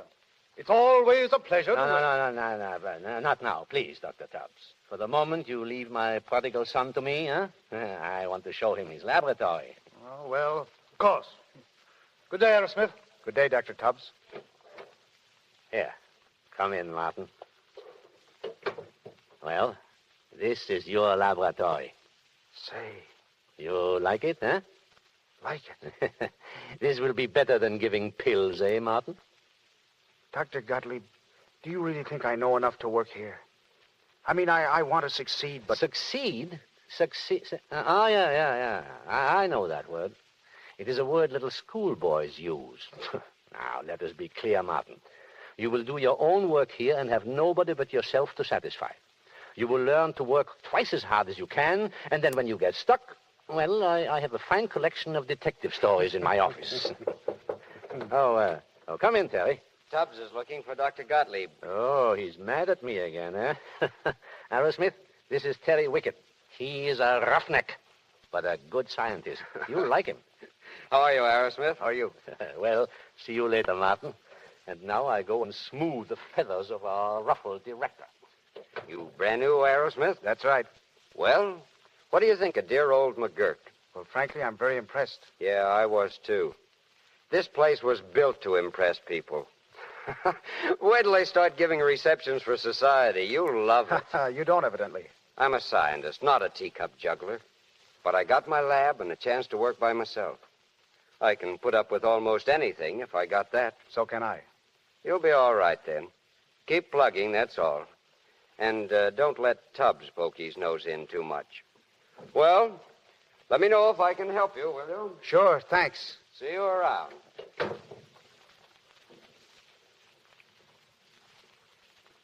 God, please give me clear eyes and freedom from haste.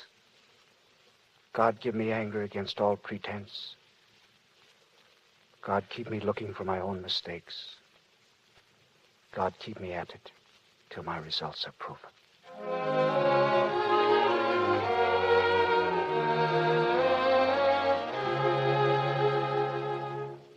Martin? Martin, what are you doing? Huh? Oh, nothing much. I was just thinking. Are you ready for dinner yet? Huh? Are you ready for dinner? Martin, what's the matter with you? For weeks you've done nothing but sit around and stare at things. It just scares me to death to see you this way. You won't be scared much longer, Lee. What do you mean? I've made up my mind to chuck it before they fire me. I've been at McGirt 2 years, and I haven't accomplished a thing. I'm worse at science than I was at doctoring. You mustn't say such things, Martin. It's going to be all right. I know it is. Why, for all you know, you may be plumb on the threshold of a great discovery this very minute. I got a kind of feeling that you are. Don't look at me like that. I have.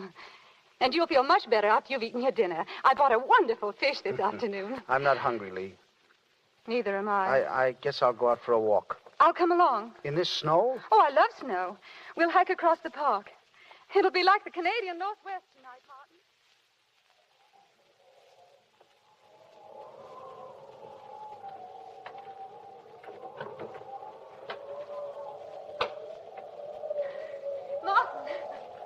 Lee, sweet, I forgot you were here. I was a little behind you. You were walking kind of fast. But I guessed you'd be coming here to the lab building. And you tagged along all this way, you poor kid. I'll call a taxi to take you home. Oh, no, I don't want a taxi, Martin. Let me come upstairs with you. I may be late. I don't care. I won't bother you. I promise you not to open my mouth. Please don't send me home. It's such a scary night. I'll imagine things. What things? Oh, things. All right. Come along.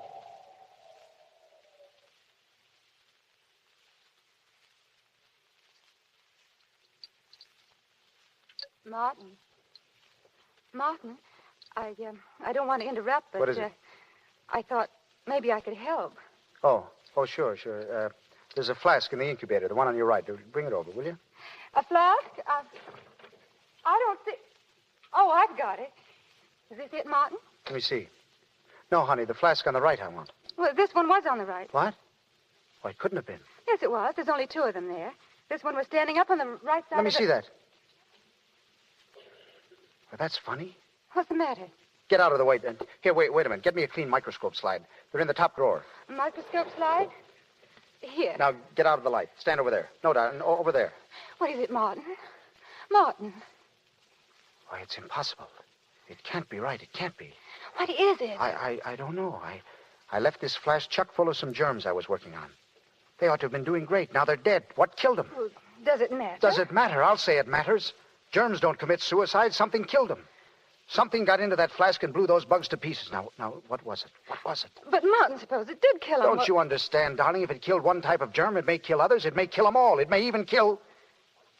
No, I won't throw away my luck. I'll work it out. Tomorrow, darling. No, tonight and tomorrow night and the night after that. I've got to find out what killed those bugs.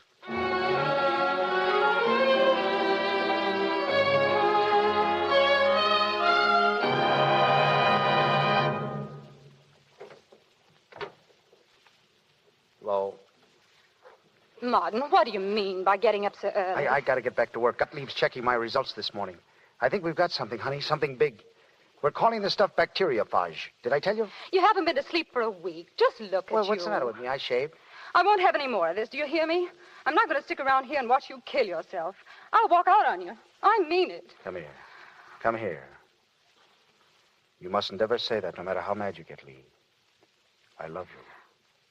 I know I'm neglecting you, but when this is over, I'll take time off every day, and we'll go to the movies, and we'll have friends in, and I'll send you flowers every morning. I'll even learn to play bridge.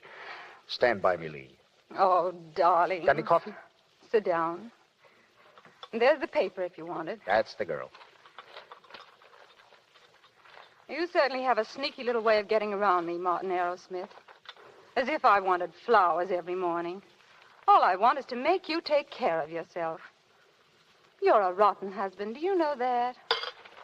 Martin. Did you see this? What? This thing in the paper. Listen to it.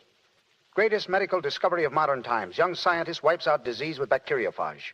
Director Tubbs of McGurk Institute interviewed by press. Why, that's wonderful. Wonderful? Look, there's your name. He's giving you full credit. He's made a fake out of me. That's what he's done. By that cheap publicity hound, he can't do this to me. Martin, where are you going? I'm going to see Tubbs. Wait, I'm going with you.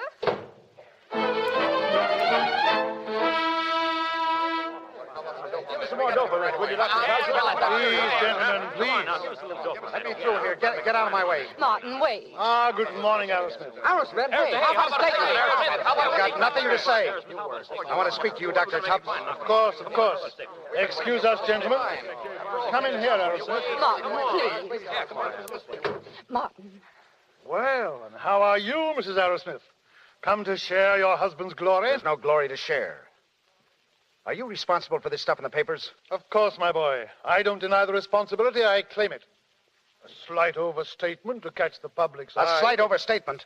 You tell the papers I can wipe out all disease when you know I haven't even cured whooping cough yet, and you call that a slight overstatement? I understand your surprise, my dear fellow. My surprise? I'm only surprised I don't twist your fat neck. Martin, my husband's a very violent man, Dr. Tubbs.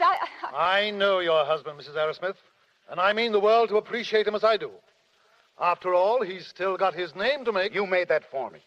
You made my name smell from one end of this country to the other as a quack and a faker and a racketeer. Now you call those reporters in and you tell them I'm through with you and your front-page science and that I've resigned from your cheap Jack Institute. I'd so much rather tell them about the paper I've just signed. That makes you the head of your own department and raises your salary from $5,000 a year to $12,000. I won't take it. I'm through. I don't accept your resignation, Martin. I pin my faith on you. I do more than that. Martin, my boy. Now, what is it, Dr. Gottlieb? Can't you see we are busy at the moment? Yes, busy turning my friend Martin into a megaphone. Don't worry, Dr. Gottlieb. Something has happened, and something perhaps not altogether bad. Martin is not the discoverer we thought he was. What? You don't mean someone has stolen a march on us? Here it is, in the medical journal. The Frenchman Derel of the Pasteur Institute in Paris has just published his report. It is the same thing, Dr. Tubbs. You got into the newspapers too soon. I'm sorry, Martin. The same thing. This is most unfortunate. Most. Of course, there could be no talk of a new department now and no raise in salary either. If you'll excuse me, I'll speak to those reporters. Yeah, how about some good paper here? You may not be the discoverer of bacteriophage, Martin, but you may still be the man to test it out. Come and see me later in my laboratory. Then we will discuss what further work you still will have to do.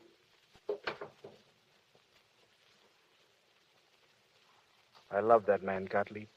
He might have gloated. Poor Martin. All I've done these months has been wasted, Lee. You won't get your new flat or any of those things now. It's tough luck being married to a scientist, isn't it? I haven't minded. Well, it's over now. Well, I had a lot of fun out of it, anyhow.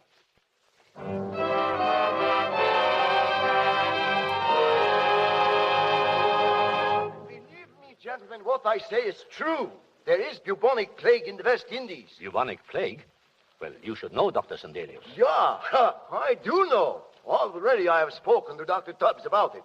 He is anxious for the Institute to send a representative there. He would be if there's any publicity in it. Now, please, Terry, just one moment. What do you think, Arrowsmith? Well, it might be a good chance to test out the bacteriophage. Yeah. That's what I thought. Your bacteriophage, Arrowsmith. It isn't mine, Dr. Sandelius. The discovery belongs to Derel. No. I say it again. Your bacteriophage may save the islands. That is why you must go there, to the West Indies. But I don't know anything about bubonic plague. But I know. I teach you. Get me plague germs. Get me rats. Get me rat fleas. Yeah, fleas. Little yumpy fleas. And I show you what I have learned in China and in India. Yeah, I show you. Then I go with you.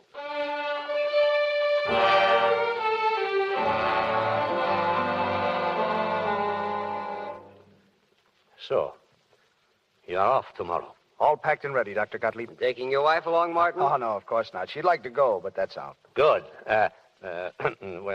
Sit down. I have called you in here to give you your final instructions, Martin. Yes, sir? Can you be trusted, Martin, to perform a little experiment where you are going? Can you be trusted not to let anything, even your good, kind heart, spoil it? What is the experiment? You agree that it will be of value in future epidemics to know what this stuff of yours is worth? Well, yes, of course. Now, if you could give your injections only to half your patients and sternly deprive the other half of them, then you would know. I certainly would, but... That is the experiment we mean. Oh, I couldn't do that, Dr. Gottlieb. Why couldn't you? Sit by and watch half my patients die. It wouldn't be human. So you're just a country doctor after all. Country doctor, nothing, but I've got some pity in me. They'll be dying down there. They'll be dying and begging me for help. Sure they will. So many men are kind and neighborly, and so few men ever add to human knowledge. You have the chance now, Martin. But Gottlieb... I'm an old man, Martin. I've been an honest scientist all my days, but I count on you to carry on my torch after me. Are you going to fail me? Are you, Martin? No. I won't fail. I'll do my best, Gottlieb.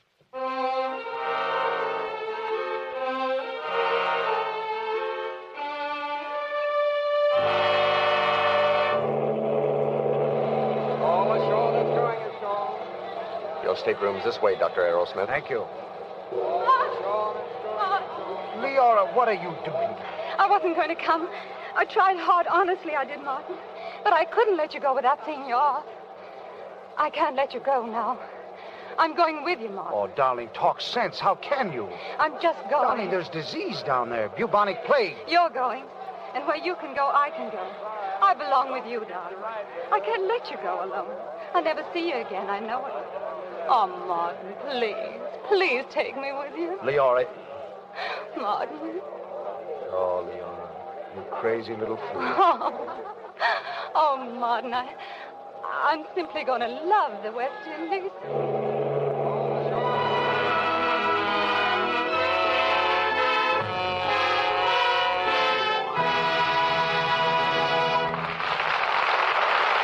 We pause for station identification.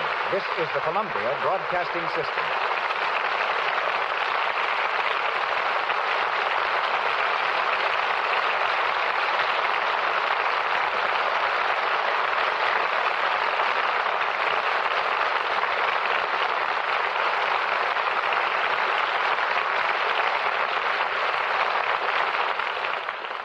Our weekly custom of giving you little inside glimpses of Hollywood between the acts of our play finds us host tonight to a favorite physical director of the stars, Terry Hunt. Now presiding over the gymnasium at United Artists Studio, Terry for 12 years has been keeping the stars in glowing condition. His subjects have included Marlene Dietrich, Mary Pickford, Clark Gable, Jeanette MacDonald, Norma Shearer, and Paul Muni. Gary Cooper and Frederick March take orders from him daily. People are always interested in superlatives, Terry. So from your observation, who physically is the most perfect among the women stars? That's a little too tough to answer, Mr. DeMille. But I can name certain stars who, in my opinion, have at least one feature which you could call perfect. Just put them all together and you've got something. You mean a composite picture? Made up of what? From whom? Well, I'd say this mythical girl would have the carriage of Norma Shearer, the face of Virginia Bruce or Joan Bennett, the eyes of Claudette Colbert, and the shoulders of Fay Ray. She'd have the figure of Ginger Rogers, the neckline of Merle Oberon, and the torso of Jean Parker or Carol Lombard. She'd also have the legs of Marlene Dietrich and the hands of Dorothy L'Amour. Now, the odd part about all this is that most of the beautiful features I've mentioned can be developed. A woman who pays attention to her diet, who exercises regularly, gets enough rest, and who otherwise takes care of her appearance can be just as attractive as the women on the screen. And what's your particular prescription for exercising? Based on my work with the stars, I have found that posture and reducing exercises bring the best results for women. I prefer the twisting, rolling, and stretching routines, and, provided the subject has a strong heart, jumping rope. For years, I've advocated extreme cleanliness of the skin, and the most helpful and enjoyable way of obtaining it is to take a shower with plenty of soap. Not just a hot or a cold shower, but both. I've used many soaps to find the best, and I'm glad to say that Lux toilet soap is not only my choice, but that of the stars as well. The kind of shower I've suggested, with a heavy, rich lather of Lux soap, will not only thoroughly clean your skin, but will aid in preventing you from getting stiff. Frederick March tells me that every morning before reporting to the set of The Buccaneer, you come to his home and put him through his setting-up exercises. My thanks for keeping him as fit as Lafitte, the pirate whose part he plays. Mr. March is a perfect contradiction to the reports you sometimes hear that Hollywood stars live a life of ease and indolence. When making a picture, he's up every morning at 6 o'clock and goes through at least 45 minutes of real training before breakfast. I wish everyone could get a look at the stars in a gymnasium. You'd all realize how seriously they really work to keep physically fit. And now, if you think I can be of any help in telling you more about health through exercises, I'll be glad to answer your questions as best I can and without charge. If you'll address me, Terry Hunt at United Artists Studios, Hollywood, just send a stamped, self-addressed envelope. Thank you. Thank you, Terry. Back to the story of Aerosmith, starring Spencer Tracy and Fay Wray.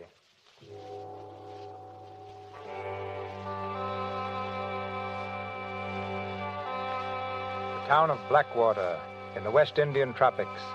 In a tiny bamboo hut on the edge of the town, Leora waits alone for Aerosmith to return.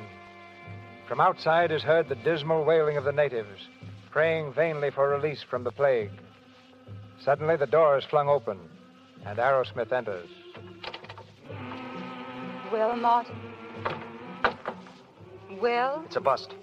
The authorities won't let me try my experiment. They say it's inhuman. What are you going to do? I'm clearing out, Lee. Get my stuff packed, will you? But where are you going? There's a tiny island about 20 miles across the bay, the island of Carib. It's all native and plague raging like wildfire. I'll have a free hand there. Come on, hurry up, will you, darling? Martin. What? You're not planning to leave me behind. Oh, Lee, sweet, I've got to. I didn't come here to be left behind, Martin. You're not afraid? Certainly I'm afraid. I'm scared blue. But that isn't the point. I came down here to look after you. I'll be all right. How do I know that? It might get you, and if it did, nobody but I could nurse you. And even if it didn't get you, I'd go mad not being with you. Oh, don't you see? I haven't any life outside of you. I've got to be with you. Always. Be reasonable, Lee, darling. I don't know where we'll be living or what we'll get into. I can't take you along out there. It's no place for a woman. Now, if I'd known you were going to behave like this, I'd have choked you before I let you come. You did everything else but choke me. Oh, all right. Darn being a woman. That's the girl. Give me the comfort of knowing that you're all right. Now, come on, pack this stuff, will you? Yes, Martin. This is only the first of our big hikes, Lee. If I can pull this stunt off, I'll be a big man in science. Then we'll go to Europe, Lee. To your France and Italy and all those places. Well, you see, our life's just beginning, Lee. Oh, Martin. I do love you, darling.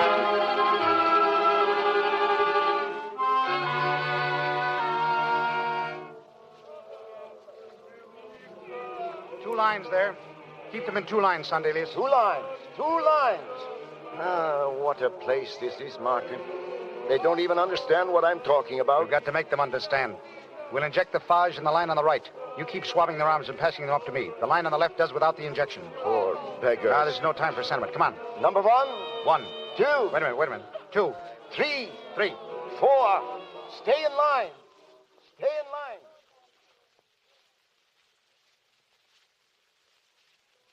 $110. 111. Easy. 110, Sandelius. 111. Keep them coming, man. 112. 100 and... Oh. How do you do? I didn't know there was a white woman on the island. I'm Joyce Lanyon. Oh, yes? You might have seen Mr. Twyford's house on the hill up there. I'm visiting with his daughter. You don't belong here, then? Hardly. I'm from New York. Well, do I get your injection or don't I? I'll get on the other line if you like. Stay where you are. Thank you. I wish you'd find something I could do to help you. You? I know what you're doing here, this experiment. I think it's marvelous. Well, perhaps you wouldn't if you were on the other line. That's not very fair. I volunteered to do that. I'm sorry. Then let me help. Do I strike you as so hopelessly useless? I think if I had a twin sister, she'd be just like you. That's how you strike me. That's an original compliment. It's no compliment. It's a scientific fact. Now move along, please, and give science a chance to carry on. All right, Sandelius, pass them up. Sandelius. Yeah, Martin. What's the matter? I don't know.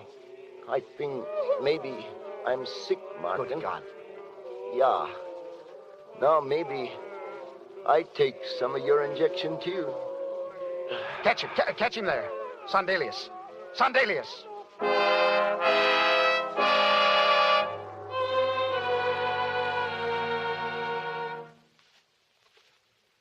I think it was his whole life. He used to troop all over the country lecturing on the heroes of health.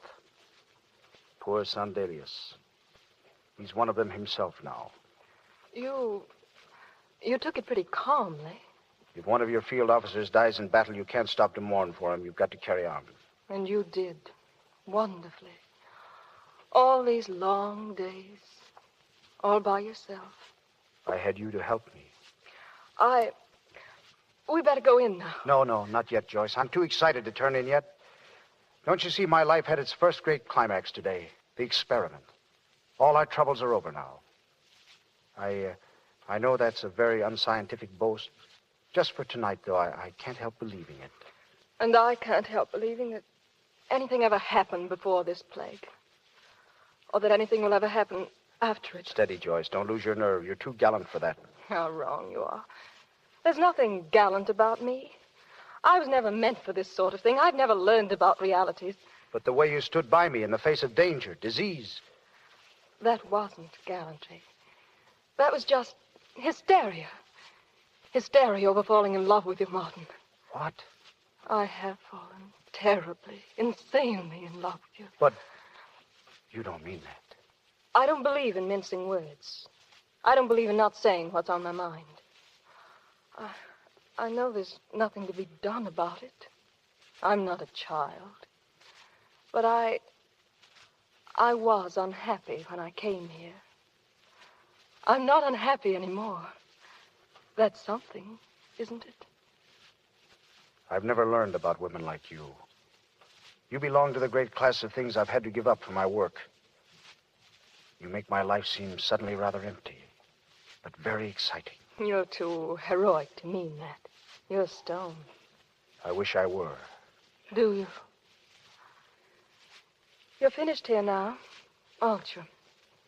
You'll be leaving soon. I should, of course, but it might be a good idea to stick around for a while. See how the experiment turns out. How long would that take, Martin? I'm not sure. 10 days, perhaps. 10 days. I'm glad, Martin. I think I am.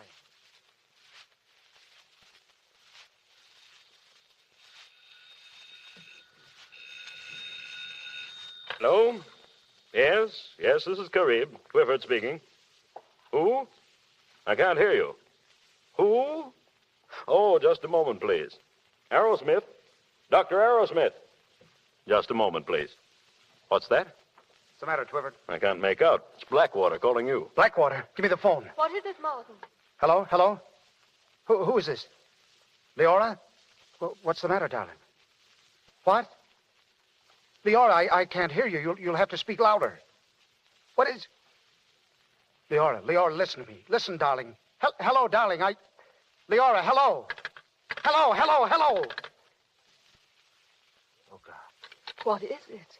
My wife, she's sick. But... I've got to get to her. She's alone, all alone, and she's sick. Is there a launch here? I can take you. How soon? Right away. Come on, then. Hurry.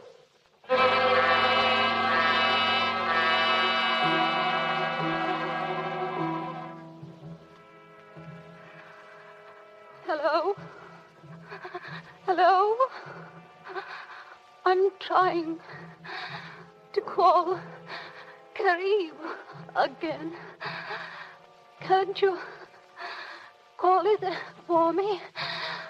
Hello? Operator. They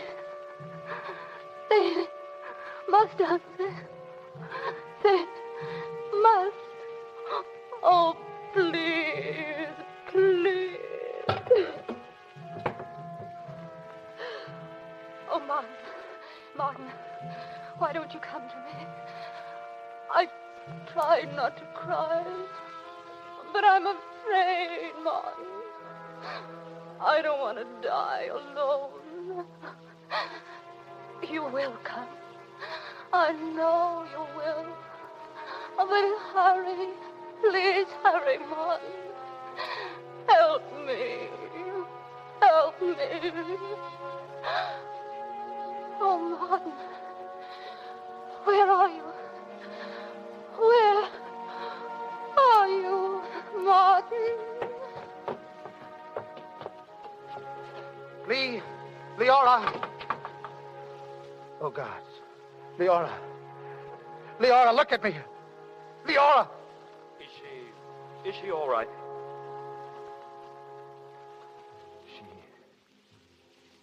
She's dead. Oh. Well, hadn't we better pick her up? Yes. I'll help you. No, I'd rather do it alone. You see, she hardly weighs anything. Oh, Lee, darling, I loved you. You knew that, didn't you? You knew I couldn't have loved anyone else. Didn't you know that, Lee? But now you're gone. This thing I've been fighting has killed you, too. But it won't kill anymore, Lee, darling. I promise you that. It won't kill anymore. I'll shoot them all full of serum, all of them. I can save them all. I can save everyone. Everyone except you, my darling. Oh, Lee.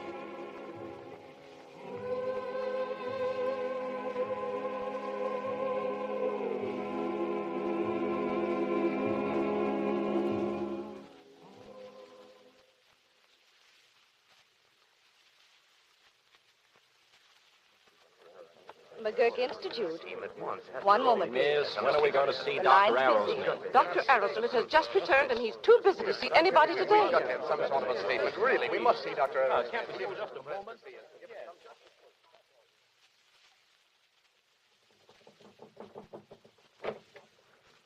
Hello, Martin. Oh, hello, Terry. Thought I'd find you in the lab. We heard about your wife. Sorry, fellow. Thanks, Terry. Well, how'd it go down there? Pretty bad. I bungled it, Terry. I was afraid you had. Tubbs doesn't seem to think so. Well, he wouldn't know. I lost my head, gave everybody the serum. I wonder what Gottlieb will say. Nothing. He gave me everything I knew. He gave me my chance, and I failed him. Whatever I accomplished down there, I failed him. I didn't add to knowledge. I did the humane thing. I lost sight of science. I hope he throws me out. He won't, Martin. He'll never know you failed him. What do you mean? He cracked up, went to pieces. Too much work, I guess. He doesn't understand anything now. Gottlieb. Then he's gone, too. There's not much left, is there? There's still research, Martin. There's work still to be done. Ah, here you are, Martin. The reporters are waiting to see you. Are they? Is there anything wrong? I just told him about Gottlieb. Ah, yes. Very unfortunate. But we've a man to take his place, thank heaven. You, Arrowsmith. Does that surprise you? Well, from now on, you're a department head with a salary of $15,000 a year. I guess that'll buck you up. I guess it won't. You can take it if you want, Arrowsmith, but I came in here to tell you what I was going to do. I'm going to clear out of this swell joint with all its swell equipment and publicity and build my own lab in the Vermont woods and really get something done for a change. Your own lab? Sure. What do you say? Is it a go? Martin. Joyce. You didn't expect to see me here, did you? Do you think I'd have missed welcoming you home? Thanks, but... Oh, I know how it is, Martin. I heard everything.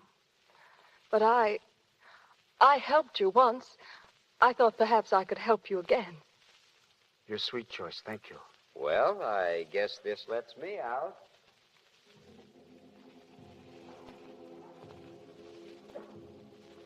Wait. Joyce, I'm sorry I can't accept your offer. No, yours either, Tubbs. You can keep your department head. You can keep your glory. And you can see those reporters yourself. Tell them I'm not what they think I am. See, I'm a bust, a failure, a washout. But I'm not licked yet. I'll do something for science if it kills me, but I can't do it here. Gottlieb said a man could build a lab from a bottle and a piece of string, and that's what I'm going to do. Come on, Terry. I'm going with you. Lee and I, we're both going with you.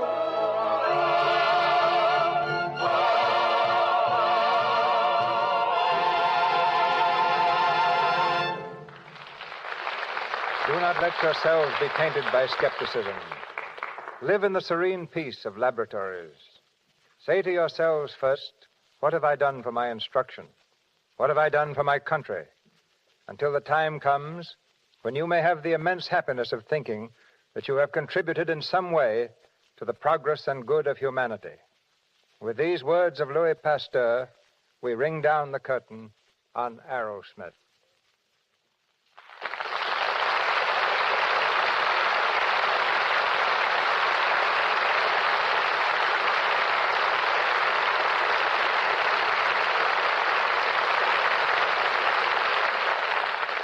As a fitting afterpiece to our drama, and before Spencer Tracy and Fay Ray return, let us look into a scene that happened in real life, a scene that serves to introduce our next guest. The year is 1900. The place, the town of Quemados in Cuba, infested with a deadly plague that's killed more American soldiers than fell in the Spanish-American War. Two men stand in a room facing Dr. Walter Reed. They are Private John R. Kissinger of Ohio and John J. Moran, a civilian clerk, who've come to answer Dr. Reed's call for volunteers. Reed has told them of the horrors they'll face, that their chance of coming out alive is 1 in 5. He's also told them their only reward would amount to about $300. Private Kissinger answers him. The one condition, sir, on which we volunteer is that we get no compensation for it. Dr. Reed looks at them in silence. Slowly, his hand goes to his cap. He has only 4 words to say. Gentlemen, I salute you. This was the scene that marked the real beginning of Dr. Reed's work in showing how the dread plague of fever can be banished from humanity. Tonight, the unsung hero who helped make that possible is with us. I'm proud to present the former private, John R. Kissinger.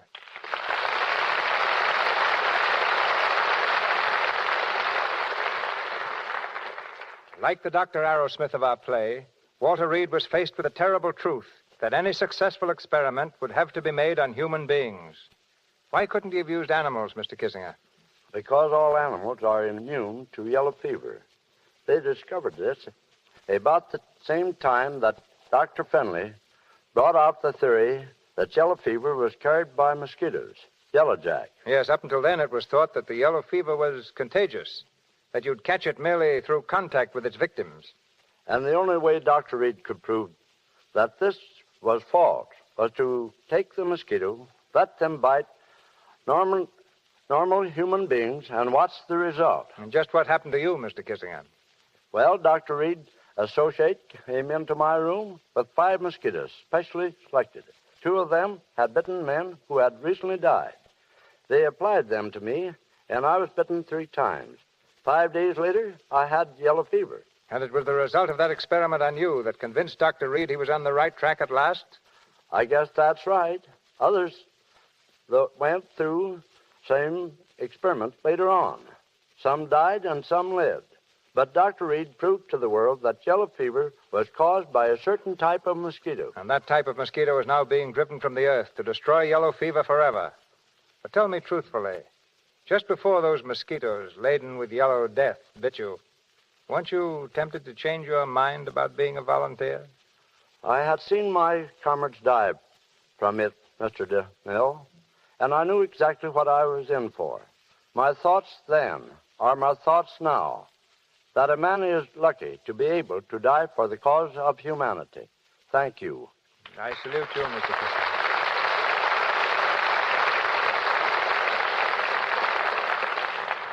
Ladies and gentlemen, Spencer Tracy and Fay Ray. My thanks to you, Mr. DeMille, and to the sponsors of this program for their wonderful complexion care, Lux Toilet Soap. Like most actresses, I've used it constantly for many years because, in my opinion, there's nothing better for keeping the skin smooth and fresh and clear. And Spencer, I want to tell you what a pleasure it was playing opposite you tonight. You know, it would seem that you're the favorite doctor of the Lux Radio Theater. Each time you've been here, you've played an MD. Well, there's no profession I respect more, Fay, and none that has more real drama.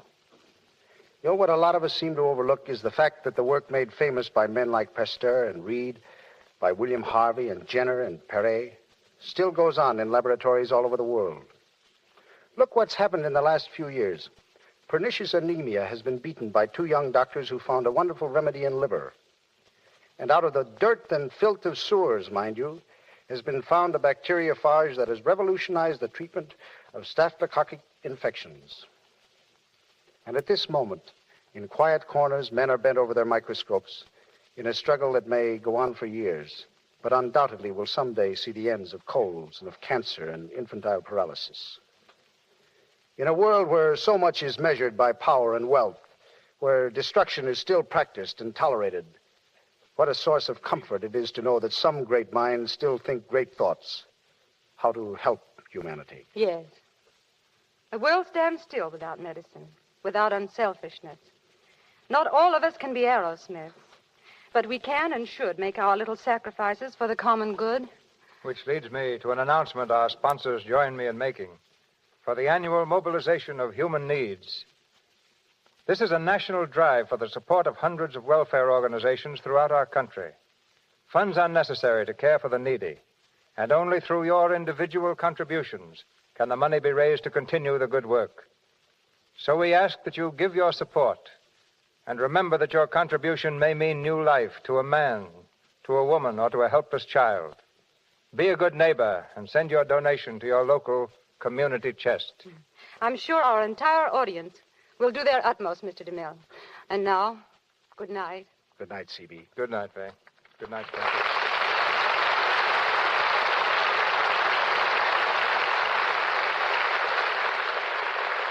Melodrama comes to our microphone next Monday night. In the story of a girl and the three men she loved. One is her father, a famous criminal lawyer. One is her fiancé. And the third, a man outside the pale of society. It's a play that ran with great success on Broadway and the screen. A Free Soul. As the girl, brought up to do whatever she thinks is right, regardless of public opinion, we bring you Ginger Rogers. And starring with her, Donna Michi and Charles Winninger.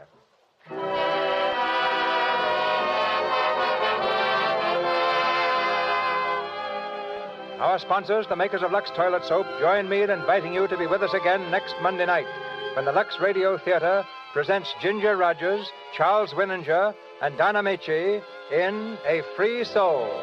This is Cecil B. DeMille saying good night to you from Hollywood.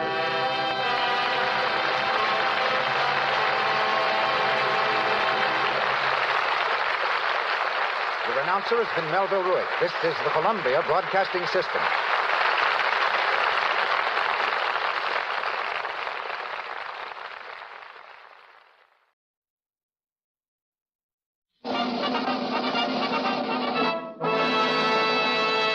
From Hollywood, California, the Lux Radio Theater presents Marlena Dietrich and Douglas Fairbanks, Jr. in The Song of Songs with Lionel Atwill.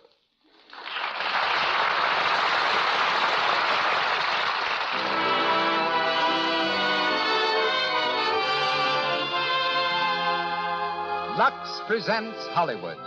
We want to thank all of you for your loyalty to our product, Lux Flakes. The loyalty which makes this program possible. The lights of our marquee blaze forth tonight with the names of Marlena Dietrich, Douglas Fairbanks Jr., Lionel Atwill, and Pedro de Cordova. And as guests, Walt Disney, creator of Mickey Mouse and the Silly Symphonies. Louis Silvers conducts our orchestra, and our entire production is under the direction of Hollywood's master showman. Ladies and gentlemen, Mr. Cecil B. DeMille.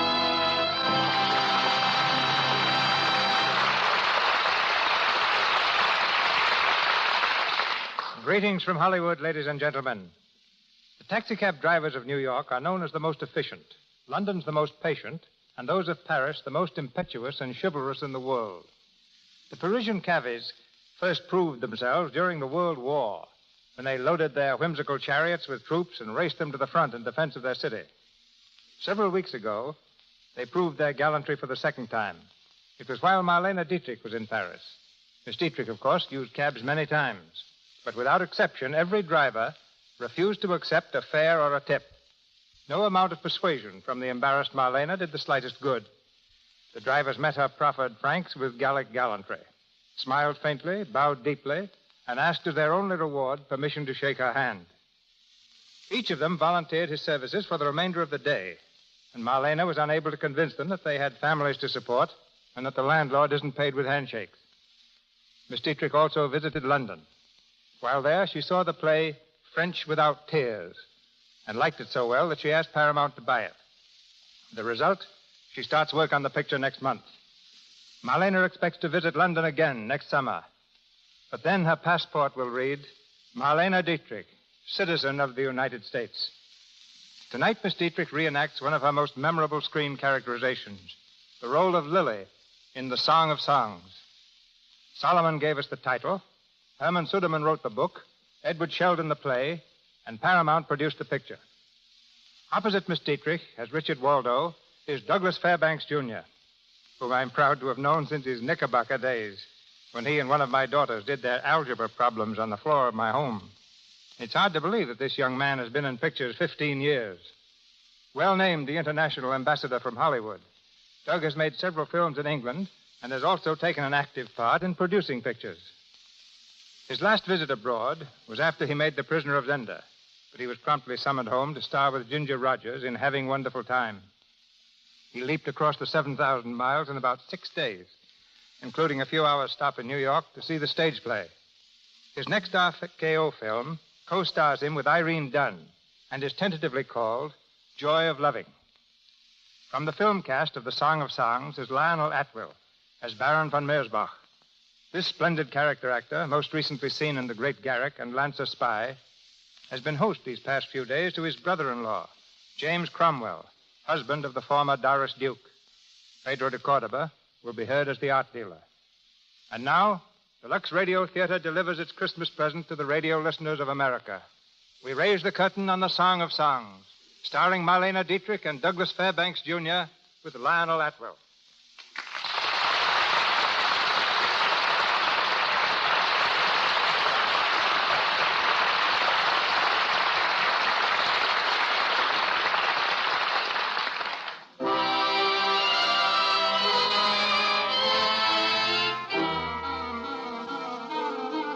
The Orient Express, Berlin to Constantinople, threads its way across the hills of Central Europe. In a third-class compartment, a young girl in peasant dress sits stiffly on the edge of her seat. She's been that way from early morning until night, her meager possessions in a bundle on her lap. In her eyes, an expression of mingled fear and expectation. The conductor opens the compartment door.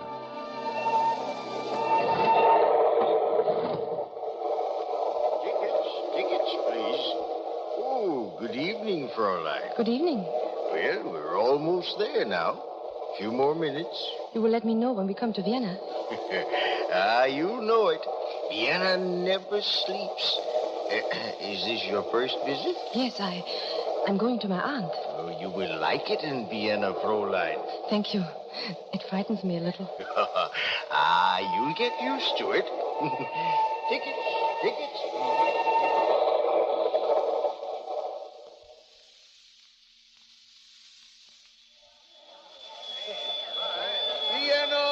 Vienna, Orient Express for Budapest and Constantinople. Vienna. Take your bundle, Fräulein. Carry your bundle, Fräulein. Carry your bundle, Fräulein. Porter. Carriage, Fräulein. Carriage here. Carriage, Fräulein. Carriage, Fräulein. Any place in Vienna. Right here, Fräulein. I'll take your bundle. Thank you. Where to, Fräulein? This address, please. It's written on the card. I don't know where it is. Oh, I'll find it. Don't worry about that, Fräulein. It's a bookshop. Bookshop. We'll be there in no time. Get in, Fräulein. Get in, please. Get in.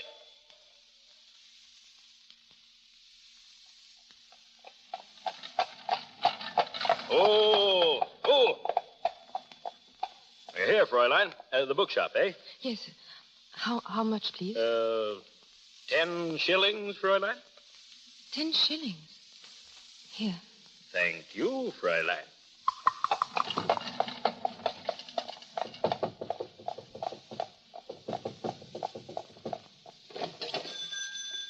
What is it? Good evening, Tante Rasmussen. Oh, so you're Lily. Come in. Did you have to arrive in the middle of the night? It was the only train I could get, Tante Rasmussen. Well, aren't you going to kiss your old aunt? Of course. Let me look at you. I'd forgotten people wore clothes like that. They're all I have. Well, come on. You'll find this room in here behind the shop. I've got it fixed for you. Go on. Thank you. What have you got in that bundle? Just a few things. Open it up. It's just a comb and my brush. What's this? A Bible? It was my father's. Is that all your scamp of a father left you? A Bible? He wasn't a scamp. He was a good man. I don't know what he was good for, dying off and leaving you a charge on your distant relations. Well, at least he taught you to read. That's something. You may be some use about the shop after all. Father was a good man. Every night these last few years since he got sick, he used to make me read to him from this. The Lamentations of Job, no doubt. No. The Song of Solomon. He loved it best. The Song of Songs. It's beautiful. Beautiful? He was a good man. All right. Have you had your supper? I'm not hungry, thanks. Then you might as well go to bed. In the morning, I'll start teaching you about the books. I lock up tonight, but after this, you do it. Yes, Tante. Now, get to bed. And don't keep the lamp on all night reading your Song of Songs. I don't have to read it anymore. I know it by heart. Good night. Good night, Tante.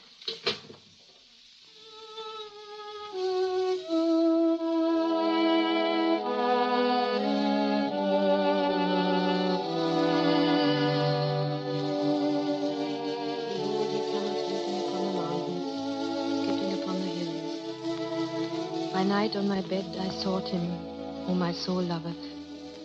I sought him, but I found him not. I will rise now and go about the city in the streets, and in the broad ways I will seek him, whom my soul loveth. I will seek him, whom my soul loveth.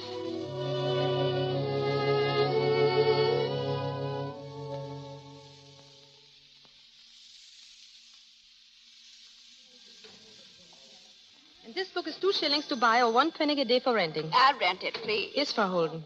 You can charge it, I suppose. Yes, Frau Holden. Good day. Good day. Good morning, sir. You're looking for a book? Huh? I said, you're looking for a book. That's what people usually come in a bookshop for. I'm sorry. I thought perhaps I could help you. Well, you can't. No one can. I'm lost. You understand? Lost in a sea of...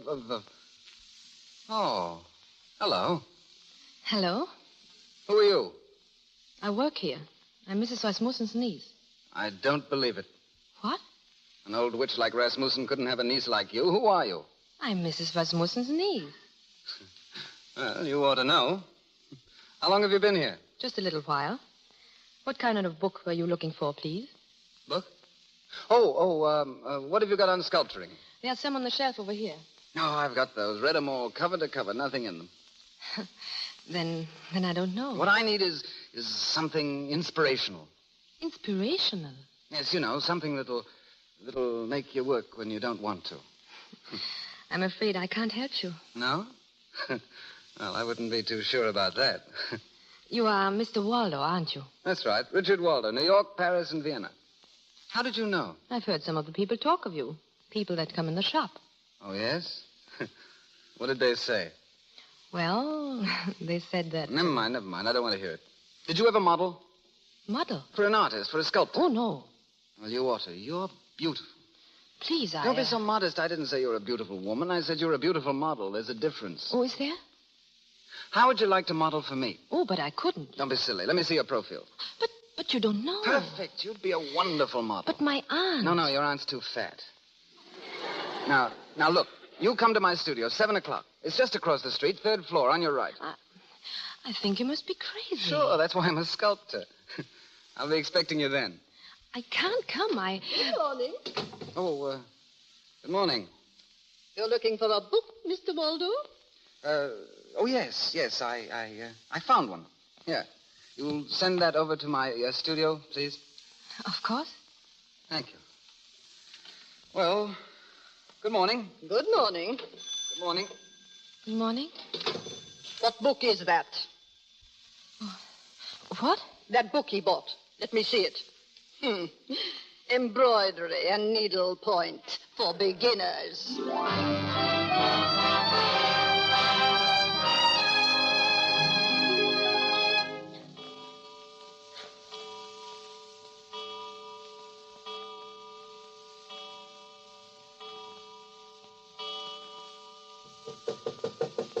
Come in. Well, who is it? Oh. You told me to come. Of course, come in. I've been expecting you. I brought your book. Oh, that. Thank you. Sit down. No, I can't stay. Tante Rasmussen doesn't know I'm here. If she did, What's the matter? You're not afraid of her? Yes. So am I. Is this where you work? Yes, it's messy, but it's home. Look, I made some sketches of you already. Like to see them? Sketches of me? Yes, from memory. I've got a figure to do, life-size marble. These are studies for it. They're not very good. Oh, I think they're beautiful. But they're not like me. You don't think so? Oh, this one is like someone in the Bible. What's that? Let me see. You know, the girl in the Song of Songs. The way I see her. Young, very fair. She has never loved. But she knows that one day she will. And that's what she waits for. Standing so straight, her head high, listening, waiting. Don't move. What? Don't move. But I don't know what... Put your arms down, close to your sides. Palms out, head up. Up. That's it. The Song of Songs. It's perfect. Please, if you don't mind. It's just what I've been looking for. Get up on that platform over there. But I can't. What's your name? My name is Lily, but... Then don't argue, Lily. Now, take the same pose. Come on. We'll make a sketch first.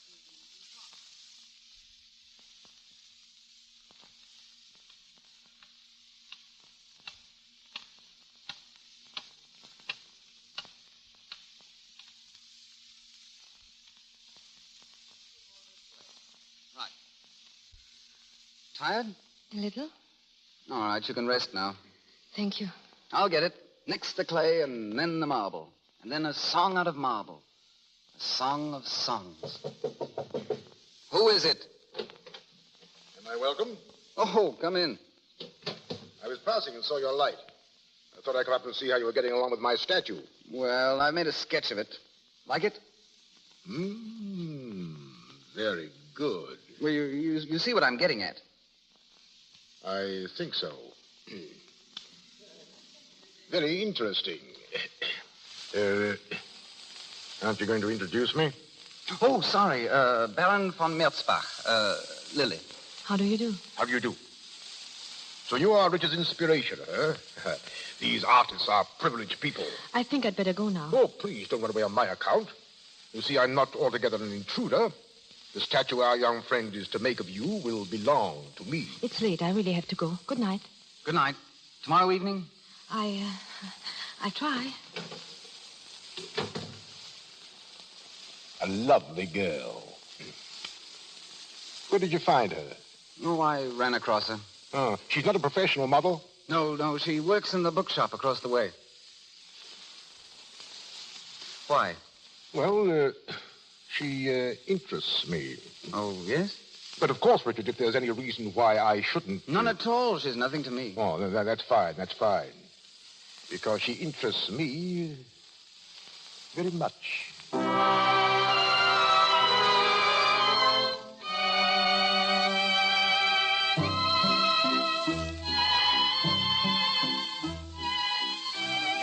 the armature, Baron. That's just a frame for the clay model. I see. Now, don't move, Lily. It's very rough yet, but in a few weeks it'll...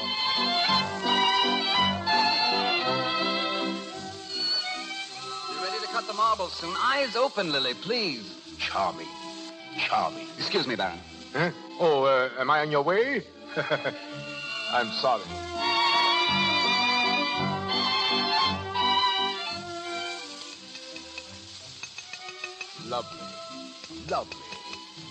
Lovely.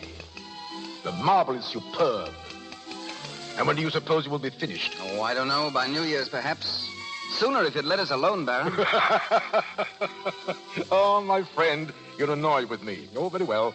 I'll not come again. I will keep out of your way. Huh?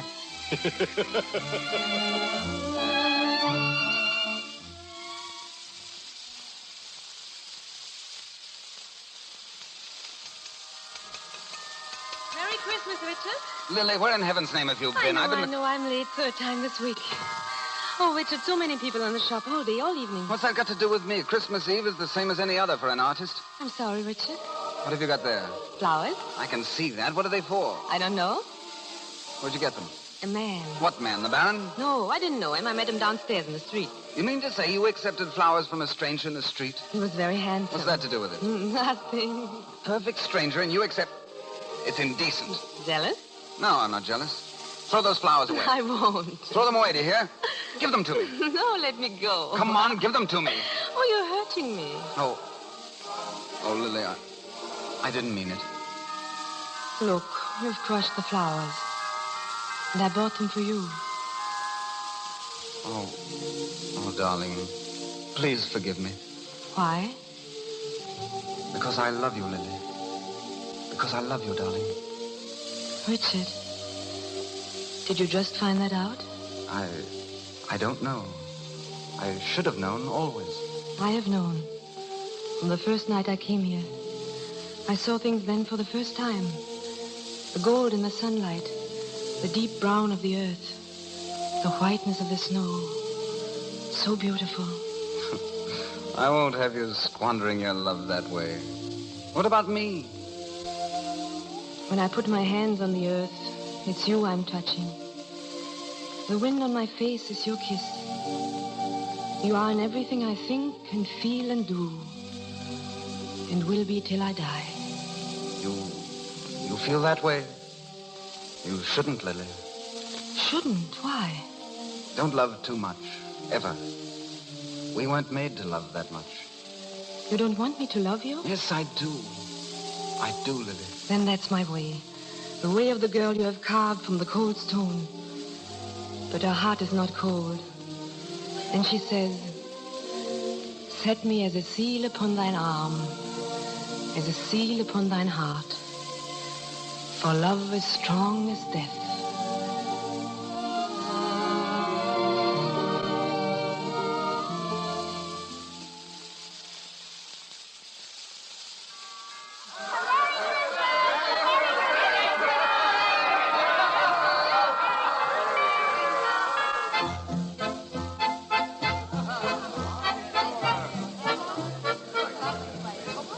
Wine, Richard? Here. No. Fill up your glass. I said no. Go on with what you were saying, Baron. Well, you don't seem anxious to hear it. I am. I said my interest in Lily was not frivolous. In fact, I may say my interest is far less frivolous than your own. What do you mean? You've been in love before, Richard. And why not? You're young, good-looking, talented. But where are they now, these women? In love with someone else, I hope, and very happy. You hope, but you don't know. You don't care, really. I don't want that to happen to Lily. What makes you think it will? Nothing. But it has happened before. It may happen again. And I want her. You want her? Give her to me, Richard. I need her and you don't. I can make her happy and you won't. I'm rich. I can give her anything. I can educate her, refine her. I can make her the Baroness von Mechbach. Are you serious? Doesn't it sound as if I were? What do you want me to do? Step aside, Richard. Go away for a while. Give me a chance to see her. What can you give her? A little happiness, perhaps? But for how long? You can't marry her, Richard. And you can't drag her down into poverty. And sooner or later, you'd have to choose between her and your career. Which will win? Which? Shut up! Oh, no.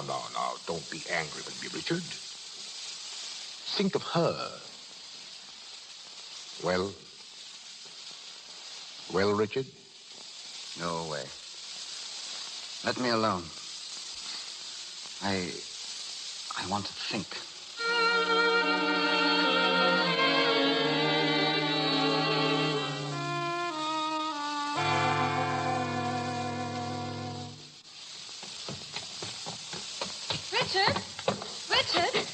Richard, why don't you... Oh. Come in, Lily. Where's Richard? What has happened here? Where's the things? The statues. Lily. Where's Richard? Where's he? He's gone. Gone? Gone where? Away. To Italy, I think. He asked me to see you and explain. Italy? When is he coming back? Not for a long time. Perhaps never. I don't believe it. I don't believe it. Don't take it too hardly, Lily. He isn't worth it. No man is. When did he go? This afternoon. Early. He told me yesterday he thought it would be best for you and for him. Yesterday? Then he knew. He knew and he didn't tell me. He hadn't the heart, Lily. That's why I'm here. Lily. Lily, don't cry. Don't you see it had to end this way sooner or later? He never really loved you. And I do. Let me take care of you, Lily. Go away, please. Go away. While I live, you'll have everything you need, everything you want. After my death, and it may not be so long, you'll have the estate. No. Is it because of him? Are you going to let him spoil your life? He didn't let you disturb his. He didn't consider you his equal. Well, I do. Come with me and I'll make you his equal. I'll clothe you and teach you. I'll make a great lady out of you. I'll make you my wife. My wife, Lily. And when you meet him again, you'll be the Baroness von Lechbach. The Baroness, Lily. And he'll be nobody. Obscure, penniless, living in garrets. You can buy a statue from him, perhaps, for charity's sake. Is it worth it, Lily? For his lies? They were lies. All of them. Then let me help you, Lily. Make him pay for them. Oh. It will be sweet, Lily. Yes. It will be sweet.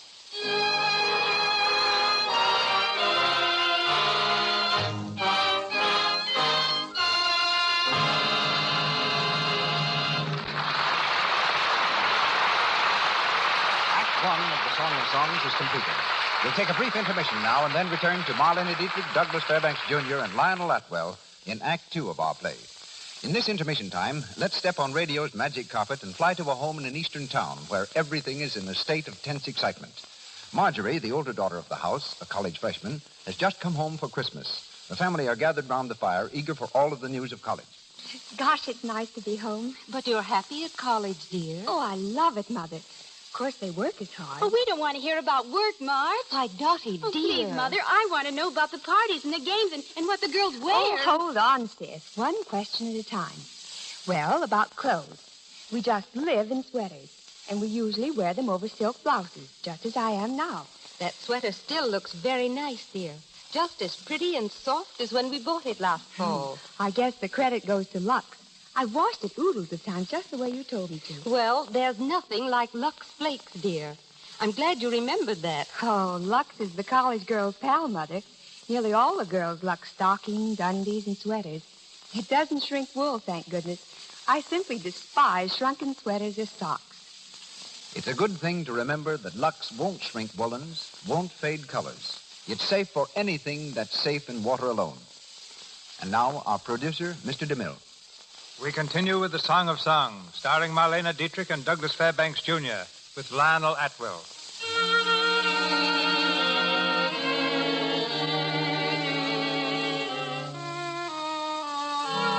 A year has passed, a long, dull year filled with bitterness and disillusionment.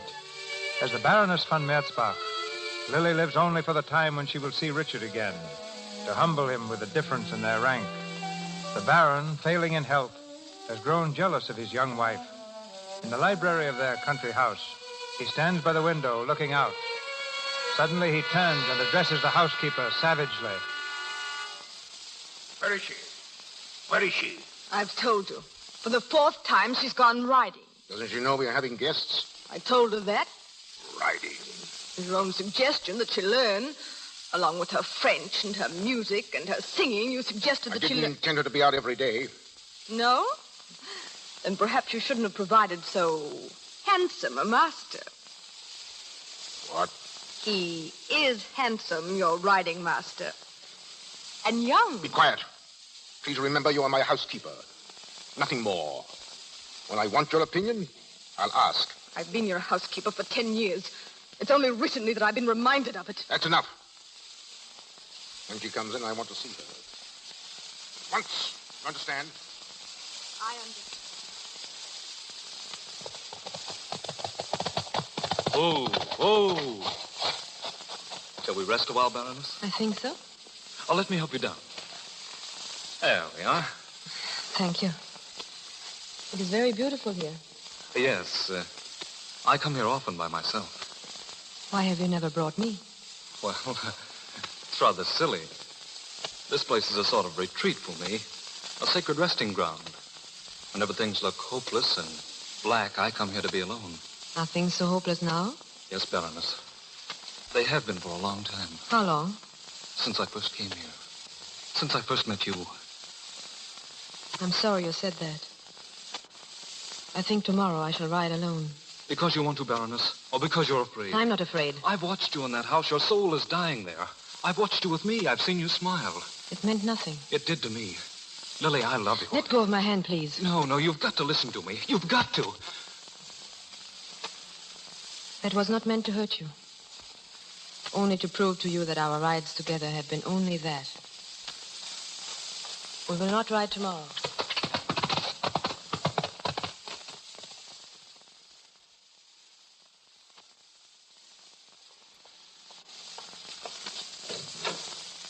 Well, so you've decided to come back. Miss Volk said you wished to see me. Where have you been? I've been riding. Alone, I suppose. No. Hereafter I will be. Isn't it a bit soon? I learned quickly. Well, you better go and get dressed. Yes, I will. We're having guests for dinner, or I should say, guest. Our friend Richard is coming. What? You're surprised, eh? He's coming here tonight? Yes. And you must look your prettiest, my dear. I want to see you together. You and your old friend. The starving artist and the Baroness von Merzbach.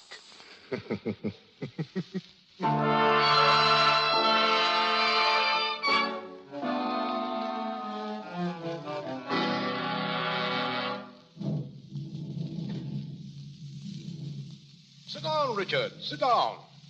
You arrived just in time, huh? Nasty weather. Yes. Cigarette? No, thank you. Lily will be down in a moment. Oh, you'll be surprised at the change in her. She's a woman, Richard. Matured. Beautiful. You said something in your letter about... About a business matter. Yes. I've been thinking, Richard. That statue. What was it? The Song of Songs. Where is it? I never finished it. What? Why, it was almost done. It was... I never finished it. I see. Of course, I know you paid for it. I'll do something else for you. I'll pay you the money back. I can get it somehow. No. Forget it, my friend. Forget it. And you've already paid me back, you know. I have the original.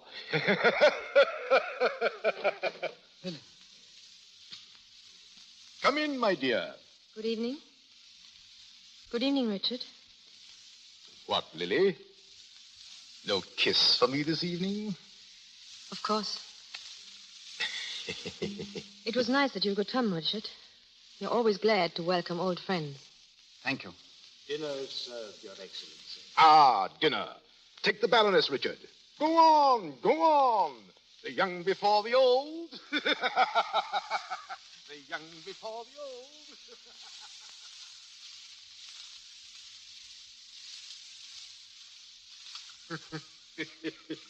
And he said he never finished it. Never finished the statue after spending months of work on it.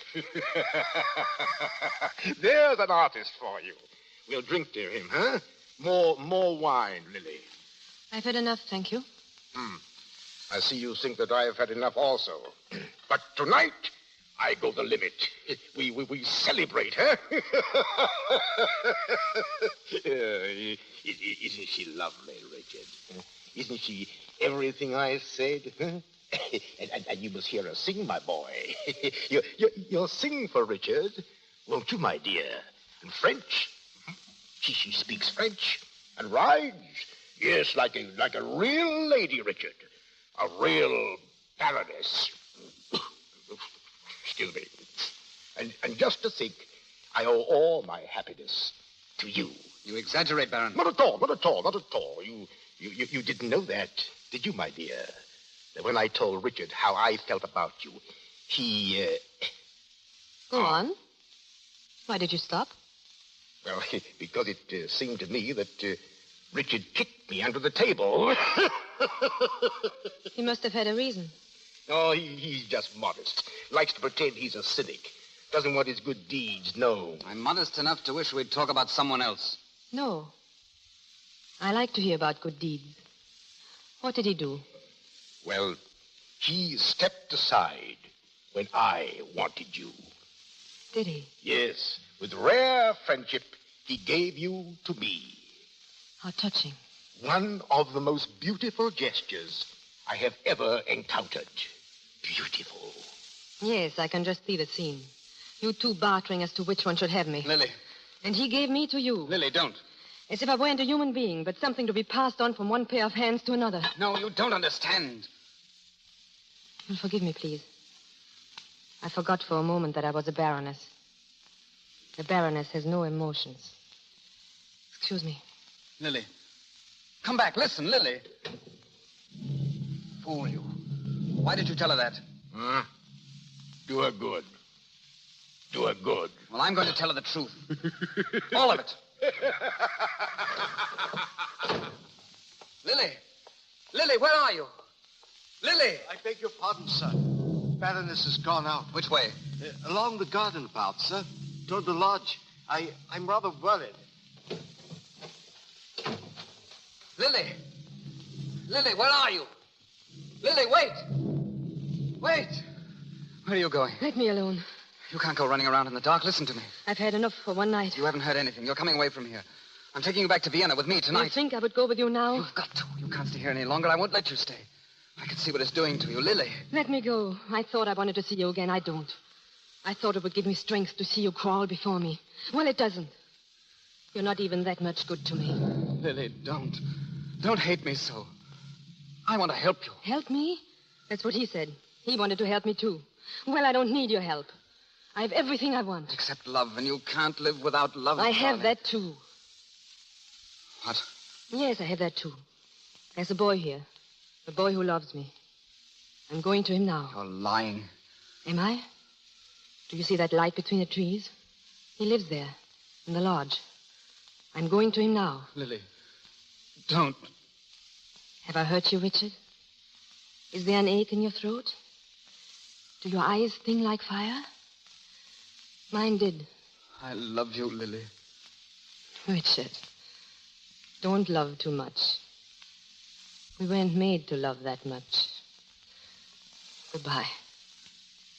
Lily! Lily!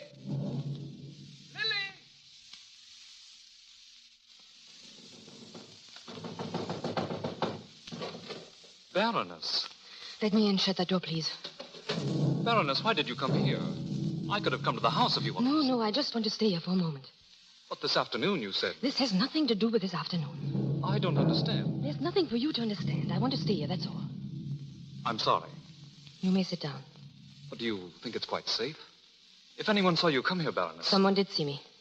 What? I meant him to see me. He'll be gone soon, and then I'll leave. But you'll never get back if the storm breaks. That struck close. Did you feel it? I thought I heard... Stay where you are, please. Look, that light. It's fire. It struck out there on the porch. The whole place will be blazing in a minute. Come on. We can't get out that way. It's a furnace. The whole front of the lot. Come on, the back way, quickly. We can go through the... Baroness, don't stand there. Baroness! Baroness, are you mad? The whole place is burning.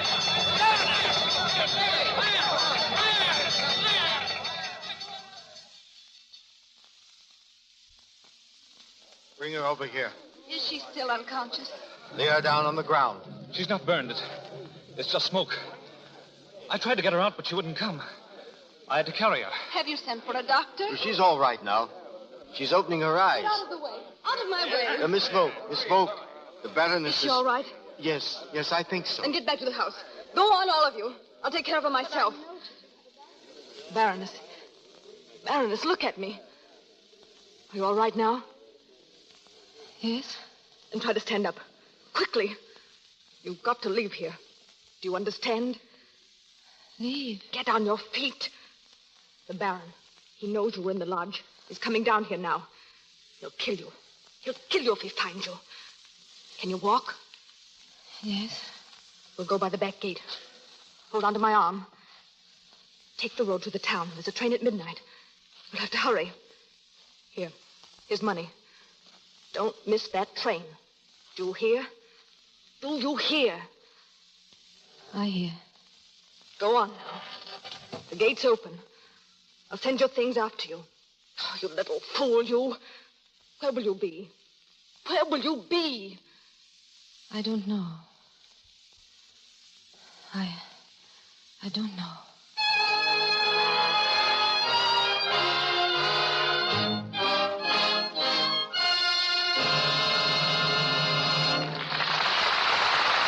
We pause for station identification. This is the Columbia Broadcasting System.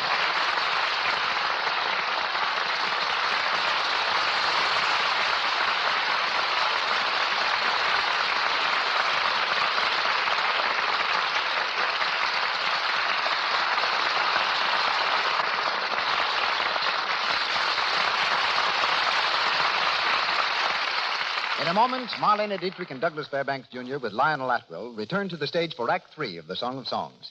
In this brief intermission, we bring you special Christmas news. A new way to make your Christmas tree more glittering, more exciting. Decorate it with real-looking snow. You can make it easily with Lux Flakes and apply it in no time. Here's how you do it. Pour a box of Lux Flakes into a big bowl or dishpan and add lukewarm water.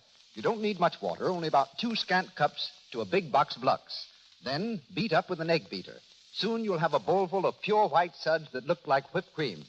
Then, right away, take handfuls of this whipped-up mixture and spread with your fingers along the branches of your Christmas tree.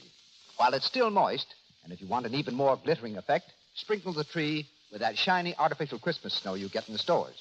You'll have the loveliest effect imaginable. Your tree seems covered with glistening, soft, freshly fallen snow. This new way of decorating your Christmas tree is practical, too. It clings to the pine needles and keeps them from drying and falling off so soon. Try this easy, inexpensive tree decoration. White trees are smarter than ever this year. Remember, Lux Flakes, a little water, about 2 scant cups of water to a big box of Lux, and beat it with an egg beater. Remember to have a large box of Lux Flakes on hand so you'll have plenty of snow. Back now to Mr. DeMille, our stars and play. Marlene Dietrich, Douglas Fairbanks, Jr., and Lionel Atwill resume the Song of Songs.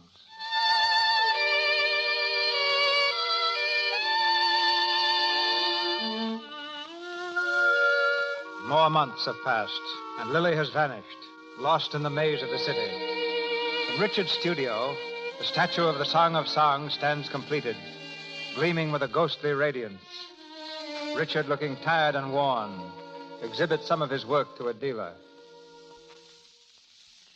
Here's one. There's Dove here. You can have it for 10 shillings. 10 shillings? That is very cheap.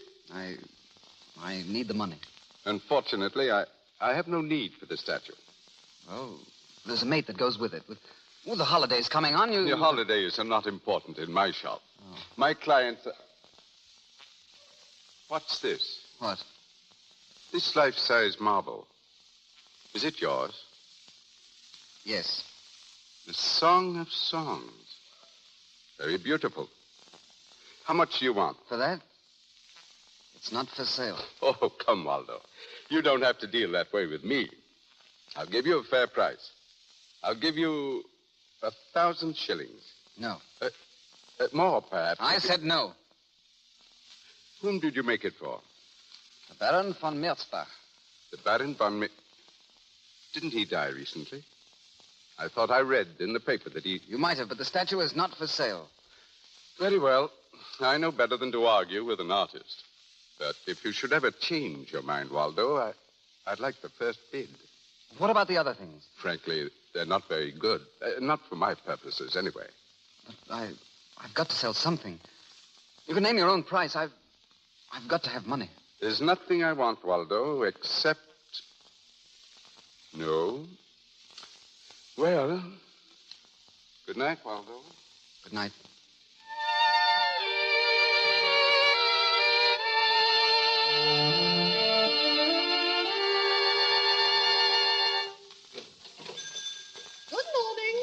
Good morning. Something for the holidays? A gift, perhaps?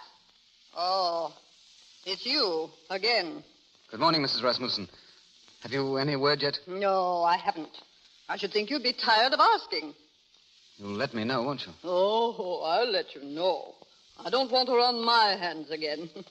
Ungrateful little fool. She'd be on velvet now if she'd had any sense. What with him dying. But did she think of me? Did she think once of her old aunt? No. Off she went. Where? I've looked every place. They've never even heard of her. Have you tried the gutter? She may be there. If she is, I put her there. And I'll bring her back.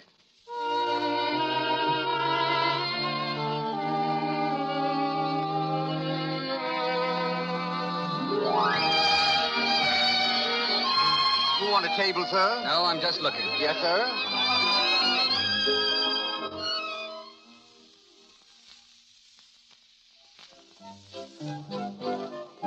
Looking? What do you mean, looking? Don't you like it? People come here to spend. Then I'll get out.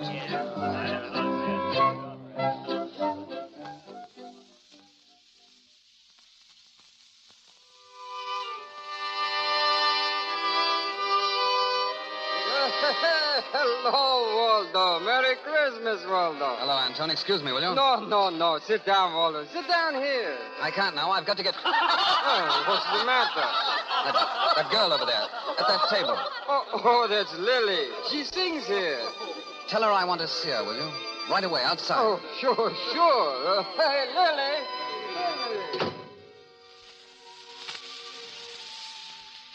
Lily. Lily. What do you want? Aren't you glad to see me? I saw you come in.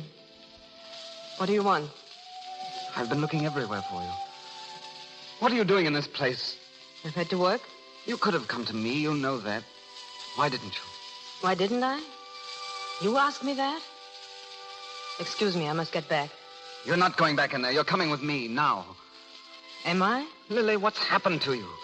You're changed. You're hard. You're bitter. I wouldn't be a good model now. The freshness is gone. Did you expect anything else? Why have you been looking for me? Why did you come here? Did you expect to find me as I used to be? Lily, we can't talk here. Please come with me. Very well. Why not?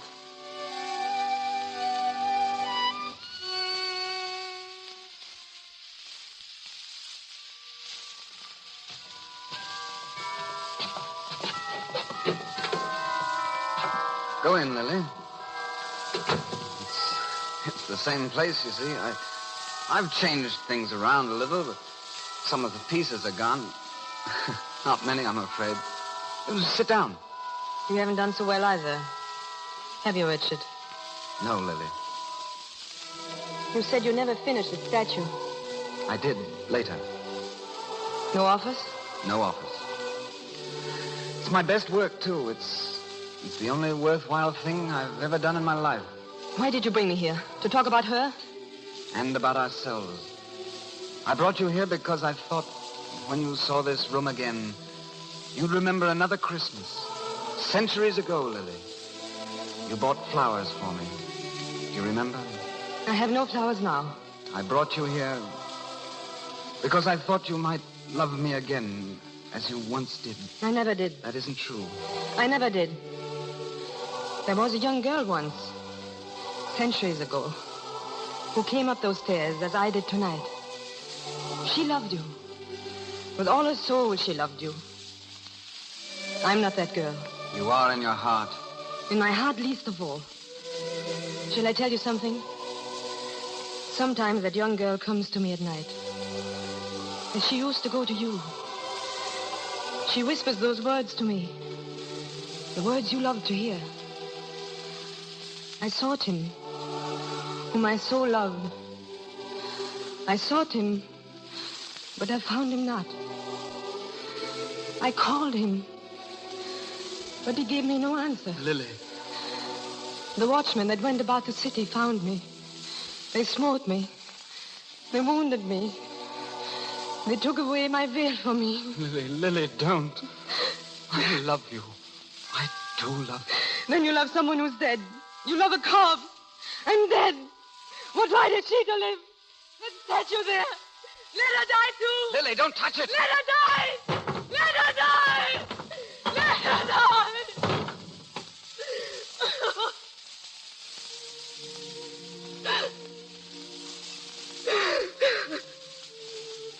Lily. Lily, look at me. Let me go. Never, Lily. Never. Don't you see, darling? We can start again. You've destroyed her, and we can start again. She should have died, because we profaned her.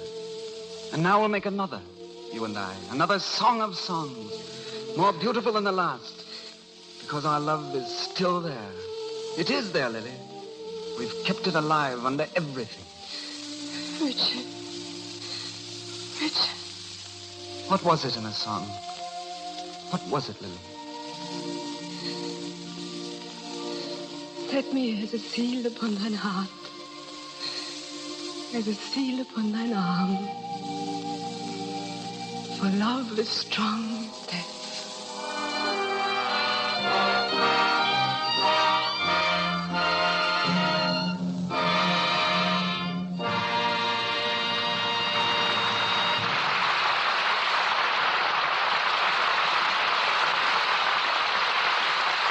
The Song of Songs is ended. But Marlena Dietrich, Douglas Fairbanks Jr., and Lionel Atwill will be heard again before we say goodnight. Hollywood, land of perpetual sunshine, December roses, and rising temperatures, is going to have a snow-white Christmas. Yes, it's true. But before I completely confound our Chamber of Commerce, let me explain myself. Tomorrow night in the Carthy Circle Theater, scene of epic Hollywood premieres, another chapter in motion picture history will be written when Walt Disney presents the first full-length animated film ever made, Snow White and the Seven Dwarfs. For giving us Mickey Mouse, Donald Duck, and the Silly Symphonies, the world owes Walt a great debt. He was the first to make animated cartoons in sound and then in color.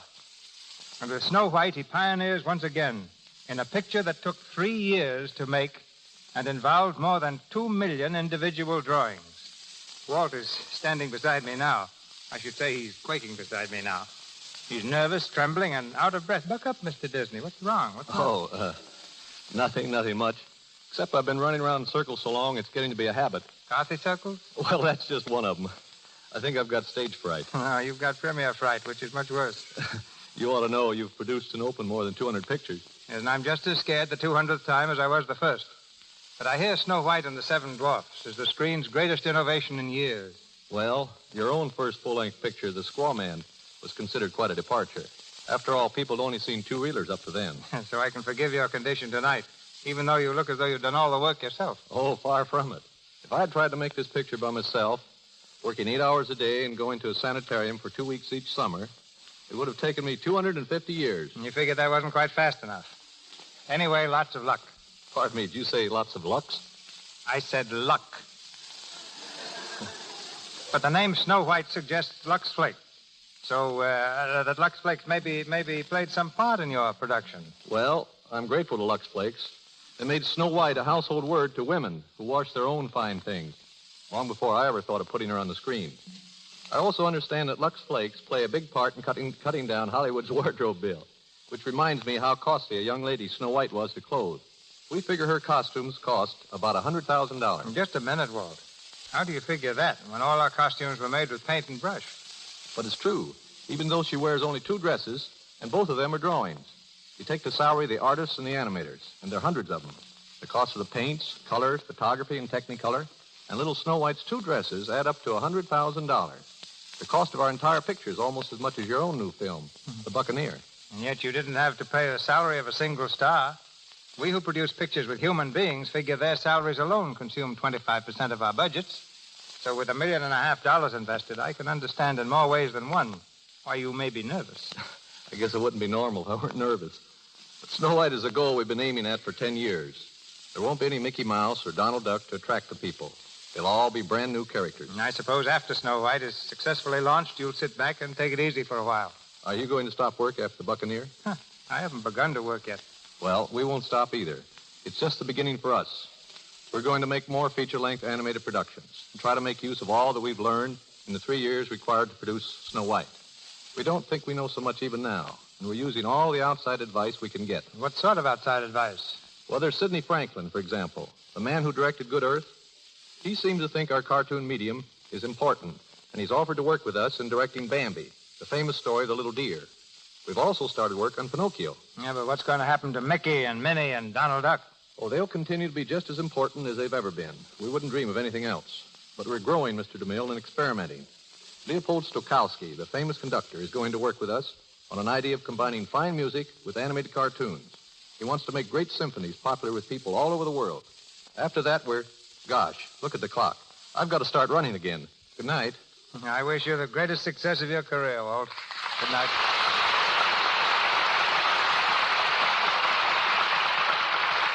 And now, in this season of Christmas stars, we bring you one of Hollywood's brightest, Marlene Dietrich.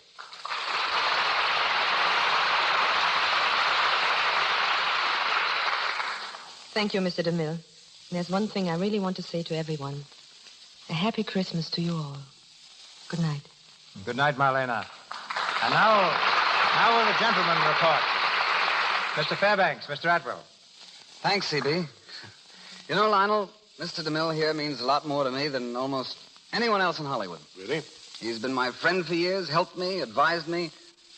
I really think a great deal of Mr. DeMille. I'm sure we all do. Well, that's very kind, gentlemen, but after all, Doug, I don't think this is the time to... No, I want everyone to know what I think of you. For example, you like boats. You like to get away on the water. Peace, quiet, time to think things out. Any man who likes boats as much as you is bound to be a big man. You're not leading up to borrowing my boat by any chance, are you? Well, I thought if you weren't doing anything... Yes, and how are you, Lionel? Fine, C.B., thanks, fine. But speaking of hobbies, my stamp collection is really the... Of course, I have a boat of my own, but it's in England, on the Thames. And if you're ever over there, I want you to feel that my boat is yours. Now, just take it any time and keep it as long as you want. But, Doug, I haven't the slightest idea of going to England. Well, that's all right. I just want you to know that it's there when you do go. Well, thanks. That's very generous. And now, as man to man, I'm planning a little fishing trip. Do you think you could... No.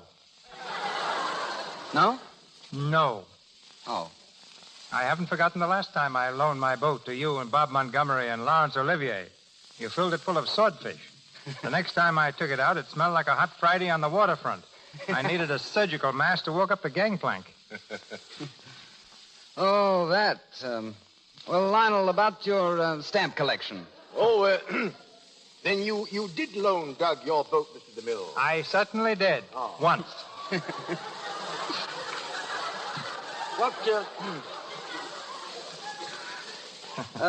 What else happened? Lionel, what were you going to say about your stamp collection? Oh, yes.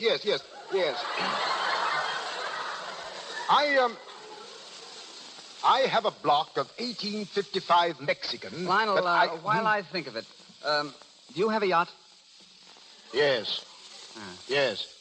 Yeah, but about those stamps, I've never seen anything like... Mr. DeMille, don't you think that Lionel's a great actor? I mean, his performance tonight, the work he does on the screen. Why, if I just had 1/10 of the... Yes, Doug. Yes, Lionel? My boat's in dry dock for the winter. In dry dock? Yes, in Baltimore. Oh. Oh, Miss Dietrich. Yes. Miss Dietrich's a great artist, too, but she doesn't have a boat. You know, I'm afraid, Doug, the only boat you're going to get is the next one you take to England. When will that be? Well, there you've got me. It'll probably be next summer. I think I'll get back then. I'll be pretty busy here for a while, but someday I hope to have things worked out so I'll be able to make 2 or 3 films here a year and 1 abroad. Mm-hmm. And if I can sandwich in an appearance in the Lux Radio Theater every now and then, why, I may even forgive CB for not letting me take his boat this time. But, well, we'll see. Good night, CB, and what I said about my boat still goes. Thank you, CB. Good night, shipmates. Good night. Miss Dietrich's current film is Angel. Louis Silvers appeared through courtesy of 20th Century Fox Studios, where he was in charge of music for Love and Hisses. Now, an important announcement from Mr. DeMille. Next Monday night, the Lux Radio Theater closes its book of 1937 presentations. To mark the occasion, we bring you a radio adaptation of that remarkable and highly successful motion picture produced by Samuel Goldwyn, Beloved Enemy. The romantic, thrilling drama of a young Irish patriot and a beautiful English girl torn between their love of country and their love for each other. Our stars, Brian Aherne of the original cast and one of the screen's most beautiful actresses, Madeleine Carroll.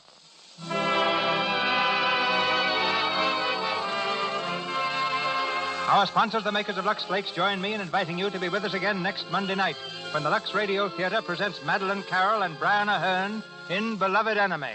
And now, before we say good night, I'd like to reach across the miles and take the hand of each one of you, whether you're man, woman, or child, in a warm clasp of friendship, and say a happy Christmas to you. We learn to care most for those we serve most. And since my main endeavor each week is assembling and staging the Lux Radio Theater production for you, I look upon you all as close friends and attentive neighbors who make it a joy for me to come on this stage every week and say greetings from Hollywood. I hope you'll have all the joys and blessings of the Christmas season. The cast and staff of the Lux Radio Theater and our sponsors, the makers of Lux Flakes and Lux Toilet Soap, join me in these greetings. This is Cecil B. DeMille saying good night to you from Hollywood. This is the Columbia Broadcasting System.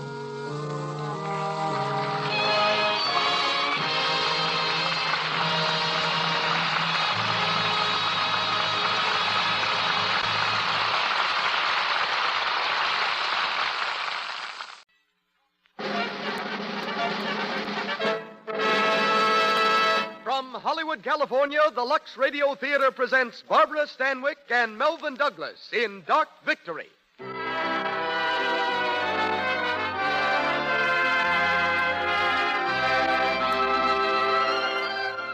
Lux presents Hollywood. Our play for tonight, Dark Victory, an inspiring play of a surgeon and a girl. Fate tried to separate them. Love brought them together forever. We want you to know how sincerely we appreciate your enthusiasm for this program and our products. Your purchases of Lux Toilet Soap and Lux Flakes, which enable us to bring you these productions, tell us in the best way possible that you like the Lux Radio Theater. Headline tonight are Barbara Stanwyck and Melvin Douglas in Dark Victory by George Brewer, Jr. and Bertram Bloch. Our guest is Miss Nina Roberts, hairstylist of Hollywood stars, and Louis Silvers conducts our orchestra. Our producer, Mr. Cecil B. DeMille, is unable to be with us tonight. As guest producer, we're happy to welcome back, through courtesy of B.P. Schulberg, one of the screen's outstanding celebrities, You've heard him before on this program in both this capacity and as a dramatic star. A great actor, a genial host, a splendid gentleman. We're proud to present Mr. Edward Arnold.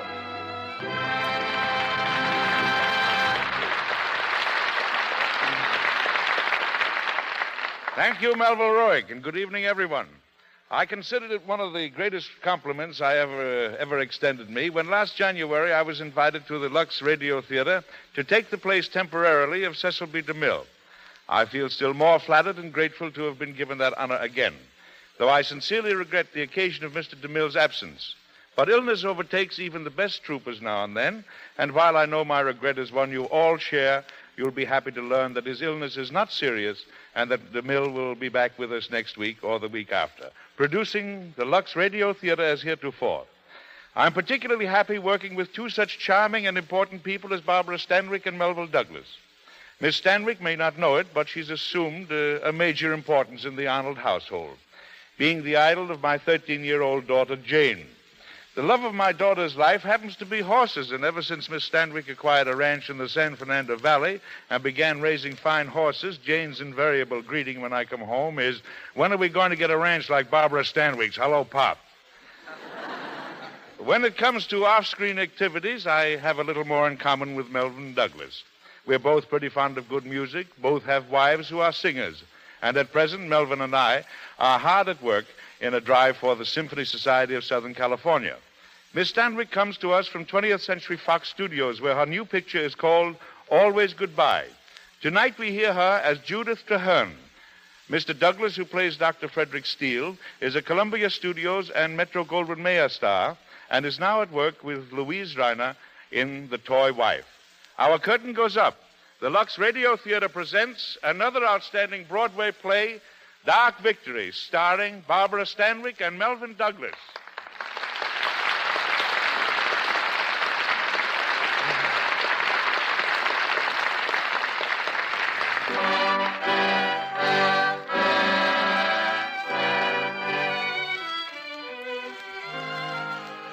A country cottage on the north shore of Long Island. It's 2 o'clock in the morning. In the darkened living room, a telephone jangles wildly. From the hall comes Dr. Frederick Steele, a robe thrown hastily over his pajamas. He switches on a lamp over the desk and lifts the receiver. Hello? Yes? This is Dr. Steele speaking. Who? But I'm a brain man. Well, I haven't been taking any calls down here. I'm on a vacation. Have you tried Dr. Parsons? Oh, I see. I thought he'd be back by now. Of course, I'll come if you think it's important. What's the name, please? What's the matter with her? She had it long? All right, I'll be there as soon as I can.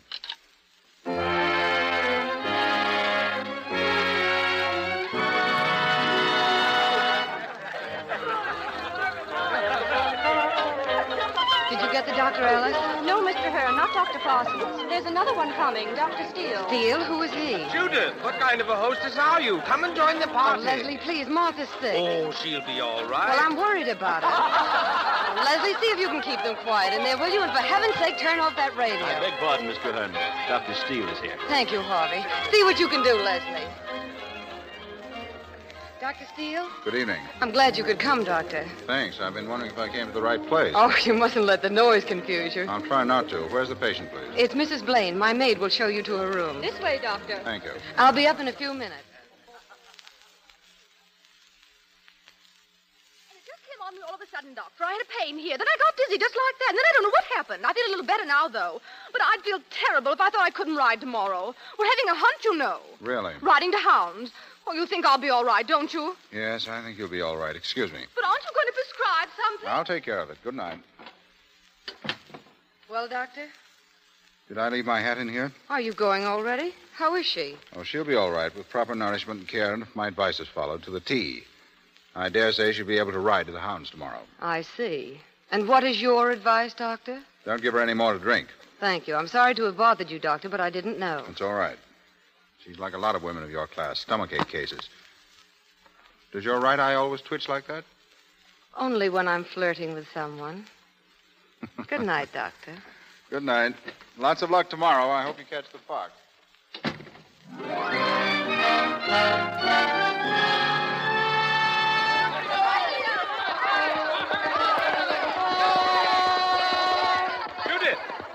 Judith, we're way off. What's the difference? Well, they've all gone down the road. Well, we'll cut across the field and meet them. I'll race you to the fence, Leslie. It's a go. Come on, Stardust, come on. The rails are up. We can pass right through. First one through the gate. Keep to the left or you'll miss it. Oh, stick to your riding, Leslie. Over this way. Bear to the left. I know where I'm going. You're too far over. You missed the gate. Come on, Stardust, come on. Judith, for God's sake, you're going right for the fence. Come on, come on. Judith, look out for the fence. Look out, Judith. Judith, are you all right? Judith. I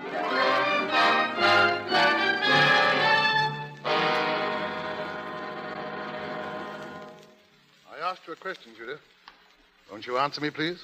What is it, Doctor? Did you take the medicine I prescribed? Yes. Did it do you any good? Yes, I told you it did. Why do you keep after me all the time? Because I'm not satisfied with your condition. Well, I am. I'm all right, I tell you. I had a bad fall. It didn't kill me. I'll get over it. You had that fall almost 4 months ago. You should be over it now. Well, I might be if you'd stop feeding me pills for a few days.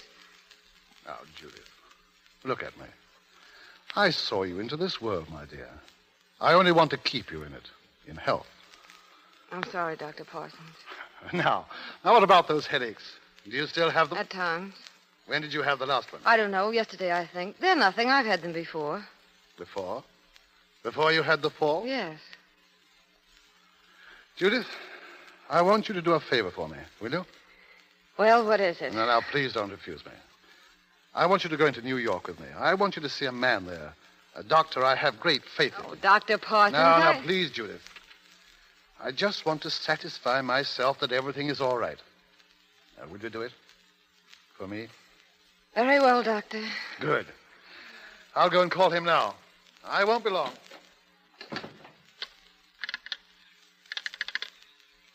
Hello? Hello? I want to put a call through to New York, please. Yes. To Dr. Frederick Steele.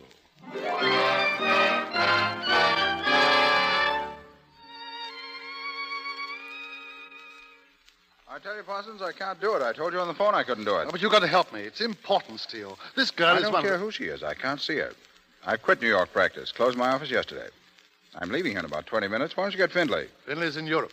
All right, then get Park. I don't want Park or any of the rest of them. I know better than I am. I want you. Can't be done. I'm leaving for Vermont. Very well. It's going to be a little embarrassing for you. Embarrassing? Why? Because she's out there in your waiting room. I brought her with me. I see. Now, Steele, you're always crying out about the sad lot of humanity. Well, there's humanity waiting for you in that room.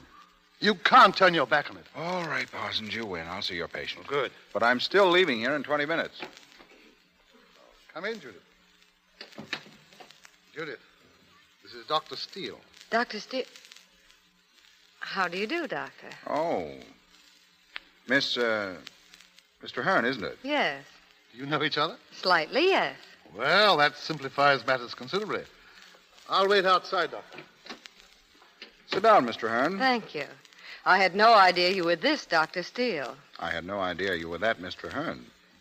Does it make any difference? Not to me. Fine. I know something of your case, Mr. Hearn. I understand you had a fall. Yes. I also understand you don't like to talk about your health. I don't? Why? It bores me, that's all. Most people love it. Is that light from the window too strong for you? No. But your right eye seems to... It's, just the same little failing, Doctor. Oh. How old are you, Mr. Hearn? I'm 27 years old, an only child, an orphan since I was 20. I weigh 115 pounds. I've had mumps, measles, and whooping cough, all at the proper ages. Shall I go on? Please. I'm interested in horses. I take plenty of exercise. I smoke to excess, but seldom drink. I'm said to have a sense of humor. Your headaches must interfere with that. I see you have my case history. They're pretty bad, aren't they? Those headaches. I can stand them. Mostly on the right side. Yes. How'd you happen to fall from your horse? We were riding for the gate. I misjudged the distance and missed it. My horse didn't clear the fence. How far to the right of the gate were you? They tell me it was about 15... How did you know it was to the right? I guessed it. Clever of you, Doctor. About 15 feet. I suppose you think I got what I deserved. How do you mean? Oh, that night you came to the house, you had a great contempt for the pastimes of the idle rich. Oh, I was a bit cranky that evening. You must make allowances for the hour. But you have a contempt for them? They don't appeal to me, that's all. Well, it's the only thing I know. What does appeal to you? Just your practice, I suppose. No, that least of all. You seem to be doing pretty well. Too well. It comes a little too easily, this feeding sugar pills to a Park Avenue clientele. Oh, I know. Stomachache cases. Yes, you can call it that. It sounds awful. It is. Then why do you do it? Because, like you, Mr. Hearn, I'm caught in the swim. Oh, Doctor, what a relief to find out you're no better than I am. But I'm leaving my practice. Clearing out. Retiring? No, just the contrary. I'm going back into medicine. That's a little deep. Well, I'm going to a remote village in northern Vermont to be a country doctor. Oh, yes, I remember now. But why? And why Vermont? I was born there. Oh, it's just sentiment then. If you like. All the same, I think I envy you. It must be swell to believe in what you're doing. Don't you? No, not the way you do. Oh, I'm not complaining, take it all in all. They dealt me a very good hand. I'm young. I have no particular responsibilities. I won't cultivate them either. I'm freer without them. I'll probably marry someday. No hurry about that. And when I do, I'll build a house on a ridge I know with a glorious view. I'll have my horses, and with luck, I'll have, about 40 years of it. I think that's a pretty good setup. Do you? That light is in your eyes, isn't it? I wish you wouldn't keep harping on that. There's nothing the matter with my eyes. But you're squinting. I'm not squinting. I'll pull down the shade. That's better. Suit yourself. It's your office. What did you do yesterday, Mr. Hearn? What? Yesterday, what did you do? Why, I went to the theater in the afternoon. I played bridge in the evening. But yesterday was Tuesday. There were no matinees. You're sure it wasn't the other way around? Oh, yes, I guess it was. What was the play? I can't remember the title. It wasn't very good. Too bad. How'd you come out at bridge? Let me think. Quickly. Oh, I can't remember. You lost, didn't you? Yes, I lost. How much? How can I remember? I play bridge every day. You've been losing a lot lately, haven't you? Yes. Playing badly? I suppose so. Forgetting what cards are out and what's been bid. Why do you ask me all these silly questions? I told Dr. Parsons I'd try to make a diagnosis. Then all this talk... You've been examining me, haven't you? Watching everything I say, every move I make. Yes. Do you mind? I guess it's all right. Thank you. Well, what have you discovered? I don't know. I'd like you to put yourself in my hands for a few hours to make a complete test. Would you do that? Will you? Oh, I'm going to surprise myself. I'll do it.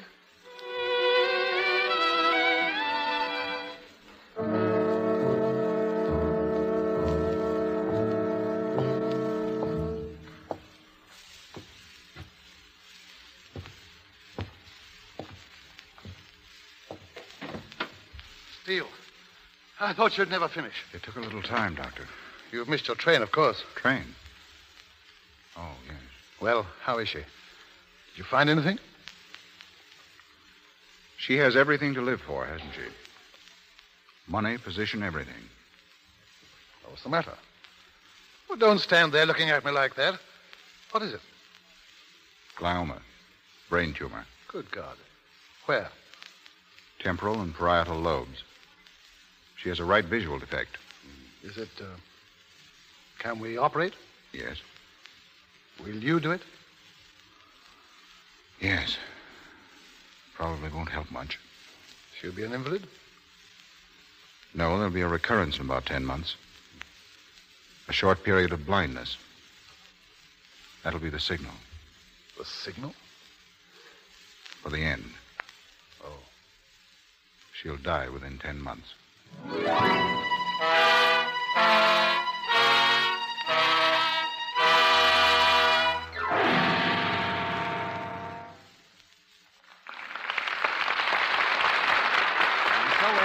1 of Dark Victory, starring Barbara Stanwyck and Melvin Douglas. In a few moments, our stars will return in Act 2. During our brief intermission, we are going to give you an opportunity to determine your movie IQ. That is, to find out how well you really know your movie stars. A young lady is going to read some sentences which don't seem to have much significance. But hidden in each is the name of a famous screen star. Just the last name. See if you can spot it. Listen carefully, and remember, it's only the last name you're to watch for. Let's go. First sentence. She's a blonde. L is not her first initial. I'll repeat that. She's a blonde. L is not her first initial. Did you get it? That's Joan Blondell. She's a blonde. L is not her first initial. Oh, Mary, maybe you'd better read that just a little bit more slowly. I can see some people in the audience straining to think. Surely, Mr. Ruick. Sentence 2. A ton of coal barely lasts us through the winter. Now, I'll say that again. A ton of coal barely lasts us through the winter. That was easy. Claudette Colbert. A ton of coal barely lasts us through the winter. Sentence 3. On payday, vistas of joy confront us. Here it is again. On payday, vistas of joy confront us. Now, that's not quite so easy. Davis. Betty Davis. On payday, vistas of joy confront us. We named 3 of the loveliest, most charming women in Hollywood. Joan Blondell, Claudette Colbert, and Betty Davis. They each represent a different type of beauty. But about complexion care, they all agree and use Lux toilet soap regularly. And they give you another tip. We use Lux toilet soap as a bath soap, too, they say. They find this soap with active lather a sure way to protect the daintiness that is so essential to feminine charm. Its active lather removes perspiration, every trace of dust and dirt. Leaves the skin really fresh, perfumed with a delicate fragrance you'll love. And now, Edward Arnold. We continue with Dark Victory, starring Barbara Stanwyck and Melvin Douglas.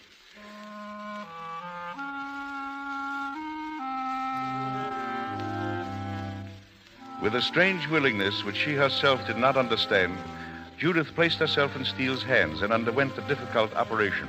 But she still doesn't know that her cure is only temporary, that certain death is waiting for her before a year is gone. In her hospital room, she's propped up in a wheelchair by the window, gazing up at Steele, who stands in front of her. And I'm going home in a week, you promise? I promise. Oh, I'm glad. It'll be grand to be home again. There's so much I want to do. You'll have to go easy, Fro. Oh, I will. What about riding? Well, not for a while. But soon. I hope so. You'll come to see me, won't you? Of course you will. You're going to come often. I'm surprised you want me. Oh, I've forgiven you, Doctor. Everything you said. I'm feeling very noble just now. Are you? Mm-hmm. I guess everyone feels that way after flirting with death. Was I brave, Doctor? You were very brave. You'll always be, I think. Thank you. I like to believe I was, anyhow. I'd like you to feel I was worth the trouble. Trouble? Dr. Parsons told me you were planning to leave the morning I came to you. Oh, that was nothing. I just want you to know that I appreciate it, that I'm grateful to you. You know, it's funny, I never had faith in anyone before. Not real faith like I have in you. What have you done to me, Doctor, besides effecting a cure? What are you thinking about? I'm thinking you'd better go back to bed. You've got a lot of resting to do before you leave here. I'll drop in again in the morning. Goodbye. Goodbye, Doctor. Give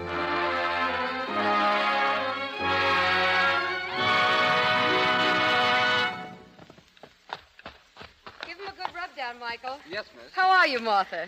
I'm stunned. Is this really you? Yes. Well, Alice told me you were out riding. I thought she'd been drinking. Did you just get here? 10 minutes ago. Oh, you must be the first. Come inside. I've got a lot to tell you. Who else is coming? Oh, it's a big weekend. Harker, Les Clark, the Todds, Mabel, Jerry Levitt for you, and Dr. Parsons. To lend a medical flavor. Mm-hmm. Go ahead, Martha. Anyone else? Well, I mentioned Fred Steele, didn't I? You very pointedly did not. Well, he's coming, of course. I've rather bitter memories of Dr. Steele. He's very rude. Oh, he's not really. He's marvelous when you get to know him. You seem to know him quite well. I'm trying to. You've been pretty hard hit, haven't you? I'm in love with him. And he? That's always the first question one asks. I don't know. He's so hard to see into. Oh, he's conscious of me. I affect him pleasantly, and he may be in love with me. But if he is, he doesn't show it. Why couldn't the Spaniards or the French have landed on Plymouth Rock instead of the Puritans? Well, he enjoys being with me, I know that. And he's opened my eyes to a new world. He's the first thoroughly fine person I've ever come close to. What's the matter? English is your common tongue. What else have you in common? Oh, don't joke about this, Mother. I'm not joking. If I married him, I could teach him. Well, my pet, get him if you can, and my blessings. Only, remember the man who went hunting with a butterfly net and routed out a panther. A panther. Yes, that would be just the thing for my farm. Farm? You have no farm. Oh, but I might have one of these days in Vermont, darling.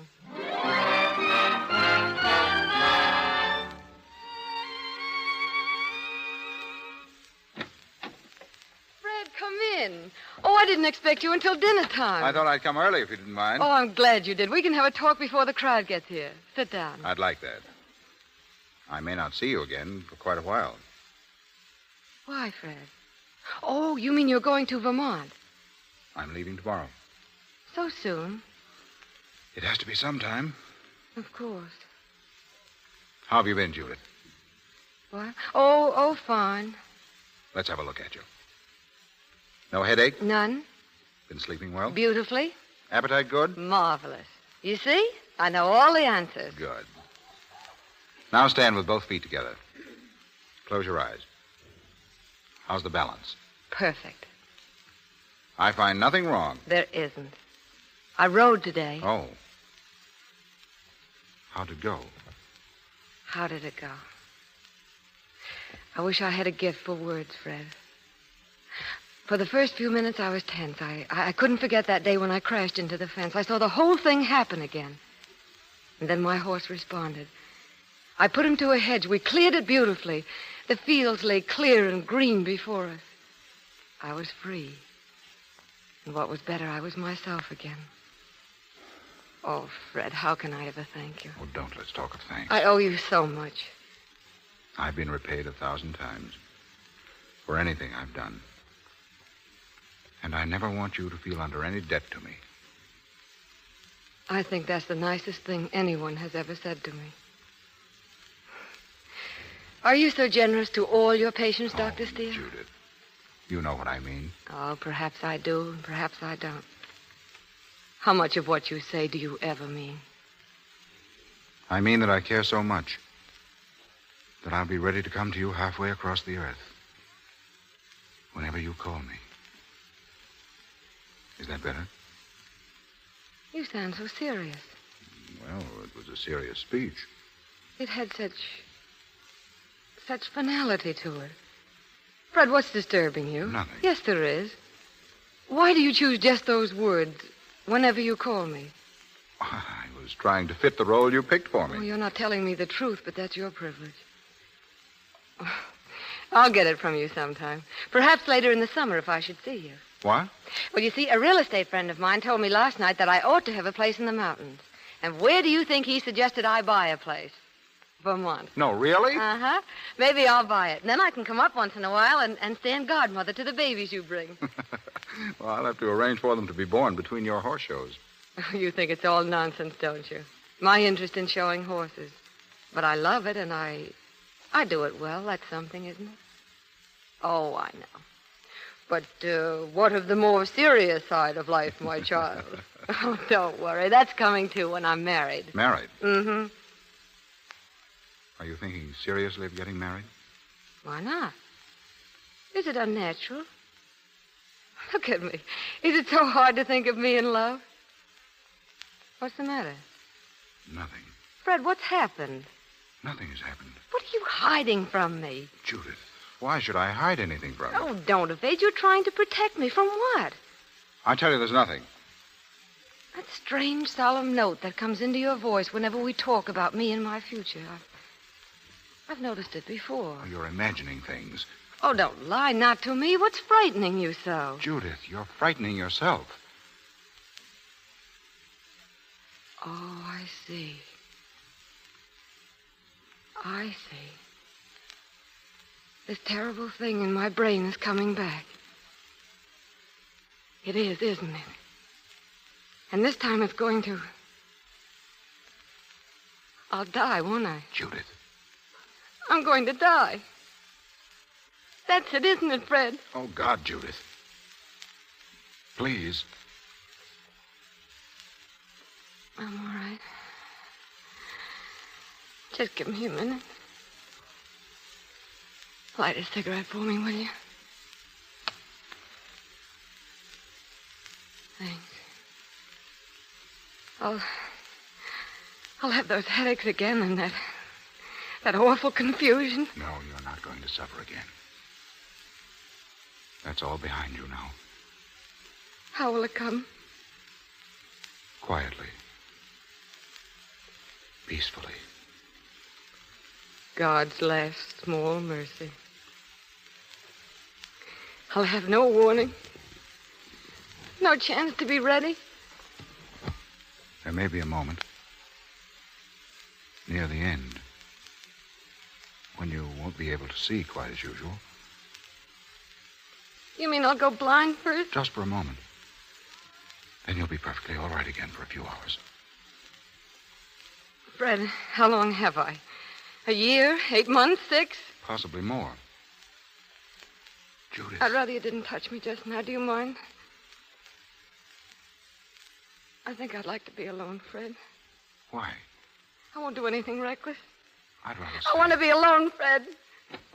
Mr. Hearn, about... Mr. Hearn can't see you now, Harvey. Well, it's about dinner. There'll be no dinner tonight. Tell the guests that when No, they come. no, don't tell them anything, Harvey. I'll see you in a few minutes. Yes, Judith, you can't do this. You're in no condition to... Please, Fred, it can't make any difference one way or the other, and I want to do it this way.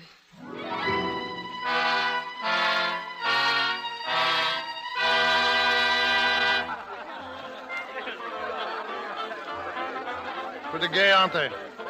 What are you doing out here, Steele? You ought to be inside with the young people. I'm doing the same thing you're doing, Parsons. Watching her. Yes. Strange, isn't it? That girl in there, so full of life, so entitled to live, and a contemptible, meaningless organism puts a period to it.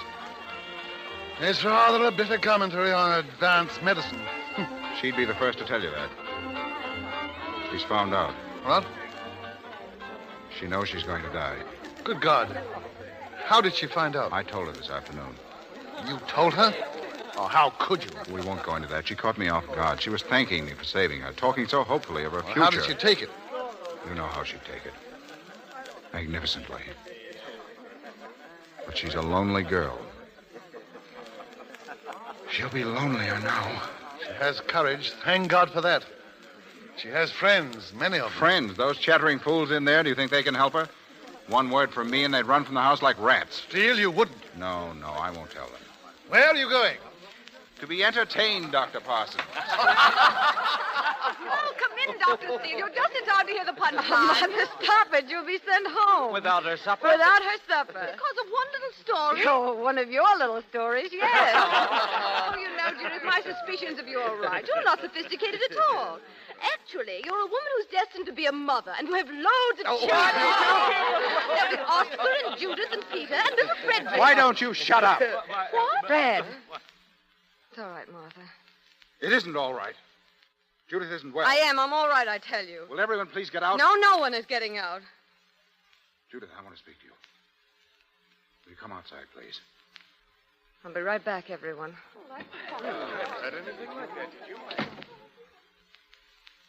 That was rotten of you, Fred. It was the only intelligent thing I've done today.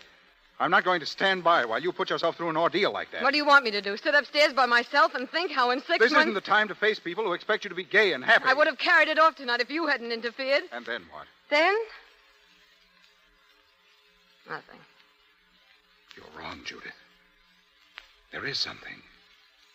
Something more important than you think. You can find peace. Oh, he takes away my life and offers me peace.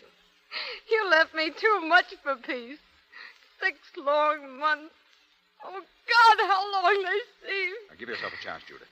Don't try to adjust yourself to this thing all in a minute. You can't do it. You're only going to make it harder for yourself if you try. Judith, trust me.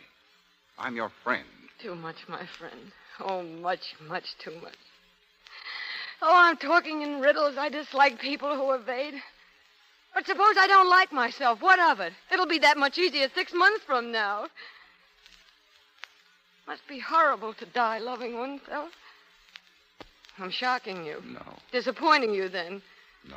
Well, why do you stand there and say nothing? Your eyes searching me, your mind, that beautiful scientific mind, judging me. Well, what do you think of this exhibition? What do you think now of your calm, brave Judith, who went into the operating room without a tremor? What I've always thought of you. I only want you to have the same faith in yourself that I have in you. Oh, you've never had faith in me. You thought there were too many bad spots. You dislike my world. You despise it. Well, thank heaven for that world now. At least my friends will help me cram my days and nights to overflowing. You mustn't tell them, Judith. Don't ever do that. No, I don't want sympathy. I want action. I want to move, to live.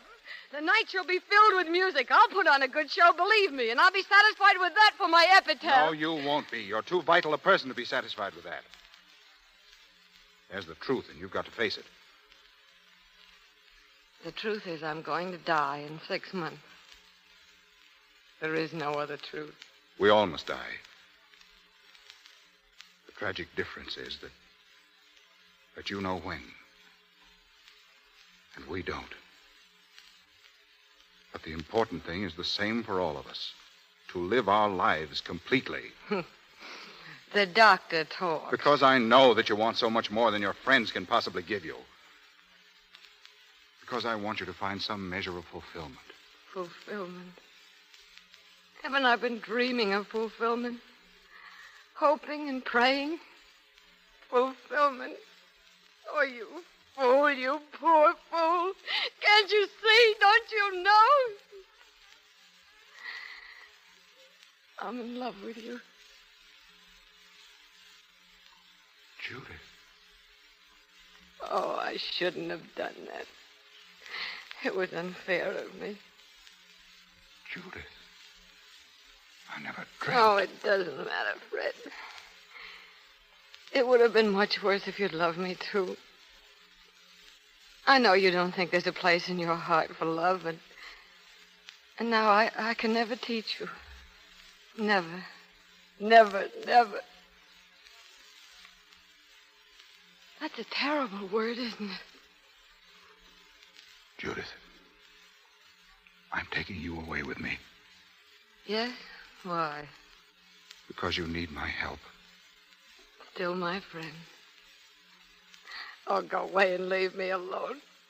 I can't rise to your height. I only wanted you to hold my hand. You can't even do that. You're no good to me. You're no good to me at all. Sit down, Judith. No, I'm not in your office now.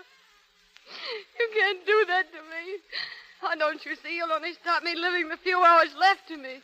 My friends can lift me out of this, but you mean defeat, futility, and death.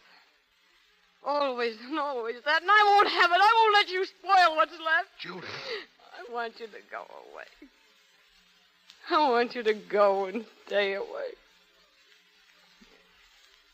I don't want to see you again. Ever.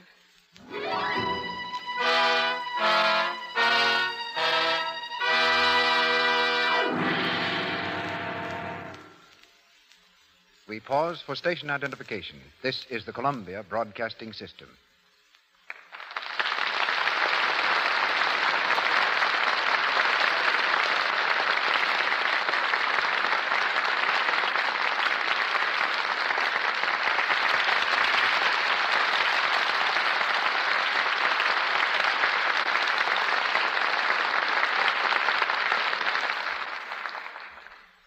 With the second act of Dark Victory completed, and with the third act to come in a few moments, we go from the serious mood of our play into a lighter vein.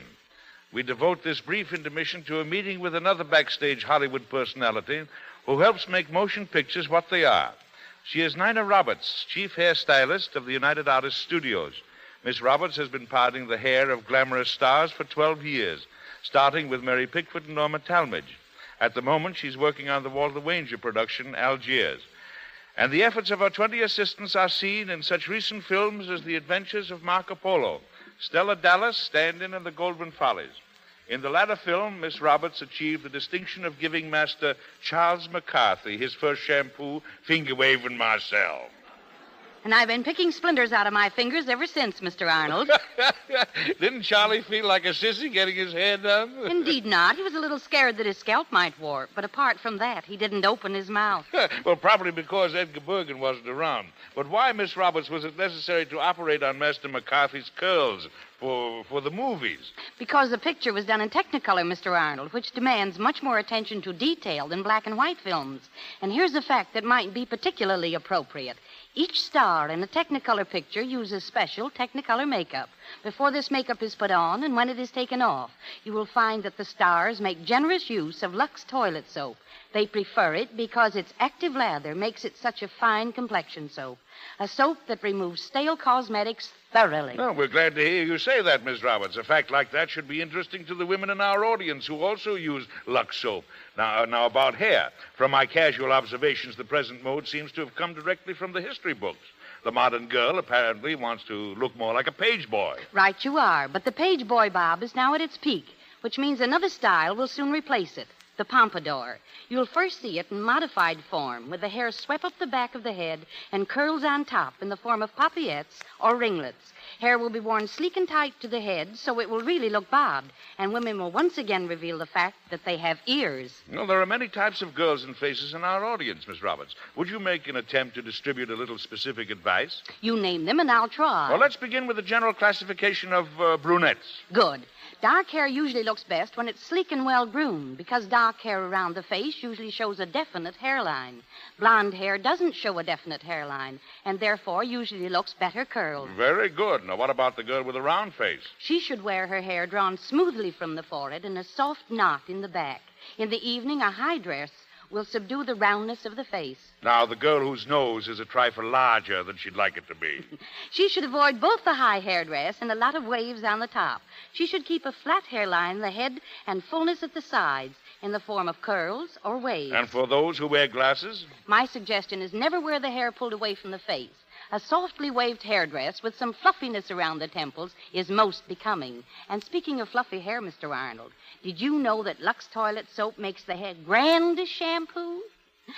And we use it at the studio all the time. But getting back to girls with glasses, they should choose hats with widely flaring brims, never off-the-face hats or turbans. You'll find all these types on the screen. So watch the pictures not only to see specific examples, but also to learn what's new in style. Thank you. Thank you, Miss Roberts.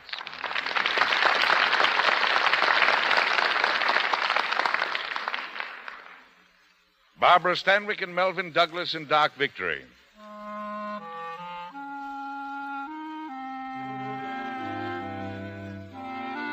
It's late October.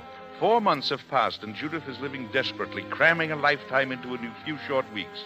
But she finds no satisfaction in her mad existence, no relief from the gnawing thought that her days are numbered. She's in a car now, on her way home from a late party.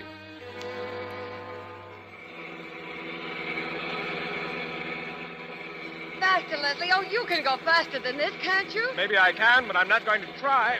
Oh, what are you doing? We're stopping. You might not care about your neck, but I'm very sentimental about mine. Now, don't you think we ought to turn for home, Judith? It's almost dawn. Well? You ought to get some sleep. Sleep? Oh. What's the matter with you? What are you doing to yourself? You can't go on this way much longer. No, I can't. Well, then why don't you stop? Everybody's talking about you. Not you, Les. Oh, not me, no. But I don't like to see you throwing yourself around. Not unless you throw yourself at me. Would you like that, Les? Judith, what is this? You can kiss me if you want. Judith, I never knew you could be like this. What's got into you? Oh, it's no good, Les. Judith. Let me go. Let me go, please. Oh, you were right. I can't go on this way. I can't die like this. Die? What are you talking about? I'm going to die in 2 months, Leslie. What? It's as certain as the night is passing now. You're practically holding a dead woman in your arms. Does that frighten you? It is rather repulsive, isn't Judith, it? That's why I've been living as I have, so cheaply, so stupidly. But it's over now. I'm leaving tomorrow. Where, Judith? Oh, away from all this, as far as I can get. The stars are so bright, aren't they? It's been a grand autumn, with all the colors. The old year puts on a fine show near the end. That's what I have to do. I have to learn how to die. I'll go home now, Leslie.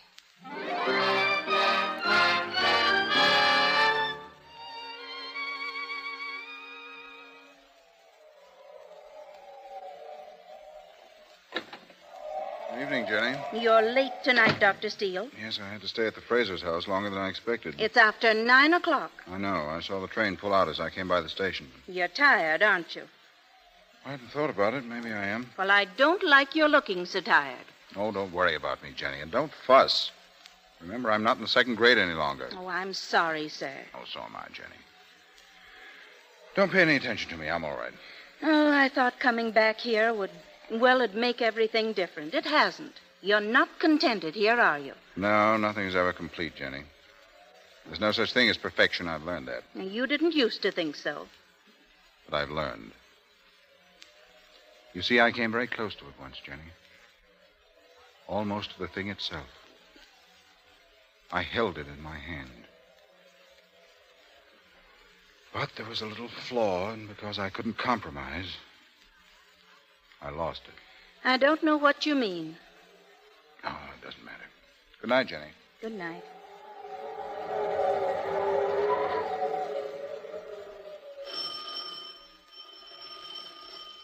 Who is it? Who's there? Judith. Judith, darling. Darling, it's cold. Come in. I came to you, Fred. I came to you after all. Oh, Judith, darling. Here, sit down. Are you all right? Yes. Give me your coat. How'd you get here? I walked. You walked from the station? There wasn't any taxi. Fred, I've got to speak to you. No, not tonight. Let it wait until tomorrow. No, I've got to tell you now. I've come a long way. You'd better hear me. All right, go on. I've done what I said I would, Fred. Yes. Everything. It was no good. It didn't work, Fred. I was afraid it wouldn't. I should have brought you with me. I failed you, Judith. No, I failed myself. But last night I reached the end, so I've come. I won't demand much. Your strength can help me face myself. Oh, darling, I'll give you so much more than that. I don't want more. I wouldn't know what to do with it. Now. I love you, Judith. I want you to marry me. Fred. I want you to marry me, Judith. You do. You really do. Oh, that's very precious. I'm lonely, too. I need your companionship and your love to make me whole again. Oh, darling, be careful. We mustn't make it harder for ourselves. No, you're still afraid that I'm just your friend. No, I'm not. You do love me, and I'm grateful. But it's too late. A shadow's fallen on my earth. It mustn't fall on yours. But, darling, it's been falling since time began. Even as we speak, the earth is shouldering eastward. Come here, darling. Between now and now, there's been birth and the passing of life, sunset and dawn, weariness and answering sleep. And your shadow's mine. And your victory over it. That's mine, too. I must never interfere with your being a doctor. Your kind of a doctor. You must promise me that. It must be part of our bargain together. Oh, I want to help you. I must give you something of me that will live on in your work after I've gone. When I've done that, I shall have done everything. I understand. I promise, darling.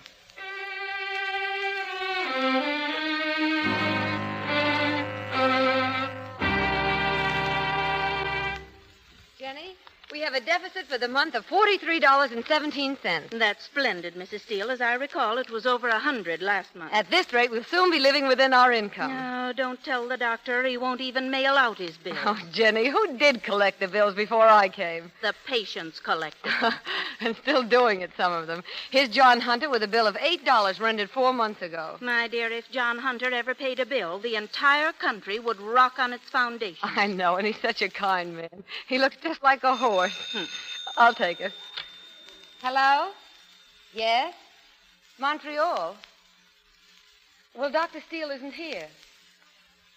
Is it person to person? I see. Well, he ought to be home soon. All right. An emergency call. I don't like that. Oh, Jenny, they wouldn't call him to Montreal, would they? It's possible. You mustn't fret every time he goes out of the house. I know. I grudge every minute he's away, every second. Well, then you shouldn't have married a doctor. Oh, please don't say that. Oh, I didn't mean it, ma'am. Jenny, what was he like when he was a little boy? Who? Dr. Steele. Was he a nice little boy? He was not. He was nasty. All little boys are nasty. Oh, he wasn't. Oh, very well, then, just as you wish. Oh, dear, I wish it wouldn't cloud up like this. What? I don't like it getting overcast so suddenly. It means a storm. Storm? But the sun's out. Why, it's bright out today. Oh, it was, you mean. It's getting dimmer every second. It's getting so dark,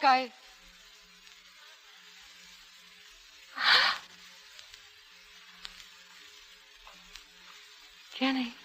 What is it? What is it, Mrs. Steele? Nothing. I'm just dizzy. Well, sit down here. Yeah, sit down here. There. Is it all right?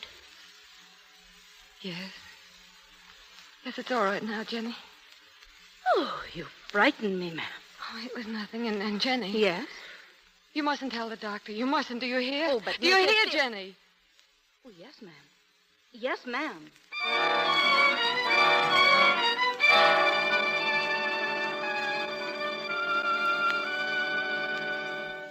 Hello, Montreal?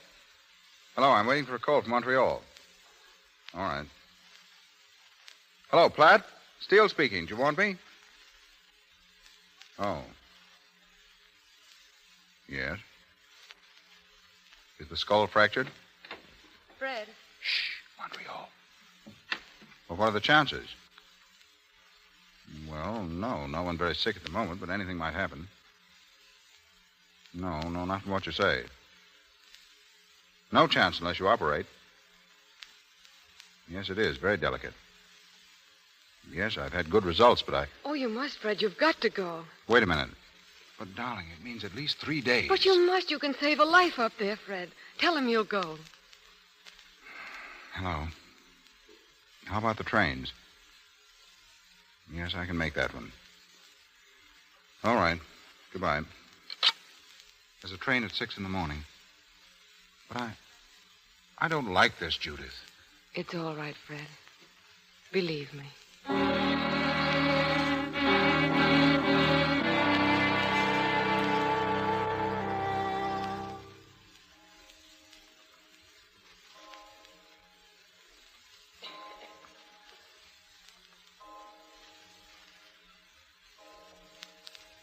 Almost time, darling. I know. Decent of you to sit up with me. I'll have to leave in a few minutes. Yes. I don't see why Platt can't get someone else up there. There are plenty of doctors in Montreal. But none like you, darling. I was going over your books last night. Yeah. What'd you find? Oh, certain debts owing my husband that cannot be paid. Not one that you haven't repaid 1,000 times. Have I really been a good wife? You've been a wonderful wife.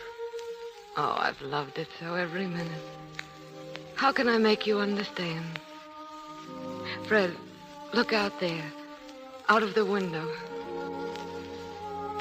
Somehow it's been like that. Shining and quiet. It's deep winter. Deep winter. And behold, snow was upon the earth in silence. And all things had been fulfilled that were to be. And there was no emptiness under heaven. Judith, dear. If anything should happen... Oh, my God, Judith. Shh, darling. I walked to the mill dam yesterday. I haven't been there lately. Oh, we must go soon. Yes? There's snow on the evergreens. Is there? Fred, I found out at last. What? What it means to live up here. Why you wanted to come back. You must never leave here, Fred. You must go on living here. Always. You'd better go now, darling. I'm not going, Judith. I'll call Platt and tell him. Oh, darling, come here. No, I thought I could, but I can't. Fred, remember our bargain. No, words, that's all. I didn't know what they meant. I didn't know what I was to lose. It's my life now. Mine, this little time in all my life, and then to have it taken away from me. My wife, whom I love. I can't stand it. There's a limit to what a man can bear. Fred, we have just 1 minute together. Look at me. I was never to fail you or keep you from your best. We've had our love, and we're complete. Nothing can hurt us now, for what we've had can never be destroyed. That's our victory. Our victory over the dark. And it is a victory because we're not afraid. Thank you, darling. And you'll never, never look back? Never. Hold me close, darling. Oh, God, I'll hold you this way forever. Forever is now. Isn't it? Yes. Goodbye, darling. Goodbye. Good luck. My Good luck. darling.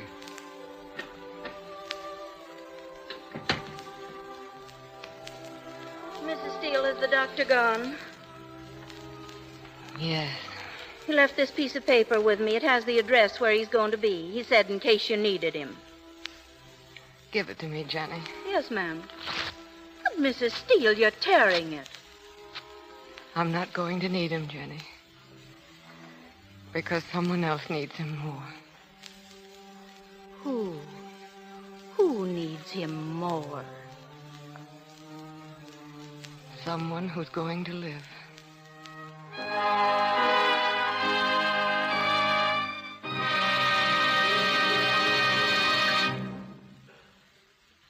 Slowly the curtain falls and our play, Dark Victory, is ended. And now let me observe one of the happiest customs of the Lux Radio Theater by bringing back for a curtain call Barbara Stanwyck and Melvin Douglas as themselves.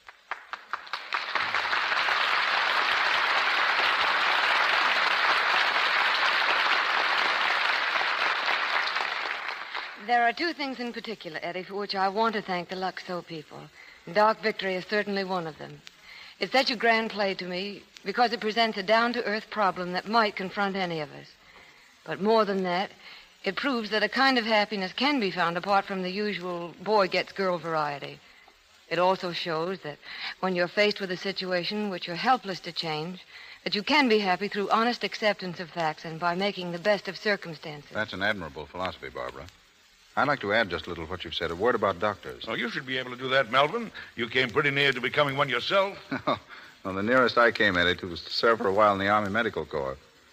There are times, as Dark Victory's pointed out, when surgeons and doctors are quite helpless to aid materially certain conditions. But they're constantly seeking.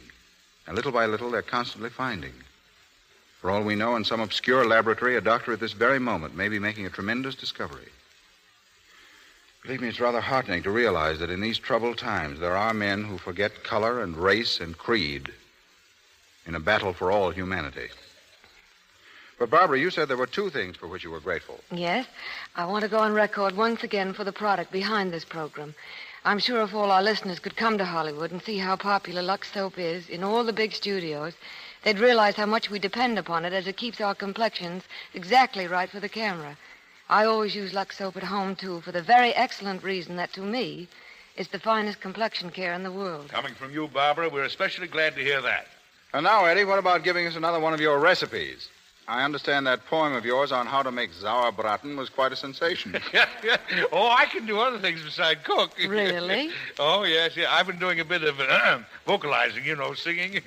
Well, I know you're just begging to be asked, so go ahead. Well, what are you going to sing?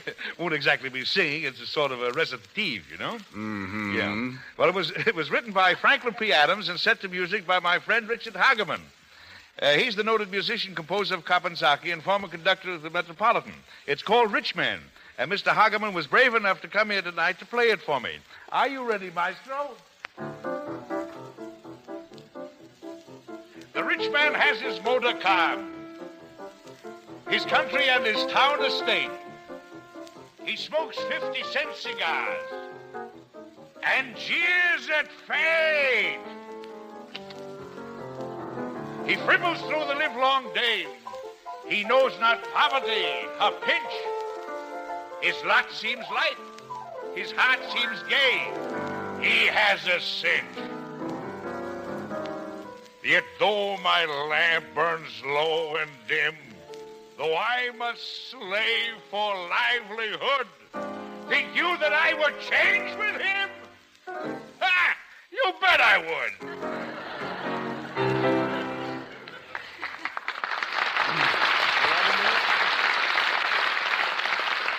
Actor, poet, musician, Eddie, you're wonderful. Good night. Actor, poet, Oh, well, what's the use? Good night, Eddie. The play you will hear next Monday night is The Drama of a Hunted Girl, our radio adaptation of that highly successful film, Mary Burns' Fugitive. Filled with excitement and romance, it's the story of a small-town girl who thinks she's in love with a man who later turns out to be a ruthless gangster.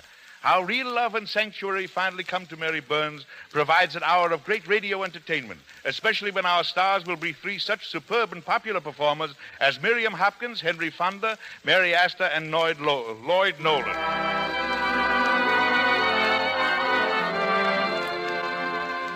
Our sponsors, the makers of Lux Toilet Soap, join me in inviting you to be with us again next Monday night when the Lux Radio Theater presents Miriam Hopkins, Henry Fonda, Mary Astor, and Lloyd Nolan in Mary Burns' Fugitive. This is Edward Arnold wishing you all good night. Melvin Douglas is currently seen in the MGM picture Arsene Lupin Returns. And in the Columbia film, There's Always a Woman. Mr. Arnold begins work shortly on the Columbia film You Can't Take It With You. The screenplay, Dark Victory, is owned by Selznick International Studios, producers of the recent Technicolor picture, The Adventures of Tom Sawyer. Louis Silvers is from 20th Century Fox Studios, where he directed music for Shirley Temple's new picture, Rebecca of Sunnybrook Farm. Your announcer has been Melville Ruick. This is the National Columbia Broadcasting System.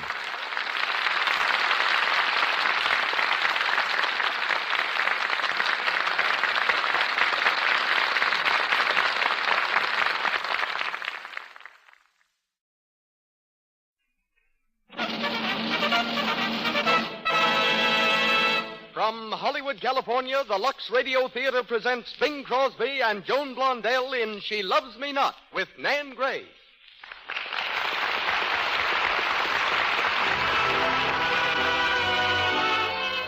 Lux presents Hollywood. These programs, ladies and gentlemen, are made possible through your purchases of our products and are the means our sponsors take of showing you their appreciation. Tonight finds us headlining Bing Crosby, Joan Blondell, Nan Gray, Barbara Weeks, Sterling Holloway, and William Frawley in that great stage and screen success, She Loves Me Not. As guests, Molly Merrick, noted author and movie reporter, and Miss Una McClelland of the University of Southern California. Our music is directed by Louis Silvers. We turn our program over now to the producer of the Lux Radio Theater, your host, ladies and gentlemen, Mr. Cecil B. DeMille.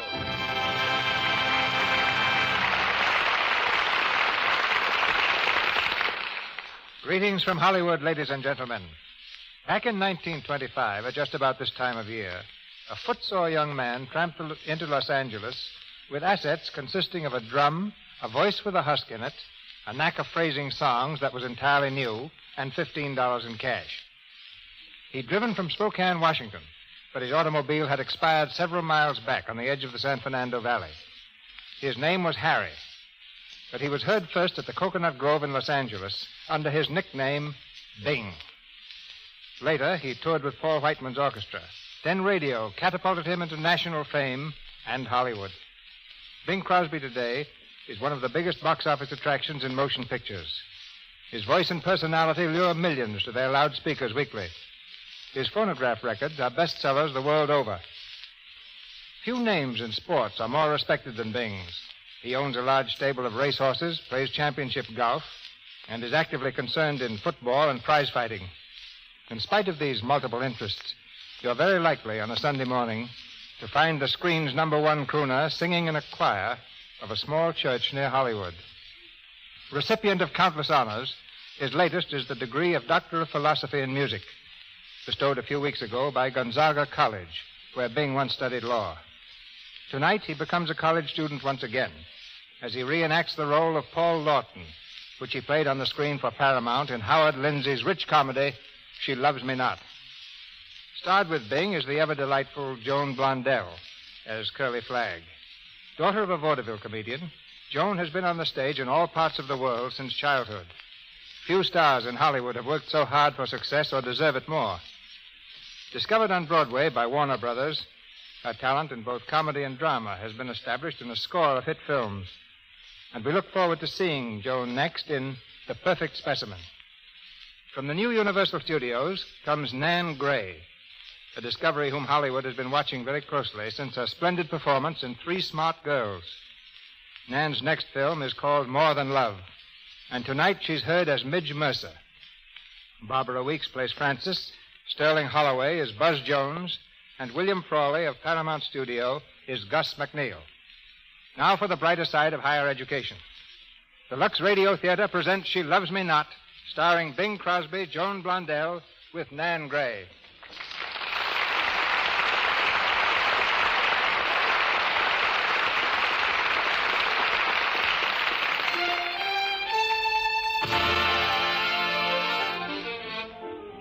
It's Monday night in the Hilarity Club in Philadelphia. On the dance floor, Curly Flagg, a vivacious little blonde, is in the middle of her first number. You're gonna lose your gal. You don't know who's your gal. In a dimly lighted corner of the club, a gangster sits alone over a cup of coffee. Another gangster threads his way through the tables and stands behind him. Suddenly, there's a shot. Curly, what's the matter out there?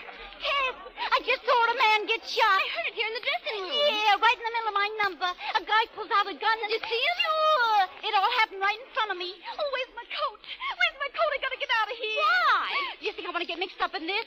The cops will grab me for a witness and throw me in the jug for months. But Curly, you ain't even taken off your costume. Well, I ain't got time. So long, Ted. Curly, where you going? I don't know, but I gotta get out of here fast.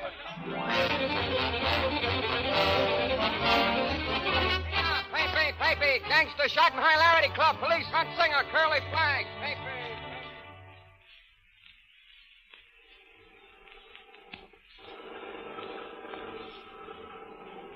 Girlie, this is as far as I go. Thanks. I'll get out here then. Would you mind telling me the name of this place? This is Purnell, Girlie, and them buildings over there is dormitories, part of Purnell University. Oh, a college, huh? Yep. Well, thanks for the lift, mister. So, all right. Night. Night.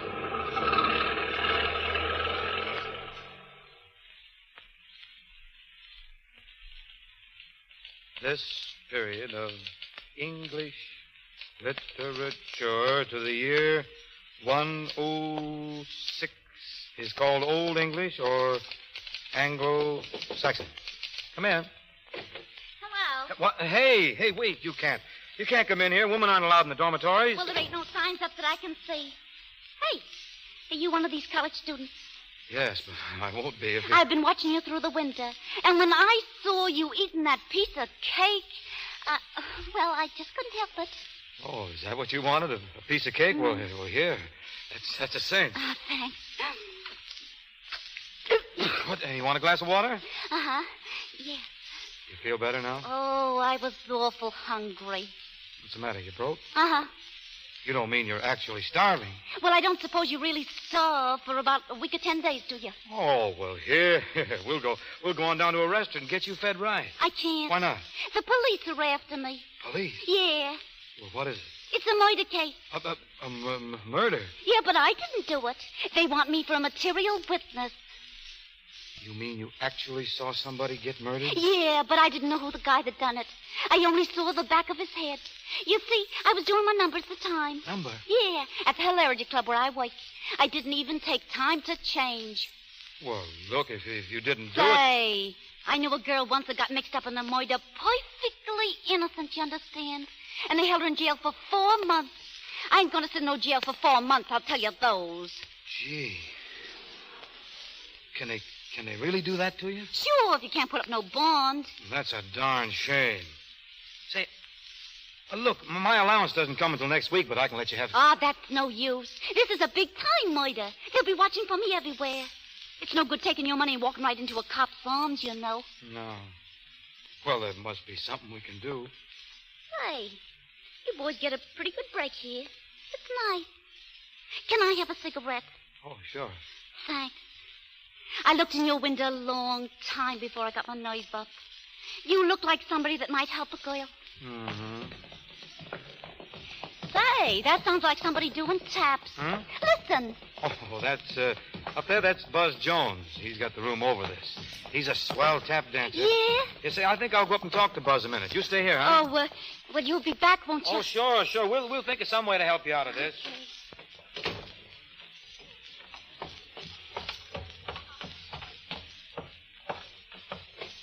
Hey, Buzz. Hiya, Paul. Cut that out, will you? Now, listen, what do you think I got downstairs in my room? I'm on the wagon till after commencement. No kidding, Buzz. It's a girl, a chorus girl, right out of a nightclub. Yeah? Just lift up my typewriter over there, will you? You'll find the Queen of Sheba. No, listen, Buzz, this is on the level. You mean you got a girl in your room? A female girl? That's what I've been trying to tell you. A nightclub chorus girl, boy. Oh, and only 2 weeks before you graduate. Listen, Paul, it's not worth it. You better chase her out of here so darn fast. Well, I can't. She's wanted by the police. She's mixed up in a murder. Look, will you just quietly get on out of here? I got to study. No, Buzz, honest, it's true. She's down there. She didn't do the murder. She just saw it done, and the police want her for a witness. Say they can keep her in jail for 6 months or a year until the case comes to trial, if it ever does. She's in trouble, Buzz, and we got to help her. You get in the darndest messes. How do you do it? Well, you're in on this one, too, now. I declared you in. Oh, just fell, huh? You know how it's going to look if we get caught? Yes, but... Well, if one man were caught hiding a girl in the dormitory, it might look bad. Very bad, but Yes. 2 men? No, 2 men makes it fine. Well, look, come on downstairs, will you? Come on, I want you to meet her. Oh, that'll be just ducky. Say, it's a good thing the other fellas in this entry are out tonight, huh? Yes, indeed, but we're taking plenty of risks as it is. Well, go on, go ahead in. Hello, boys. Oh, hello. This is, Buzz Jones. Pleased to meet you. My name's Curly Flagg. Miss Flagg, I salute you. Buzz and I are going to take care of you. Oh, yes? Well, now, look, we'll just hide her here until the whole thing blows over, huh? We can dress her up in boys' clothes. Hey, wait a minute. Buzz, you're a genius. We'll have to cut her hair, of course. Of course. Oh, yeah. Oh, did you ever cut anybody's hair? No, but I used to mow the front lawn when I was a sprout. That's the same thing. Come on. I got some nail scissors here someplace. Wait a minute. I'm not so crazy about this. Now, my dear young woman, I must ask you please not to interrupt. Now, would you rather we trimmed your hair or turned you over to the cops? Well, do you think I ought to pull? Sure. Okay. Get the scissors. Right here. It'll grow out again in jail, I suppose. You're not going to jail. You ready, Buzz? Sure. Ready, Curly? I guess so. All set? Go! Next. Shine, manicure. Next. Listen, take it easy. Oh, hold still, will you? How can I cut your hair if you're going to jump around? How like about a that? nice shampoo? You might spoil my looks, you know.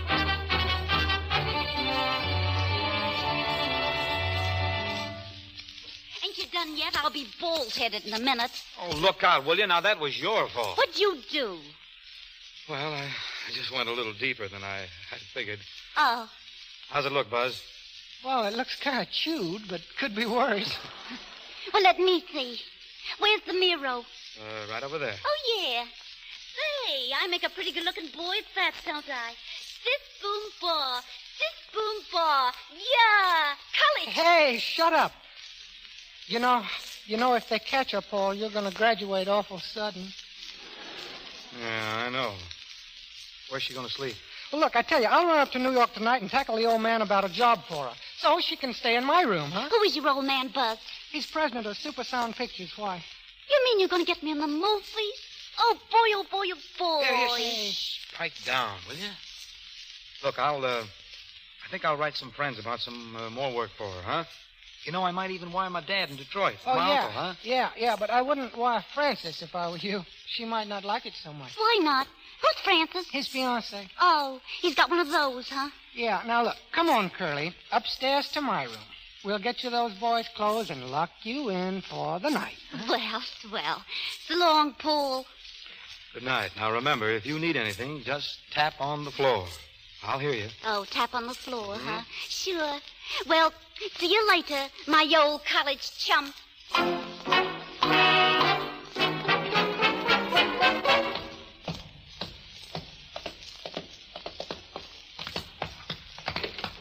Hey, what's the matter? What's the matter up here? Stop that. Oh, why didn't you let me finish it? I was doing a dance for you. You're doing a dance? Yeah, I just routine a swell comedy dance. I wanted to show it to you. Well, this is no time to be showing me a dance. Now, why don't you go to bed? Gee, you must be dead. No, I'm feeling great. You boys have been so good to me. Especially you. Gee, you're a swell kid. Thanks. But I've got a 9 o'clock lecture. I think I better get some sleep. Oh, don't walk out on me. Let's have a cigarette together, huh? No, I can't. Sure you can. Now sit down over there. I get scared up here all alone. I get awful scared. Well, it sort of scares me, too. Oh, you poor darling. Oh, I'm not kidding. This is serious. You know, we're trying to help you, but we're taking awful chances to do it. I know it. You got to be careful. You got to help us all you can. Sure I will. There's nothing I wouldn't do for you. Give us a kiss, Polly Wolly. What? Say, listen. Good. Get off my lap. Hey, what's the idea? I ain't no sack of potatoes. Who do you think you're tossing around? Fresh. Now, you listen to me, Curly Flag, and get this through your head. I got no more of that kind of interest in you than I have in the congressional record. No more than I'd have in a horse if I saw a man beating him and made him stop. That wouldn't mean I wanted to have a schmoozling party with the horse, would it? Oh, you... Now, don't you ever do anything like that to me again. Oh, you get out of here. You get out, you see? Don't ever come back. Good night. Good night, you rotten barber.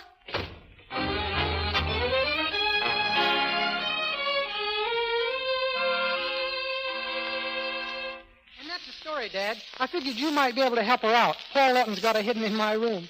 We got to keep it quiet, of course. Of course. Then you'll help her, Dad? Certainly I will. Now, if you'll just step outside a minute, Buzz, I am pretty busy. Okay, now, but don't forget, keep it quiet. So long, Buzz. Hello? Give me the publicity department, quick. Hello, publicity. This you, Gus? Well, listen, Gus. Super Sound Pictures has a new star. Yeah, her name is Curly Flag. Don't ask me what she looks like. I don't know. But it's the biggest publicity story of the year.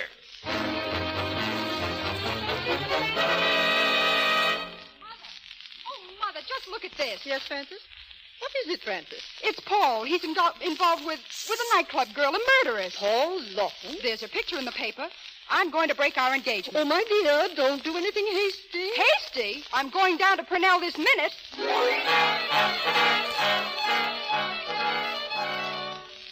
Take a telegram, Miss Higley. Yes, Mr. Lawton. The Dean, Purnell University.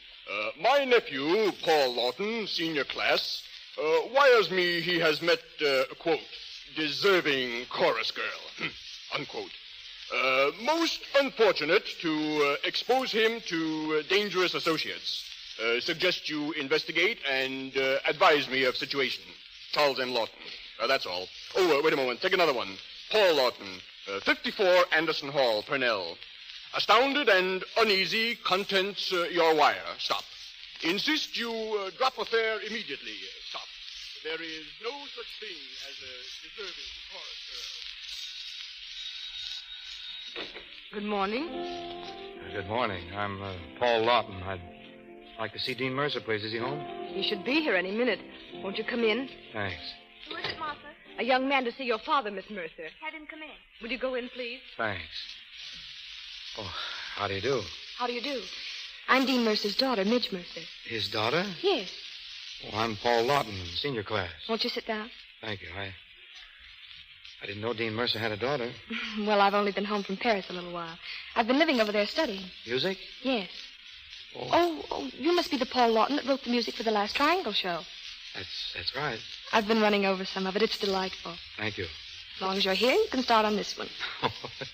All right. Don't spare the voice, Mr. Lawton. Sing it. Well, you asked for it. All through the day I'm nervous, I'm restless, I'm fidgety, waiting for the day to hurry by. I kind of like the evening, give me a crimson sky, when the sun is low, I'm riding high. I'm humming, 'cause my daily work is through, and I know that night is coming, and the night'll find me arm in arm with you. I'm whistling, looking at that lovely moon, when the stars above are glistening, I'm just as tickled as a baby with a toy balloon. La, la, la, la, la, I'm singing, happy as a boy can be, 'cause I see you right there waiting, underneath that usual 3-4-2. Now if you wonder why I'm humming, and if you wonder why I'm whistling, if you wonder why I'm singing, well, I'm singing and I'm humming and I'm whistling all the day, 'cause I'm on my way to you. That's lovely. Thanks. Well... Oh, you're not through yet. Sit down. Say, I'm really here on some serious business. What have you been doing? Doing? Well, when a student calls on Father, he's generally been up to mischief. Well, you're more or less right. What have you done? Well, it's, Oh, come on. Confession's good for the soul. Well, as a matter of fact, it's rather foolish and complicated. You wouldn't care for it. You have a story to tell Father. Don't you think you might better rehearse it on me? Come, Lawton. What have you to say for yourself? Well, I have a sneaking idea your father got a telegram about me. Oh, one just came. There it is on the table. Yes. Can you divine what it says? Something probably about explaining how it happens that a respectable university allows me to get myself involved with chorus girls. I'm fascinated. Then you're involved with chorus girls. No, that's why it's all so silly. I'm not. Oh, I'm so sorry. How do you mean? Well, wouldn't you like to be? No. Now that I've met you, I got trouble enough. Well spoken, sir. But if there isn't any chorus girl, why should... But there is. Make up your mind. Her name is Curly Flagg. Well? Well, Buzz Jones, Buzz is about the best friend I got in college, I guess. We met this girl, and she was hungry and had no place to sleep. Yes? And she said she'd been a chorus girl in a nightclub in Philadelphia. There'd been some trouble, so she ran away. And, well, we took her name and her address. Her address? Yes, sure, so we could let her know what turned up, you see. Oh. She didn't have any place to sleep, but she had an address. It's care of the Ritz, I suppose. Yeah. Well, she knew where she could get a room. Oh. It's a fine story, but I wouldn't try it on Father. Will you answer one question truthfully? Is she the girl the police are looking for in connection with that nightclub shooting business in Philadelphia? What? Yes or no? Well, where did you get such an idea? You used her right name, Curly Flagg, and it's been in all the papers. Hmm. It's all right, really. I'll never tell a soul. Now, if you'll tell me the truth, we'll see what can be done to help you. Where is she now? In Buzz Jones's room. What? We cut her hair. You did what? We cut her hair with the nail scissors, and we filed her away. She dressed up like a boy. Oh, I must see her. Oh, no. Oh, yes. Now, see here, Mr. Lawton. I'll get you out of your trouble, but under certain conditions. I must meet Curly Flagg. No, can't be done. If you'll promise to let me see that haircut, I'll open this telegram. If it's the one you're expecting, I'll tear it up. Father will never see it. You'll do that? If I can meet Curly Flagg. When is everyone likely to be out of the dormitory? Well, nearly everybody goes to dinner within, a few minutes after 6, I think. Say 10 past 6, then? Yeah, I'll be there at 6:10. What's the address? 54 Anderson. But, what about that telegram? Here it is, and here it goes. Hey, that's really swell of you. For a while this morning, I thought I was going to get into some trouble. Midge? Look out. And here, Father. Oh, hello, Midge, dear. Oh, Lawton, isn't it? Yes, sir. How do you do, sir? Mr. Lawton wrote this music. You know, the Triangle Show, so he came over to play it for me. Oh, yes, very creditable. Please go on. Sing that last one again, Mr. Lawton. Yes, of course. I'm humming when my daily work is through. Very nice. Oh, Midge. Yes, Father? Midge, is there a telegram here for me? Why, no, Father. Are you sure? Oh, yes, I'm quite sure. Well, that's strange. The telegraph office called me and said they delivered one here. Oh, well, you know how those things happen. Well, it's not so important, really. You see, they read it to me over the phone.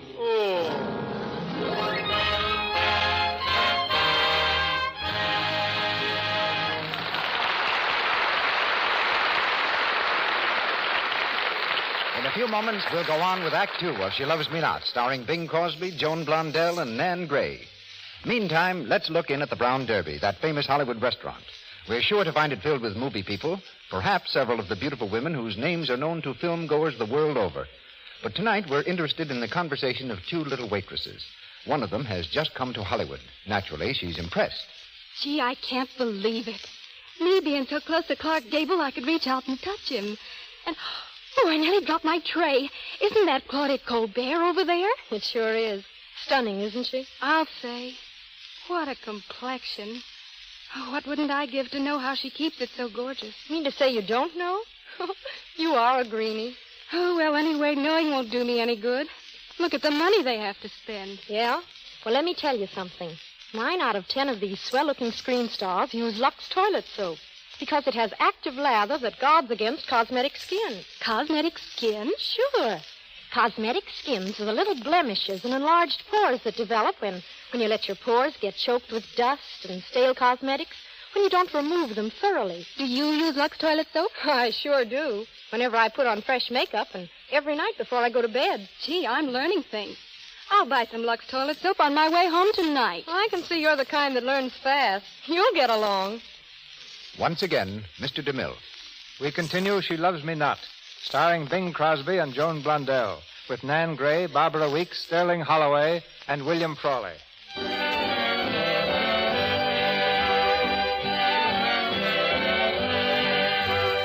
The same evening, a few minutes before 6, in Buzz Jones' room, Curly Flagg stands in front of the mirror admiring her boy's costume, which consists of rather baggy trousers and an old windbreaker. Gus McNeil, publicity director for Super Sound Pictures, knocks quietly at the door.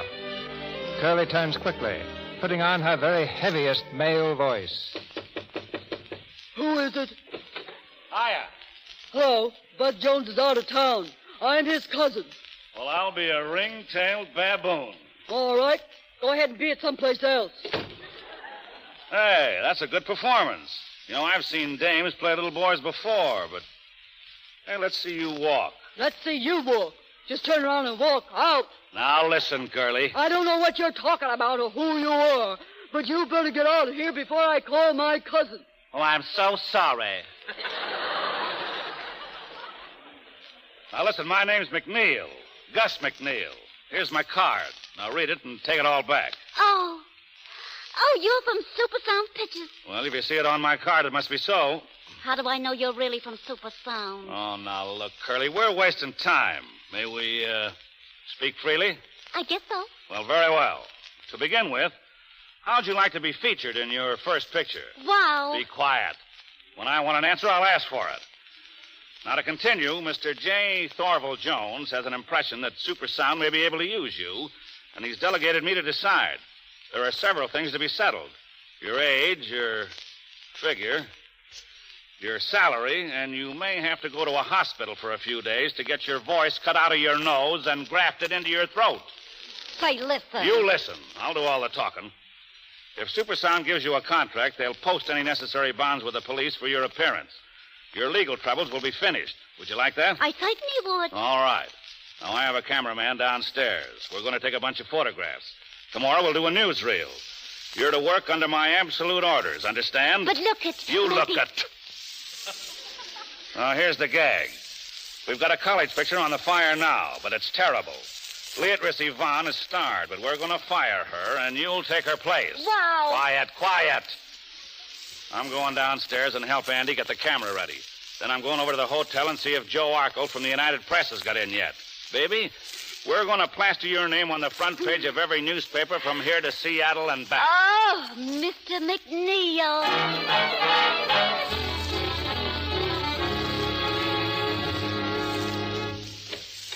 Midge! Is this Mr. Lawton's room? Oh, come on in, Midge. Hello, Paul. I've been expecting you. I hope no one saw me coming. Oh, there's not much danger of that at this hour. Nice room you've got here. Except for those steins. Those steins? Well, I'll positively break them all the first thing in the morning. Now, what did your father say after I left? Nothing, which usually means trouble. Well, he asked me to go to his office tomorrow morning. What am I going to tell him? We'll decide that after I see Curly. Where is our heroine? Upstairs. She'll wait. What for? Oh, I don't know. I thought we might talk a little. All right, let's talk. Yes, let's talk. Well, I'm not so good at talking. Oh, is this the piano the maestro uses when he writes his operas? That's it. I've been here all afternoon, cut 2 lectures and a lab session, just to write something extra special for this occasion. How interesting. I've had poems written to me, but never songs. Is this it? Mm-hmm. For me? For you. Listen.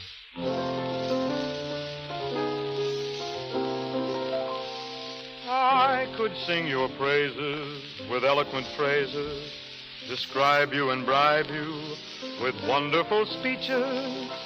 I could sing your praises with grand repartee. But, darling, I desire to confess my love, express my love this way. I know the words that I use are simple and not very smart. But what I say to you, straight from the shoulder, right from the heart. Others may sing the spring. To them making love is an art. But when I sing to you, straight from the shoulder, right from the heart. Who cares if others may laugh, if as a lover I am green? Who cares? Let them all laugh, as long as you know just what I mean. It's old as the hills, it's true, to whisper I love you, I do. But when I say I love you, I do. And when I pray that we'll never part, it's straight from the shoulder, right from the heart to you.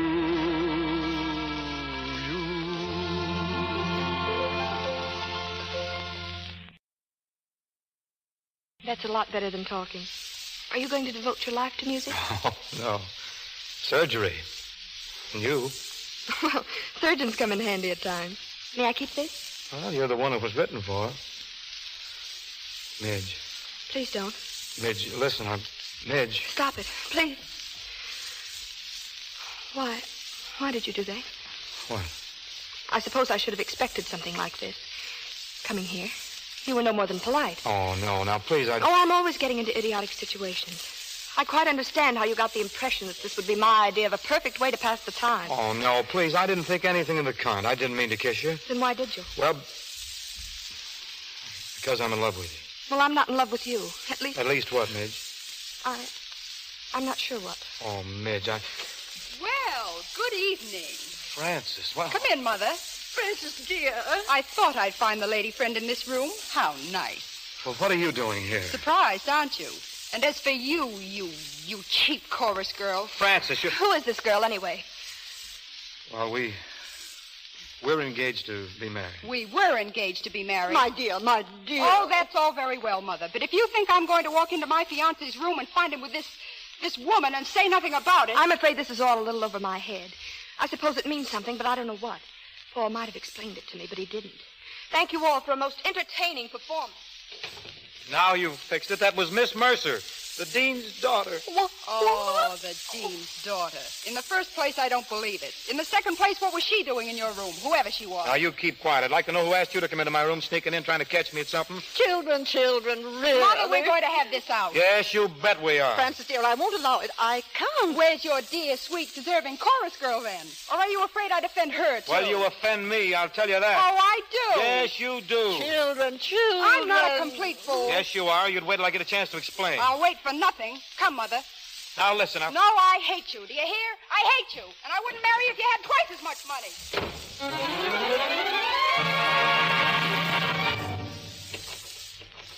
Hello there, buddy. Who are you? This is Buzz Jones' room, and he's out of town. Oh, that's all right, fella.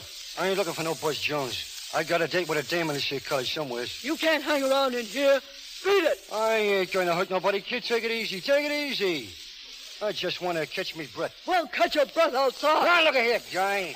If you don't get out of here, I'll send for some of the boys downstairs. Say, wait a minute. Come here, let's take a good look at you. Hey, you go to school here, kid? No, I just come down to visit my cousin. You're just here on a visit, huh? Yeah, going back home tomorrow. Yeah, back to the hilarity. Huh? Hello, Curly. Oh, what do you mean? The boys down at the hilarity asked me to look you up. They all said, give my regards to Curly Flagg. I'm not Curly Flagg. I'm not Curly Flagg. Oh, so you ain't Curly No, Flagg? no, I'm not. You know why I'm here, Curly?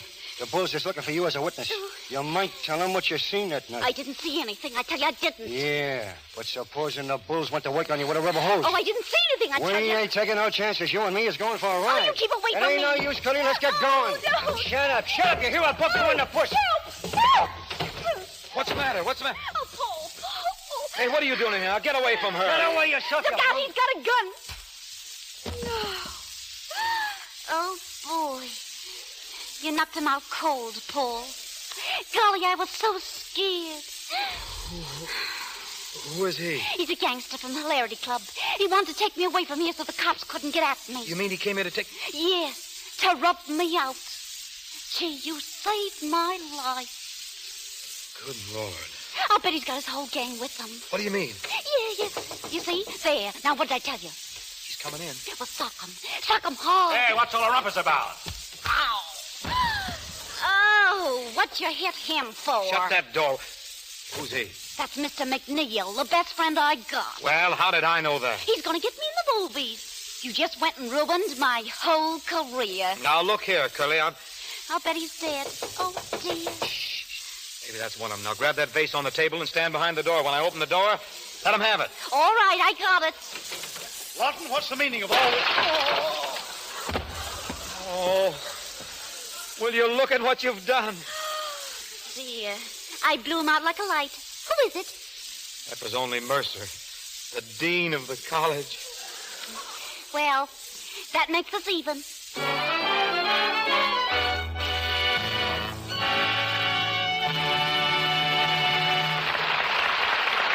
We pause for station identification. This is the Columbia Broadcasting System.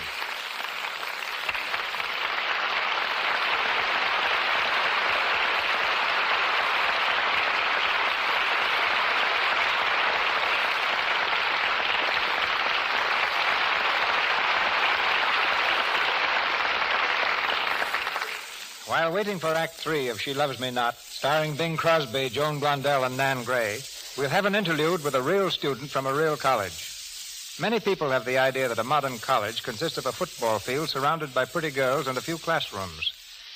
But while the University of Southern California has its share of gridiron heroes and dazzling co-eds, it's also one of the finest schools on the West Coast, and I believe the only university in the world offering a complete course in cinematography. Cinematography is a college word meaning the art of making motion pictures. To tell us what Hollywood in a classroom is like, I've chosen one of the students at random. She's turned out to be Miss Una McClelland. And if beauty is a requirement in cinematography, I'd say Miss McClelland must be on the honor roll. That's all very nice, Mr. DeMille, but it may lead some people to believe that all we're interested in is in becoming stars. Actually, we haven't any illusions about becoming Garbos or Gables. We simply realize that motion pictures are one of the greatest forces in modern life, and we think it's a good idea to know something about them. By this, I mean a knowledge of such things as costuming, makeup, writing, producing, directing, and photography.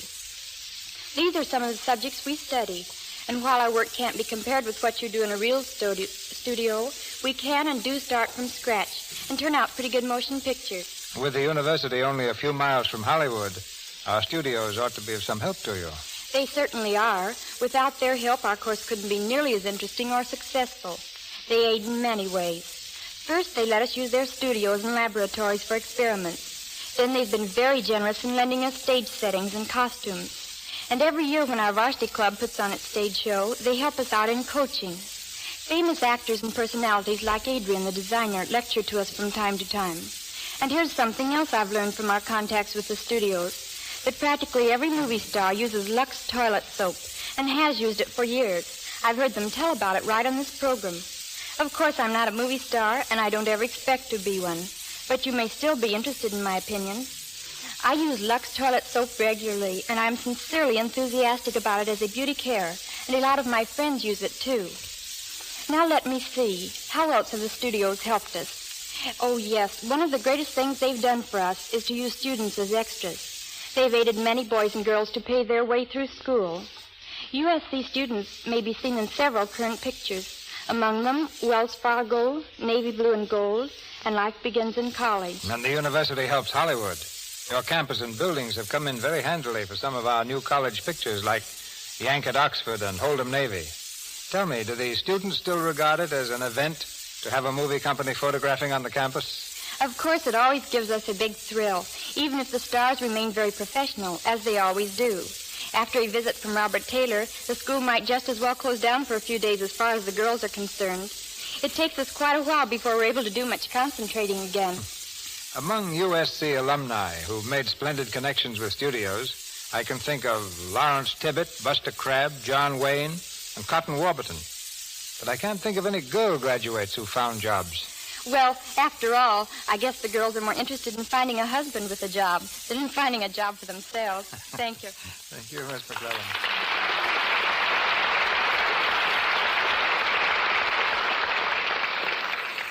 Once more, Bing Crosby, Joan Blundell, Nan Gray, and our all-star cast in She Loves Me Not.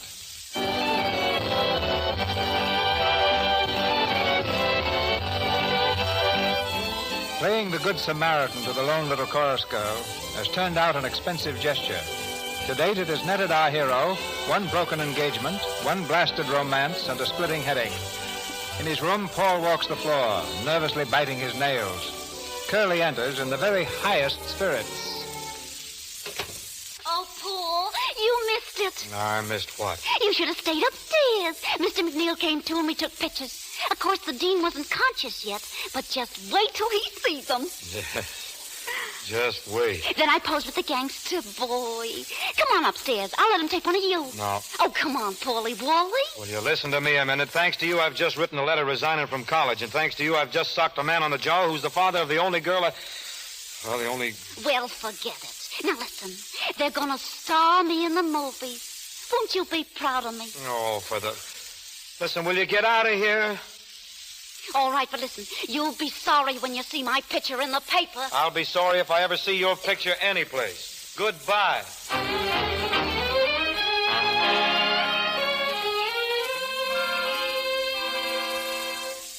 How do you feel, Father? Oh, terrible. Drink your coffee, dear. Didn't you tell them who you were as soon as you became conscious? No, not immediately. But why not? Well, I couldn't believe I was conscious. When finally I did break loose, they kept snapping their cameras at me. And that picture of me kissing the chorus girl is fake. You don't need to tell me that, Father. Father, must both of those boys be dropped? Are you preparing to defend them? Your friend, Mr. Lawton, for instance? I have no defense for Mr. Lawton. Not now. Not any longer. Oh, Miss Mercer. Yes, Martha? There's someone on the phone for you. Oh, I'll take it in the office. Excuse me, Father. Don't be long, Midge. Hello? Hello? Goodbye, Midge. What? This is Paul. I said goodbye. That's the toughest part, so I want to get it over first. Oh, goodbye and good luck. Well, wait. Don't hang over. Goodbyes are over. Well, couldn't we talk our way backwards to... There's nothing to talk about. You think I was trying to play two girls at once, huh? I counted 3 one day. That is, if I was included in your calculations. Well, if I told you that I've never been in love with any girl in the world except you, Would you believe me, Midge? Would you? No, I wouldn't. Maybe your fiancé will believe it, but I don't. Well, I didn't think you would, but it's true anyhow. I'm leaving Purnell today for good. Hello. What? You started by saying goodbye. Well, I suppose hello is the end. Well, wait, don't hang up. Please don't. Are you crying? No, I'm not. Midge, Yes? I'd like to have you listen to something, if you would. It's another song for you. You hold the phone, Midge? Can it be the trees that fill the breeze with rare and magic perfume? Oh, no, it isn't a tree. It's love in bloom. Can it be the spring that seems to bring the stars right into this room? Oh, no, it isn't the spring. It's love in bloom. My heart was a desert. You planted a seed. And this is the flower, this hour of sweet fulfillment. Is it all a dream, the joy supreme that came to us in the gloom? You know it isn't a dream. It's love in bloom. My heart was a desert, and you planted a seed. And this is the flower, this hour of sweet fulfillment. Is it all a dream, the joy supreme that came to us in the gloom? You know it isn't a dream. It's love in bloom.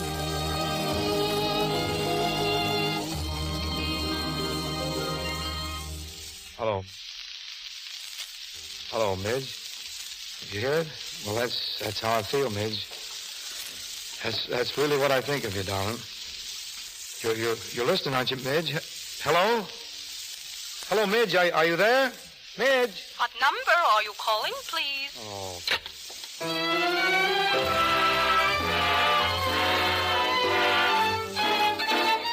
Jones and Lawton suspended. College students suspended. Neighbor, Purnell student rally and demonstration. Demand reinstatement of Jones and Lawton. Senator Gray takes firm stand. Country rises to defense of Purnell students. Super Sound Newsreel brings you Senator Gray, who comments on the situation raging at Purnell University. Senator Gray. I am not a graduate of Purnell University. My university was that of hard knocks. But if the newspapers of this great country have reported correctly the recent events at Purnell, I feel very strongly that a grave injustice is being visited upon the students involved. The girl of the hour, Curly Flagg, tells her story. It was a dreadful experience for a girl like me. I was dancing at the Hilarity Club in Philadelphia. I love dancing so much that where I dance don't matter.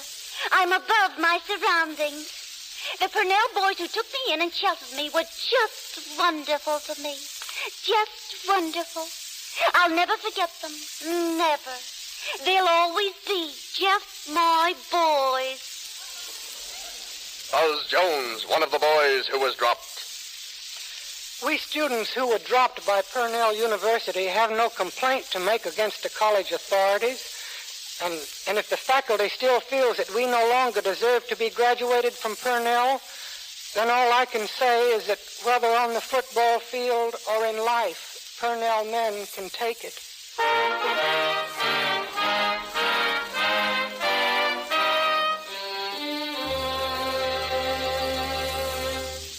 Can I help you with your trunk, Buzz? Oh, it's just about finishes it. I got the books packed. You nearly ready? Mm-hmm. We can make the 9:10, huh? Yeah. Well, goodbye, Purnell. Oh, cheer up. Yeah. 10 years from now, we'll laugh at being busted out and everything. Paul, did you ever think if we hadn't come to Purnell, you and I couldn't have gotten acquainted? Well, that would have been a swell break for you, boy. What's that? I don't know. They ought to have these windows cleaned. They're cheering for somebody. Let me see, Buzz. Hey, look who it is. They're back. Who? Curly Flag and that press agent of your father. Oh, haven't they caused enough trouble around here? Hello, Buzz. How are you, Mr. Lawton? I'm glad to find you together. Miss Flagg has come all the way from New York to thank you boys. Come in, Miss Flagg. My boys. Oh, skip it, will you? And shut that door.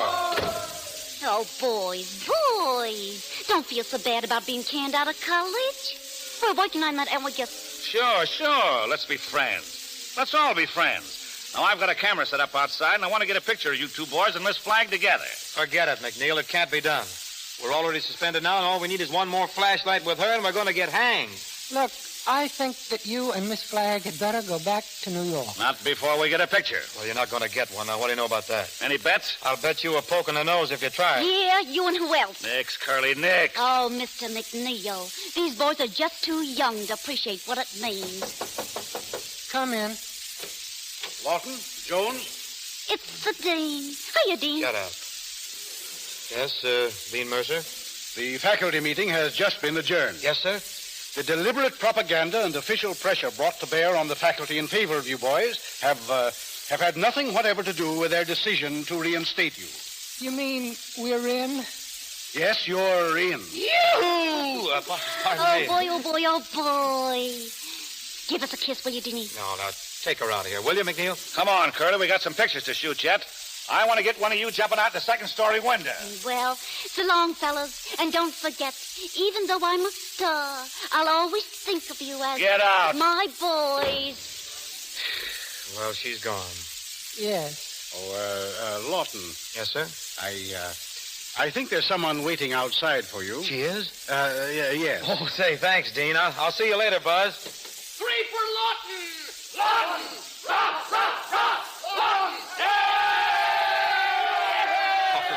Wait a minute. Thanks, fellas. Thanks very much. You'll excuse me a minute, won't you? I'm looking for... Oh, Midge, let's get out of this. I got to speak to you.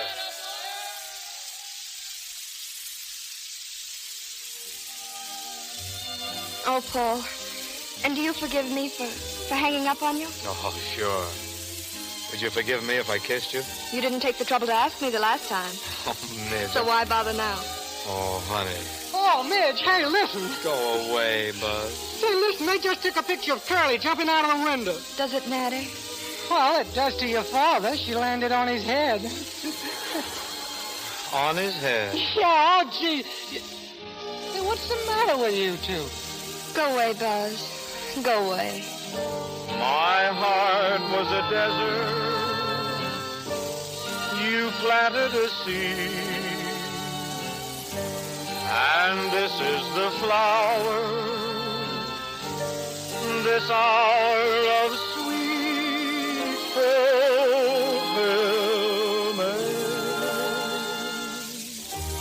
Is it all a dream, the joy supreme that came to us in the gloom? You know it isn't a dream.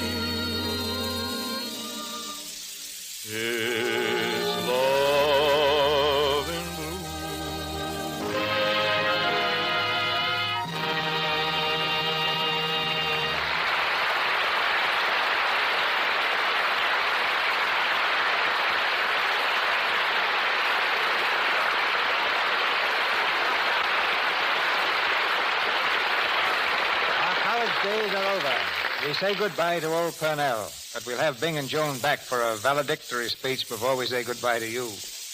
Next to getting into the movies, most girls, it seems, would like nothing better than to be newspaper reporters. I can't blame them.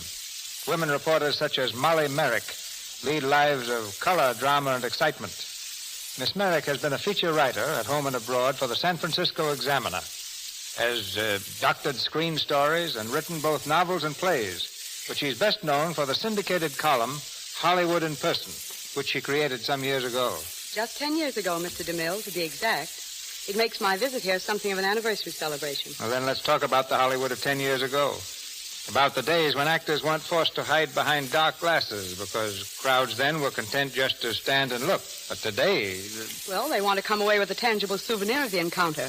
Anything from an autograph to the suit of clothes the actor may be wearing. Perhaps in 1927, the players sought attention with almost as much intensity as they avoid it now. How true. Tom Mix was one of the big stars when I came here. He drove down Hollywood Boulevard in a snow-white car. It was upholstered in scarlet leather. He had his name on the doors and a huge set of steer's horns on the radiator cap. And baby Mary Osborne, the Shirley Temple of 1927, had a pale blue limousine that no one could miss, with a large blue ribbon bow on the wheel. Today, baby Marie is still a young girl. She's making her comeback at RKO. Now, last winter when I was in New York, I caught sight of a pair of stockingless ankles at one of the fashionable hotels. It was a bitter cold day, so naturally I was interested in seeing who had such hardihood. It was Nita Naldi, the great vamp of silent films. She was the first actress to dare appear without stockings. She wore the first backless sundress. What were some of our present stars doing in 1927? Well, a quiet little red-haired girl was playing Oriental types most successfully. It was Myrna Loy. Even then, she had ideas of her own as to her proper type. And finally, she fought her way to high comedy roles and stardom. Bill Powell was a heavy villain a decade ago. And Francesca Gall, the leading lady of Mr. DeMille's latest film, The Buccaneer, was entering the Hungarian State Stage Academy, from which she was later dropped, for lack of talent, of all things. But eventually, she amazed everyone by becoming the favorite actress of most Europeans. Gary Cooper was then a tall, rangy chap who played cowboy parts. Very small parts, by the way.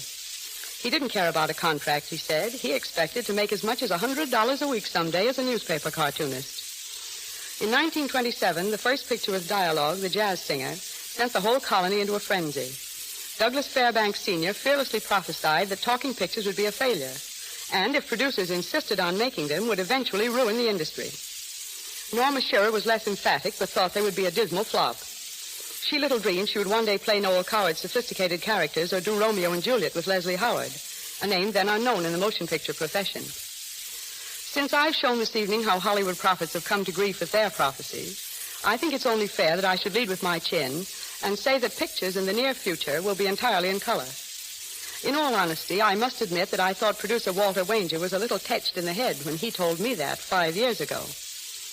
I can very safely make another prophecy. I'm not leading with my chin at all this time. Lux toilet soap will be as popular with the Hollywood stars of 10 years from now as it is today, and as it has been during the decade I have spent among them. Year by year, new stars take their places in the Hollywood firmament.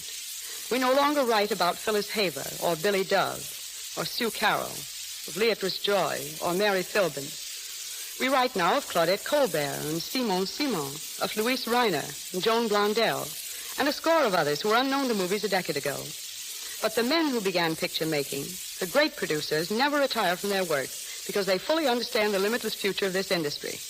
I can think of nobody who exemplifies this statement more truly than our producer on this program, Cecil B. DeMille. I thank you. It's very generous of you, Molly. We'll now let Bing Crosby have a voice in the proceedings, accompanied by Joan Blondell. What would you like for an obligato, Bing? Oh, something about soap. I'm forever blowing bubbles. How about it, Joan? Burns here?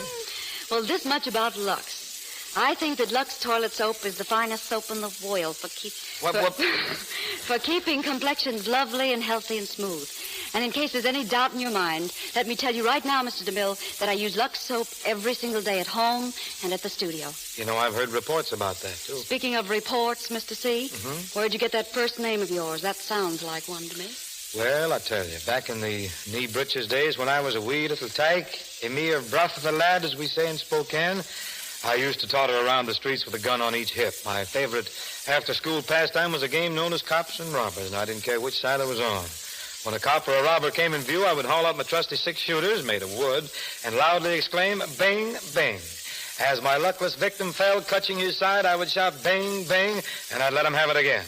Then as his friends came to his rescue, shooting as they came, I would shout, "Bang, bang, bang, bang, bang, bang, bang." I'm surprised they didn't call you Killer Crosby. Now tell me another story, Grandpa. No, so help me, that's the truth. Ask Mr. DeMille. Now, vouch for it, Bing.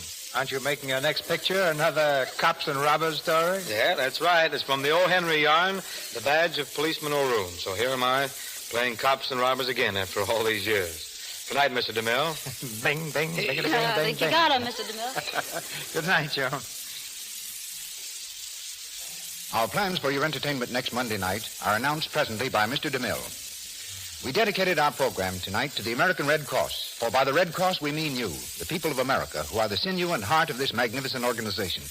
It was you, the volunteer workers and givers, who went to the aid of 1 million sufferers when winter floods devastated the Ohio River Basin. You nursed, clothed, and rebuilt, and provided for widows and orphans. There will be future disasters whose effects you must forestall. Victims of 1938 may be any of us. Guarantee them help now. Join the Red Cross through your local chapter. The roll is being called. Answer with your name. Give your support. Mr. Crosby appeared through courtesy of the Kraft